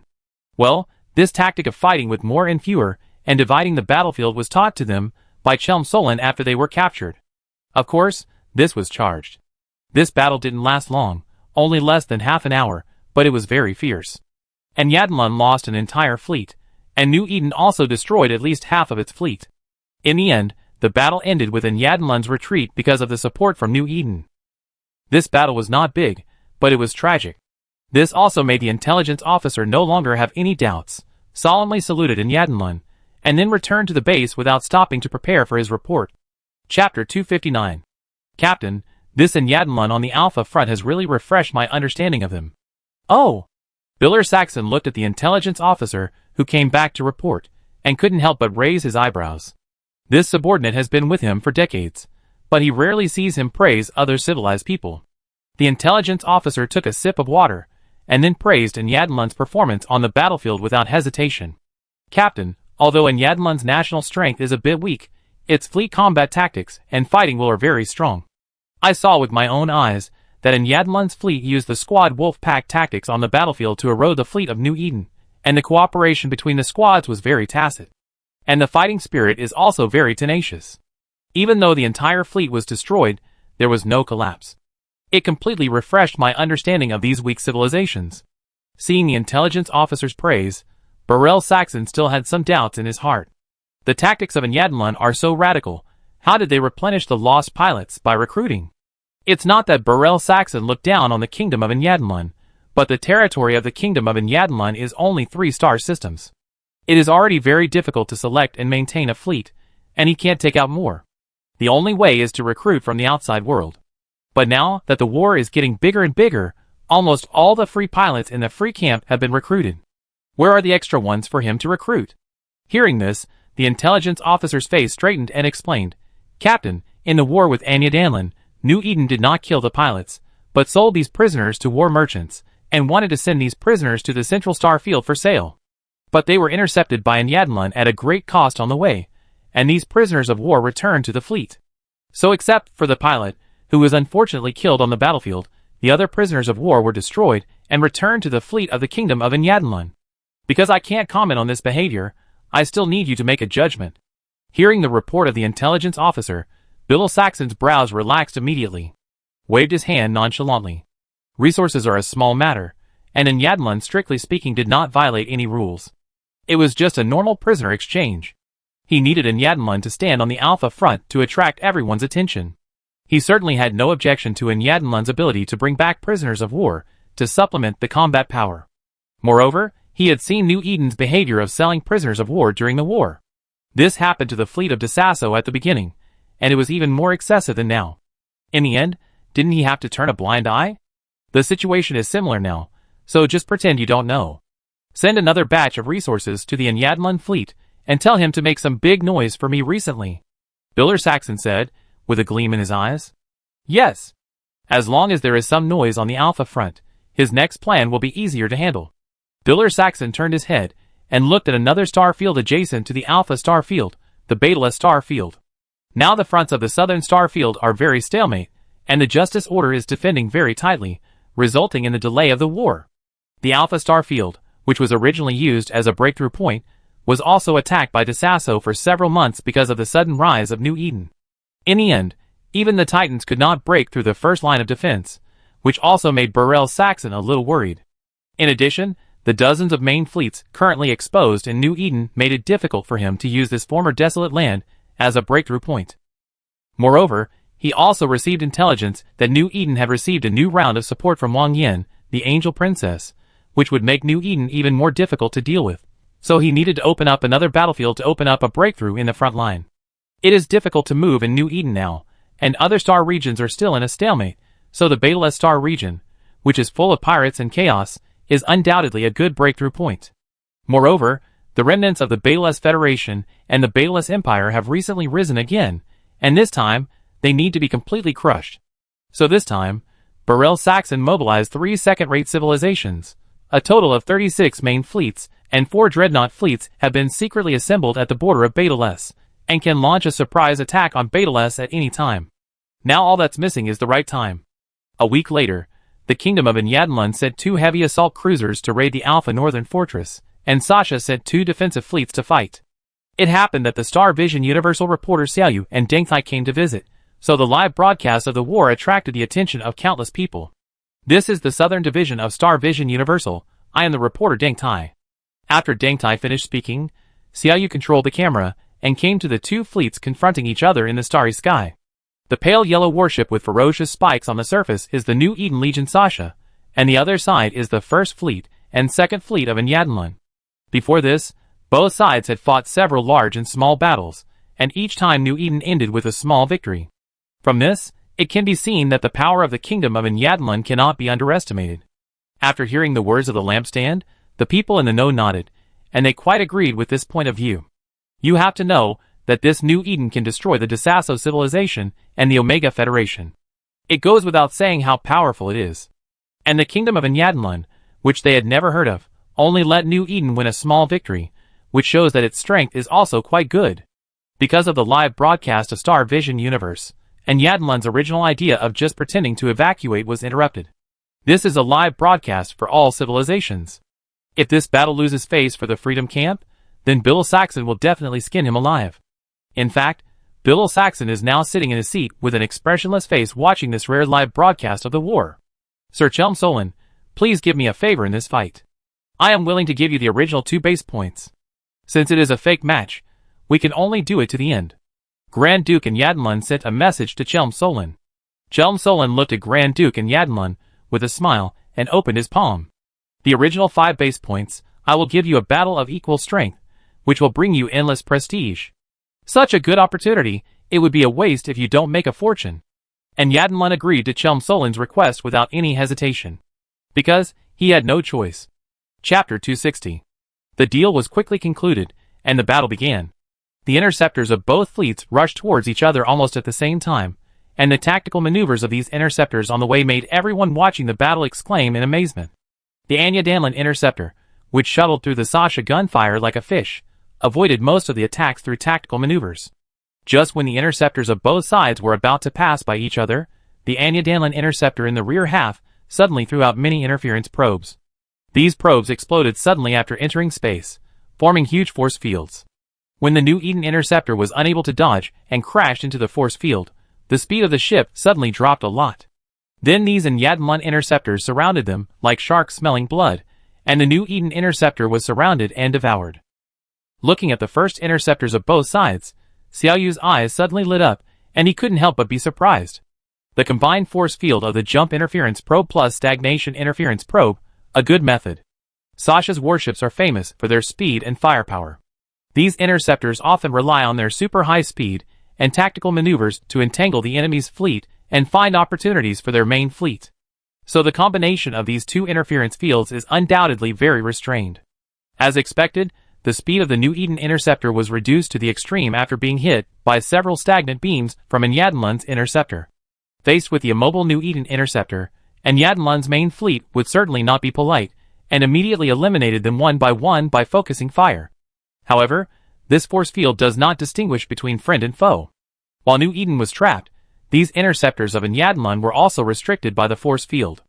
The battlefield suddenly became a scene of both sides bombarding each other's interceptors. Not long after, the interceptors of both sides were completely lost.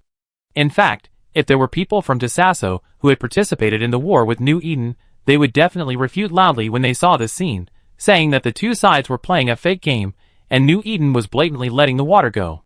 Take this interceptor for example. It's not that they, Desasso, have never used this tactic before, but it can't effectively slow down, and its speed is still soaring. Even if they were caught, the firepower and defense of these Sasha heavy interceptors were very high. At the beginning, this Demon-class heavy interceptor withstood 3 rounds of concentrated fire from their entire fleet and survived. But now it was killed after just a few attacks. Isn't this a fake match? But everyone who has seen the Demon-class heavy interceptor is dead. Xiao Yu adjusted the camera to show the tragedy of the entire battlefield in front of everyone. After both sides' interceptors were lost, it was the turn of the main fleet. The first to act was the main fleet of Enyadanlun, which was divided into teams of 10 people on the way. The 10-man team entangled a Sasha warship and then cooperated in the battle, pulling the Sasha warship in various ways, and destroyed the Sasha warship in the pulling. These Enyadanlun teams made full use of this local number advantage tactic. It also made everyone watching the live broadcast bright. The cooperation between the teams is very tacit. If the small-scale team fights, the fleet of Enyadanlun is stronger than most fleets of the free camp. But this tactic can't bring any advantage to Sasha. Biller Saxon looked at the Enyadanlun fleet fighting in the live broadcast and gave a fair evaluation. This is the only tactic they found to fight with Sasha under the pressure of Sasha fleet every day. They are tempered on the line of life and death every day, so how can they cooperate well? But it is wishful thinking to say that they can defeat Sasha fleet with this tactic. Sure enough, as Sasha fleet reacted, its fleet was divided into several small fleets to clear out Enyadanlun's small fleet. Facing the clearing of the Sasha fleet, the fleets of Enyadanlun were not vegetarians after the tempering during this period. They immediately plunged into the Sasha fleet, and the fleets of both sides were mixed together. Seeing this, Bill Saxon suddenly stood up and clapped his hands. Beautiful. Enyadanlun's command is good, and the soldiers are also brave. With the two sides mixed together, the small doomsday weapons of the Sasha warships can't fire recklessly, so huge casualties can be avoided. In fact, all this was forced. The condition that Enyadanlun reached privately with New Eden was that for every Sasha warship destroyed, he would only pay the materials for 2 warships, and if the number of prisoners was greater than the number of Sasha warships destroyed, the extra number of people would need to pay the ransom of 5 warships. Even if Enyadanlun had the resources of the free camp and the demon civilization, he could not afford such a huge ransom. So there was no way. After several battles, the third prince of Enyadanlun found that this tactic could destroy Sasha's warships to the greatest extent, and the most successful exchange ratio could even reach 1 minute and 1.5 seconds. This is much better than the previous 110 or even 0 in. However, the cost of this tactic is also much more severe. Because the two sides of the war are anxiously together, no one can think of retreating before the victory or defeat, and it is impossible to retreat, so this battle will be very tragic. With everyone watching intently, this battle lasted for a full 3 hours. As Enyadanlun's fleet was reduced under the attack of the Sasha fleet, more Sasha warships were released for firepower. With the advantage of firepower, the Sasha fleet quickly eliminated the remaining Enyadanlun warships one by one. And these Enyadanlun fleets also showed shocking combat resilience. After the number of warships around them decreased, these Enyadanlun warships automatically formed a new small fleet to besiege the Sasha warships, constantly consuming the power of the Sasha fleet. Even Chelm Solon was a little shocked by this. Even though she let it go a lot in this battle, she didn't expect these guys to have such strong resilience and fighting will. This made her have a great change in her view of this rotten fish and shrimp fleet that used to collapse at the touch of a button. Even Grand Duke and Yadenlun was a little surprised when he saw the performance of his fleet. He rubbed his eyes in shock and almost smiled crookedly. He was even more determined to use the resources of the free camp to train his troops. In this world, power, wealth, status, and so on are all empty. As long as you hold the force in your hands, these will come to you. In this war, only less than 50 ships survived from the 2 fleets dispatched by Sasha, and the 2 fleets of Yadlun were completely destroyed. The exchange ratio between the 2 sides reached 0.9 to 1. It was almost a draw. Seeing that New Eden had captured all the Yadlun pilots on the field, many war merchants began to worry. There were not many such fierce pilots even in the Central Star region. At the same time, when the battle ended, Bill Saxon closed the live broadcast room. He was very satisfied with Yadlun's performance in this battle, showing the style of the Freedom Camp. He had to start the plan when everyone turned their attention to the Alpha Star region. Order: the Free Alliance will set off immediately and march into Beta-less. Chapter 261. The Freedom Camp, with dozens of regular main fleets, including 4 dreadnought fleets, launched a surprise attack on the Beta-less star field. Faced with absolute force, wherever they went, it was as straightforward as autumn wind sweeping away fallen leaves, and no force could stop them. The first to suffer were the pirates of the Beta-less Pirate Alliance. Originally, it was already a headache to deal with the Beta-less Federation, which had gradually grown stronger after taking over the Bloody Constellation. After New Eden helped take over the Bloody Constellation, the Beta-less Federation finally had a base in the rear, and various industrial facilities supported by New Eden emerged like bamboo shoots after a spring rain. This allowed the entire Beta-less Federation to grow rapidly in a short period of time. In total, it has only been half a year since New Eden provided support to the Beta-less Federation. They relied on the huge amount of resources they had stored to completely replace the fleet with all Hell Angel-class battleships. Most importantly, after the Beta-less Federation launched the first God Revelation-class dreadnought, they witnessed the dreadnought construction capabilities of the Azabel Engineering Complex, and the outrageous defense and firepower of the God Revelation-class dreadnought. Bloodrose III immediately gave the order, and exchanged a large amount of resources for 9 more Azabel engineering complexes from New Eden. And relying on the legacy mineral warehouse of the former empire, he built more than 100 God-inspired dreadnoughts in just half a year. And with these God-inspired dreadnoughts as the core, he assigned several conventional main fleets and established 2 mixed fleets. The FA Corps' first mixed fleet and the FA Corps' second mixed fleet. With these 2 fleets, the Beta-less Federation quickly turned from defense to offense and launched an offensive against the pirates. Facing a mixed fleet like the Beta-less fleet, the pirates put on a mask of pain. The battleship technology was crushed. The battleship tonnage was crushed. Even the firepower and defense were no match. What the hell? Whether it was the Hell Angel-class battleship or the God Revelation-class dreadnought, they were the kind of battleships that were so tanky that they made people desperate. To describe it in one sentence, that is, they were very tanky and had high damage. So in just half a month after the war started, the Beta-less Federation directly captured a constellation. If it weren't for the need for stability, the FA Corps has always been steady and cautious, otherwise the entire Beta-less starfield might have been captured. But just when the situation was looking good, the Freedom Camp entered the field. The last base of the Beta-less Pirate Alliance, the dazzling constellation, was flattened by the Freedom Camp coalition in less than 3 days. Then, the Justice Order also reacted, and the coalition quickly approached the Beta-less starfield, trying to stop the Freedom Camp. Otherwise, if the Beta-less starfield is taken by the Freedom Camp, the initiative of the battlefield will fall into the hands of the Freedom Camp. This is absolutely unacceptable to the Justice Order. In the combat meeting room of the Beta-less First Star, 2 old men looked at the projection of the star map of the Beta-less starfield on the wall, frowning. There is a glimmer of hope now. Shuoei III looked at the star map, took a puff of cigarette, and his face was gloomy. Now their dream of restoring their former glory has a glimmer of hope, and this group of bandits is here again. How could he not be angry? Old Chien threw the cigarette, but on the ground and crushed it with his foot. Now is not the time to be angry, we still need to be prepared. Bloodway III rolled his eyes at Old Chien, and then sighed. I am not angry, I am very rational, but I feel uncomfortable. Old Chien looked at the gray-haired Bloodway III, touched his mottled hair, and smiled bitterly. Who said it was not true? We have endured for so many years, and finally have hope, but it has become like this. I feel bad too. As he said that, Old Chien patted Shuoei 3Rd's shoulder, and after a moment of silence, he said, We have survived for so many years, we don't need this little time, give the order. Facing the fleets of the two major camps, it is impossible to fight. Even though their strength is extraordinary now, it is still insufficient compared with the coalition forces of the two major camps. After all, the two major camps can continuously supply personnel, equipment, and materials, and they can't afford to fight with their current resources.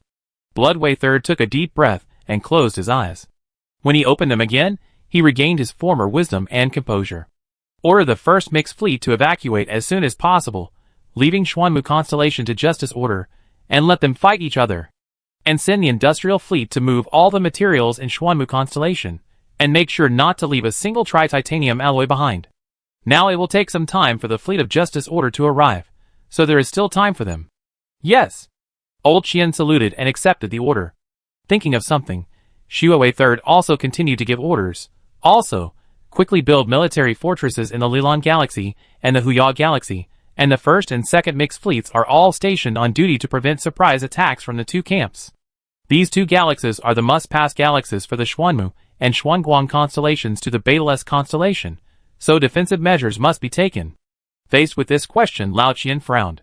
Old buddy, this military fortress cannot be built in a short time, there is no time. With their current technology, it is not easy to build a military fortress for docking their fleet. Conventional main battleships are easy to build, any ordinary air fortress level will do. But now Betelgeuse is a mixed fleet of dreadnoughts and battleships. So the original military fortress cannot meet the docking of dreadnoughts, and if they want to build a qualified military fortress, it will take at least 2 full months with their current technology and conditions. And if these two camps have any ideas about their Betelgeuse Federation, such a long time is completely too late. In this regard, Bloodway III was confident. I have a way to deal with this military fortress, don't worry. Looking at Bloodway III's confident look, Old Qian also reacted and asked tentatively, New Eden? It turned out that the Asbel engineering complex they bought from New Eden knew that New Eden had the technology to quickly anchor the space station, that is, the storage technology to decompose and compress the space station. You only need to choose a location and start the container containing the space station, and the space station installed in blank space will assemble itself, and the anchoring speed is very fast. Bloodway III nodded and said, Yes, New Eden. Then he continued, I will go to New Eden in person, and I will rely on you at home first. Don't worry, as long as people are alive, the land will not be lost. Old Qian smiled at Bloodway III with a cigarette in his mouth, very free and easy. Chapter 262. Alpha Star Region, Alpha Space Station. Because of the fierce fighting in the Northern Fortress every day, the entire New Eden is now in a very stable state. Thanks to the faction war with Anya Danlin, Sasha has received a lot of resources. Relying on the Northern Industrial Zone, the Sasha invasion fleet is being built. The same is true for Gustas. With a large inclination of resources in New Eden, the first batch of 20 Cayman-class dreadnoughts have already rolled off the production line, and they are only waiting for the Komodo-class Titan to roll off the production line, and the first super flagship fleet in New Eden will appear. The Angel Enterprise Consortium was not idle either. After leaving Hakam Stamai to guard the southern fortress, the remaining 3 officials had officially started to develop their own Titans, with the help of the Central Computer and the Sky Blade Titan. Mu Yunyan also officially started the clone pilot transformation operation with the help of Chelm Solin. And Aura was also supervising the cultivation of 5 billion Amerians and the construction of Star City. Even Sherman gave up brushing the Star Belt to unlock officials. He began to turn his attention to the Emma Empire, one of the 4 great empires. Compared to relying on luck to brush Star Belts and officials, brushing the Wanderer Daddy is more reliable. It's just 500 digital masters and 100 Wanderer counterattack battleships. As long as you work hard, you can complete it sooner or later. After discovering that there are 4 Session Lancers in the local Stargate, Sherman became excited. Because he had never brushed the Wanderer Daddy, Sherman chose the relatively tanky Phalon-class super aircraft carrier for safety, and it was also equipped with combat equipment. So horny. Then, still feeling uneasy, he said to Dirk Ellis, who was watching the live broadcast of Lianshan Women's Clothing, Old duh. Prepare a logistics ship to rescue me. Dirk Ellis switched the screen and looked at Sherman, who was driving the Phalon-class super aircraft carrier out of Star City, a little confused. Barbarian, what do you want him to do? Too boring, ready to brush the Wanderer Dad. Looking at the Phalon-class super aircraft carrier that was already heading towards the Stargate, Dirk Ellis was a little speechless, not knowing what to say. but they still replaced it with a Dragon Bird-class logistics aircraft carrier, ready to rescue Sherman at any time. As soon as the jump was completed, Sherman immediately released the Iron Cavalry carrier-based aircraft to attack Session Lancer. After this Session Lancer was attacked, 3 Ranger counterattack battleships quickly arrived at the scene and launched an attack on Sherman. All the electronic warfare equipment was hung on Sherman's Phylon class, making Sherman open his eyes wide. "Olda, remember to prepare to rescue me. It's safe, it's safe." Dirk Ellis waved his hand and gave Sherman an affirmative answer. Afterwards, under the attack of the heavy cavalry carrier-based aircraft, the blue shield of one of the Wanderer counterattack battleships was quickly broken, and in the Wanderer counterattack battleship was a small doomsday towards Sherman's Phylon class. As a golden energy beam bombarded the Phylon class, Sherman looked at the Phylon class shield and fell into deep thought. That's it? The doomsday of the Wanderer counterattack battleship only destroyed more than 90,000 shields on Sherman's Phylon class. This damage looks terrifying, but compared to the tens of millions of shields of the Dragon class, this damage is simply not worth mentioning. However, after thinking that he was driving a super flagship, Sherman was relieved. Although this Wanderer has little resistance in front of the Dragon class, it is really a father level in front of other conventional warships. Even the conventional King Plunderer class is in danger when facing this Wanderer. After all, this little doomsday can melt most conventional warships. At this time, the long-awaited Dirk Ellis interrupted Sherman's thoughts. "Barbarian, do you want me to salvage you?" Looking at the 3 Wanderer counterattack battleships that had become wreckage in front of him, Sherman didn't know what to say. "You should use a night ship to salvage them." After confirming the strength of this Wanderer, Sherman immediately gained confidence. This unlocking Emma is just around the corner. Just as Sherman and Dirk Ellis were bragging, Ola gently knocked on the door. Looking at Aura, Sherman and Dirk Ellis said something and then turned off the microphone. Aura also spoke at the right time. "Commander, the Betelgeuse Federation is visiting." Sherman drank a sip of Kufi and asked, "Who did Betelgeuse send?" "Bloodway III came to visit in person." "Bloodway III?" Sherman was stunned for a moment, and then he understood the purpose of the Betelgeuse leader coming in person. It seems that the 2 major camps have moved the battlefield to the Betelgeuse starfield, and this person is under a lot of pressure. "I pack up and go right over." Both knew that this was not the time for small talk, so in the meeting room, Shuawei III quickly got straight to the point and brought up the purpose of this trip. "Sir Sherman, our Betelgeuse starfield is now forced to become a battlefield between 2 major camps. Currently, the entire Betelgeuse has been divided into 3. The Free Camp and the Justice Order are about to occupy the Dazzling Light constellation and the Dazzling Wood constellation in the west. We have retreated to the Betelgeuse constellation and the Blood constellation. But even if we don't want to intervene in their war, I'm afraid they don't think so. So I came here this time to seek your help."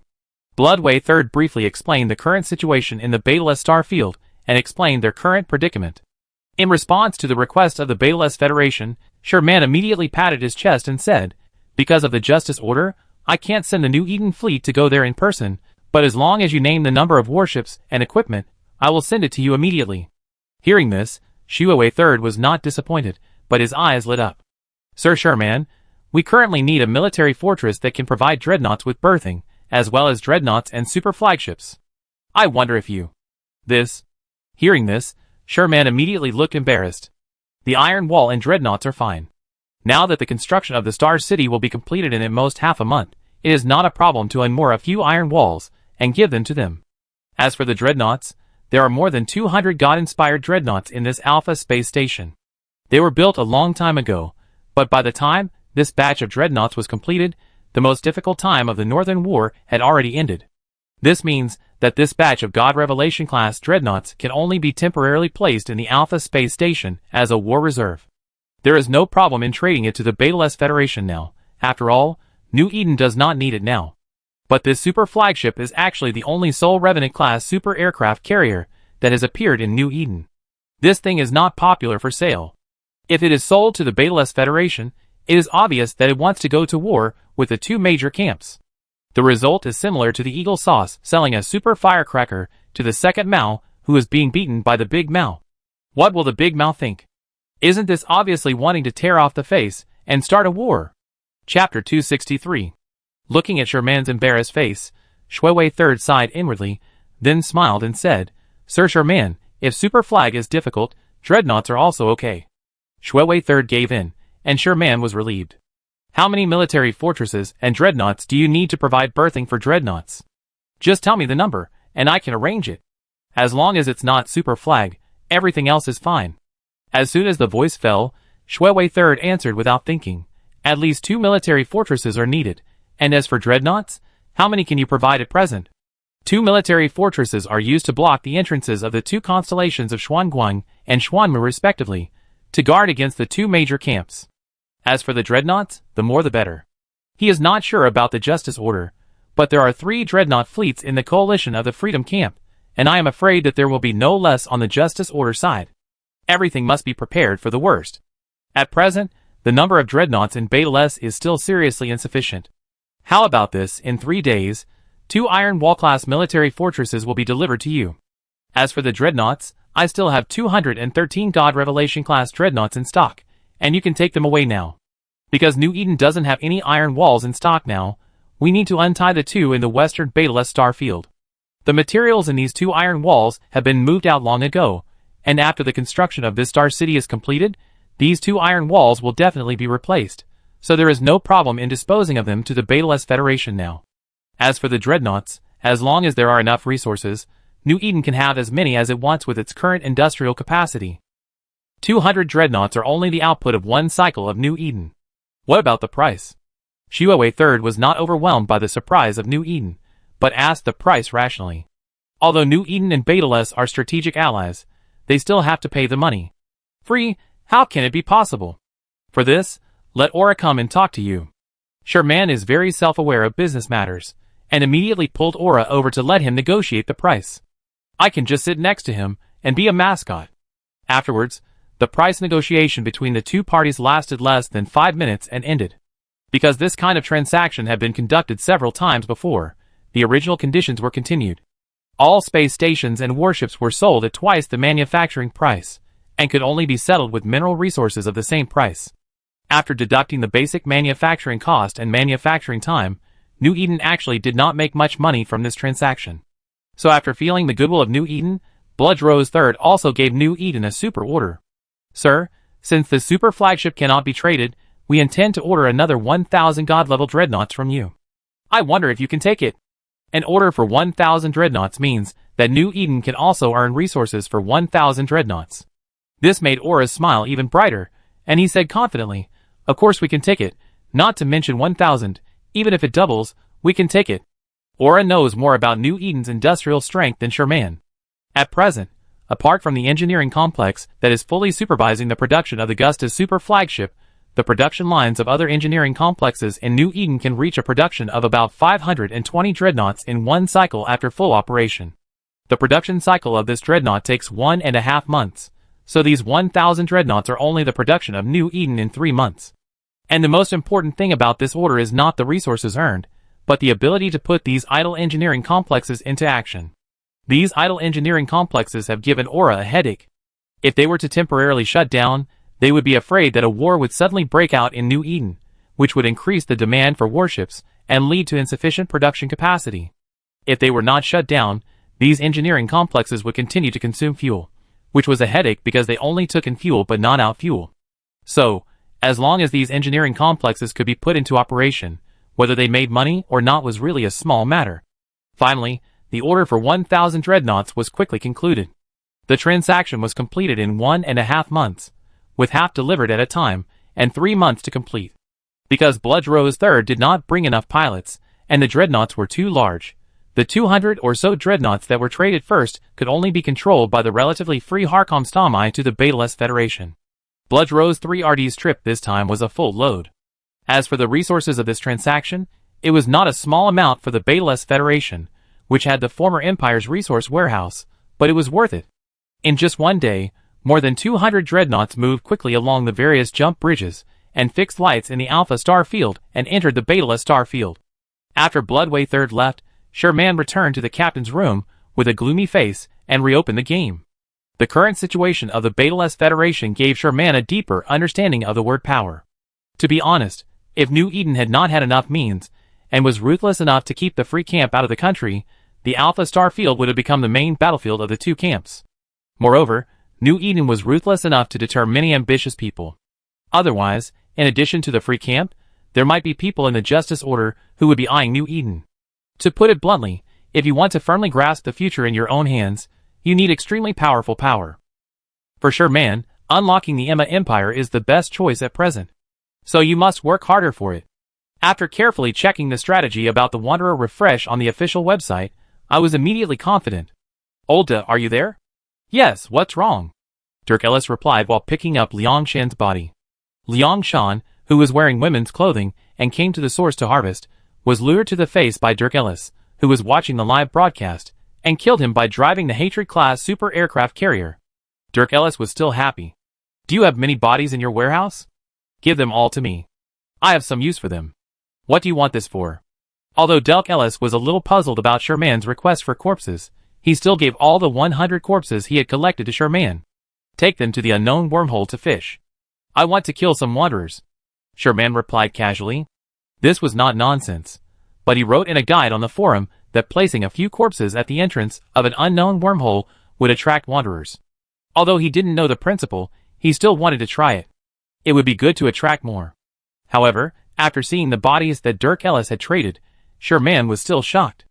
Oh my god, how come all these more than 100 bodies are from Liangshan? Dirk Ellis was a little uninterested in this. Don't mention it, you were not online during that time. This guy was live streaming every day to cause trouble for me and Situa. These are what we left after killing him.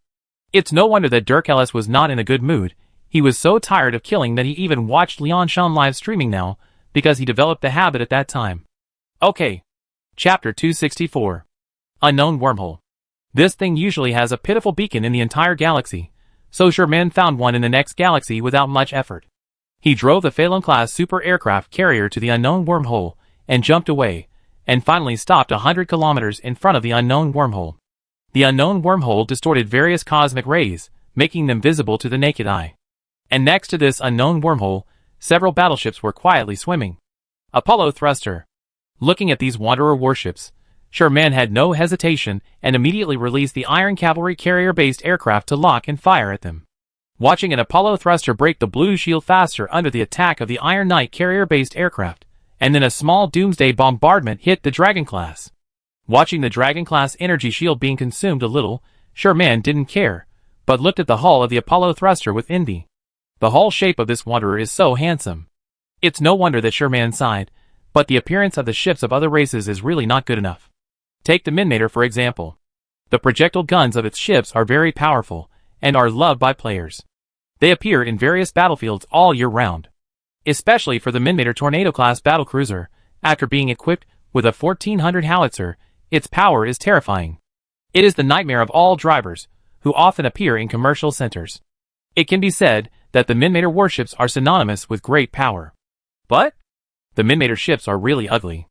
Various ships are like semi-finished products that are randomly pieced together. Few of them have relatively normal and beautiful appearances. Let's talk about the Emma Empire. The other warships are quite normal, and are also well liked by players. But this super aircraft carrier, a strategic force second only to Titan, looks like a half-finished product. If it weren't for the fact that this Eternal-class super aircraft carrier inherited the Emma Empire's usual toughness, no one would dare to recognize it. So in the eyes of players, warships that are within their aesthetic level are very rare, and this Wanderer's warship is exactly among them.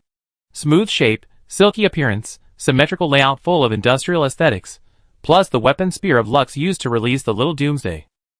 The entire Wanderer looked very comfortable. I don't know if this Wanderer can be unlocked. If it can, I must get one to collect, Sherman said with envy while looking at the Wanderer. However, the next scene changed his mentality a little bit. After Sherman destroyed the 3 Wanderers, another Wanderer came to support from the unknown wormhole. At first, Sherman didn't care, and even smiled happily. After all, this was a progress. But as the Wanderers came to support one after another, Sherman's smile gradually froze as the energy shield gradually decreased. Even if the Wanderer didn't mention the Spear of Lux as a small Doomsday, its regular attack was very strong. So even if Sherman's dragon-level energy shield was thicker, it couldn't withstand such consumption. The tens of millions of energy shields have been reduced to 1/3 of their strength. If this continues, it will definitely be over. Looking at this situation, Sherman could only scream in "Why, Olda, save me." This shrill scream frightened the sleepy Dirk Ellis, and she was completely awake. Then he said excitedly, "Barbarian, have you been caught?" In this game environment, you can't meet anyone for half a day, so except for Liangshan, no one has come to catch people for a long time. So it's no wonder that Delk Alice is so excited. No, I'm going to be killed by the Wanderer. Dad, help me. Sherman didn't dare to attack now, for fear that after knocking down the Wanderer's blue shield, this Spear of Lux would be automatically fired, killing him faster. They could only passively withstand the conventional attacks of the Wanderers. Dirk Alice's mouth twitched, and she rolled her eyes at Sherman. I let you kill the Wanderers with nothing to do, and now you are killed in return, right? You deserve it. While saying this, he quickly replaced his Hatred-class super aircraft carrier with a Dragon Bird-class logistics aircraft carrier. Now the priority is to protect Sherman's Flying Dragon class, and firepower replenishment is secondary, so Dirk Alice changed to a logistics aircraft carrier. Stop talking, big brother, if you don't come, I will turn into light. Sherman looked at his energy shield, which was decreasing bit by bit, and said with tears in his eyes, Here it comes, here it comes. Fortunately, the location where Sherman spawned the Wanderers was in the galaxy next to the station, so Delk Alice arrived at the scene faster. As the repair module of the Dragon Bird class was turned on, several flagship-level long-range shield recharge boosters were hung on Sherman's Flying Dragon class. Looking at the rapidly rising energy shield, Sherman finally breathed a sigh of relief. Meow, luckily you're online, or I'd be in trouble, Sherman said with lingering fear. Sure enough, he only gave me the wrong name, not the wrong nickname. He is indeed the father of the Wanderer. Who told you to be so stupid as to use this thing? It's not worth much. You might as well use it in the cave.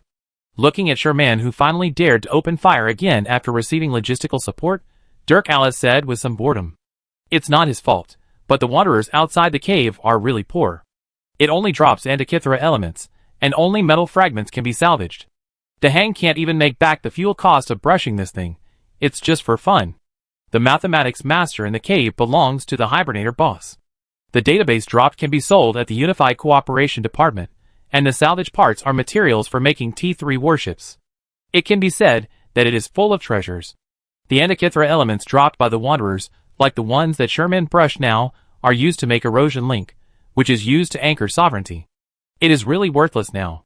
Hearing what Dirk Alice said, Sherman was moved and took over the conversation and said, How about we try to brush the cave? After all, he will have to brush the mathematics and master later, so it is better to start preparing now. One more person means more strength. Okay, wait for the dead to come online tomorrow, and we can find a cave to settle down. Dirk Alice thought about it, and agreed immediately.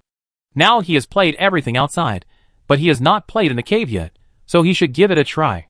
Well, destroying the hole doesn't count. That's PP, not the main way to make money with wormholes. After destroying the last Wanderer, Sherman finally breathed a sigh of relief when he saw that this unknown wormhole finally had no reinforcements. Looking at the progress of destroying 21 Wanderer counterattack battleships in one swipe, he nodded with satisfaction. He was also very surprised by the monster spawning data that was very inconsistent with the strategy. After thinking about it, he could only attribute this weird monster spawning amount to Liang Shan's corpse. It can only be said that he is worthy of being a cross-dressing boss, and his lethality is enough to kill. Chapter 265. Just when Sherman was still discussing with Dirk Alice how to make a wormhole and become the master of the wormhole, and looking for relevant strategies, Aura brought a message. Commander, the two camps in the Beta star field are fighting. Sherman looked up suddenly. The coalition forces of the Justice Order did not formally intervene after a period of assembly and preparation, as expected by Shuawei III and others. In just 2 days, after the two civilization fleets of the Justice Order merged, the coalition forces formed by them penetrated into the Beta star field like a sharp sword. The transport fleet of the Beta Federation in the Xuanmu constellation faced the sudden Justice Order joint fleet and suffered heavy losses. In the end, it was the regular fleet of the FA Corps' first mixed fleet, led by Lao Qian, who fought bravely and won time for the evacuation of the transport fleet. More than 10 conflicts of varying sizes took place in just 1 day. Although most of these conflicts ended with Betel's victory, facing the powerful offensive of the Justice Order coalition, the regular fleet led by Lao Qian could only fight and retreat, and did not entangle with its main fleet. Until all the fleets of the Beta Federation retreated, leaving the Xuanmu constellation to the coalition forces of the Justice Order. After the coalition forces chased after them, they wisely chose to retreat in the face of the thick gun barrels of the dreadnoughts in the Beta mixed fleet. The withdrawal of the Justice Order fleet also made the nervous old Qian breathe a sigh of relief.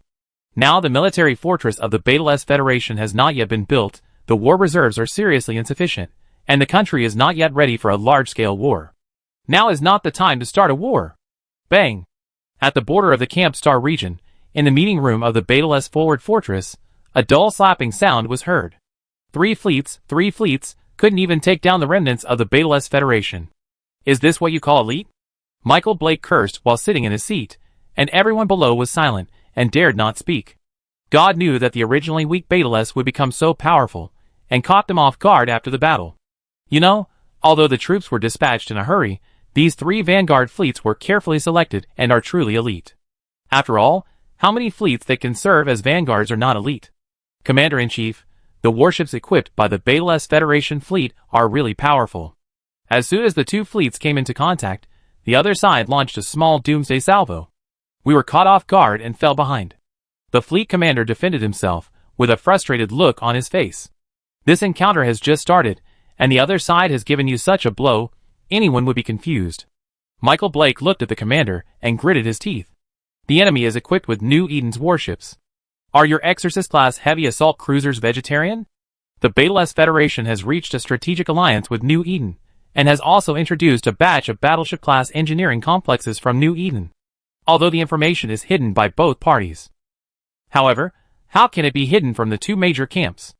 After the Beta-S Federation uses the Hell Angel-class battleship that can launch small doomsday ships, this secret is no longer a secret. Therefore, the Free Camp distributed War Demon-class heavy assault cruisers to its coalition forces this time, which were battle-tested on the Alpha front. And the Justice Order also distributed Exorcist-class heavy assault cruisers that were not inferior to the War Demon class of the Demon Civilization. And although this Exorcist class appeared in the Southern Star region for the first time, it has also been tested in actual combat in other battlefields, and is an extremely excellent battleship. This time it appeared in the Southern Star region battlefield because the Free Camp used battleships of the same level on the Alpha Star region battlefield, so in order to guard against the Free Camp, a batch of them were urgently transferred here. The Nyadinlun fleet used a War Demon-class heavy assault cruiser to fight a tie with New Eden in the Alpha Star region. Are they not even as good as a fleet of a third-rate civilization? And Michael Blake would not believe that the warships that New Eden gave to Beta-S would be more powerful than their own. There must be a generation gap. In other words, the warships of Beta-S are definitely not as good as the warships used by New Eden itself, so all this can only be an excuse for these guys. Facing Michael Blake's angry rebuke, all the warship commanders felt very aggrieved, but they could not defend themselves. Because the fact is that their three elite vanguard fleets were frustrated, this is an outcome that cannot be changed, so all the explanations can only become excuses for failure. Commander-in-Chief, give me another chance. If I don't flatten the remnants of the Beta-S Federation this time, I will die on this battlefield. The commander who was scolded by Michael Blake raised his head, gritted his teeth, and asked for a fight with a frustrated look on his face. Although he didn't want to admit it, he did underestimate the Beta-S Federation in this battle, which led to such a result. Michael Black looked at the commander, and his anger dissipated a lot. He couldn't help but sigh.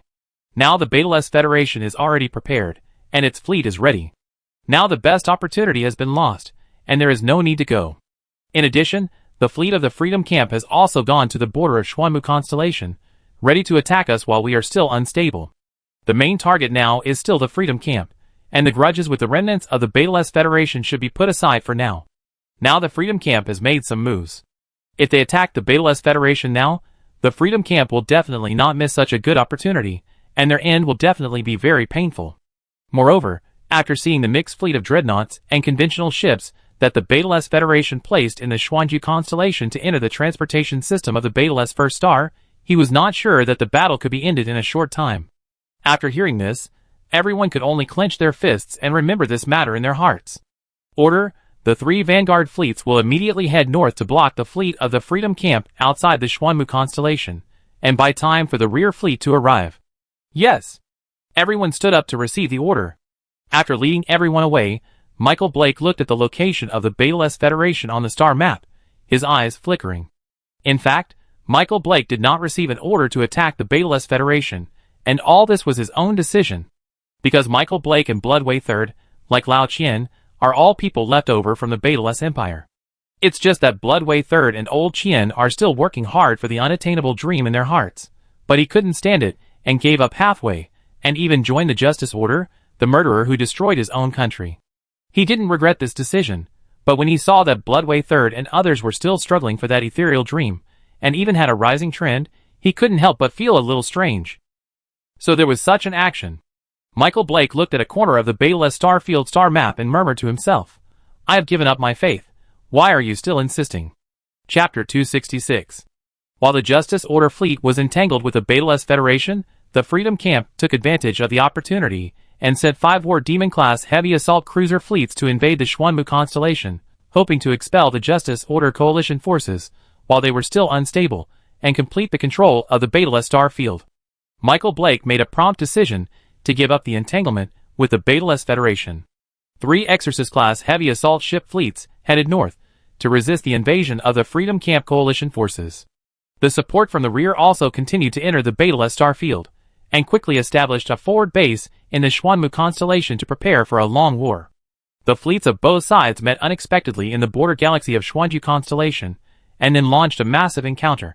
The Exorcist class of the Justice Order and the War Demon class of the Freedom Camp, 2 heavy assault cruisers representing the future trend of war, exchanged fire in the southern star field for the first time, which also attracted many people to pay attention to this encounter. Keep your distance, don't fight them in close combat. Michael Blake looked at the other side's fleet like a sea, and hurriedly shouted in the fleet channel. There are 5 fleets on the opposite side, while there are only 3 on our side.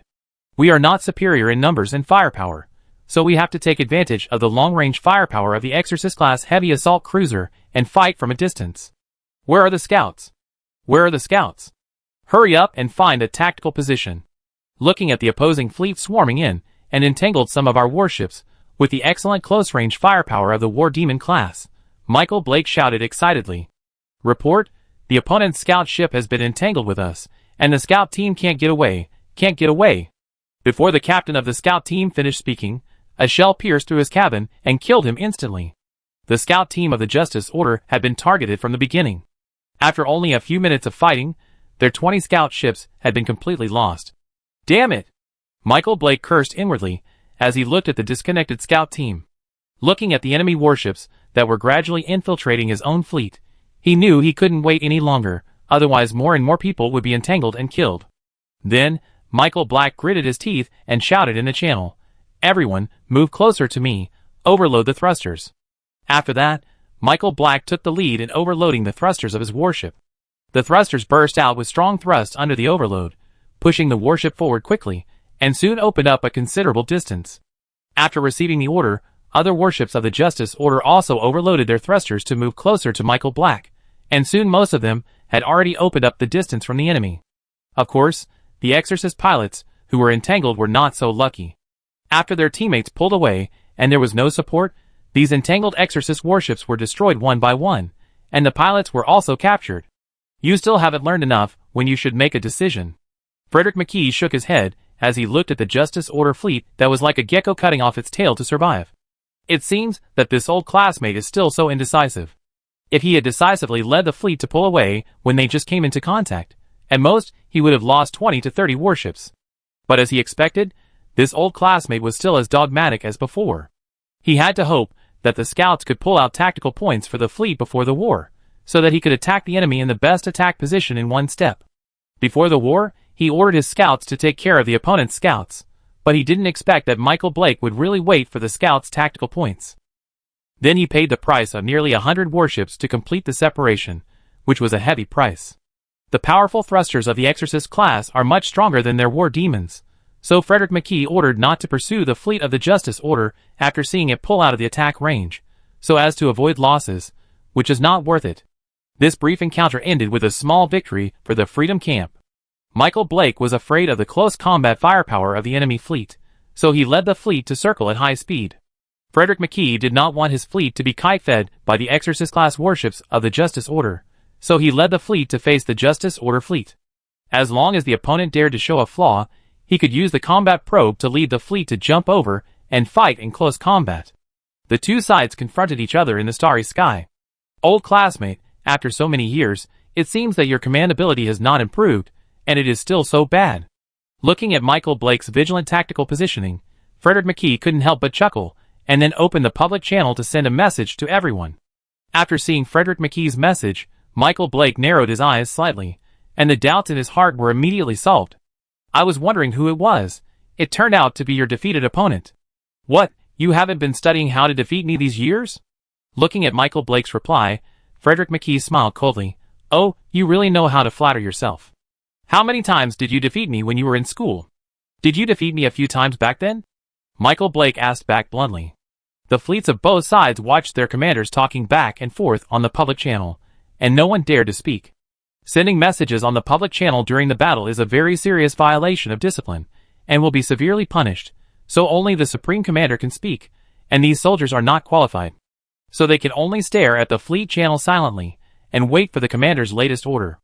Michael Blake and Frederick McKee were classmates at the Bayless Empire Military Command Academy, and they were also excellent students of that class.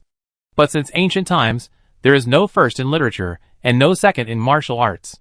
So the two of them didn't get along since they entered the school, and the school also encouraged this kind of competition, so the two of them had a lot of conflicts in the college era.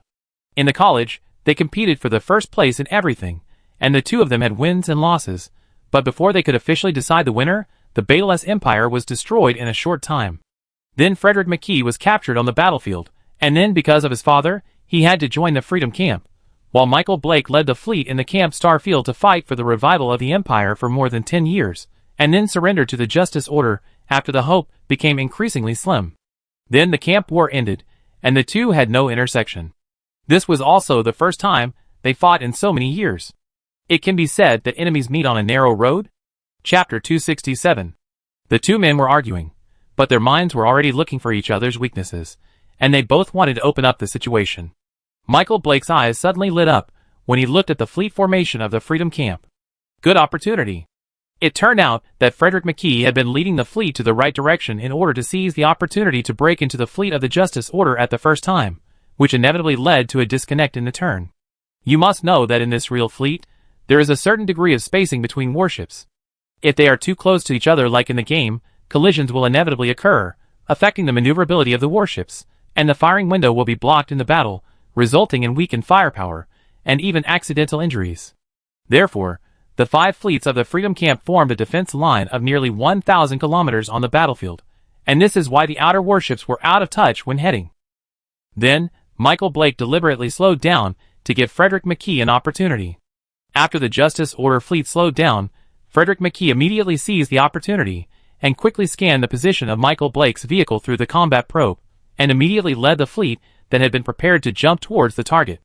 Interceptors, move up, hold them. Frederick McKee yelled in the fleet channel. As long as the interceptors with faster jump speed rush into the fleet of the Justice Order and leave most of its fleet behind, the battle can be declared over.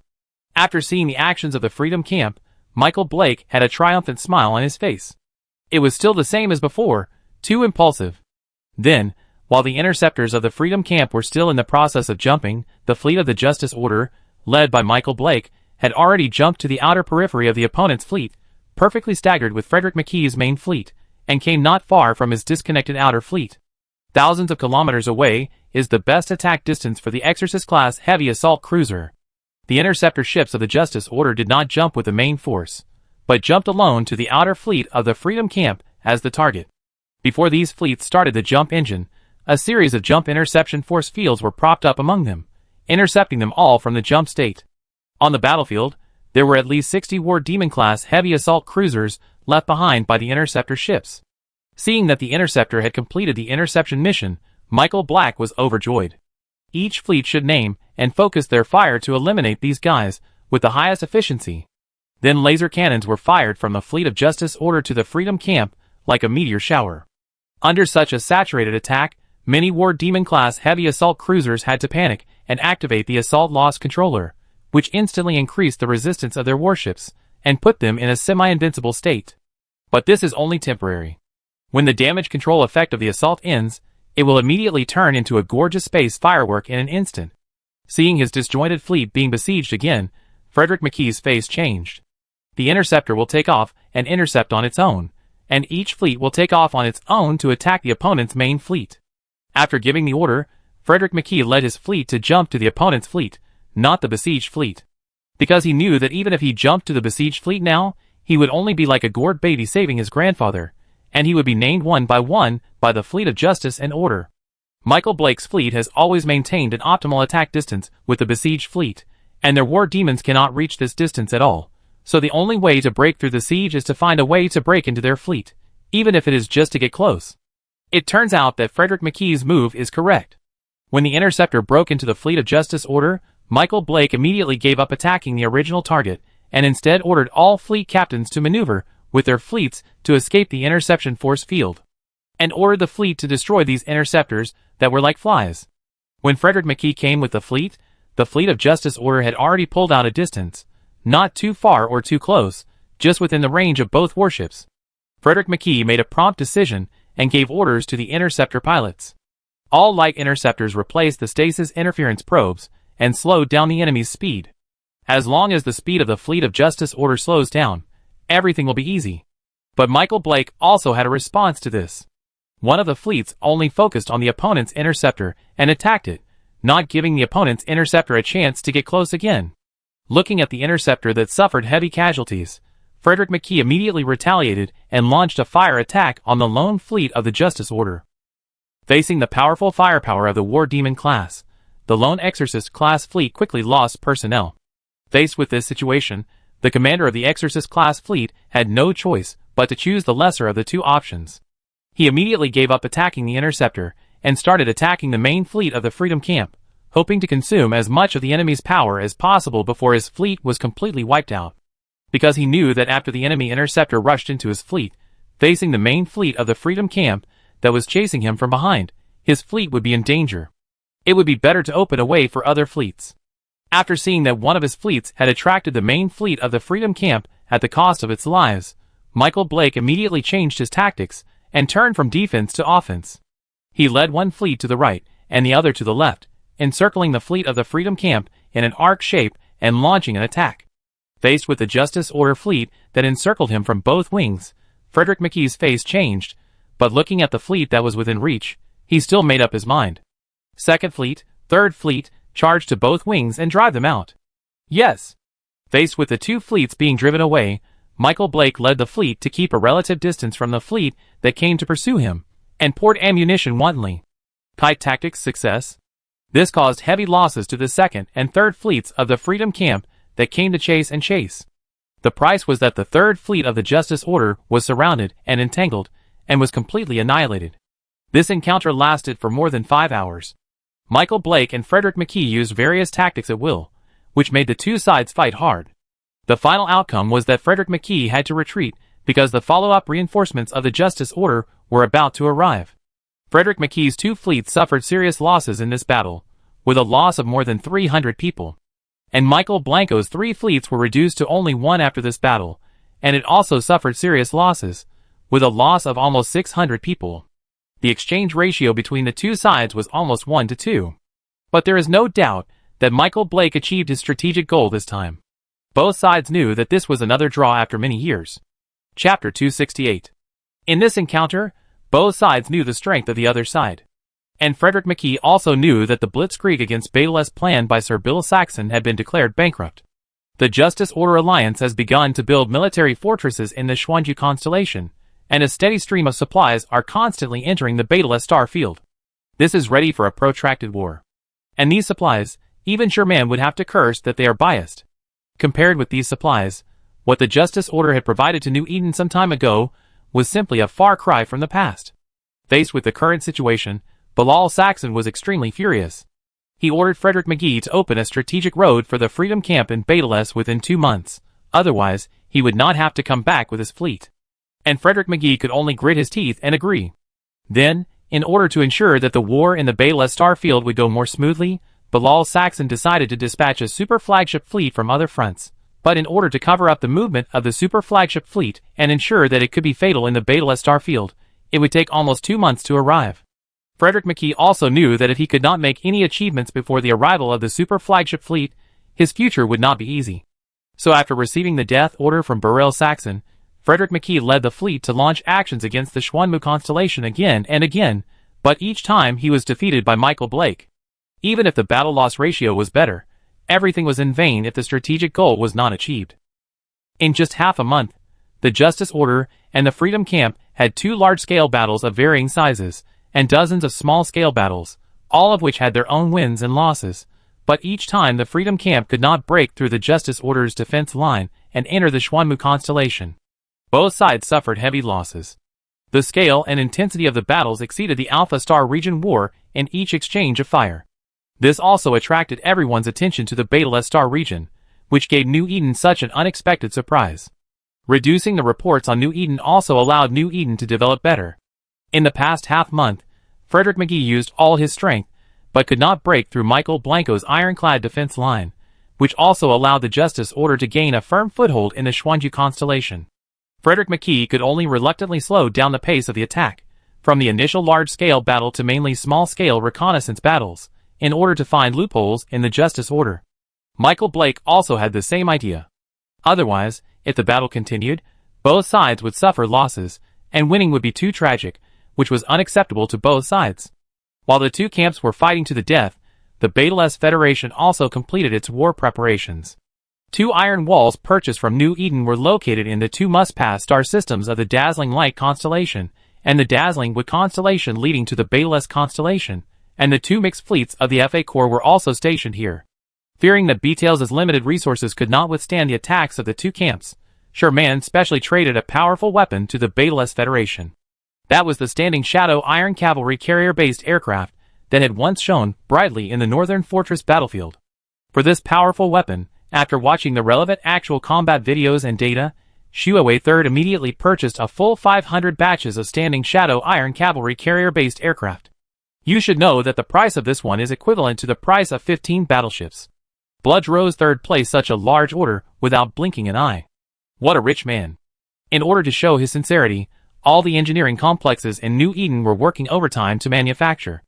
After BTL's resources were in place, it took only 2 weeks to deliver these 500 Standing Shadow Iron Cavalry carrier-based aircraft. After using these Standing Shadow Iron Cavalry carrier-based aircraft to test their own God Revelation-class dreadnoughts, Bludge Rose 3rd and Lao Qian were immediately overjoyed. Apart from anything else, just look at this Divine Revelation-class dreadnought that directly blew through the energy shield and external armor under the self-detonation of a squadron of Standing Shadow Iron Cavalry carrier-based aircraft. This power is really beyond words. Report, test completed. Each sortie of Standing Shadow Iron Cavalry carrier-based aircraft self-detonation can explode 400,000 points of standard energy reaction. And the damage is evenly distributed in electrical energy, thermal energy, kinetic energy and explosion damage, which makes its damage even more difficult to defend. And it also has excellent terminal breakthrough capability, at least we don't have the ability to defend. Speaking of this, the tester sighed a little, really don't know how this small Iron Cavalry carrier-based aircraft can be packed with so many capabilities. It's really incredible. Bloodway 3rd and Lao Qian looked at the data and were amazed. With this power and breakthrough capability, it's no wonder that New Eden can be sold at such a high price. It is worthy of being the defensive anti-flagship killer that the New Eden Emperor strongly recommended. Worth it. Sherman also sighed as he looked at the full warehouse of resources. Sure enough, this arms business is the right way to accumulate wealth in New Eden. Looking at the scarred and almost half-scrapped God Revelation-class dreadnoughts being towed into the fortress for repairs after being tested by the Standing Shadow Iron Cavalry aircraft. Old Qian also calmed down from his excitement. Old buddy, we are not short of equipment now, but the number of fleets is still a little small. Currently, the Beta Federation only has 2 mixed fleets. Although these 2 fleets are a mix of dreadnoughts and conventional warships, they are much stronger than ordinary fleets in terms of both the number of ships and strength. But the fleet is too small, especially now facing dozens of fleets from the 2 major camps. This amount of troops is even more stretched. For Lao Qian's concerns, Bloodway 3rd also deeply agrees. Yes, the next batch of dreadnoughts from New Eden will be delivered to us in a while. At that time, we will have to face the dilemma of more ships than people. It turned out that the fleet of the Beta Federation could only be maintained like this because of the lack of industrial capacity and the inability to purchase warships from outside, because there were no more warships to maintain it. And now, in just a few months, with the help of New Eden, they are now facing the dilemma of more ships than people. What a happy trouble. Old Qian patted Bludge Rose 3rd on the shoulder with a smile on his face. Old buddy, start recruiting. It's been so many years, and it's time to let everyone know about our efforts over the years. Blood Rose III thought of the efforts he and others had made over the years, and nodded heavily. Okay. Chapter 269. Bayles' First Star. A few decades ago, after Bloodway III and Old Chien led the FA Corps to recapture Bayles' First Star and establish the Bayles Federation, the Bayles people who were originally enslaved by various civilizations gained freedom, and under Bloodway III's policy of recuperation, the population also increased from 800 million people at that time to more than 4 billion in just a few decades. In these decades, the people of the Bayles Federation were lucky, because someone fought for them at the border, so that they did not witness the cruel war for so many years. But on this day, the figure of their most respected president, Bloody Way III, suddenly appeared on the projections of various places in the Bayles Federation. In everyone's surprised eyes, Bloody Way III did not wear the decent dress in the past, but for the first time wore a military uniform and stood on the podium with a serious face. Looking at Bloody Way III's outfit, everyone stopped and looked up quietly. They could clearly feel that something big was going to happen. Under everyone's gaze, Bloody Way III slowly spoke. Dear citizens of Bayles. Dear veterans. Good morning, everyone. As the legitimate heirs of the Bayles Empire, we have encountered countless difficulties and battles in the past few decades. We defeated and crushed the bandits and rebels' attacks on us again, and finally ushered in the Bayles Federation today. Dear veterans. It was your hard work, bravery and sacrifice that made this road to victory possible. We will never forget your desperate fights with the enemy in the vast starry sky and on the surface of the planets. We are impressed by your courage and perseverance, and thank you for your immortal example for the reserve. War brings many unbearable trials, sorrows and tears that are unforgettable. Now, those former invaders are coming back and planning invasion plans against us again. This time we have no way out. So I order. From now on, the whole country will implement material and factory control. Call all trained reservists, veterans, and ground combat troops. Recruit people of appropriate age for training and form more troops. We are going to fight a great patriotic war. Glory belongs to the people. Victory belongs to the Bayles Federation. 10,000 victories. As Blood Rose III's speech ended, shouts of 10,000 victories echoed in the streets and alleys of the colonized planets of the Bayles Federation. As the heir to the former powerful empire, the Bayles Federation also inherited the glory and bloodiness of the former empire. And the long-term war has also tempered the tenacity of the people of the Bayles Federation. So after Blood Rose III's speech, the veterans took out their military uniforms and medals from the closet, bid farewell to their wives and children, and re-enlisted. Countless young people also knelt down to bid farewell to their parents and relatives, and resolutely walked into the recruitment office. Over the years, they knew the situation of the Bayles Federation, and they knew even more clearly what price these soldiers paid to maintain the stability within the civilization. After the short speech, the entire recruitment website and the recruitment office were almost paralyzed. And with the return of veterans and reserve soldiers to the training ground, the originally scarce military force was immediately strengthened. The FA Corps' 3rd Mixed Fleet, the FA Corps' 4th Mixed Fleet, the FA Corps' 5th Mixed Fleet, and the FA Corps' 6th Mixed Fleet were formed in just a few days. In addition, tens of millions of ground combat troops will rush to various strategic planets for garrison and defense after resuming training. Bloodway III's speech was like a clockwork, starting the war machine of the Bayles Federation. Bloodway III stood in the corridor of the space station, looking at the spaceships that kept taking off from the planet below, a little absent-minded. These spaceships carried hundreds of thousands of soldiers to various strategic planets, as one of the lines of defense to block the enemy.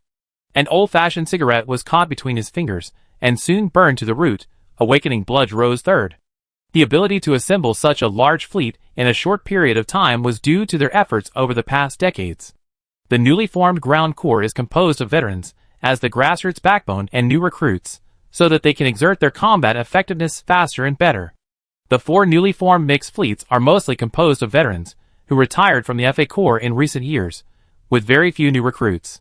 This is because almost all the pilots in the entire Bayles Federation have been forced to serve, because for the population of Bayles, there are too few battleship pilots, so they have to do this. So after these experienced veterans return to service, they can have combat power that is not inferior to that of the old fleet after only basic recovery training. With the delivery of the first batch of 500 God-level dreadnoughts in New Eden, Lao Qian thought about it again, and directly changed the 5th and 6 mixed fleets into dreadnought fleets composed entirely of dreadnoughts to deal with the dreadnought fleets of the 2 major camps. At the same time, defense facilities on various strategic planets were also being built rapidly. At this moment, Betel's war potential was fully unleashed.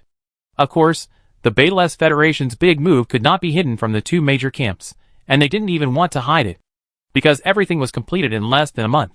When the Betelgeuse Federation's military fortress was anchored, and several large mixed fleets and dreadnought fleets entered the fortress openly, everything was too late for the 2 major camps. Frederick McKee and Michael Black, who were still fighting for their lives, suddenly realized that if the power of the Betelgeuse Federation joined the war, it could really influence the situation. This made them a little unacceptable, but they had no choice. In particular, Michael Black, who had a small-scale contact war with the Betelgeuse Federation, knew its combat effectiveness very well. Originally, only a few conventional fleets could stop their 3 vanguard fleets. Now that the Betelgeuse Federation was ready for a full-scale war, it was needless to say that it was powerful. However, the Betelgeuse Federation did not want to start a war. After preparing for war nationwide, Bludge Rose III sent people to visit the 2 camps. This showed that the Betelgeuse Federation had no intention of participating in the war, and hoped that the 2 camps would not force them to intervene in the war. In this regard, both Frederick McKee and Michael Blake deeply agreed. After all, the 2 camps are now in a stalemate. If the Betelgeuse Federation suddenly joins a camp or unites with a camp, it will be a devastating blow to the other camp. No one dares to bet. Soon, the Betelgeuse Federation and the 2 camps immediately reached a non-aggression agreement to stop the war outside the Betelgeuse Federation control area. Chapter 270. When the agreement called Betelgeuse Non-Aggression Agreement was signed by representatives of both parties, Sherman, who was far away in the Alpha Star region, also received the news. Agreement? Sherman listened to Ola's report and showed an inexplicable smile on his face. It's just a delaying tactic of the 3 forces. If the full-scale war of the Betelgeuse Federation does not start within 2 months, I will wash my hair upside down. Compared to the lagging intelligence network of the Betelgeuse Federation, the intelligence of New Eden is much faster and more accurate, especially after Sherman was assassinated last time, or strengthened the construction of the intelligence network under self-blame. It is hard to say whether New Eden can clearly know the battle plans and conspiracies of other forces. But there is a saying, data will not lie. Under Aura's planning, a monitoring network with Alpha Star Field as the center and more than 10 star fields around was built in less than half a year. The monitoring device can passively collect the action information of ships in the galaxy, so that the movements of the surrounding fleets can be monitored through this series of monitoring networks. Of course, these monitoring devices can also be used as a guide when necessary to assist in combat. Aura couldn't figure out the conspiracy in people's minds, but as long as there was a fleet movement, it would be impossible to hide it from New Eden's monitoring. During this period, whether it was the Camp Starfield controlled by the Justice Order or the Beecher Meteor Field controlled by the Freedom Camp, large-scale fleet movements occurred. As for the Freedom Camp, New Eden detected that a super flagship fleet was moving towards the Betelgeuse Starfield. Although the movement of this super flagship fleet was very secretive, it was still detected by New Eden. At the current speed, this super flagship fleet will appear in the Betelgeuse Starfield in more than a month at most. As for the Justice Order, it is not easy to deal with it. Currently, there are 2 small aircraft carrier fleets and a dreadnought fleet moving towards the Betelgeuse Starfield. This is a much stronger configuration than the one used against the Alpha Star Field. You should know that it was only 2 dreadnought fleets and 4 separate Titans that made New Eden look shabby.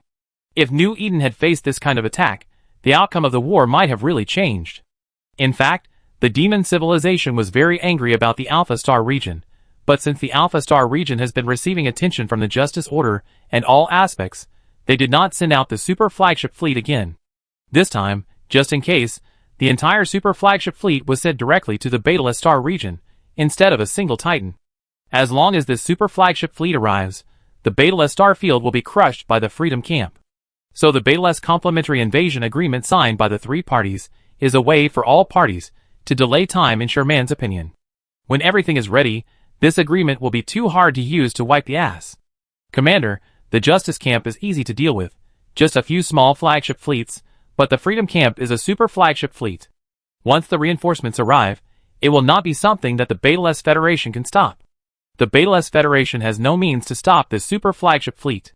Ola frowned and analyzed. The Betelgeuse Federation is also an ally of New Eden, and the first line of defense of the West Gate of New Eden.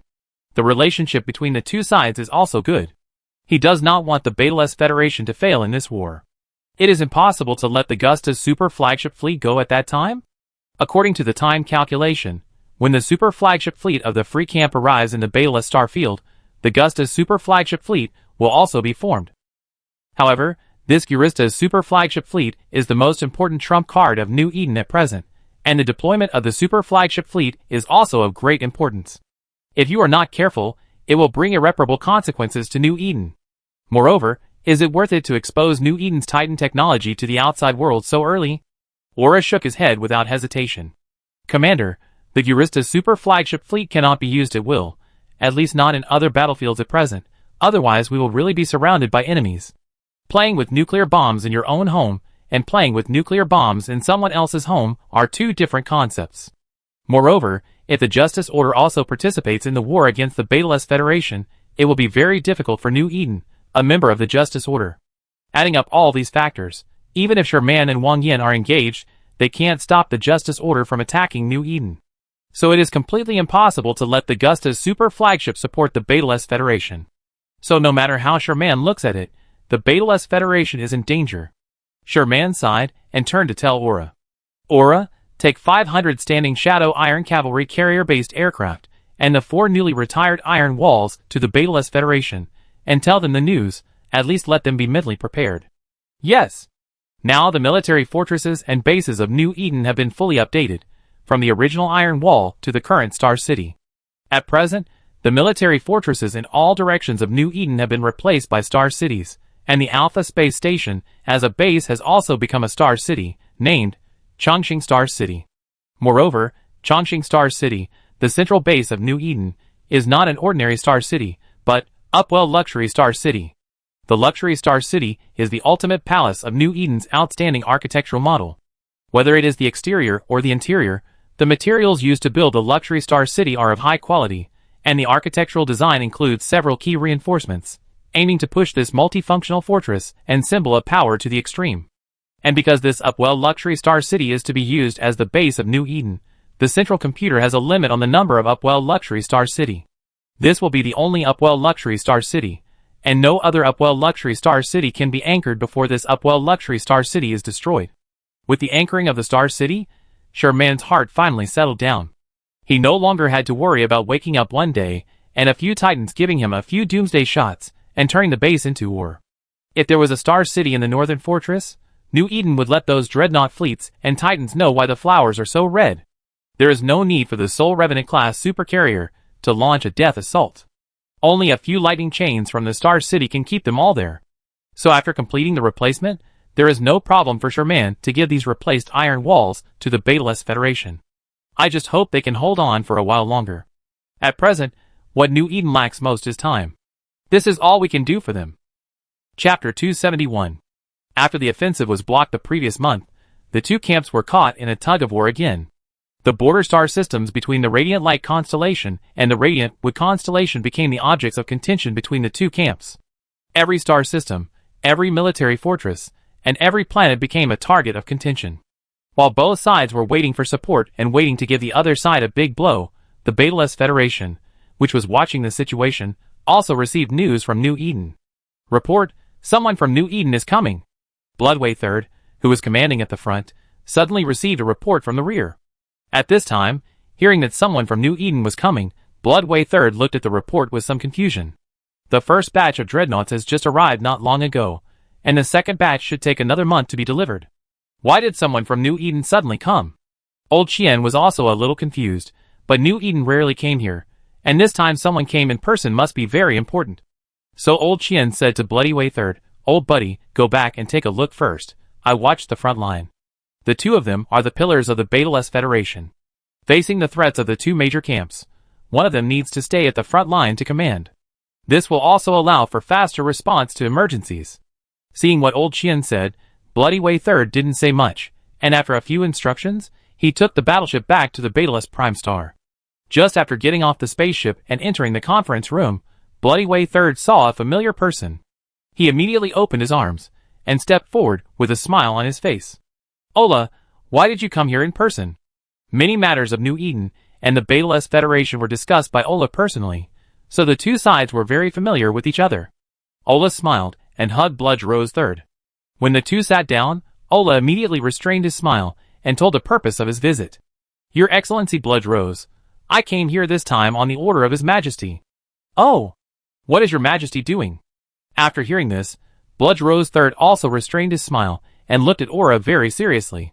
He had some understanding of the majesty of New Eden, and he trusted his subordinates, Salted Fish, very much, so he rarely gave orders in person. But every time he gave orders, it was not a trivial matter.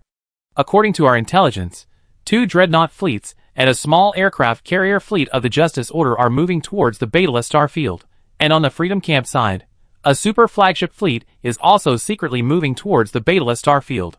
In addition, both sides have dozens of regular fleets coming to reinforce. With such large fleets on both sides, they will definitely not control the battlefield in just 2 constellations, so you must be prepared. For Aura's intelligence, Bloodway III looked solemn. Sir Aura, can you guarantee the authenticity of this intelligence? Yes, because this is a personal report from our scout. Aura nodded and said with certainty. This is what his intelligence monitoring network monitored, and he personally conducted big data analysis, so it is absolutely correct. Looking at Aura with a confident look on his face, Blood Rose III's heart suddenly sank. The Justice Order's dreadnought fleet and small aircraft carrier fleet are easy to deal with. After all, they also have the God-inspired dreadnought fleet to deal with, not to mention the powerful Standing Shadow Iron Cavalry carrier-based aircraft. But the Freedom Camp super flagship fleet is very tricky. At present, they have few countermeasures against super strategic weapons, such as Titans. If a fight really breaks out, the only way is to use the dreadnought fleet to keep adding fuel and fight desperately. And it may not be possible to win. After thinking carefully, Bloodway III sighed in his heart, then stared at Aura in a daze, and clenched his right hand nervously. Why did you come this time? Bloodway III looked at Aura, afraid that Aura would say something he didn't want to hear. After all, the 2 camps are so powerful, and the alliance agreement between New Eden and the Betaless Federation is not as reassuring as a warship in the face of such a crisis. In Bloodway III's expectation, Aura smiled bitterly and said, Sir Bloodway, facing the super flagship fleet, although New Eden has a way, it cannot be used. You should know this. Bloodway III was shocked. Aura's words contained a lot of information. There are countermeasures, but they cannot be used. Although the meaning is a bit vague, he also understands what Aura said. Super flagship team. Because only the super flagship team can fight against the super flagship team. Only the super flagship team can make New Eden so embarrassed, because this thing must not appear on the battlefield of the Beta Star Field, otherwise New Eden will follow in the footsteps of Betaless. Whether it is the angel civilization or the demon civilization, it will never allow a civilization that can independently manufacture super flagship teams to develop so peacefully. Seeing the constant changes in Blood Rose III's eyes, Ola pretended not to notice and continued. I came here on orders this time, and brought you 500 Standing Shadow Iron Cavalry carrier-based aircraft and 4 Iron Wall-class military fortresses as military assistance from New Eden to the Betaless Federation. Blood Rose III was relieved when he heard this. He knew the value of these things, and he also knew that these things were exactly what they urgently needed at the moment. It seemed that New Eden did not want to abandon them and sever ties. As long as New Eden does not retreat, the Betaless Federation will at least have a way out. This is better than anything else. Wait for me to express my gratitude to His Majesty Sherman. Shuowei III stood up and saluted Aura, and Aura also stood up to return the salute. The two discussed the super flagship fleet of the Freedom Camp again. Finally, even Lao Qian, who was on the front line, participated in this discussion through the authority projection. In the end, the 3 of them came to a conclusion based on the existing conditions.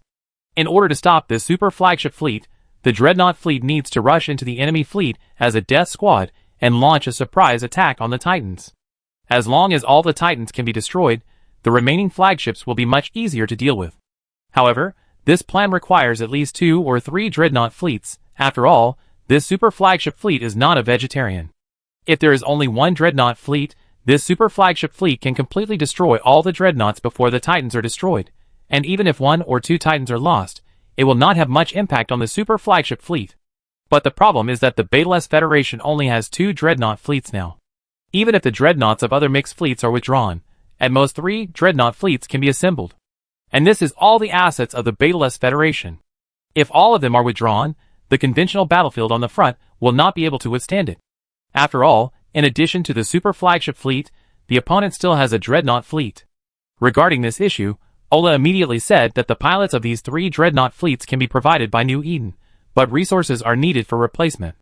In this regard, Bloodway III and Old Chien said that resources are not a problem at all. After all, this is a life-threatening mission. No matter whether it succeeds or not, very few of these dreadnought pilots can survive by rushing into the super flagship fleet to raid Titan. So New Eden is equivalent to sacrificing 3 dreadnought fleets to help the Betelgeuse Federation. After receiving the news from Aura, Sherman also immediately decided to confirm this plan. It's just a dreadnought bomb, he is familiar with it. Chapter 272. Facing Michael Blake, his old classmate and old rival, all of Frederick McKee's actions have been frustrated. A good blitzkrieg turned into a tug-of-war, which made him very angry, but he could do nothing about it. Now not only the interstellar fleets of both sides have joined the battle, but even the ground forces have also participated in the battle for the planet. Hundreds of thousands of Marines from both sides are still fighting on the planets in the border galaxies, trying to compete for control of the planets. As long as they take control of the planet, they can build many bases and equipment on it, which is very important for both sides. This has caused the Betelgeuse battlefield to become a veritable meat grinder, which makes Michael Blake and Frederick McKee feel very distressed, but they have to fight on. Otherwise, if the other side seizes the sovereignty of the planet and the galaxy, they will fall into the abusive situation of war. This is unacceptable to both sides. While the 2 camps were fighting to the death, Bloodway III also bid farewell to Aura. Watching Aura leave on the spaceship, the smile on Bloodway III's face gradually faded, and he frowned, looking worried. The Free Camp's super flagship fleet was like a big stone, pressing on his heart and making him breathless. Even if New Eden agreed to provide military support and dispatch 3 dreadnought fleets to help them destroy the Titan of the super flagship fleet, he still didn't have the confidence in his heart. After all, the tactic of the dreadnought fleet's raid on the Titan was not unprecedented, so each fleet had perfect protection measures for the Titan as the core of the super flagship fleet, so the probability of the dreadnought fleet's raid on the Titan was not high. What's more, although New Eden is his ally and trustworthy, it is not his own after all. So he must have the corresponding means in his hands, otherwise if New Eden fails, they can still continue. As for the means, Bloodway III looked at the huge planet under the space station, and his eyes showed a thoughtful look. Finally, Bloodway III used encrypted communication to call Lao Qian, and when the communication was connected, he said calmly, "Lao Qian, I want to open the Imperial Arsenal again." After listening to this, Old Qian was silent for a while. Finally, he spoke in a hoarse voice, saying faintly, "Old man, are you sure? If the Imperial Arsenal is opened, and the 2 major camps know about it, you should know the consequences." "I know," Bloodway III said with a firm face, gritting his teeth. "Now it has reached the worst situation. No matter which of the 2 major camps wins, the final result will not let us go. Sooner or later, we will have a war. It would be better to open the Imperial Arsenal now, rather than letting it fall into the hands of these guys." Looking at the determined Bloodway III, Old Qian remained silent. Finally, he straightened his clothes, saluted Bloodway III, and growled, "The FA Corps will definitely stop the enemy from entering the country, so be prepared." Bloodway III looked at Old Qian, and just saluted silently, and neither side spoke until the communication was hung up. Old Qian went to the combat command room to prepare for the next arduous battle, and Bloodway III also set off to the first star. A few hours later, on the top of a snowy mountain in the capital of Betelgeuse, Bloodway III, wearing a protective suit, walked alone to a cliff. He wiped a corner of the cliff, and then reached his hand into a hidden pit. As Bloodway III's fingers tingled slightly, a light screen appeared in front of him, and scanned his whole body. Then a mechanical sound sounded beside him. Name, Bloodway III. Identity, Count Bloodway of Betelgeuse Empire. Authorization, Class B. Then, the cliff suddenly cracked into a 2-meter wide portal. When Bloodrose III walked in, he saw the door closed again. With a sense of weightlessness, after several hours of waiting, he arrived at the core of the planet. Click, click. With the sound of machinery, the dark space suddenly illuminated, and a huge inverted pyramid-shaped building appeared in front of him. The pyramid was divided into 3 layers, and each layer had a lot of metal platforms quietly placed on the surface. Bloodrose III knew that these metal platforms were originally used to store various technologies and research materials of the Betelgeuse Empire. The best of them are the 2 black boxes on the 3rd floor, which contain the manufacturing and research data of 2 super flagships. One of them is the complete super aircraft carrier manufacturing blueprint, and the other is the half-researched Titan data. But now there is nothing left. Everything was lost in the turmoil of the year, and no one knows which blood relative of the Imperial royal family took it all away. If those data were still there, the Betelgeuse Federation would have risen again long ago, and would not have been suppressed by pirates in this small place for decades. Looking at these empty metal platforms, Bloodway III couldn't help but sigh. But he didn't stop, but came to the platform on the third floor. After taking a deep breath, he slowly placed his hands on the two metal platforms. Then, a holographic projection wearing a white research suit appeared in front of Bloodway III. After scanning Bloodway III, the holographic projection said expressionlessly, "Please enter the final password of the Imperial Arsenal." Looking at the holographic projection in front of him, Bloodway III couldn't help but step forward and touch it gently, but his hand unexpectedly passed through the body made of data and fell into nothing. After calming down, a series of obstinate and difficult-to-understand language codes flowed out of Bloodway III's mouth in a specific rhythm. The code is correct. The Imperial Arsenal is open. Then, a portal appeared in front of Bloodway III, and behind this portal was a distorted space. If Aura saw it, he would definitely recognize what the distorted space behind this portal was. Mezzanine space. An abnormal space located between the main space and the subspace, usually caused by the space shock caused by high-intensity battles. So this mezzanine space is usually filled with battlefield ruins.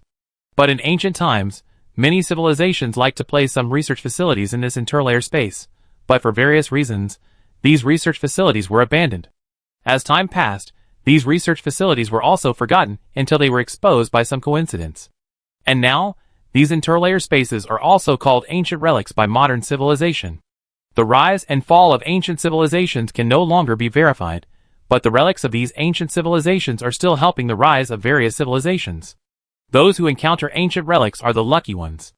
This is a catchphrase that is circulated in the Star Sea. Let's not talk about the civilizations that are a little older. Let's talk about the angel civilization. The first generation of angel queens inherited the technological heritage of a certain civilization from an ancient relic and began to rise until they became the behemoth they are today and became a member of the universe order. The same is true for the demon civilization. After a certain angel princess gave an ancient relic to the demon civilization as a dowry, the demon civilization began to take off in less than a few decades, and then after obtaining one ancient relic after another, it became the current cosmic giant. In addition to the two civilizations, there are many people who have become one of the largest civilizations in the universe by excavating ancient relics. It can be said that a valuable ancient relic is enough to make an unknown force rise into a giant. And this ancient relic in front of us is also the foundation for the rise of the Betelgeuse Empire.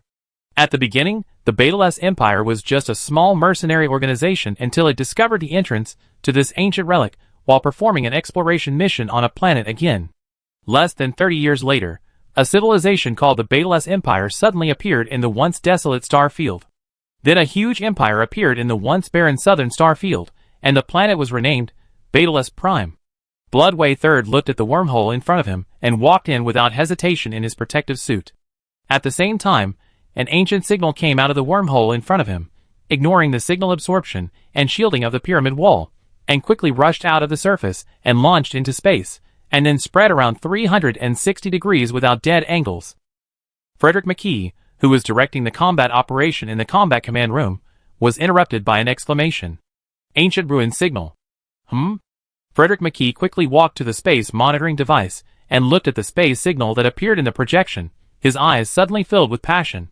Quick, take a look at where this space signal is. Yes. Ancient ruins.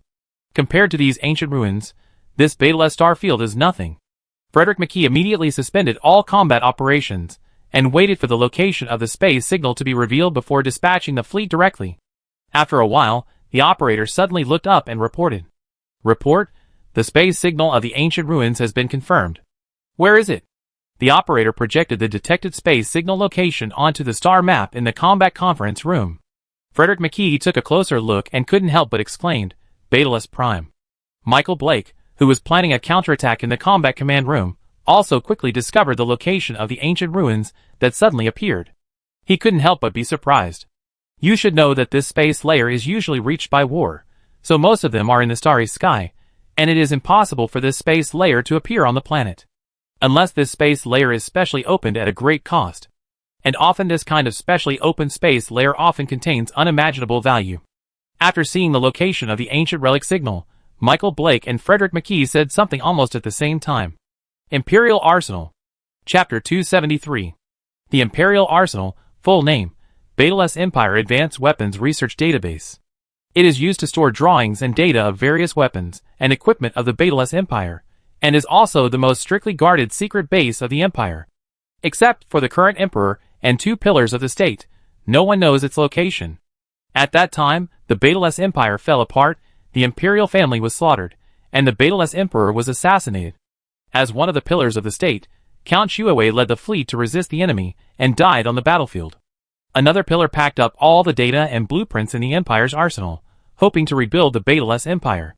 But unfortunately, his family died on the way to escape, and some of the various blueprints and data they carried disappeared with the destruction of the warship, and some were divided up by various parties. Regardless of whether it was the Freedom Camp or the Justice Order, they searched the entire Betelgeuse star field but could not find the ancient ruins that made the Betelgeuse Empire rise. After evaluating the technological strength of the Betelgeuse Empire, they believed that the ancient ruins were not of great value to them, so they gave up the search. Until the FA Corps Expeditionary Force returned, and with the surviving son of Count Bludge Rose as the leader, they recaptured the Betelgeuse constellation and established the Betelgeuse Federation. And because of the existence of Bludge Rose III, people also believed that only he knew the location of the Imperial Arsenal. So there were dozens of pirate groups that formed an alliance and besieged the Betelgeuse Federation. The people behind these pirates wanted to force Bludge Rose III to take the initiative to open the Imperial Arsenal. But unfortunately, Bludge Rose III only opened the War Reserve Warehouse and Mineral Storage Warehouse in these years, and never saw the shadow of the Imperial Arsenal.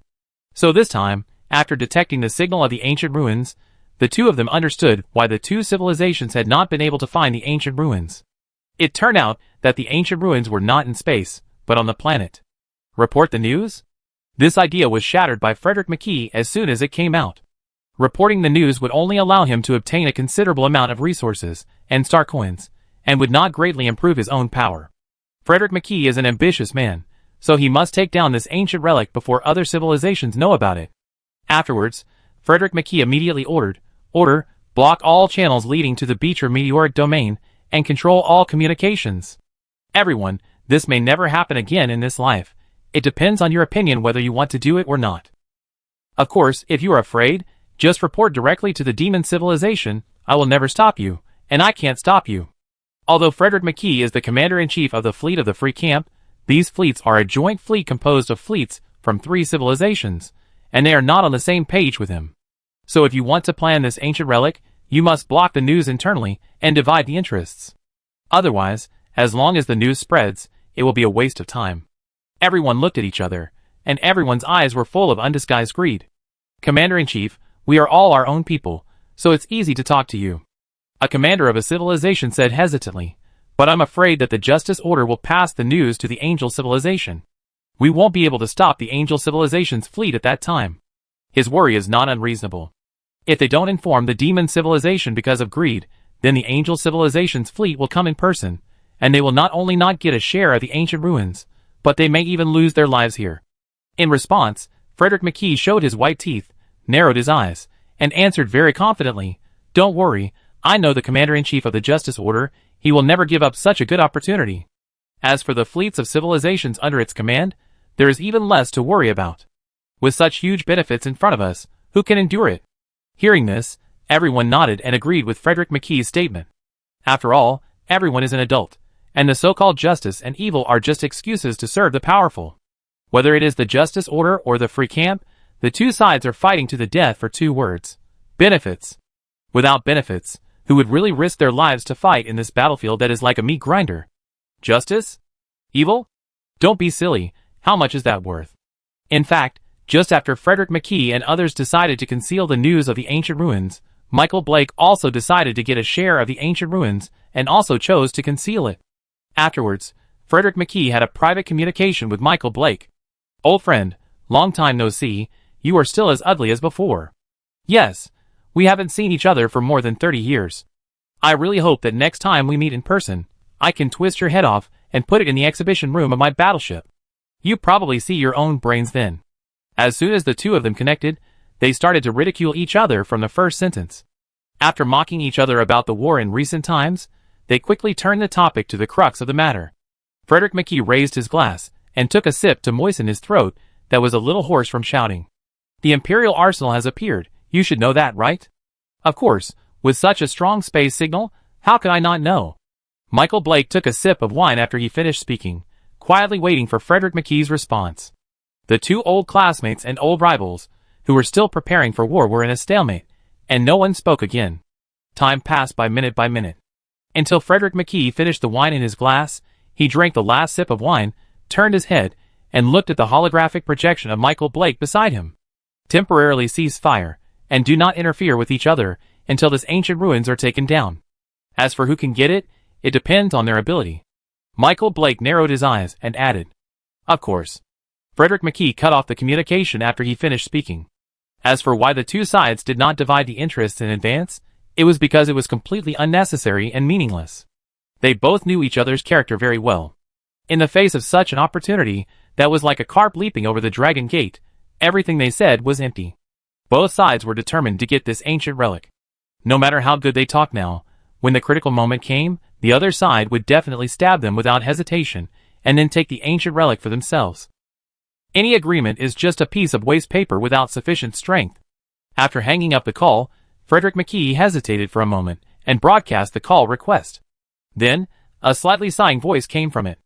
I didn't expect that after so many years, you can still remember my private communication channel. The face of an old man was also projected in front of Frederick McKee. A neat military uniform, gray hair, who else but Lao Qian? Looking at the old man in front of him, Frederick McKee no longer had the tit-for-tat confrontation with Michael Blake just now, but was slightly respectful. Teacher, long time no see.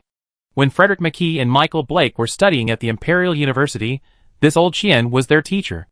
As the highest institution of learning in the Bayless Empire, those who could enter to teach were not simple people. All of them were people with great military exploits in the Empire at that time. And old Qian was one of the few tenured professors at the Imperial University at that time. After all, there was only one person who dared to teach while commanding the battle and combining the battlefield situation. You know, at that time, Lao Qian was fighting a war that concerned the fate of the Bayless Empire. So Frederick McKee and his classmates respected this old man very much. Even now, as an enemy, this respect has not diminished. Facing Frederick McKee's words of teacher, Lao Qian waved his hand quickly. Don't, you are the famous blood fox, I can't be your teacher. As one of the two pillars of the Imperial University at that time, Frederick McKee quickly demonstrated his talents after joining the Freedom Camp, and made a great name for himself in the Freedom Camp with his Blood Fox fleet. In response to Lao Qian's denial, Frederick McKee still smiled and said, you are too polite. I learned almost all my skills from you. How can I not be a teacher? The tone was quite like the feeling of a student who had graduated many years ago and had achieved some results, and couldn't help but want to show off his achievements when he met a teacher. In fact, Frederick McKee did have such an idea. But what responded to him was the cold words of Lao Qian. Since you call me a teacher, have I ever taught you to betray your country, betray your beliefs, and betray your comrades? Faced with Lao Qian's questioning, Frederick McKee fell silent. Although he was captured on the battlefield and finally joined the free camp under the coercion and inducement of his family parents, it is undeniable that he has betrayed everything. After a silence, Frederick McKee could only say to the teacher he respected the most in the past, Teacher, I'm sorry. He didn't want to argue, because it was already a fact. Old Qian looked at the proud student in front of him, whom he admired the most. After a long time, he hung up the call, leaving only one sentence echoing in Frederick McKee's ears. I know why you came, but do you remember the first class I taught you? Frederick McKee closed his eyes until old Qian's slightly old voice slowly died down. Teacher, is this your answer? He still remembered the first lesson that old Qian gave to these new commanders, and he dared to guarantee that all the students remembered it. He could still remember the words of this young imperial flower, who was still in her prime, when arguing with a female teacher in the classroom, in a frivolous tone. Don't dream of getting what you can't get on the battlefield at the negotiation table. Chapter 274. Frederick McKee expected Lao Qian's refusal, but he still felt a little guilty. But this guilt disappeared in an instant, and was replaced by a firm face. Teacher, I must get this ancient relic.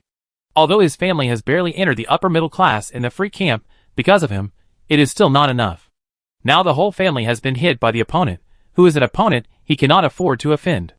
So he needs this ancient relic to break the impasse.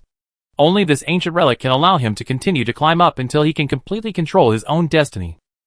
Half an hour later, all the commanders of the Freedom Camp were sitting in the conference room. Frederick McKee looked at these commanders under his command and said lightly, "I have reached a consensus with the Justice Order. Both sides will not go to war again before they get this ancient relic, so now the strategic focus needs to be shifted to the Betelgeuse Federation." Hearing that they had reached a consensus with the Justice Order, a commander frowned. "Commander-in-Chief, this Justice Order is not trustworthy." Frederick McKee did not deny this. After all, trusting the enemy is a foolish thing in itself. So he also had to leave a backup plan on the front line with the Justice Order. "I know, so I plan to send only a few elite fleets to attack the Betelgeuse Federation, and the rest of the fleet will continue to stay on the front line to defend the Justice Order. Although the Betelgeuse Federation receives some military assistance from New Eden, its strength has increased a lot. But compared with the elite soldiers of their free camp, there is a clear gap. This cannot be made up by a little military aid." Seeing that their commander-in-chief had a thorough consideration, the remaining commanders did not have many objections, and waited patiently for orders. "Order, the 1st to 6th fleets, as well as the 1st and 2nd Dreadnought fleets are dispatched to the front line of the Betelgeuse constellation. This time I will personally command." Faced with Frederick McKee carrying so many fleets, someone immediately expressed a different opinion. "Commander-in-Chief, this is just the Betelgeuse Federation, so there is no need for so many fleets, right? In their opinion, how much war potential does this civilization have that can be trapped for decades by a few pirates? Even if they give their all, it is estimated that they can form no more than 8 fleets. This attack is not just them. The Justice Order will definitely attack, so the fleet that can defend against them will definitely not exceed 5. And Frederick McKee brought so many fleets, even 2 Dreadnought fleets, which is a bit of a waste. No use?" Frederick McKee looked at the commander, who was retorting, and asked, "Do you know who the other side's commander-in-chief is?" The commander hesitated for a moment, then shook his head. He had not paid much attention to the Betelgeuse Federation before. After all, in his opinion, this force was just a splash of water under the iron hoof of the coalition forces, and it could not cause any waves. The targets he paid attention to were the commanders of the Justice Order. Frederick McKee's eyes slowly swept over the crowd, and said expressionlessly, "That's my teacher. I and Michael Blake, the current commander-in-chief of the Justice Order, are all his students. We both learned command from him. Do you think I need to lead so many fleets?" Facing Michael Blake, Frederick McKee was able to fight with a fleet of the same size. He even dared to use a small fleet to deal with his main fleet without losing the upper hand. But facing Lao Qian, his mentor, he didn't want to do anything intriguing in front of this master. Because the old man known as the Flower of the Empire has seen all kinds of conspiracies and tricks, he didn't want to be a clown in front of Lao Qian. Facing this teacher who is good at all kinds of conspiracies and tricks, the best way is to suppress him with force. That's why Frederick McKee would not hesitate to bring 2 Dreadnought fleets. After hearing this, everyone stopped refutation. The same is true for justice and order. Facing this former teacher, Michael Blake did not dare to be careless either. He directly dispatched 10 conventional fleets and 2 Dreadnought fleets, and the rest of the fleets continued to garrison in the border galaxies of Xuanmu Constellation and Xuanguang Constellation. The movements of the 2 major camps naturally could not be concealed from the Betelgeuse Federation, nor from New Eden, which had been closely watching the war situation here. Because Blood Rose III is still in the ancient ruins, Lao Qian can only take the lead and start making arrangements. Looking at the vast starry sky, Lao Qian's face is half smile. "Let me see if you 2 little guys have made some progress." At the same time, Sherman, who was conspiring with Delk Ellis to seize a wormhole, also received an urgent message from Aura. "Commander, the ancient ruins appeared on the first star of Betelgeuse, resulting in the 2 major camps to cease fire and start attacking the Betelgeuse Federation." Aura briefly reported the matter to Sherman. Sherman had been prepared for the 2 camps to attack the Betelgeuse Federation, but he didn't expect it to happen so early this time. Sherman was a little curious about the ancient ruins that Aura mentioned. What is this ancient ruin that can make the 2 camps temporarily stop fighting and jointly attack the Betelgeuse Federation? Aura thought about it, and gave Sherman a very vivid metaphor of this ancient ruins. "Commander, this ancient ruins is the research base of the ancient civilization. You can see the tombs in the game, find all kinds of data from these ancient ruins, and even get the entire technology of a certain civilization from them." Listening to Aura's explanation, Sherman immediately understood. Then he rubbed his hands and said, "Aura, should we also get involved in these ancient ruins?" He has played archaeology in the game, but he has not tried archaeology in reality.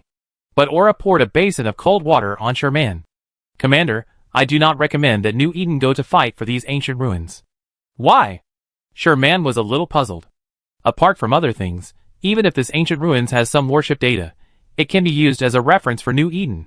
For example, if there is relevant construction data or even drawings of a Titan in this ancient ruins, the Titan of the Angel Enterprise Consortium can be studied more smoothly. The reference effect of this technology is not small. And generally speaking, shouldn't Aura actively support such things? As for worrying about the Betalist Federation, you are kidding.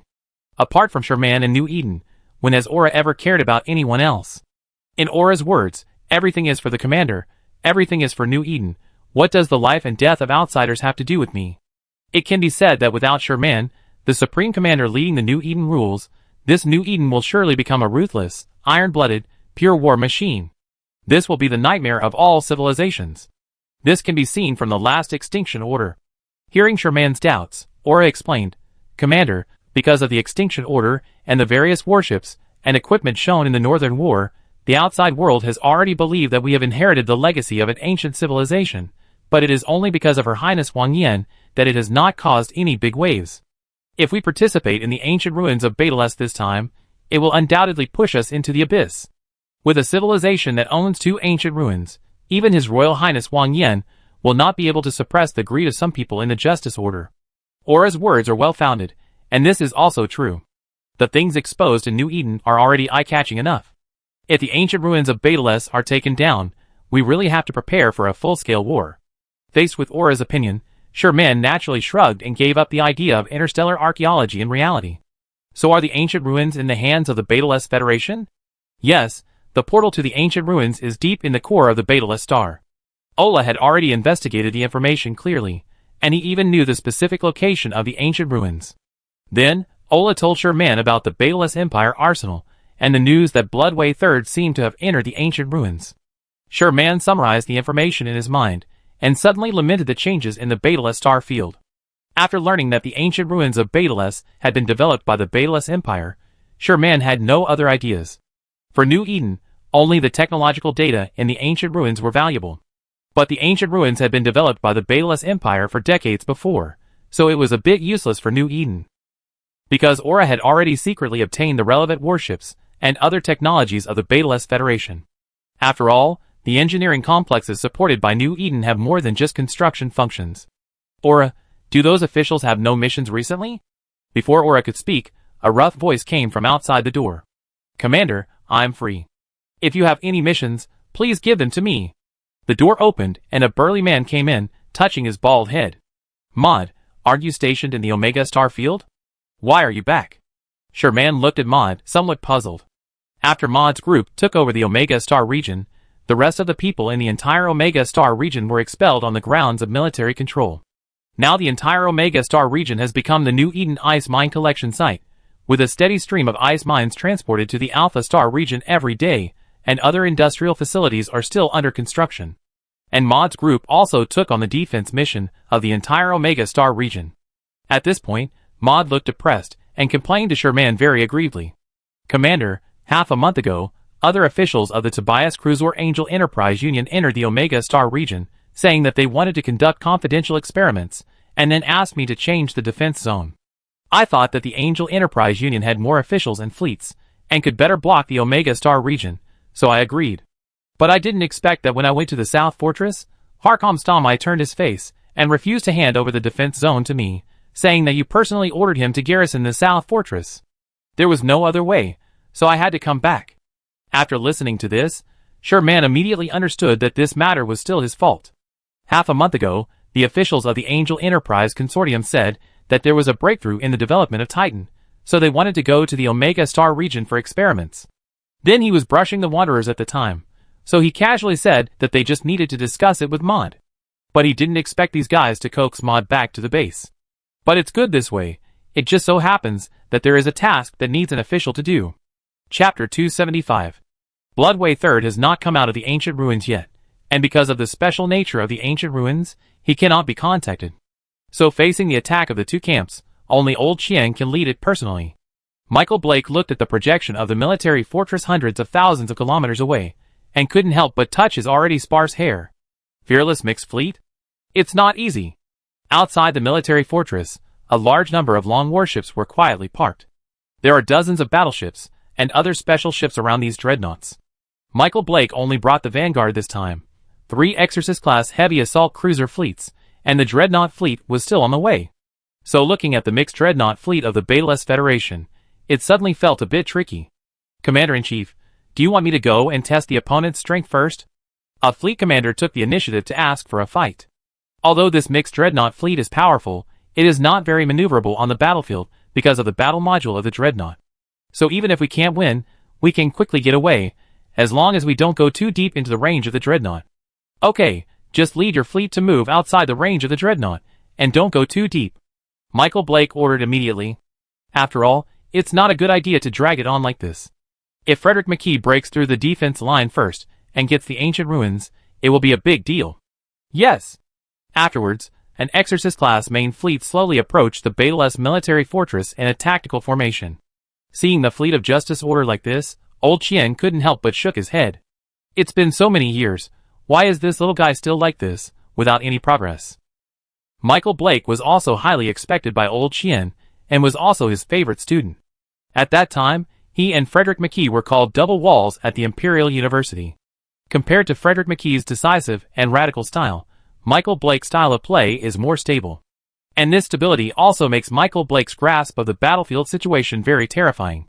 But, although being steady rarely makes mistakes, it also means that once the opponent seizes the opportunity, the price will be even more severe.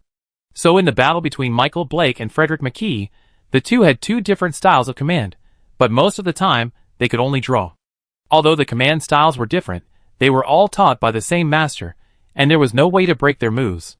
Old Chien stood in the combat command room, looking at the approaching enemy, with a smile on his face as always. But the order was issued in an orderly manner. Order the first mixed fleet to stay put, not to take the initiative to attack, and wait for the enemy fleet to enter the 10,000-kilometer attack range. During this period of time, the battle between the Justice Order and the Freedom Camp allowed Lao Chien to understand the basic data of the main battleships of the 2 camps. The laser cannons equipped on the War Demon-class heavy assault cruisers of the Freedom Camp are powerful, but they also decay quickly. The best attack distance is 2,000 to 3,000 kilometers, and the longest range is 5,000 kilometers. The Exorcist class of Justice Order has a longer range but weaker power, with an optimal range of 5,000 to 8,000 kilometers and a maximum attack range of 10,000 kilometers. The Hell Angel class battleships currently in full service in the Betelgeuse Federation are equipped with super-pulsed laser cannons, which can change the attack range by replacing radio frequency crystals. As long as the crystals are flexibly replaced, the range is not inferior to the Exorcist class, and the close combat power is not weaker than the War Demon class.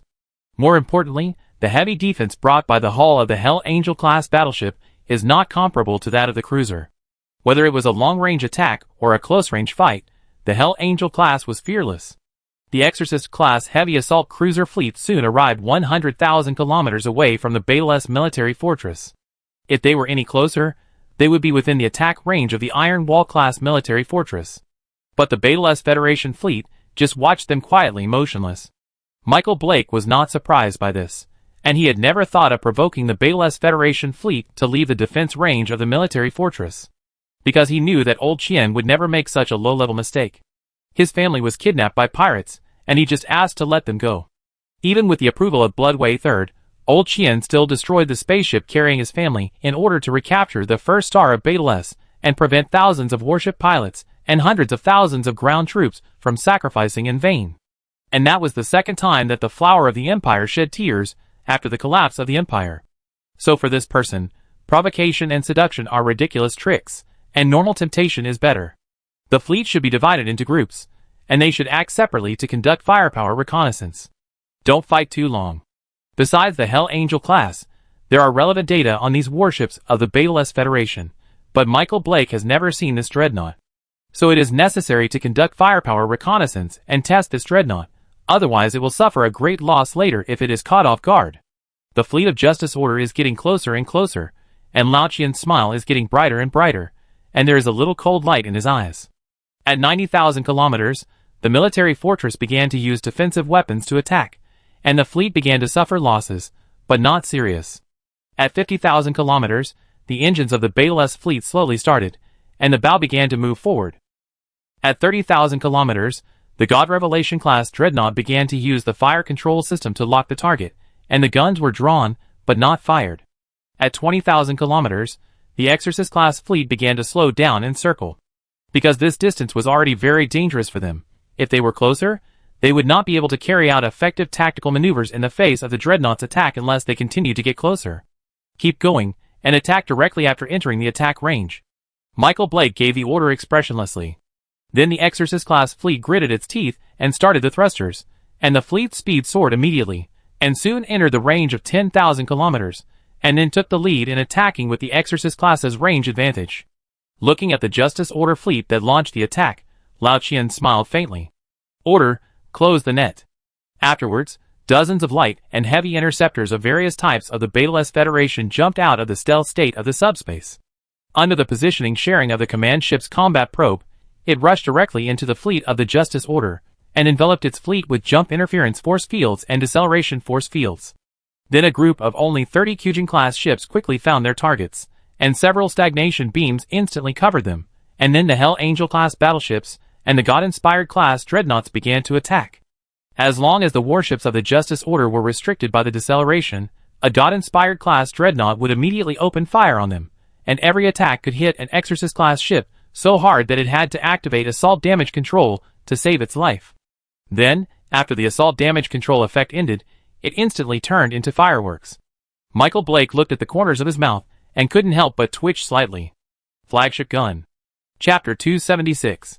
The Dreadnought flagship cannon is powerful, but has a slow firing rate, and it is not easy to hit non-flagship targets.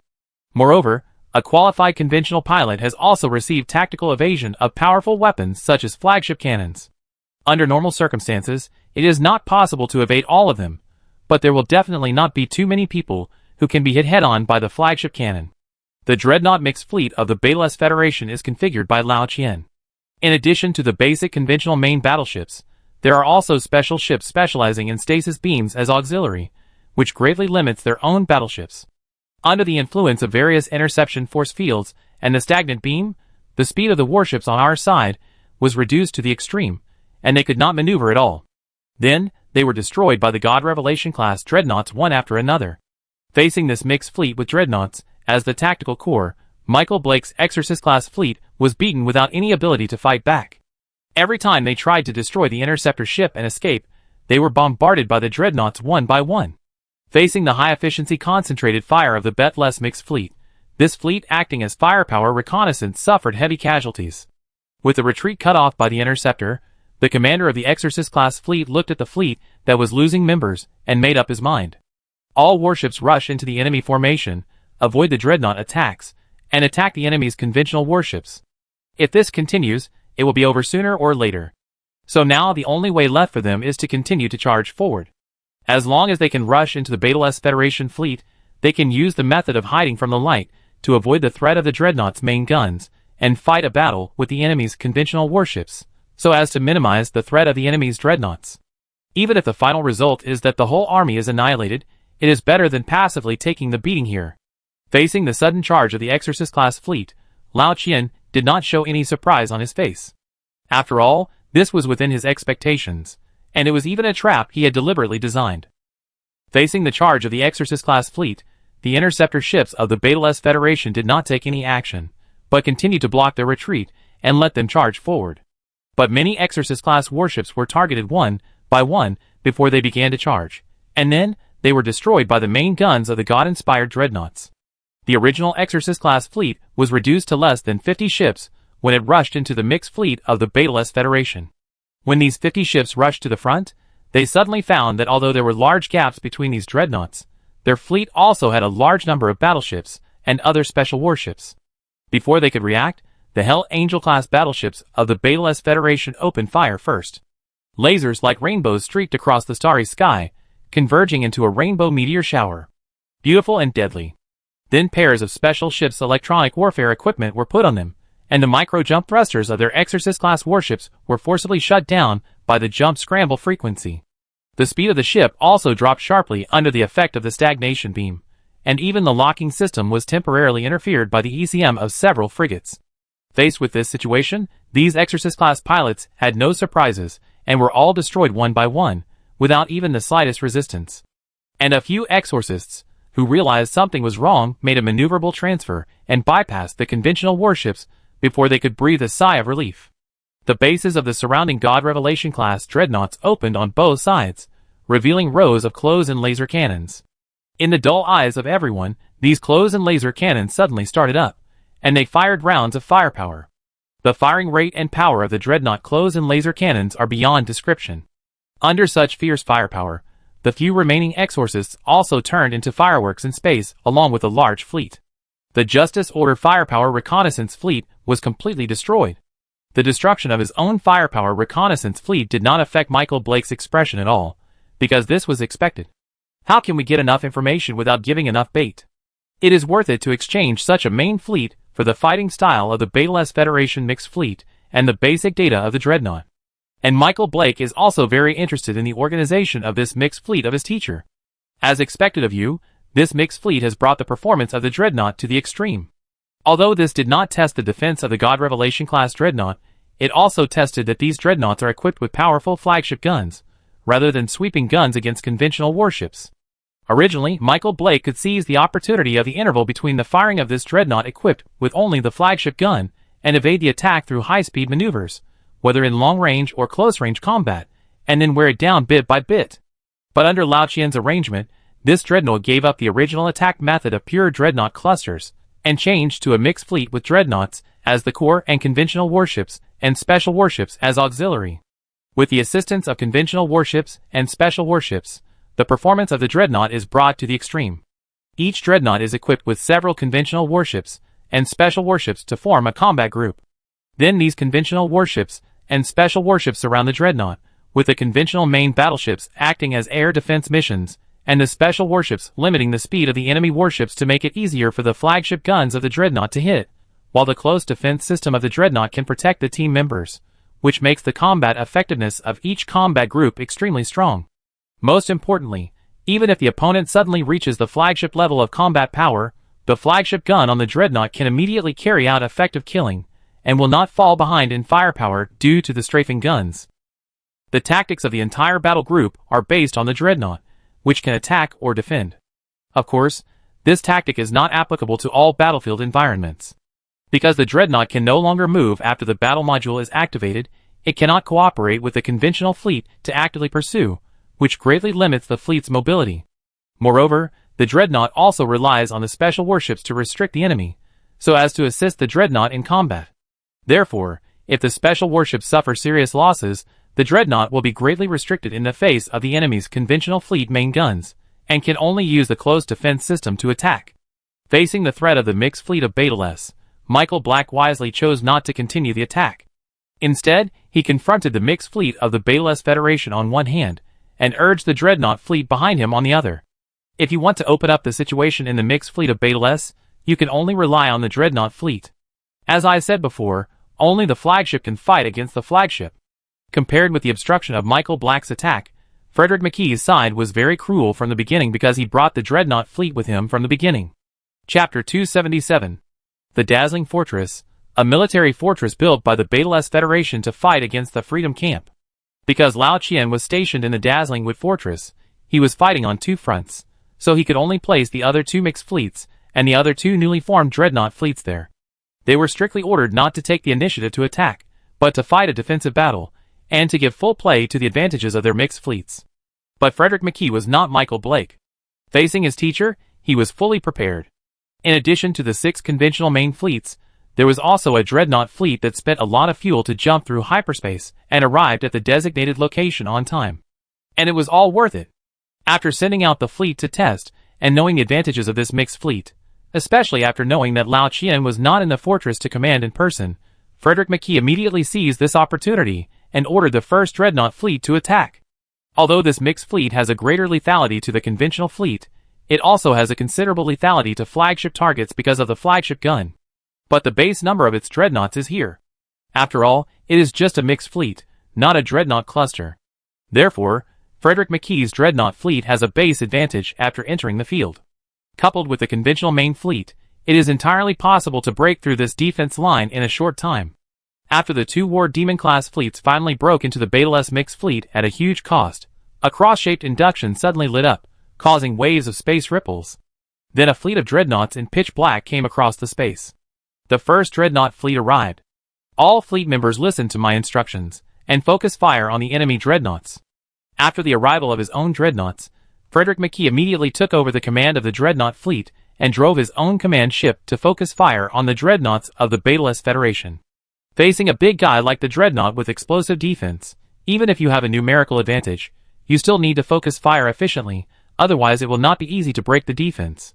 Frederick McKee first spotted the dreadnought of the front mixed battle squadron. He saw several guidance indicators appear on the God Revelation class dreadnought. The fire control system of hundreds of dreadnoughts locked on, causing the driver's heart to stop. He immediately overloaded all resistance equipment. The first dreadnought fleet of the free camp locked on and opened fire. The thick laser beams of hundreds of flagship guns hit the God Revelation class dreadnought directly. Several enemy and friendly conventional warships that were entangled in the attack route were also unfortunately affected and turned into fragments on the spot.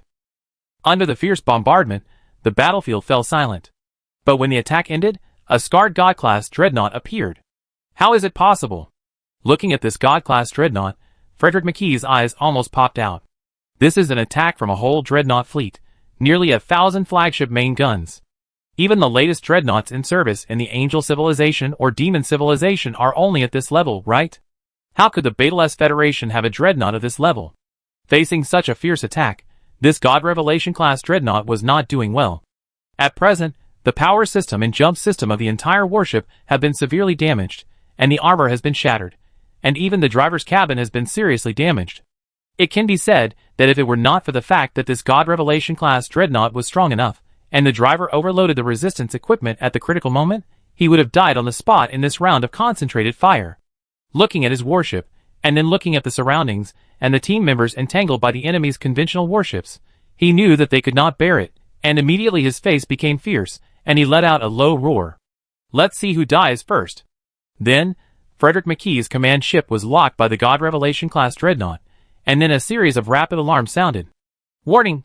There is a high-energy reaction lock. Warning! There is a high-energy reaction lock. Warning! There is a high-energy reaction lock. The three alarms were more shrill and rapid than the last, and Frederick McKee's face changed wildly. Madman! Then, he immediately controlled the command ship's overload thruster to hide behind a dreadnought. At the same time, the high-energy reaction of the bow of the God Revelation class dreadnought became higher and higher. The already severely damaged warship even disintegrated under this high-energy reaction. The pilot ignored all this and compressed all the energy of the entire warship into this doomsday weapon, until the energy in this doomsday weapon far exceeded the limited energy range. The pilot shouted loudly in the public channel, "Long live the Beta-less Federation." Then the doomsday was launched, and the already severely damaged God Revelation class instantly disintegrated and exploded under a doomsday that far exceeded the limited energy range, and the pilot had no chance to escape. The doomsday beam that was originally aimed at Frederick McKee also hit a dreadnought while he was dodging. The highly condensed doomsday beam quickly consumed the energy shield of the dreadnought until it was broken. The armor also melted and penetrated into the hull under this doomsday beam, destroying its entire power system. Seeing the dreadnoughts in front of him in such a miserable state, Frederick McKee couldn't help but feel a chill on his back and cursed in a low voice.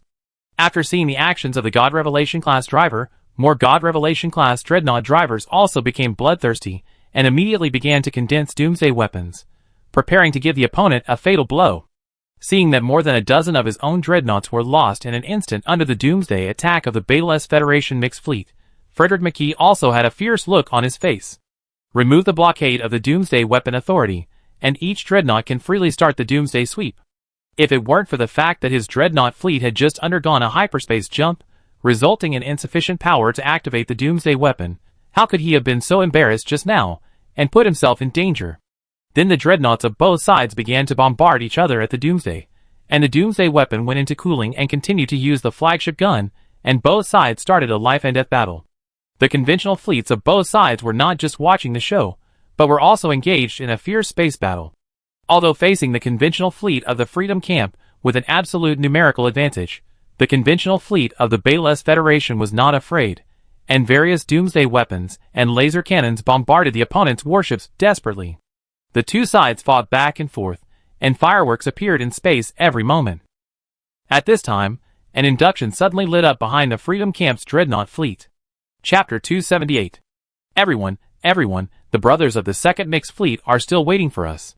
The captain of the dreadnought fleet of the Betelgeuse Federation shouted loudly in the fleet channel.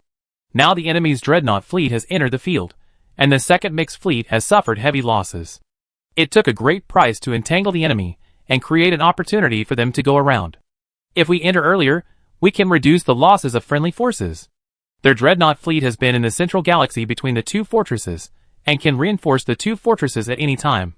So after the dazzling fortress was attacked by the dreadnought fleet of the Freedom Camp, they immediately responded and held an emergency assembly. Originally, they wanted to enter the battlefield directly, but in order to expand the results of the battle, Lao Qian ordered the Second Mixed Fleet to hold on to the enemy and provide an opportunity for the dreadnought fleet to enter the battlefield and reap the harvest. So they chose to intervene in the battlefield at this time. Looking at the induction behind him, and the Betelgeuse Federation dreadnought fleet that came through the induction hyperspace jump, Frederick McKee frowned. The dreadnought fleet is on standby, ready for a dreadnought battle. There is no way to run away. The dreadnought is not like other flagships. If the situation is not right, you can just jump through hyperspace and leave. When the battle module of the dreadnought fleet is turned on, the battle is a life and death struggle, with no third outcome. Otherwise, it wouldn't be called a dreadnought. Fearless. The dreadnought fleets of the Betelgeuse Federation soon all came through the induced hyperspace jump, and landed steadily less than 200 kilometers behind the Free Camp's dreadnought fleet. Such a close distance really means a desperate fight. Both sides attacked each other almost at the same time, and thick energy beams kept shuttling through space, exploding on a certain battleship. The battle between dreadnoughts is not as flexible and changeable as that of conventional warships. There is no need to pay attention to tactical maneuvers, nor is it like the Titans, which need to use various weapons according to the battlefield environment. There is no pleasure of chasing and killing between scout ships. Because of the existence of the dreadnought battle module, the dreadnought cannot maneuver and move, and even cannot move in battle. Therefore, the battle between dreadnoughts is like a medieval naval battle. You fire one shot, and I fire one shot, and it depends on who can hold on first. It is a particularly cruel test of the will of the driver. When the dreadnoughts of both sides began to engage in battle, the conventional fleet of the Freedom Camp left behind a few fleets and began to retreat. One interceptor after another rushed into the Betelgeuse dreadnought fleet without regard for their lives, trying not to let the opponent's dreadnought fleet withdraw from the battlefield. The commander of the Second Mixed Fleet of Betelgeuse saw this situation and was not to be outdone. He immediately ordered his interceptor fleet to rush towards the opponent's dreadnought fleet. He also believed that their dreadnought fleet could defeat the opponent. But unfortunately, the opponent's conventional fleet was not vegetarian. Under the interception of several conventional main fleets, the interceptors of the Betelgeuse Federation could not break through the defense line at all, let alone rush into its dreadnought fleet to open the interference field. Seeing his fellow dreadnoughts being killed by the enemy's interceptor ship after their warships were blown up, and their space capsules could not be evacuated due to the interference field, the commander of the Second Mixed Fleet could not help but curse, and then quickly ordered, all dreadnoughts of the Second Mixed Fleet stop modules, prepare to face the direction, and support friendly brothers. Because of the number of people or tactics, the conventional warships of the Second Mixed Fleet could not break through the blockade of the Free Camp, so the cooperation of the dreadnoughts was needed. Now the Freedom Faction's dreadnought fleet has been entangled by its own dreadnought fleet and cannot escape, so now is undoubtedly the best time for the Second Mixed Fleet to attack. They are not afraid that the opponent's conventional fleet will not engage in battle, unless they want to abandon the dreadnought fleet and let the dreadnought fleet fall into a pincer attack. Otherwise, they can only bite the bullet and fight the Second Mixed Fleet. At that time, the interceptors of the Second Mixed Fleet can also take the opportunity to rush into the enemy's dreadnought fleet and leave the opponent's dreadnought fleet behind. This tactic is undoubtedly correct. When Frederick McKee saw the Second Mixed Fleet coming hundreds of kilometers ahead of his dreadnought fleet through a short-distance jump, he immediately ordered the conventional main fleet to stop the attack of the Second Mixed Fleet at all costs. Otherwise, if this continues, the dreadnought fleet will be defeated sooner or later under this two-sided attack. In the face of the crazy counterattack of the conventional main fleet of the Free Camp, the Second Mixed Fleet had to give up the enemy's dreadnought first and turn its target to the enemies around it, who had already attacked its own camp. But at least the interception fleet has successfully penetrated the enemy's dreadnought fleet undercover, and the interference force fields have surrounded the dreadnought fleet of the free camp. Once a dreadnought is destroyed, an interception ship will rush over and smash its space capsule, leaving no one alive. Prisoners of war are too luxurious for their war of annihilation. Consuming the opponent's manpower is the most important thing. The entire dazzling fortress has become a mess. The dreadnoughts were roaring, the conventional fleets were roaring, and the scouts of both sides were constantly calculating the other side, trying to take it away. And because both sides knew that the other side would not show mercy, once the warship was destroyed, their own space capsule would definitely be destroyed. Therefore, no matter whether it was the Freedom Camp or the Betelgeuse Federation, the dreadnought pilots would be immediately taken to another dreadnought after their warships were destroyed, and then drive the interceptor from their ship maintenance warehouse to rush towards the enemy fleet. Both sides were already bloodthirsty, rushing towards the enemy regardless of anything, hoping to be the last straw that overwhelmed the enemy. Although the war was very tragic, the overall situation was still in the Betelgeuse Federation's advantage. In the bombardment of the dreadnought fleet, the Betelgeuse Federation has only lost more than 30 Divine Revelation-class ships so far, while the Freedom Camp has lost nearly 100 ships.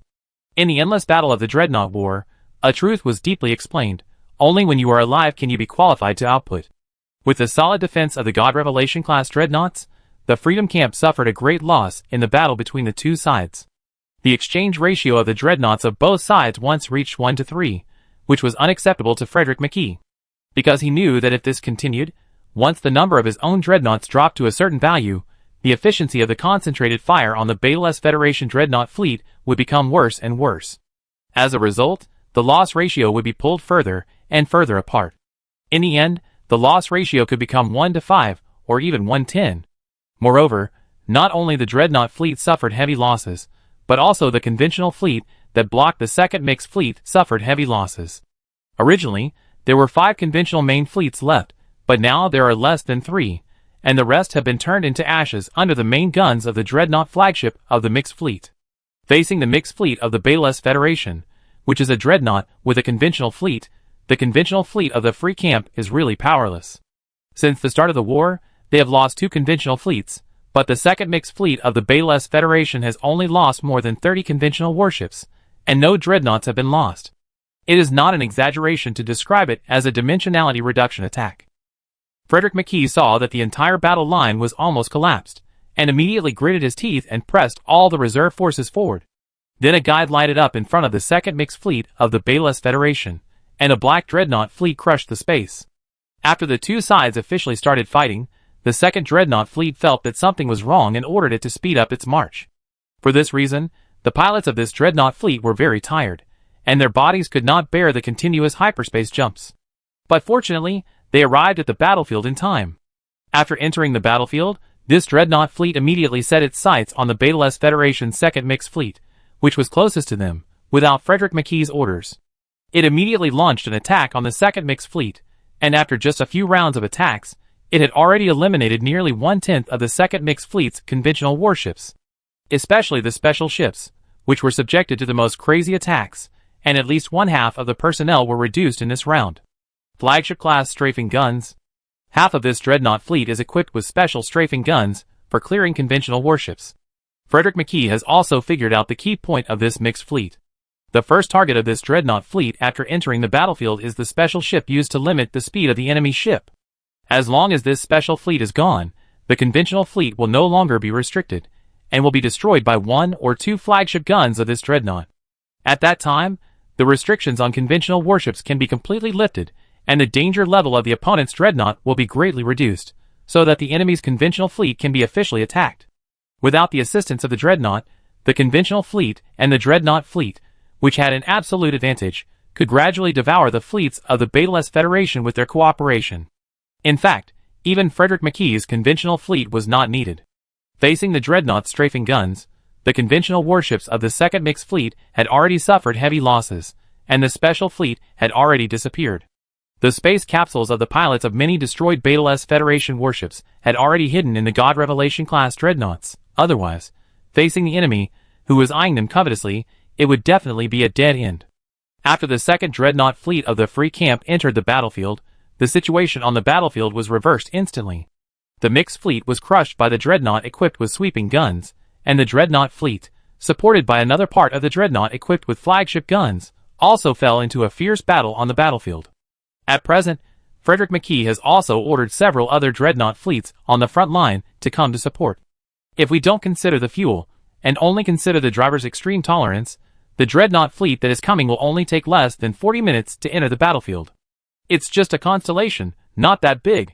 Now the fleet of the entire dazzling fortress has been attracted out.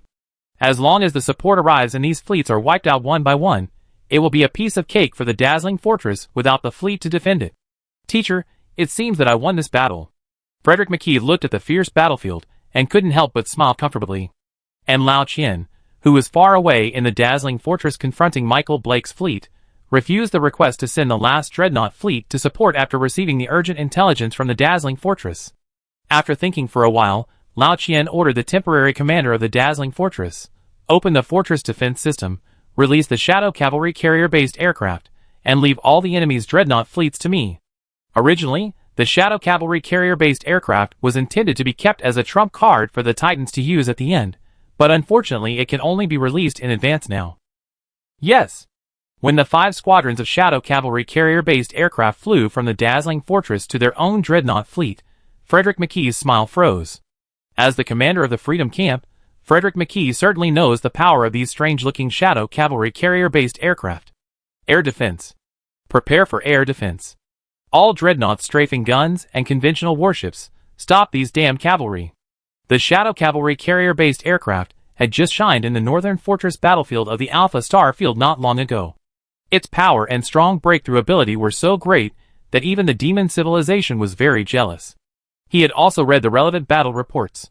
2 dreadnought fleets besieged a military fortress, but they had to retreat with the cooperation of the Shadow Iron Cavalry carrier-based aircraft and several conventional fleets, and the retreat was very embarrassing, so he was deeply impressed by this thing. As expected, facing the various air defense means of the free camp, the 5 squadrons of Shadow Iron Cavalry carrier-based aircraft opened a micro-wormhole in front of them like ghosts, and reappeared less than 100 kilometers away from their own dreadnoughts. Then, accompanied by a series of high-energy reaction alarms, the Shadow Iron Cavalry carrier-based aircraft of the 5 squadrons instantly crashed into the 5 dreadnoughts, almost instantly destroying the 5 dreadnoughts. Shadow Cavalry, noble sacrifice. Super high damage suicide attack method. After the Shadow Cavalry carrier-based aircraft joined the battlefield, the situation on the entire battlefield was instantly reversed. The dazzling fortress can dispatch 5 squadrons of Shadow Cavalry every time, and each time it can destroy 5 dreadnoughts, with an attack interval of almost 30 seconds. In addition, the Betelgeuse Federation's dreadnought fleet, with the assistance of the Shadow Cavalry, fought more and more smoothly, and soon wiped out the first dreadnought fleet of Freedom and Justice, and the second dreadnought fleet also lost more than half. Faced with this situation, Frederick McKee gritted his teeth, stared with bloodshot eyes, and shouted in the fleet channel, "Dreadnought fleet, fight to the death! Other fleets that can retreat, retreat!" Because the Dreadnought Fleet module has been opened, coupled with the interception of many interceptor ships of the Betelgeuse Federation, they can no longer retreat. They can only fight to the death. Chapter 279. When the last Freedom Faction dreadnought was destroyed, a burst of excited cheers suddenly broke out in the fleet of the Betelgeuse Federation. For the first time in decades, they won the battle against the Freedom Faction on the battlefield. Looking back on the miserable time when they were helpless against a few pirates in the past, it seemed like a lifetime ago. Facing this situation, although Lao Qian's face was also proud, his heart was more worried. This victory was also a bitter victory. The Betelgeuse Federation sent out the second mixed fleet and the first dreadnought fleet to fight the enemy with fewer troops, leaving behind the 2 dreadnought fleets of the Freedom Camp, and even 4 of its regular fleets. But the price was also extremely heavy. At present, more than half of the second dreadnought fleet has been lost. Although the dreadnoughts of the second mixed fleet have not been lost much, the regular fleet has suffered more than 80% of its losses. The loss of warships is still a small matter, the focus is on the loss of pilots, which is the most important. The population base of the Betelgeuse Federation and its war potential are here, and the loss of every pilot is irreparable for them. So now, after the battle, the second mixed fleet can only retreat and rest, and send the third or fourth mixed fleet, but cannot add troops, because they have no reserve troops at all. Facing Frederick McKee's defeat, Michael Blake felt extremely fortunate. New Eden actually traded this thing to Betelgeuse. Fortunately, I was cautious. He couldn't help but be cautious. This time, Frederick McKee stepped on the mine for them, and almost all the arrangements and territories of the Bayless Federation were overturned, which made their next arrangements much easier. Commander-in-Chief, do you want us to report New Eden to the higher authorities? A staff officer thought for a moment and said, after all, New Eden is a member of their Justice Order, and they obeyed the leadership of the Justice Order to come to the Bayless Star region to resist the Freedom Camp.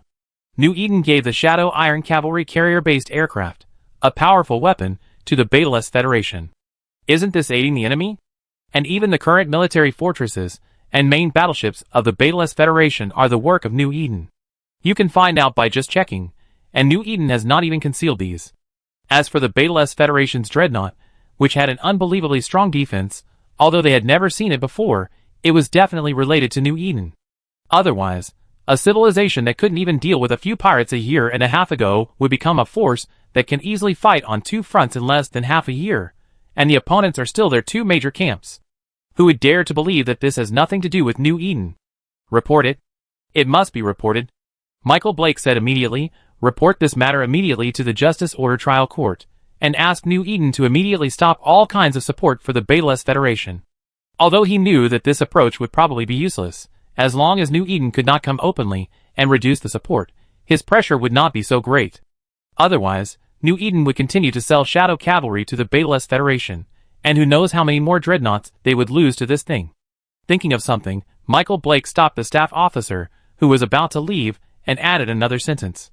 Report to the Supreme Command and say that I suspect New Eden also traded the super aircraft carrier to the Bayless Federation, and ask the headquarters to send someone to New Eden to investigate. To be honest, although he knew that this possibility was very small, facing the series of things from the Bayless Federation, he didn't dare to bet whether New Eden would be so crazy. Besides, as long as the headquarters sent people to delay New Eden's actions against the Bayless Federation, it would be great. After all, New Eden is also adjacent to the Bayless Federation. They can completely ignore the martial ethics and directly drive straight into the ancient ruins to rob them. They have no way to do it. And this is what Michael Blake is most worried about. The staff officer understood immediately and took the order. Yes. When the staff officer left, the meeting room became lively again. Commander-in-Chief, judging from the battle at the dazzling fortress, the mixed fleet of the Bayless Federation is really hard to deal with. The conventional main fleet will be defeated, and the dreadnought fleet will be easily attacked from three sides by the mixed fleet, the dreadnoughts, and the Shadow Iron Cavalry in the fortress. The entire fortress is like an iron tunnel. It's not easy to deal with. A fleet captain looked at the battle at the dazzling fortress and analyzed the Bayless Federation, frowning. It must be said that Lao Qian's mixed fleet approach is really smart. Especially now that the Bayless Federation is in a defensive posture and will not take the initiative to attack. Facing this situation, they feel a little helpless. In response, Michael Blake showed a confident smile. Don't worry about this, I already have a countermeasure. Everyone was a little surprised. Oh, what is the Commander-in-Chief's countermeasure? Wait a while until the things arrive, you will know. Michael Blake smiled and shook his head, making a riddle. Then, without waiting for others to ask, Michael Blake continued, the main task at present is no longer to break through the fortress, but to try every means to consume the manpower of the Bayless Federation. They can't have troops replenished at any time like us, and one less driver is one less. After the battle of the dazzling fortress, facing the Shadow Iron Cavalry, he no longer thought about breaking through the fortress quickly, and he didn't believe that Frederick McKee could break through the defense line with his current strength, so before the things he applied for arrived, he would not have any decisive large-scale attack operations.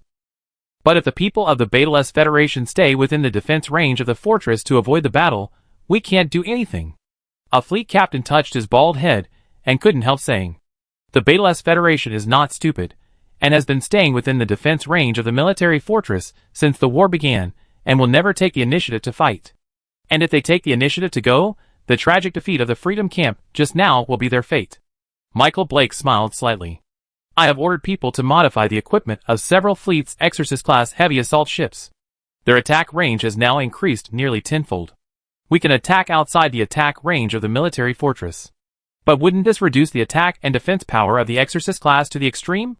Someone was very surprised. You know, although there are equipment that can increase the attack range, it will occupy the original equipment position, which will greatly reduce the defense of the warship, and even the attack power will be greatly reduced. If we officially engage in battle, it will be a bit of a loss. Don't worry, the goal of these specially modified fleets is not to fight the main battle, but to consume the opponent's manpower from a distance. If the opponent wants to fight in close combat, just retreat directly. In the terms of the game, Michael Blake's move is called Free Firepower. Chapter 280. It must be said that Michael Blake's tactics were very successful. After the Exorcist-class heavy assault cruiser was equipped with improved range equipment, its range reached more than 100,000 kilometers. But the cost was also very serious. The defense system and weapon enhancement system of the Exorcist-class heavy assault cruiser were replaced, resulting in a significant decrease in defense and attack power. It was only slightly stronger than ordinary cruisers because of the assault damage control. In theory, if the Beta-less Federation randomly sent a Hell Angel-class battleship fleet to break in, it could directly kill them. But how could Michael Blake ignore this? He arranged 4 main fleets around these specially modified warships as cover. Most importantly, there were more than a dozen reconnaissance ships equipped with induction generators that were undisguisedly looming around his fleet. Lao Qian dared to guarantee that if he dared to send the Dreadnought fleet, these reconnaissance ships would definitely activate induction and let his flagship fleet come. Without the help of the Shadow Iron Cavalry of the military fortress, his dreadnoughts would definitely be in danger. If we ignore these specially modified Exorcist-class fleets, our fleet will be consumed without limit. In less than half an hour, 16 special warships were destroyed and 16 pilots were killed. As a result, all fleets can only stay outside the military fortress, relying on the huge energy of the military fortress to avoid harassment. This is not a solution, because after seeing the fleet of the Beta-less Federation staying, Michael Blake made a move to bypass the military fortress and head straight for the Beta-less constellation. This forced Lao Qian to send a fleet to intercept, and then he had to be attacked by the unlimited firepower at a super long distance. Faced with this situation, Lao Qian knew that it was not a solution to continue like this, and had to make a decision.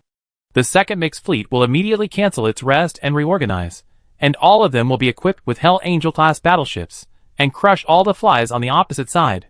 Afterwards, the second mixed fleet, which had been crippled and was resting in the rear, immediately reorganized itself with Hell Angel-class battleships after receiving this task, and drove out of the military fortress with murderous intent. All the members of the second mixed fleet looked at the Justice Order fleet, which was showing off its might in the distance, and turned to look at the Beta-less Federation flag above the fortress without saying a word. Then everyone roared and leaped towards the Justice Order fleet. Although he was angry, Lao Qian was not angry. The Hell Angel fleet's jump landing site was chosen to be 80,000 kilometers away from the fortress. This distance was just within the attack range of the military fortress, and the main fleet of the Justice Order had to enter the attack range of the military fortress if it wanted to attack. The specially modified Exorcist-class fleet will also enter the attack range of the Hell Angels fleet, and the attacks of these specially modified Exorcist-class fleets that can reach them are pitifully weak to the Hell Angels. You should know that each Hell Angel-class battleship is also equipped with a remote armor repair device that can repair the armor of other battleships. Although these remote armor repair devices on the Hell Angel-class battleships are not as good as those on professional logistics ships, they are sufficient. At least it was enough for the specially modified Exorcist-class fleets that could not break their defenses even after 5 or 6 rounds of attacks. However, facing the attacks of the Hell Angel-class fleets, this Exorcist-class fleet with severely reduced defense was not so lucky. 5 or 6 ships were blown up in one round of attacks. Finally, they left more than 30 Exorcist-class warships and hurriedly evacuated. Looking at this Hell Angel-class fleet, Michael Blake showed a cruel smile. First and second fleets go up and entangle them. Afterwards, several Exorcist-class main fleets rushed in and surrounded the Hell Angels fleet. When enemies meet, they are particularly jealous. The two sides immediately fight together. Laser cannons, close defense and running, missiles come and go, it's so fierce. But both sides tacitly chose not to let the Dreadnought fleet enter the field. Just watching the conventional fleets fight like this distance is too awkward. If the Dreadnought fleet of Justice Order takes the initiative to enter the field, it will easily be strangled by the combined Dreadnought fleet and military fortress of the Beta-less Federation. If B-Tails' Dreadnought fleet jumps in, the Justice Order's Dreadnought fleet can fight them outside the attack range of the military fortress, which is not worth the loss. Not only Michael Blake is fighting a war of attrition, but Frederick McKee, who has just experienced a big battle, is no exception. Not long after the failure, he immediately sent a fleet forward.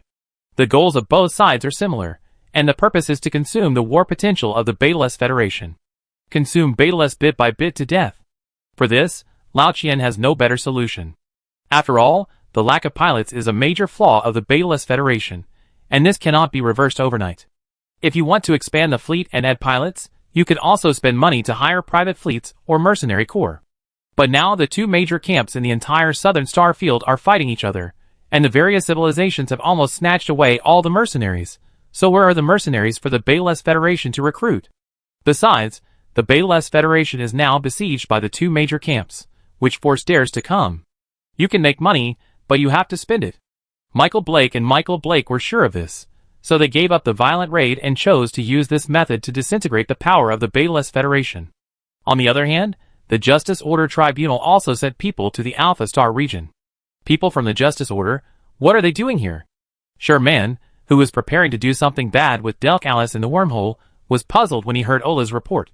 The Justice Order Coalition was blocked on the battlefield in the Betalist Star region, and a large number of our New Eden warships and equipment appeared, so we sent people to investigate. Ola quickly reported the cause of the incident. Hearing this, Sherman frowned slightly. Ola, where is Motor? He has entered the border of the Betalist Star field. That's good. Hearing that everything was going well with Motor, Sherman breathed a sigh of relief. Then he made arrangements for the people from the Justice Order.